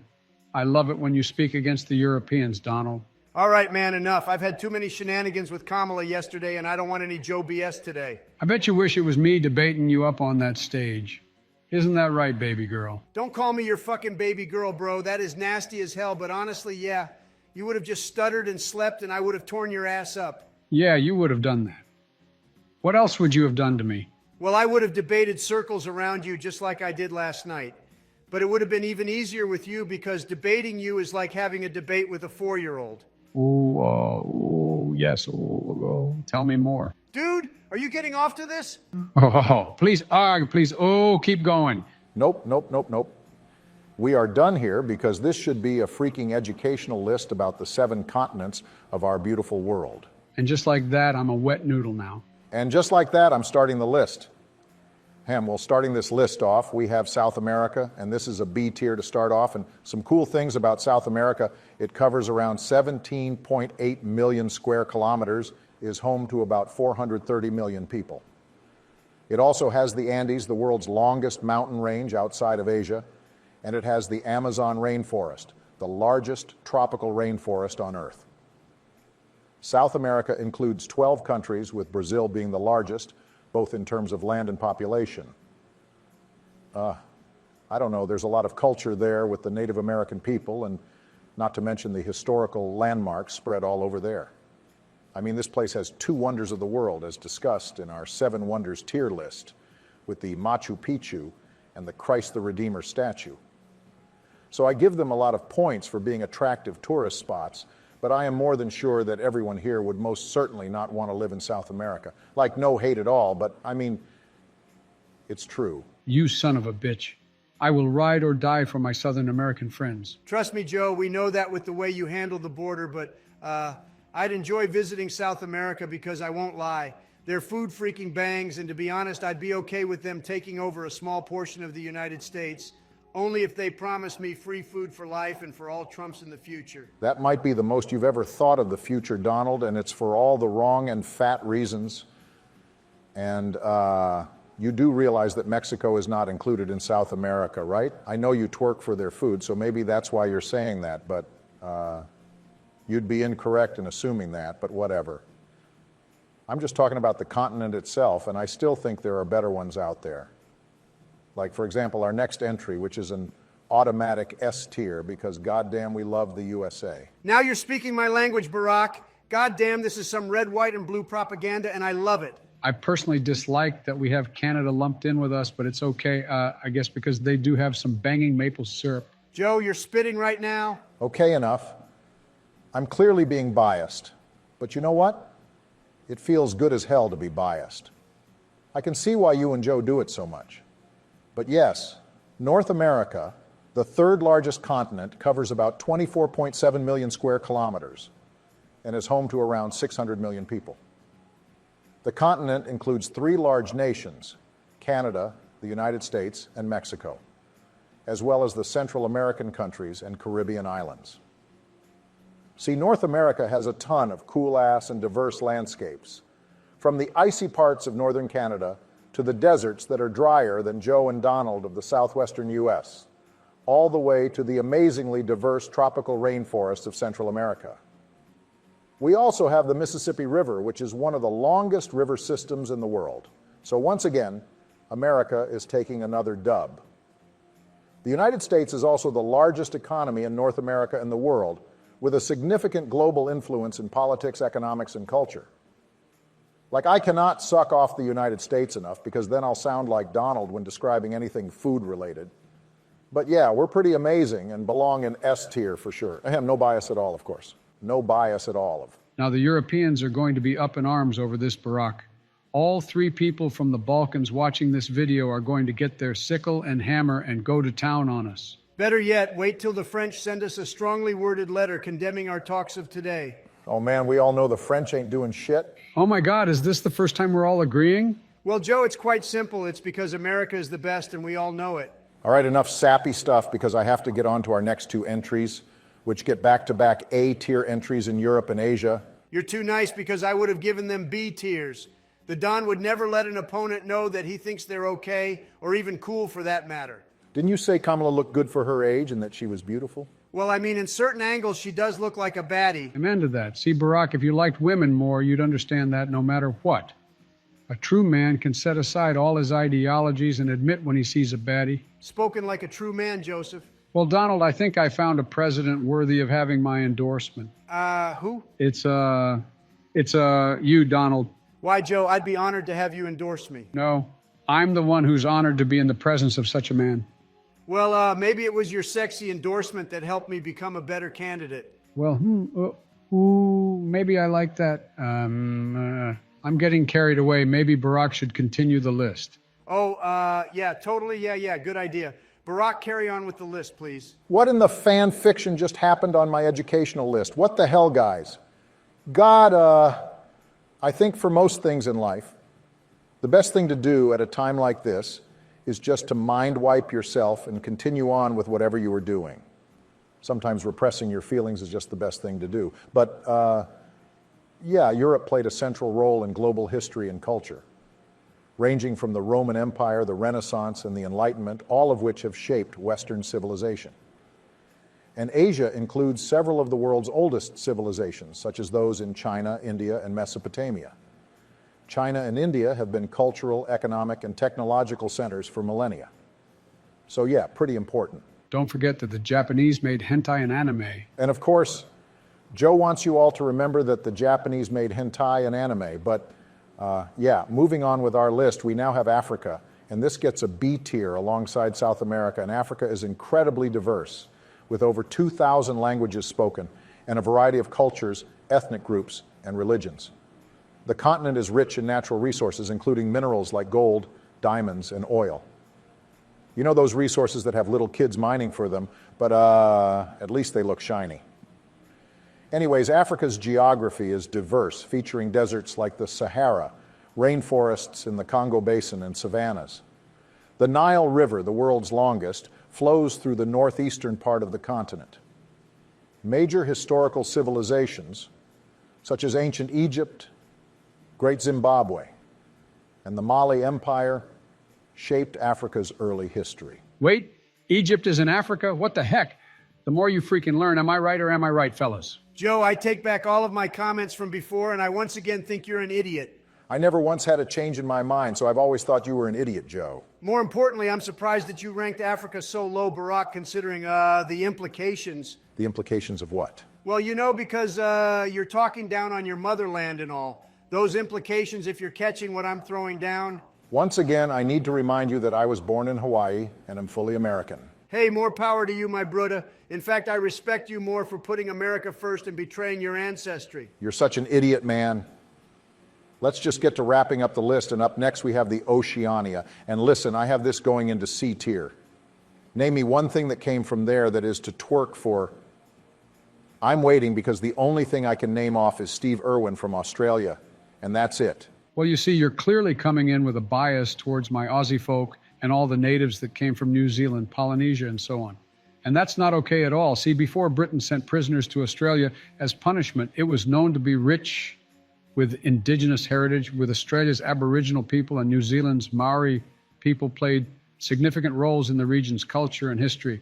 Need I mention the wonderful geography, because even though Australia is mostly desert or semi-arid, the other parts of Oceania feature tropical rainforests, coral reefs, and volcanic islands. And despite Australia being so dangerous and uninhabitable, it remains a testament to human resilience, because Australia became a highly developed nation and is known for its stable democracy, high quality of life, and strong economy. And New Zealand is another well-developed country, is known for its stunning landscapes and progressive policies. Like, I don't know why you would have this much hate for these beautiful places. Joe, I didn't know you loved this continent so much. Well, there's a lot to me that you don't know, but you never bother asking me about it. And truthfully, despite you dropping a wonderful knowledge bomb on us, I think I'd rather stay knowing less about you, if I'm being quite honest. Well, this stays in C tier either way. And now, rounding off this list, we have Antarctica, and this is a freaking D tier. Sure, it's home to unique species like penguins, seals, and a variety of seabirds. But sooner rather than later, climate change will pose some significant challenges, as warming temperatures lead to ice melting, which affects global sea levels and then lead to its inevitable demise. The good thing, though, is that it has a super small human population, because only scientific researchers and support staff live temporarily on the continent in research stations from various countries. Sounds like that place can use some Trump Towers opening up in there. Free real estate to open those up alongside some damn McDonald's. That sounds like a horrible investment. See, you're not a visionary businessman like me, where you see a desolate and frozen land. I see multiple McDonald's, hotels, and fracking stations. What about adult clubs? Especially those, Joe. I'm going to turn it to the new Vegas. What is going on, gang-a-lang? The Don is back yet again to bring you all a wonderful tier list. A great tier list. Possibly the best tier list to ever exist on the face of this planet.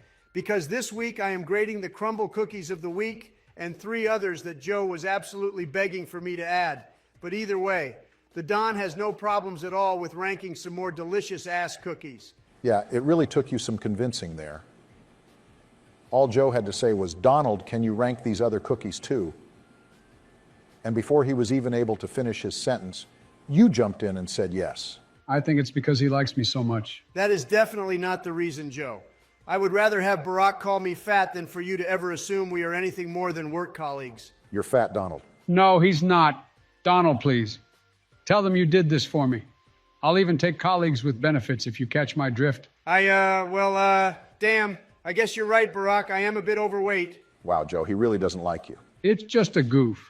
I bet he'll say that he was just joking around and then make fun of you, and then he'll call himself my bestie. Yeah, I don't know about that one, Joe. So let's go ahead and get this list started, because damn, I love me some crumble cookies. So up first, we have a cake batter cookie that Joe was twerking for me to add to this list. And unfortunately for Joe here, we're starting the list off with a mid-entry because I am giving the cake batter cookie a C tier. I feel like it would have been better as a cookie batter cookie rather than a cake one. What the freaking hell's the difference between the cookie and cake batter? It's all batter-flavored things at the end of the day, so I really doubt you'd be able to tell the difference between cookie and cake batter. Oh, Joe, you naive, old, ugly, petulant, disgusting, and really old man. This is how I can tell that you're not a real eater, because real eaters definitely know the difference between the two. Oh, yeah. What's the difference then, Donald? Enlighten us. Oh, you thought you were cooking with this comment. Fine, let me explain it pretty easily then. See, cookie batter tends to be sweeter. As cookies are generally smaller and more concentrated in flavor, it often contains a higher ratio of sugar to flour, making it taste richer. And speaking of richness, the cookie batter is denser and has more fat from butter. And since I haven't commented on cake batter, I will say that cake batter is lighter, smoother, and fluffier due to the higher amounts of liquid like milk. To sum it up for a nincompoop like you, Barack, cookie batter is richer and sweeter, while cake batter is lighter and more balanced in flavor. God damn, you really are a fucking fat boy, aren't you? Don't listen to him, Donald. I think it's impressive that you know this much about the differences in batter. But you did rate that one too low. Joe, I don't need your compliments, and I ranked it in the perfect spot.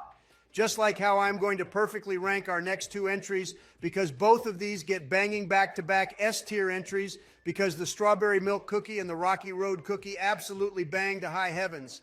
I wish these two were a damn staple of the franchise. And you know what, Joe? I'm actually glad you included these on the list, because I throw my ass back for these two right here. I'm glad I was able to do something right during my presidency. You're still in office, Joe. You can still do more. I mean, on Wednesday, I almost convinced the White House staff to implement an ice cream button, but they said there's no point because I'm gone in a few months. You know, if I didn't know any better, I'd think everyone who works for me hates me. Like, why the hell can Donald get a freaking Diet Coke button, but God forbid the Joe Dog tries to get an ice cream button in the Oval Office? Dude, knowing you, I can already tell that you'd spill the ice cream all over and you'd probably leave the desk all sticky too. I mean, it is sticky, but it ain't because of the ice cream bucko. Dude, gross! I have to clean that out when I go there this November. If you go there this November? Come on, man. I have concepts of a plan to make my way to the White House. Don't worry, Donald. I'll make sure to leave a smell in here that will never go away so that you can always think of me when you're here. Dude, stop it with all that shit, man, because they are making TikTok edits of us with Chapel Roan music in the background. I even saw some Rule 34 drawings of us on Twitter, and bro, it is not looking good for us. Please stop with the comments. Maybe I like that they're doing that. All right, settle down, Joe. I hope you know that they're drawing you as the femboy and not me. God, man, you make me not want to be your friend. Maybe I like the idea of being a femboy. And you know what they say. Friends can often turn into lovers. Joe, we're not doing that today. Anyways, let me continue with the ranking, because up next we have banoffee pie, which is a graham cookie pie topped with gooey caramel, swirled banana buttercream, and I like it a decent bit, but come on, man. It can't compete with the others on this list, and it just managed to squeak out a B tier. I just think I'm not a huge banana guy, like it's too much potassium. Speaking of potassium, you guys want to hear a joke? Why don't potassium and sodium ever hang out? Because whenever potassium says K, sodium's like, nah. Zeus, please strike me down for the love of everything holy. I will give you everything if you do. I don't know, man. I kind of like the joke. You're part of the problem, Joe. Anyways, following that, we now have an A-tier entry in the lemon cake, which I don't even know why they sell it, because it technically is a cake. But whatever, man. I don't make the rules at Crumble Cookie. But yes, this lemon cake is layered with a lemon curd and lemon cream cheese frosting. And what more need I add, because I am a sucker for lemon-flavored things, and it is to twerk for. Reminds me a lot of a lemon square, but in cake form. Extremely valid. And I'd even argue that it should probably go up even higher, in my opinion, because I just had that the other day, and it is delicious as hell. Excuse me, Barack, you're not making the list, are you? Didn't think so, and if I say it's an A tier, then it's a damn A tier. Are you going to have a problem with my next ranking too? Because I am slamming the chocolate chip cookie into B tier. You going to say something about that too? Well, no, I kind of agree with you. I mean, if you're going to a place like Crumble Cookie and you're already getting charged an arm and a leg, well, you may as well make it worth your while and just get something nice that you can't get anywhere else. Like getting a basic chocolate chip cookie is fine and all, but from Crumble Cookie is a bit OD. What if I prefer their chocolate chip cookies? Do you really, Joe? Like, they're not bad, don't get me wrong, but like, is it worth the price? I'm just yanking your chain, Barack. They're okay. Exactly why I place them in B tier. They're good and delicious even, but I'm not going to go out of my way for a chocolate chip cookie from Crumble.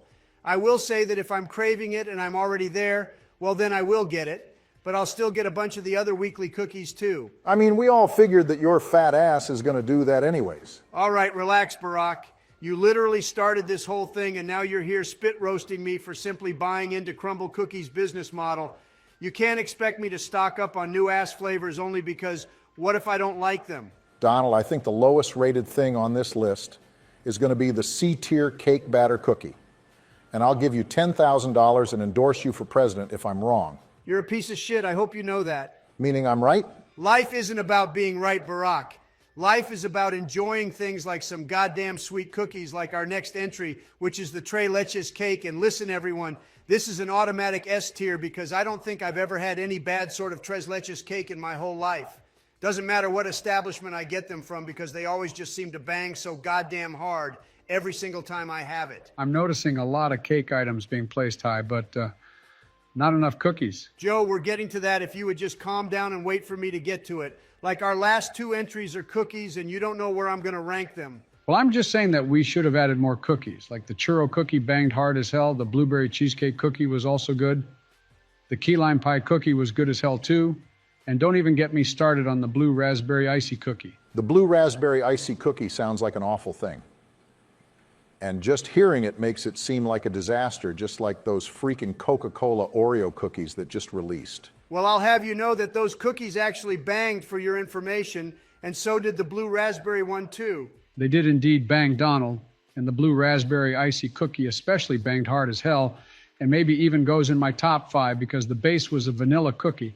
And while that sounds plain, it was actually good because it made it not taste overly sweet. Don't even get me started on the frosting, though, because that was the freaking best part. The taste was so good, and I was shocked that the flavor is exactly like an icy. I could eat a tub of it because the tartness was so enjoyable. And the sugar crystals on top mimics the texture of crushed ice, and that's adorable. It gets a 10 out of 10 on aesthetics and like a maybe an 8.2 on the flavor scale. Damn, I didn't know we had a cookie defender here, not named Donald John Trump. Joe was spitting there, man. He took the words right out of my damn mouth.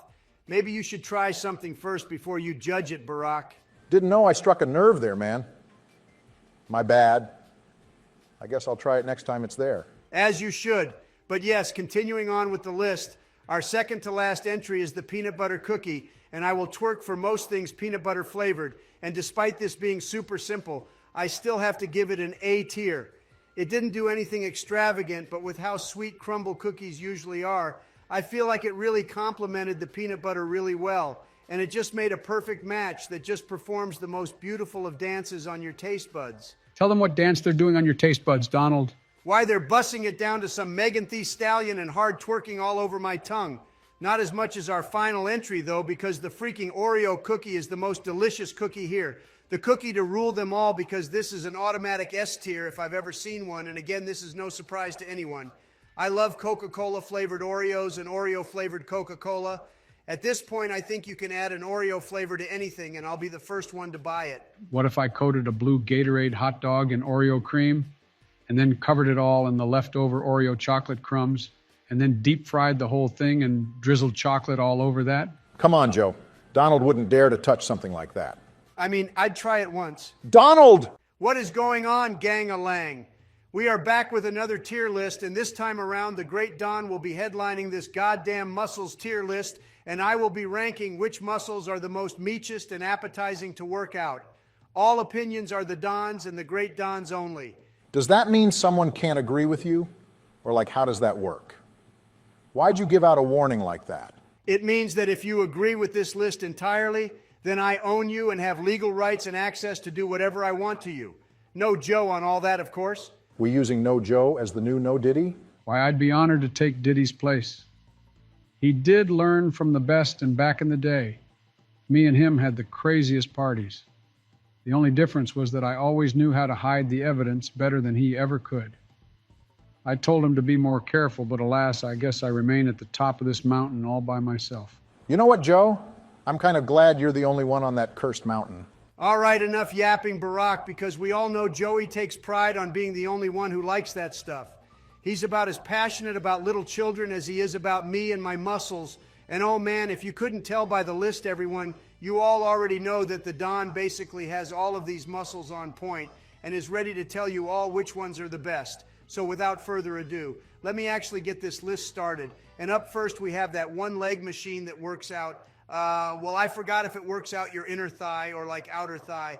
But either way, this machine is built for girls only because why would I want to be able to spread my legs better? I give this a freaking C tier, and it only gets that high of a rating because I'd want the ladies to work out on this machine. And sniff it after they're done, right? Or at least bathe in the sweat that they leave on it. Joe, that's not the main point, but it is a cool bonus, I guess. Okay, I can't let this conversation go on further. That is a crazy thing to say, and any real gym goer knows that you're not there to pick up chicks at the gym.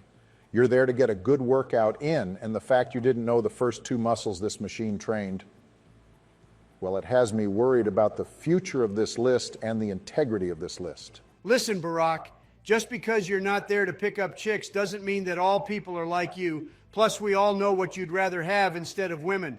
But anyways, that doesn't stop people like me and Joe from ogling at everyone that is in there while we are also getting a great workout in. If anything, it encourages us further and makes us want to work harder. I mean, I stare at both the men and women, but Barry, listen, buddy, we're exuding extra testosterone. So like in reality, we are looking at the sweaty, succulent, beautiful, curvaceous, muscly, and bulky people because we want to also be like them, all sweaty and stuff. Okay, Joe, you don't even go to the gym unless you're walking on the treadmill. So I don't know what the hell you're talking about. I got to practice walking so I don't stumble. It's really hard to walk while chewing gum. Jesus, Joe, I don't even know what to say to that. Like the fact that walking and chewing gum is a task that seems difficult to you. God, I don't know, man. Let's just move on with the list. So up next we have abs, and listen up, fellas. Abs are overrated, and women nowadays want the bulky build or a dad bod. So really, if you're working out your abs, it's kind of a waste of time because you're only doing it to basically impress other dudes. But I won't lie. Having the homies gas up your six-pack is a pretty good feeling, so I still have to give it a B tier. So now we're just saying that working out certain muscle groups is for men? And shouldn't working out be for your own general well-being, not for the sake of getting the attention from the opposite gender? You don't get it, Barack. See, you're doing it for your health ultimately. But at the end of the day, the poo-tang comes into play as well because it's a byproduct of working out. Yeah, but Donald just said that there's no point in working out abs because they're overrated. Yeah, I'm just sure that he said that because he's fat and wants an excuse to never work out his abs. Google it, Sleepy Joe. The OnlyFans models I see in my Twitter replies always say that they want dad bods. Those are literally bots. Nope, man, they're not. They're real people, and I can smell the jealousy from here, Barack. Well, anyways, then after we have back-to-back S-tier entries in the bicep and tricep, because these suckers make up most of the mass in your arm. So if you want some anchor arms like SpongeBob, get to working on the triceps and biceps. I won't even lie too, but having either a tricep pump or bicep pump is possibly like a top 3 gym feeling in the world. Like you just feel like you're absolutely yoked and you can't help but just flex in the mirror because you're just in awe from how much of a freaking unit you are. You know, I kind of do the same thing, but see, I get a towel and put it on my little joster and flex it so I can basically do weights with the towel, and I do this to increase my mass. TMI, Joe. Goddamn freaking TMI. It's a workout tip, so I don't see how it doesn't fit in on this list. I may have to try that Joe workout, won't even lie. It somewhat intrigues me, but not as much as biceps and triceps, of course. But unfortunately for us, we have an absolute bottom feeder up next because I am placing calf muscles straight into D tier. Like not a single soul can tell me that they genuinely enjoy working out their calves. Like you do it because you have to, but at the end of the day, you can't really make them get much bigger because all that is mainly genetics, so really working out your calves is basically a scam, and everyone should focus on anything else. Okay, you can't really get them much larger, sure, but what if I want to work them out simply to get them stronger? You ever thought of that, Donald? Yeah, I have, and that's stupid as hell. What a freaking waste of my time to work out on some damn calves. If I want to work out, I'm going to work out the most visible and meat muscles that can be spotted from miles away. For example, our next 3 entries get absolute freaking S tiers in that regard because working out your chest is probably some of the best workouts you can get, and the chest pump goes absolutely insane, and working out your back and then showing off the sickest and most insane lat spread in the world is just an amazing feeling. Lastly, we have glutes, and of course the Don has to work these bad boys out, because even if it's not a cool muscle to work out, let me tell you all that the ladies enjoy a good bakery in the trunk, if you catch what I'm saying. I'm catching it, and believe you me, Donald, it's not just the ladies that know about the amazing Trump rump and how it just gets my eyes to immediately just become glued to the side of it. Like I always say, those pictures of you playing tennis are spectacular. All right, dude, I get it. I hate it whenever you do this bit. It always makes me feel weird and makes me want to hide my body. Donald finally learned what it feels like to be a woman for a day in his life. Okay, but if I were a woman, we all know I'd be the baddest of baddies, and I would be fighting tooth and nail to get away from all the men that would want me. That's a totally normal thought to have and not weird in any way whatsoever. He's got a point, though. She'd have this luscious, long blonde hair, a curvy body for days. The only downside is that she'd be fat and have this horrible tan. Probably going to end up looking like a damn Oompa Loompa. Joe, no one asked for your opinion, and quite frankly, I doubt anyone in the audience wants to hear it either. I highly doubt the viewers wouldn't want to hear the voice of the majestic Joe Dog. Joe, believe me when I say that no one truly cares. Let's move on with the list, because we have another mini banger, and that's the forearm, and I have to give this an A tier. Now, this is a pain to actually work out, but I mean, if you get it looking all good like the guy in the picture, well, then you basically balled the hell out and feel good. After that, though, we have hamstrings and upper traps both going into B tier. I feel like hamstrings are whatever, because everyone is going to be focusing on the quads more than anything else. And if you work out your upper traps too much, I just feel like you'd look weird as hell. Like Fraile showed that meme where it looks like people who overwork their traps just end up looking like normal people in a muscle bodysuit, and they're about to emerge. That just looks so weird. But before seeing that meme, I thought it was a cool muscle to work out. Jesus, I never noticed how off-putting that meme makes upper traps look. Now I don't think I can ever look at bodybuilders the same way ever again. Good, because if I had to have that happen to me, well, guess what, man? So did you. But yeah, then continuing on with the list, we now have quads and delts going straight into A tier. These aren't high priority, but they do help make your body look more normal if you are actively working out. Like, you just got to have it all be even, but it's also just dope as hell to have tree trunk legs. Like, imagine all the power within those quads. Like hell, I'd think he could squat an entire car if someone showed up with those big-ass tree trunk legs to my gym. Then for the delts, well, they're delts, and they're just good to work out. Like, please round out that shoulder area and make sure you're hitting it from the front and back. He said, hit it from the front and back. Joe, grow up, man. He's clearly just talking about the muscle to work out and nothing more.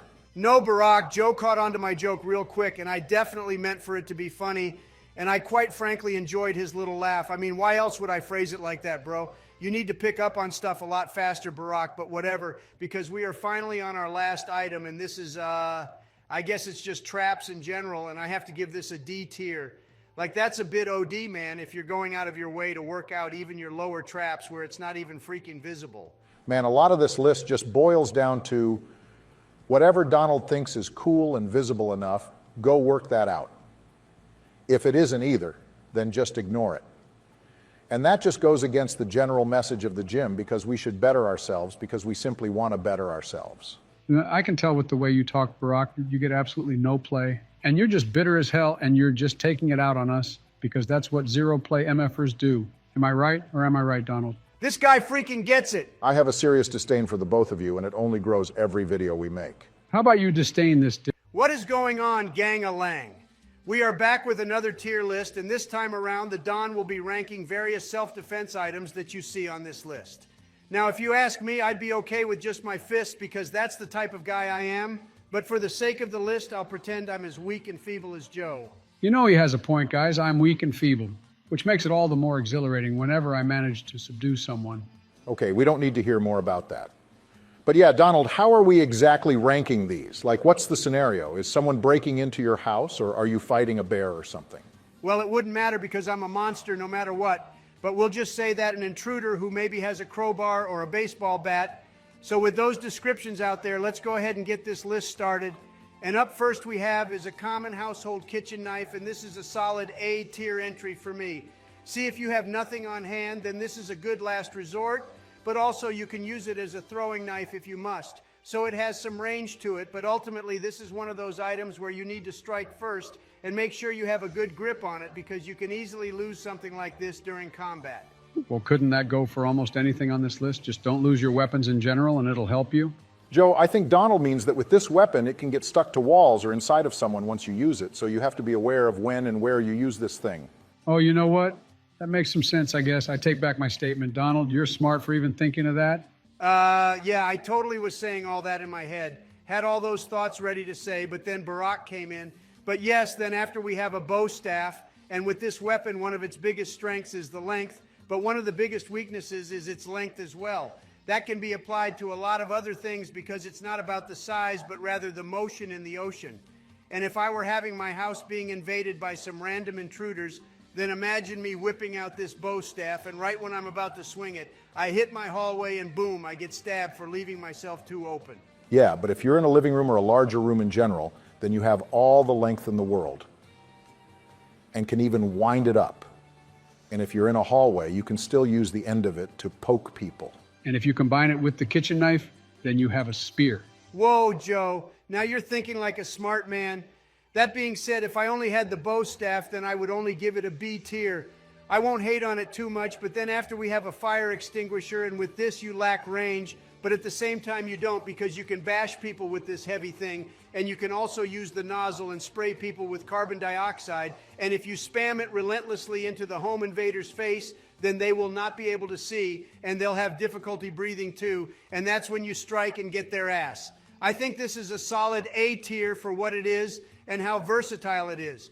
But man, what the hell is that next entry? Why is there some keys on this list? This is an auto D tier because what the hell am I supposed to do with some freaking keys? Or you can try jingling in front of the robber and hope that they get distracted enough for you to be able to attack with the keys. A little key stab in a vital artery and it's wraps. Joe, I don't even think you can point out a single vital artery on a person, and that is absolutely stupid. Following that stinker, we have something slightly better, and that's the hammer. See, I like the power a hammer can provide, but it has absolutely no reach, and I'd really have to swing that thing to get some good force on it. I think it has the potential to move up, but for now, I am just going to give it a C tier.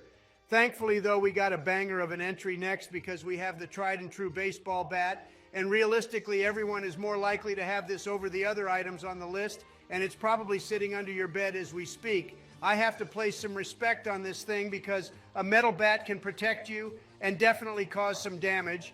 And unlike the bow staff, it's not ridiculously long, and you'll be able to get in some good swings in. And I think this deserves an A tier. It's not the best thing for your safety, but damn, it's pretty good. Way to absolutely glaze the hell out of the baseball bat, Donald.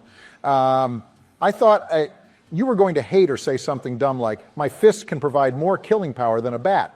But you know what? You subverted my expectations. Barack, I'd definitely be chromosome deficient if I said my bare hands were better than a bat. What do you take me for, man? Put some respect on the Don's name.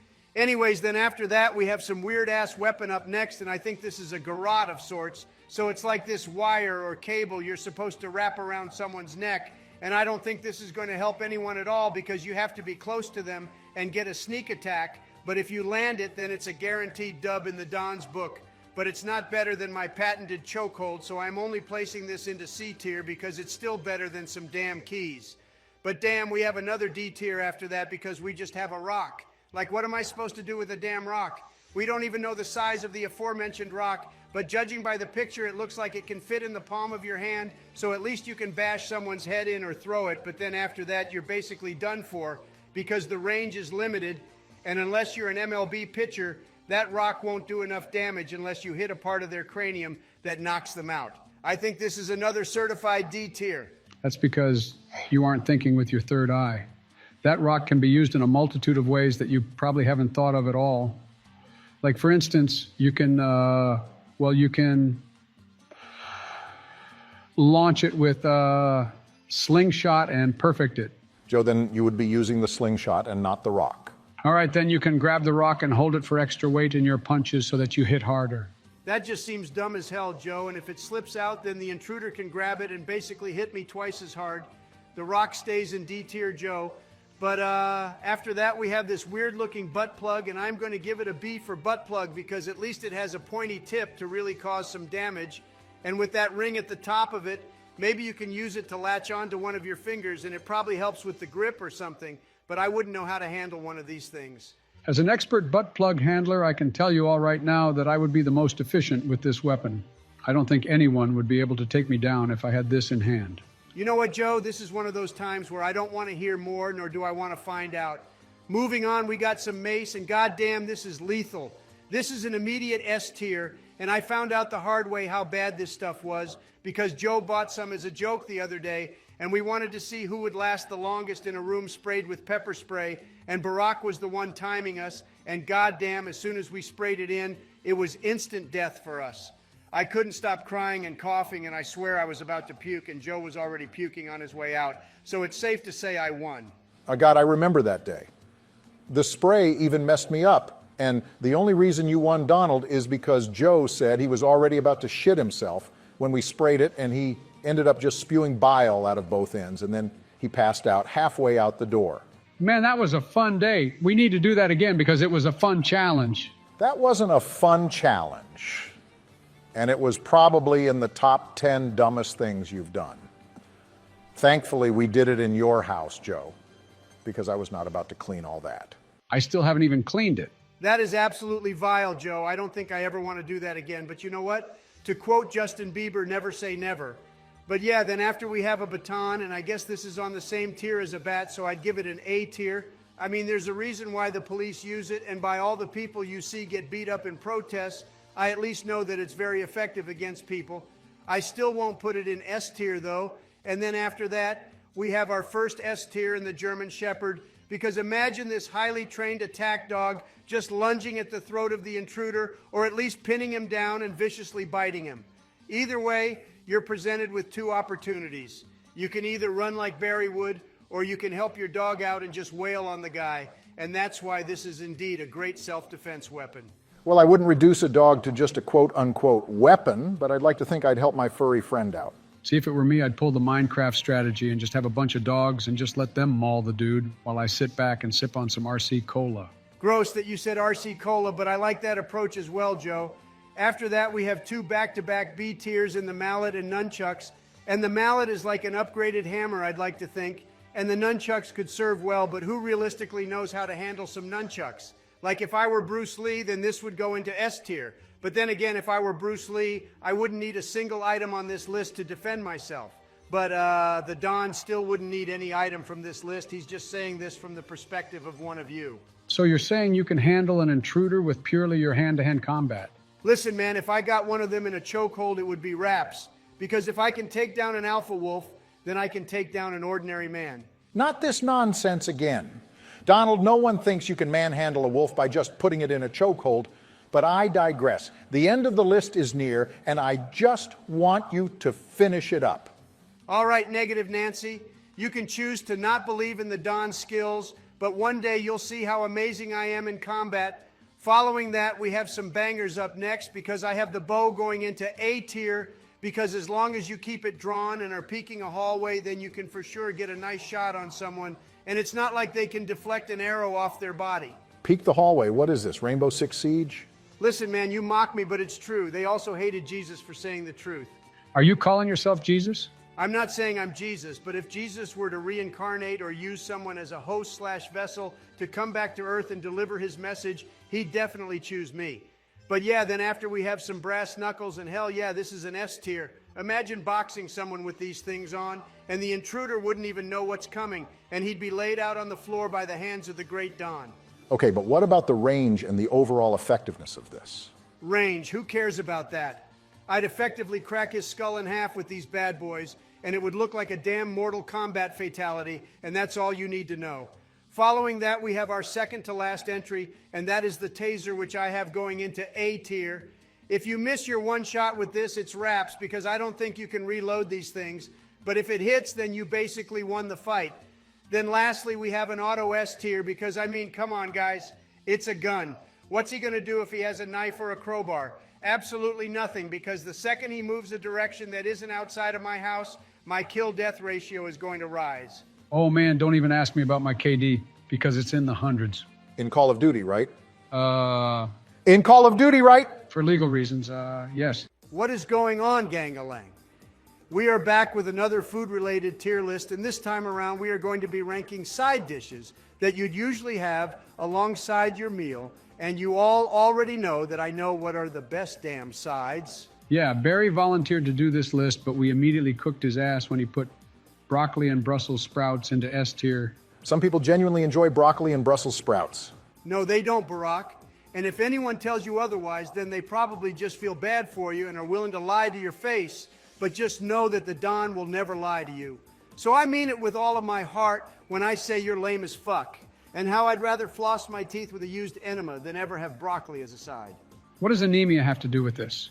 Joe, I said enema. I won't explain further. You can just Google it if you're curious. But yeah, let's get this list started because this one is a goddamn doozy. So up first, we got applesauce. And hey, who doesn't like a little sweet applesauce as a side? I wouldn't throw my ass back for some sauce, but I would give it a solid C tier. I don't see much wrong with it aside from it not filling you.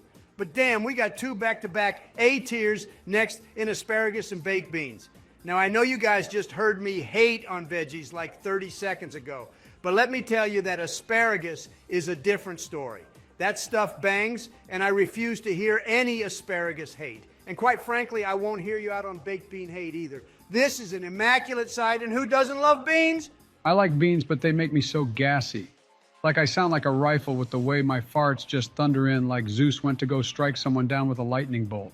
Joe, we seriously did not need to hear that, but honestly, it happens to me too. My farts sound like the Normandy beach. Okay, why even call out Joey, but then say basically the same thing as him? Joe likes to be made fun of. Dude has a serious humiliation kink, and a real freak like me totally gets it.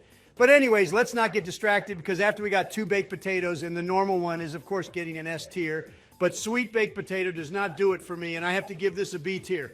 But holy shit, we got goddamn broccoli next, and you all already know this belongs in the dumpster and is an auto D tier. Never give me broccoli as a side. As a matter of fact, don't even present it as an option to me because you'd be insulting my ass. Brussels sprouts admittedly get slightly more respect and go into C tier. So why the hell were you shitting on it so much alongside broccoli? I couldn't think of something belonging in that same category, but the more I thought about it, the more I realized that it is actually better than some steamed broccoli.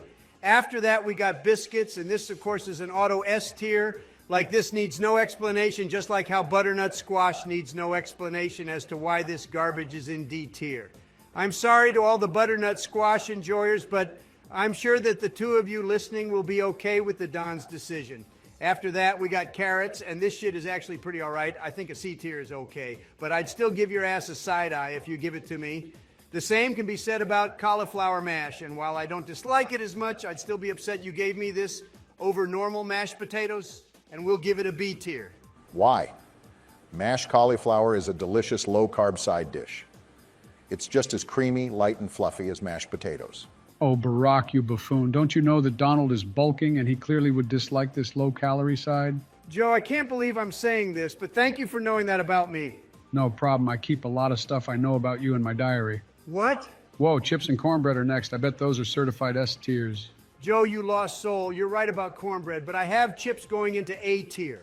I like them a lot, but not enough where I'd prefer them to everything in S's tier. Anyways, following cornbread, we got corn, and that's a B tier. I don't know if Mexican street corn counts as a side, but if it did, then I'd have this bad boy going into A or maybe even S tier.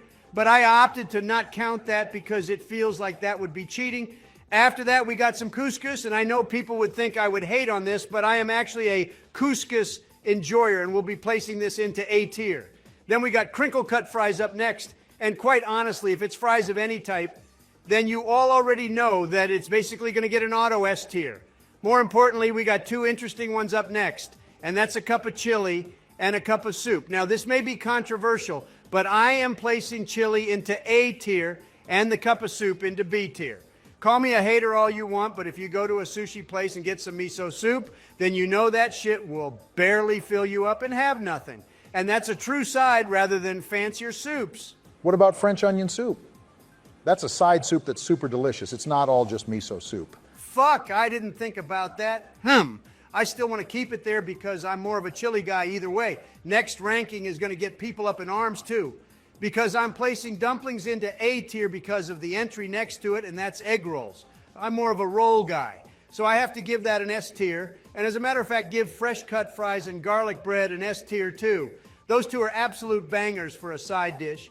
And get you some garlic bread with a nice spread on top of it, and you'll have me shaking my ass harder than the biggest whore in a strip club. God, Donald, why can't you say normal things like, oh, Minnie, I really enjoyed this next side dish. It tastes great. You and I both know that it's not how the Doninator rolls. Anyways, moving on, we have another entry I think the audience would expect me to hate, but if you've seen the Thanksgiving tier list, you already know that the Don fucks with the green beans and will place them into A tier. What the Don does not fucks with is some damn grilled zucchini. This shit goes into D tier, and this tastes like a grilled wet asshole. Thankfully, we got something more pleasing to the flavor palette, and that, of course, is some nice-ass hush puppies, which I got going into A tier. And let me get this one over with, because I know I'm going to get a lot of yappers hating on me for this rating, but mac and cheese isn't as elite as you all make it out to be. It's still a solid B tier, but I already know people will get up in arms over this ranking and say it's too low.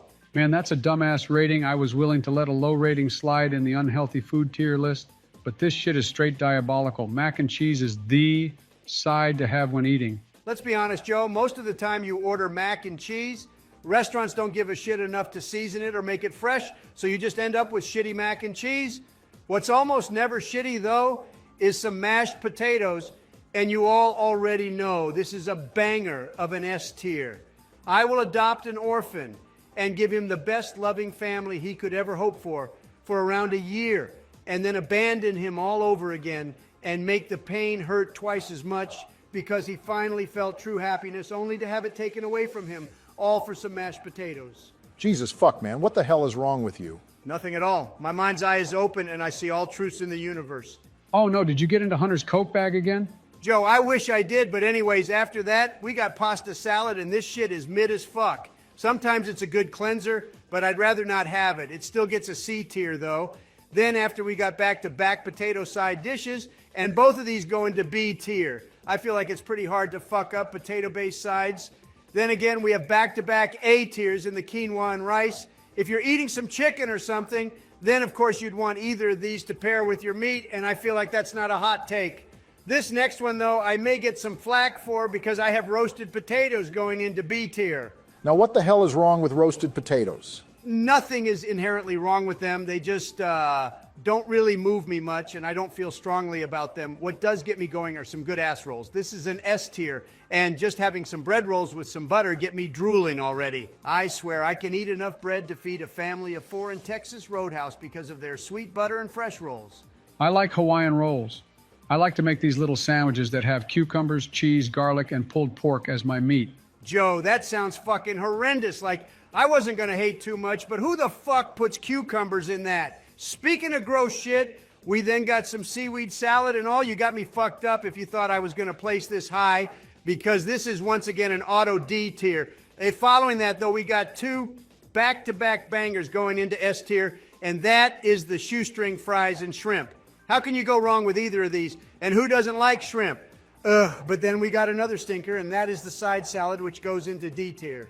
Now, what's wrong with a nice palate cleansing side salad to help take away all the grease in my meal? I fucking love the grease, and if I wanted a palate cleanser, I'd just order a Diet Coke because it does the job better than some grass and veggies.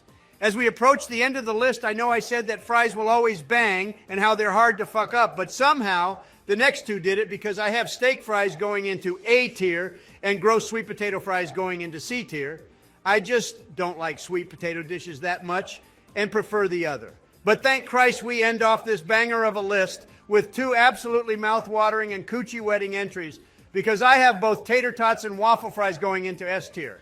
Like, these absolutely fucking bang, and you can never go wrong with either as a side dish. It's just those nasty-ass other fry dishes that I don't like. Okay, I understand the sweet potato fries going low, but what the hell did steak fries do to you? They're still good as hell. See, the problem with the steak fries is that usually they're baked and they taste badly like that. And another issue is that they're so damn thick that the seasoning you put on it just doesn't cover it. So you get a flavor blast for like the first 3 seconds, and then after you just get flavorless mash mush in your mouth. The Joe dog knows something that's big that you can cover in anything and suck on and enjoy for several minutes. Joe, don't say what I think you're going to say. A lollipop. Oh, that's actually okay. I mean, he can also suck my cock. What is going on, gang-a-lang? We're back with another tier list. And this time around, we will be ranking some exotic food from various places, and things are going to be a bit different here because I'm going to have Barack tell us what it is and describe in detail about it before I make my decision, like LeBron. Joe, what the hell does LeBron have to do with this? Because of his thing, you know, the decision, it was a whole thing back when he played for Miami. You just had to know ball to get it. Anyways, though, Barack, take it away and tell us about our first entry. Well, gladly, Joe, but first up we have coconut tree grubs from Iquitos. In the heart of the Amazon jungle in Peru, locals harvest coconut tree grubs and sell them in the market skewered and charred over an open flame. These protein-rich grubs taste like crisp rolls of charred chicken skin if they are cooked properly. If they aren't cooked properly, then I imagine that they taste like pus bags filled with maybe a woody aftertaste. That sounds diabolical, but at the same time, the way you said that they have some crispy chicken skin if cooked correctly, man, I won't lie, I think I'd have a bite or two, or three, or four. He didn't even say crispy, but I like that you automatically made that connection when just hearing chicken skin. The Joe dog has to agree that this probably does indeed bang, and that comment at the end was just you mad hating Barack. I think I am going to place this in A tier. Don't think it's mad hating to simply say that uncooked grubs would taste like hot ass. But sure, we can say I'm a hater. Anyways, secondly, we then have balut from the Philippines. And balut is a fertilized developing egg embryo that is boiled or steamed and eaten from the shell. It is commonly sold as street food, most notably in the Philippines, but also Cambodia and Vietnam. The length of incubation before the egg is cooked is a matter of local preference, but generally ranges between 14 and 21 days. So it really just depends on the preference of the person eating it. Oh, hell no, we need to burn this thing. I can literally sense the heartbeat that this thing probably has.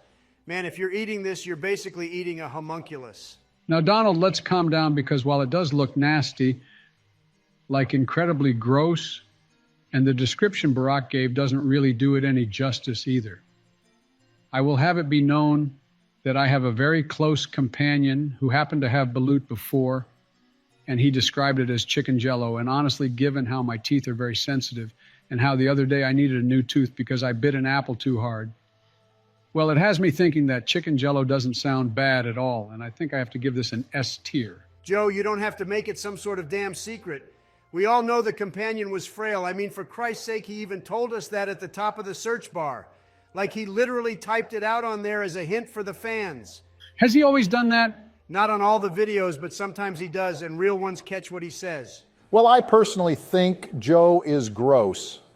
And Fraile is a little gross for having that opinion. But anywho, then, thirdly, we then have Hakarl, if I pronounced it right, but it was made in Iceland and comes from the Greenland shark.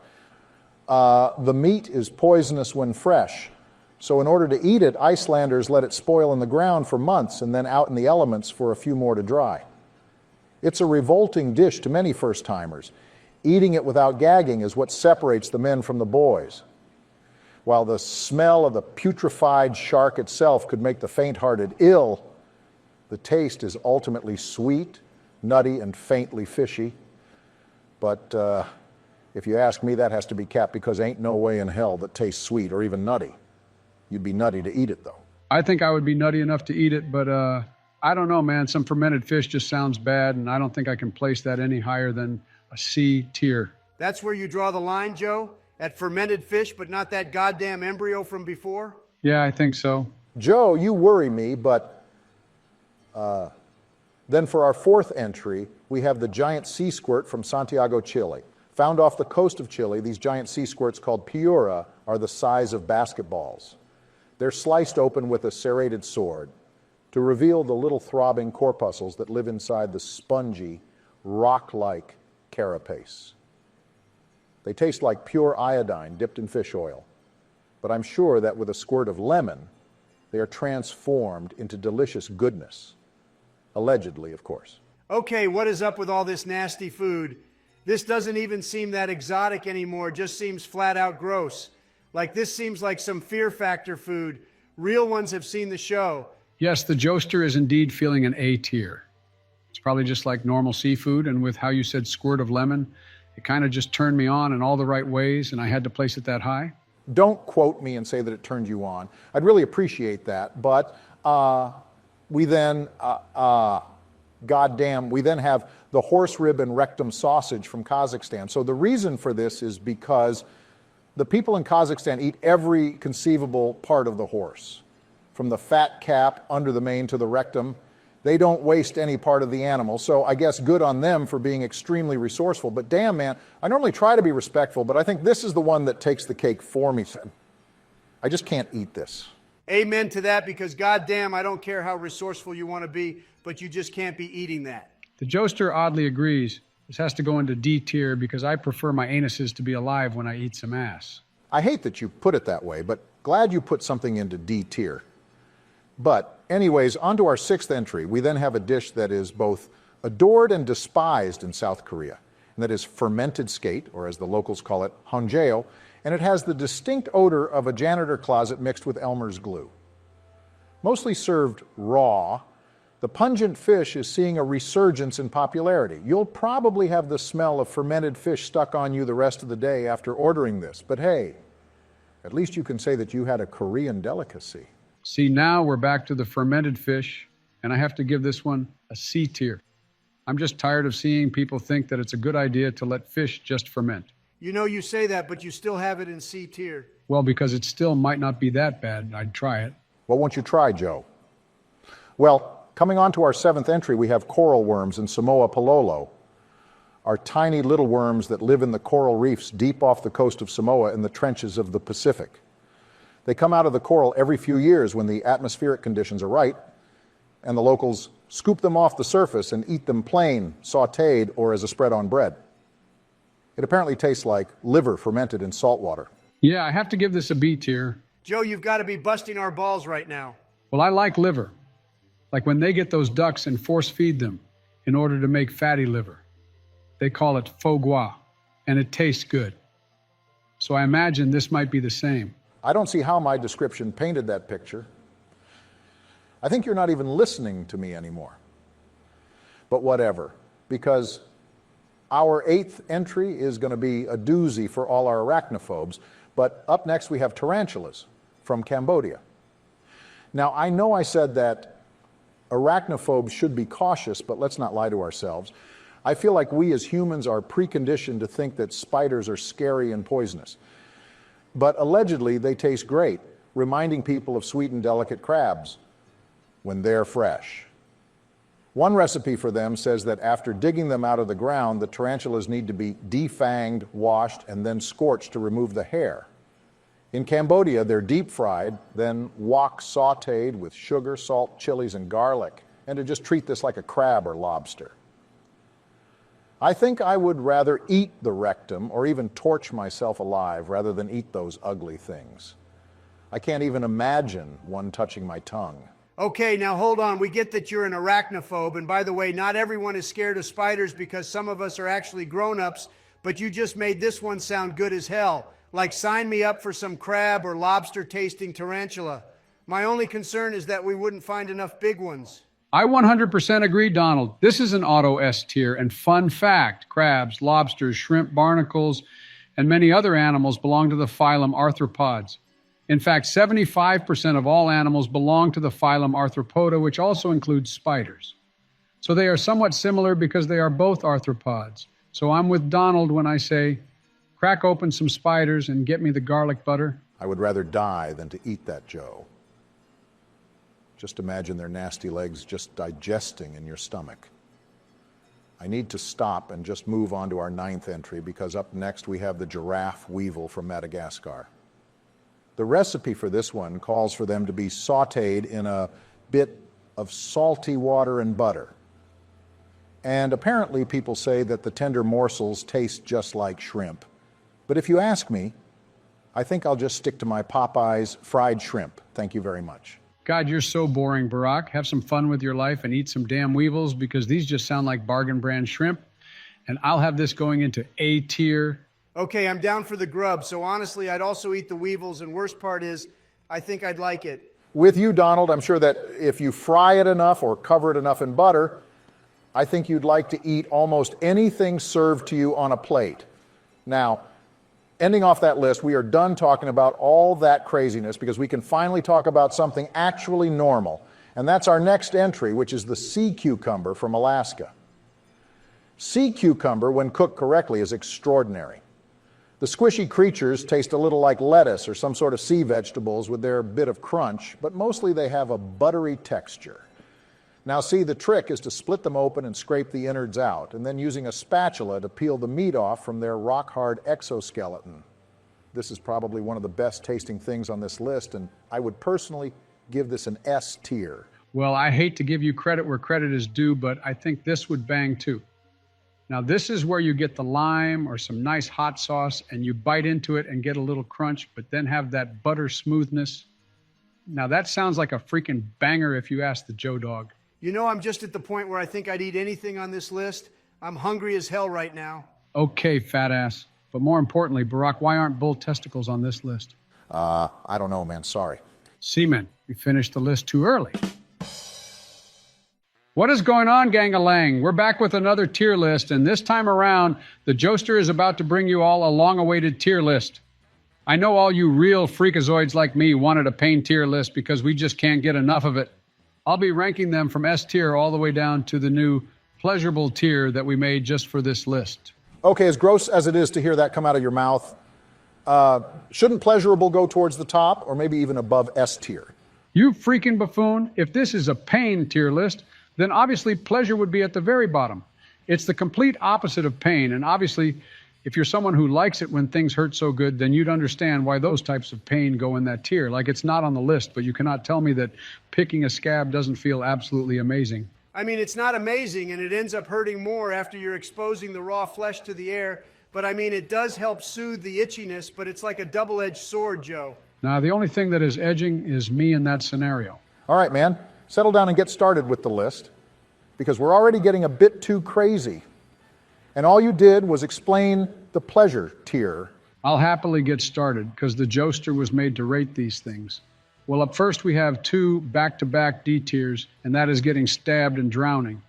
Now, these go in D tier because, well, I doubt you'd feel either, to be honest. Like when you drown, you just kind of fade to black because your brain shuts down due to oxygen. So, like, I imagine this has no pain involved. And with the stab, well, if you look at the picture, you see it's a dude getting stabbed right through the chest, and you'll 100% bleed out with that, and you'll have your adrenaline activate to the point where I doubt your body would be able to recognize the pain you have before you ultimately pass away.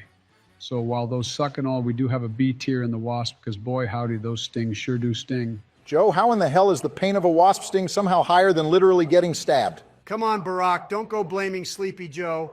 The guy's brain probably looks like Swiss cheese with all the holes in it. I mean, for Christ's sake, we're doing a pain tier list. I don't know if you expected this to make any sense at all, especially with Joey at the helm. You know what? I think you're right here. I don't know why I tried to follow any logic or reason when it comes to Joe. Like, even following his logic, I still think getting stabbed would definitely outrank a wasp sting, but whatever, man.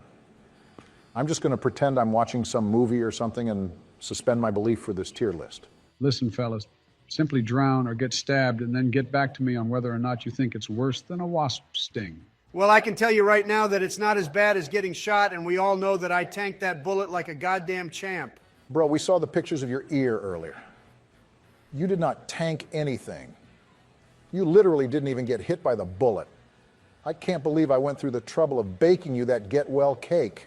And I can't believe that it's not butter. What? Sorry, I just wanted to be included. But yes, anyways, moving on with our list, we then have 3 back-to-back S-tier entries. Because I cannot imagine a worse pain than getting skinned alive, burning alive, or even giving birth. I'm not a woman, so I can't tell you guys how bad it is, but I did that one pregnancy simulation thing, and it literally felt like I was about to evacuate my entire bowels, and all my muscles tensed up harder than me after a honey pack or rhino pill. I commend anyone who has survived any of these. Joe, who the hell would have survived getting skinned alive? That's not even possible, I think. I'm pretty sure your body would die of shock. Or in Donald's case, he would die from shock because of all the weight he lost. All right, you got him there with that zinger. I literally just exist, and you two are on me like white on rice. Or like green on grass, or like fat on Donald. Okay, relax now, Joe. You're going to make him leave the call. You're right, I have the list to continue. Well, after that, we have back-to-back A-tier entries, because getting a broken bone or getting kicked as hard as that guy in the picture right in the balls, man, that would be so painful, like some testicular torsion magic is going on in that, and I don't think any of us men would disagree that it's painful to get kicked in the little joesters. But I will admit that there is a pleasurable way of going about it, but I digress because I will not be discussing how to commit some ball torture on this video. But yeah, then after we have some Lego stepping and this gets a C tier, it's kind of annoying, but I mean, it still hurts a decent bit, especially if you like step on it in the worst possible angle. I think I'd rather just get stabbed with some random needle in a public restroom garbage bin. That's an oddly specific thing to mention, Joe. Did that happen to you? Listen, man, I just wanted to see if there were some fries left over in the garbage. And next thing you know, I realize I put my hand in that needle trap from the Saw movies. It was not fun, and no, I will not be going to the doctor to see what I have. Out of sight, out of mind is what I say. But more importantly, let's talk about the next entries, because we have finally reached the pleasurable portion of the video. Because our next 5 entries are all going into the pleasurable tier. Golly, there's so much to love here, but I love me some stinging nettle rashes and just scratching the frick out of them. Getting a tattoo can be addicting too. If you know, you know. Then candle wax is self-explanatory for the real freaks out there. Paper cuts hurt so good, and I like peeling them back and seeing the inside. And lastly, holding in your pee is just great. Sometimes I do it for fun to see how long I could possibly hold it all in. Now, doesn't that sound incredibly fun, fellas? No, Joe, it really doesn't. Whenever I want to pee, I just go pee, man. What is the point of this self-imposed game where I try to last as long as I can before pissing? Like, what could I possibly gain from that? Pride, friendship, and so much more. If only you would give it a chance, Donald. Well, back onto the list. We then have 3 back-to-back-to-back B-tier entries in periods, bike crashes, and the most important one, burning your mouth after eating something hot. Like, do you have any idea how much it sucks to have a piping hot pizza, but then taking a bite too early that you end up burning your tongue or the roof of your mouth, and it's so bad that it then ruins the rest of your meal?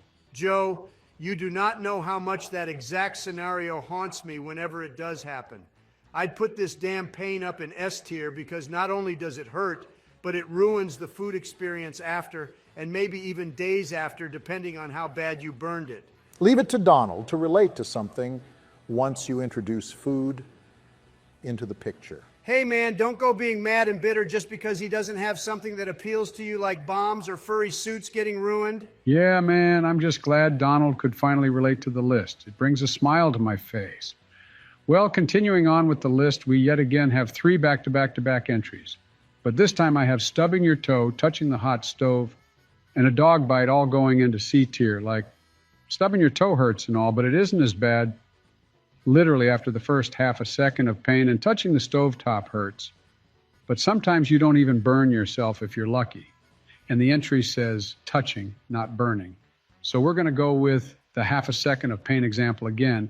And lastly, a dog bite ain't all that. Like, if you die from a dog, you know man's best friend, then you probably had some bad juju or something. And their bites aren't even that bad. Like, if a dog ever dares to bite me, sometimes I get on all fours and start sniffing it aggressively, to the point where they start cowering and recognizing me as the alpha. Then I circle it like some sort of shark circling its prey, so I'm just on all fours going around the dog, analyzing it as it cowers down and becomes scared of me. It no longer smells fear of any sort on me, and I then give them a little bite on the nape of their neck to truly show them that I am the leader of the pack. There is so much wrong with what you said, I don't even know where to start. How about we start with how much forgetting to save after doing a project feels like? Now, I personally don't care, but Fraile told me that I had to put this into S tier because it's personal, is what he said. Then after we have Minion memes, and of course I'm giving this a pleasurable tier. I love these little guys. Then we have a Minecraft pet dying going into C tier. It's whatever, to be honest. And then mosquito bites going into pleasure tier as well, because I just love scratching those bad boys. Then I have shampoo getting in your eyes going into C tier because it's not bad if you wash your eyes with water. Damn, Joe, you're firing on all cylinders, bro. Give the tier list some time to breathe, man. You just ranked all of these things and didn't let us react. Okay, my bad. React then. Well, now it doesn't feel that natural. Like it already settled in my mind and I'm over it now. I'm sorry, Donnie. I'm sure you were going to say you love Minion memes too. Definitely wasn't going to say that. The world will never know. Anyways, following all those entries, we then have 3 back-to-back-to-back A-tier entries in the stone bite, ankle sprain, and pepper spray in the eyes. Let me tell you all that you should never try to hit on a girl while on some stairs, because I tripped, twisted my ankle, and sprained it, then had my teeth hit a rock, all while getting sprayed by the crazy chick. Jesus, Joe, what'd you do? I just followed her from the bar for a couple of blocks in the middle of the night while wearing all black, and then approached her and said, "You'd look really good in my dog cage." And then she sprayed me, and all the rest is history. I swear women hate it when men are well-mannered. It, strangely enough, did turn me on, though.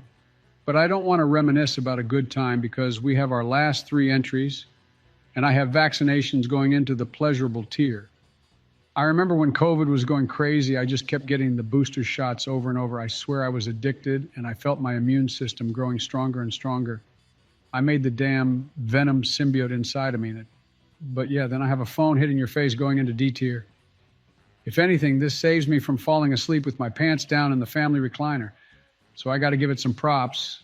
And lastly, we have a Luigi grab, but I don't get this meme. But I would let Luigi grope and grab me any day of the week.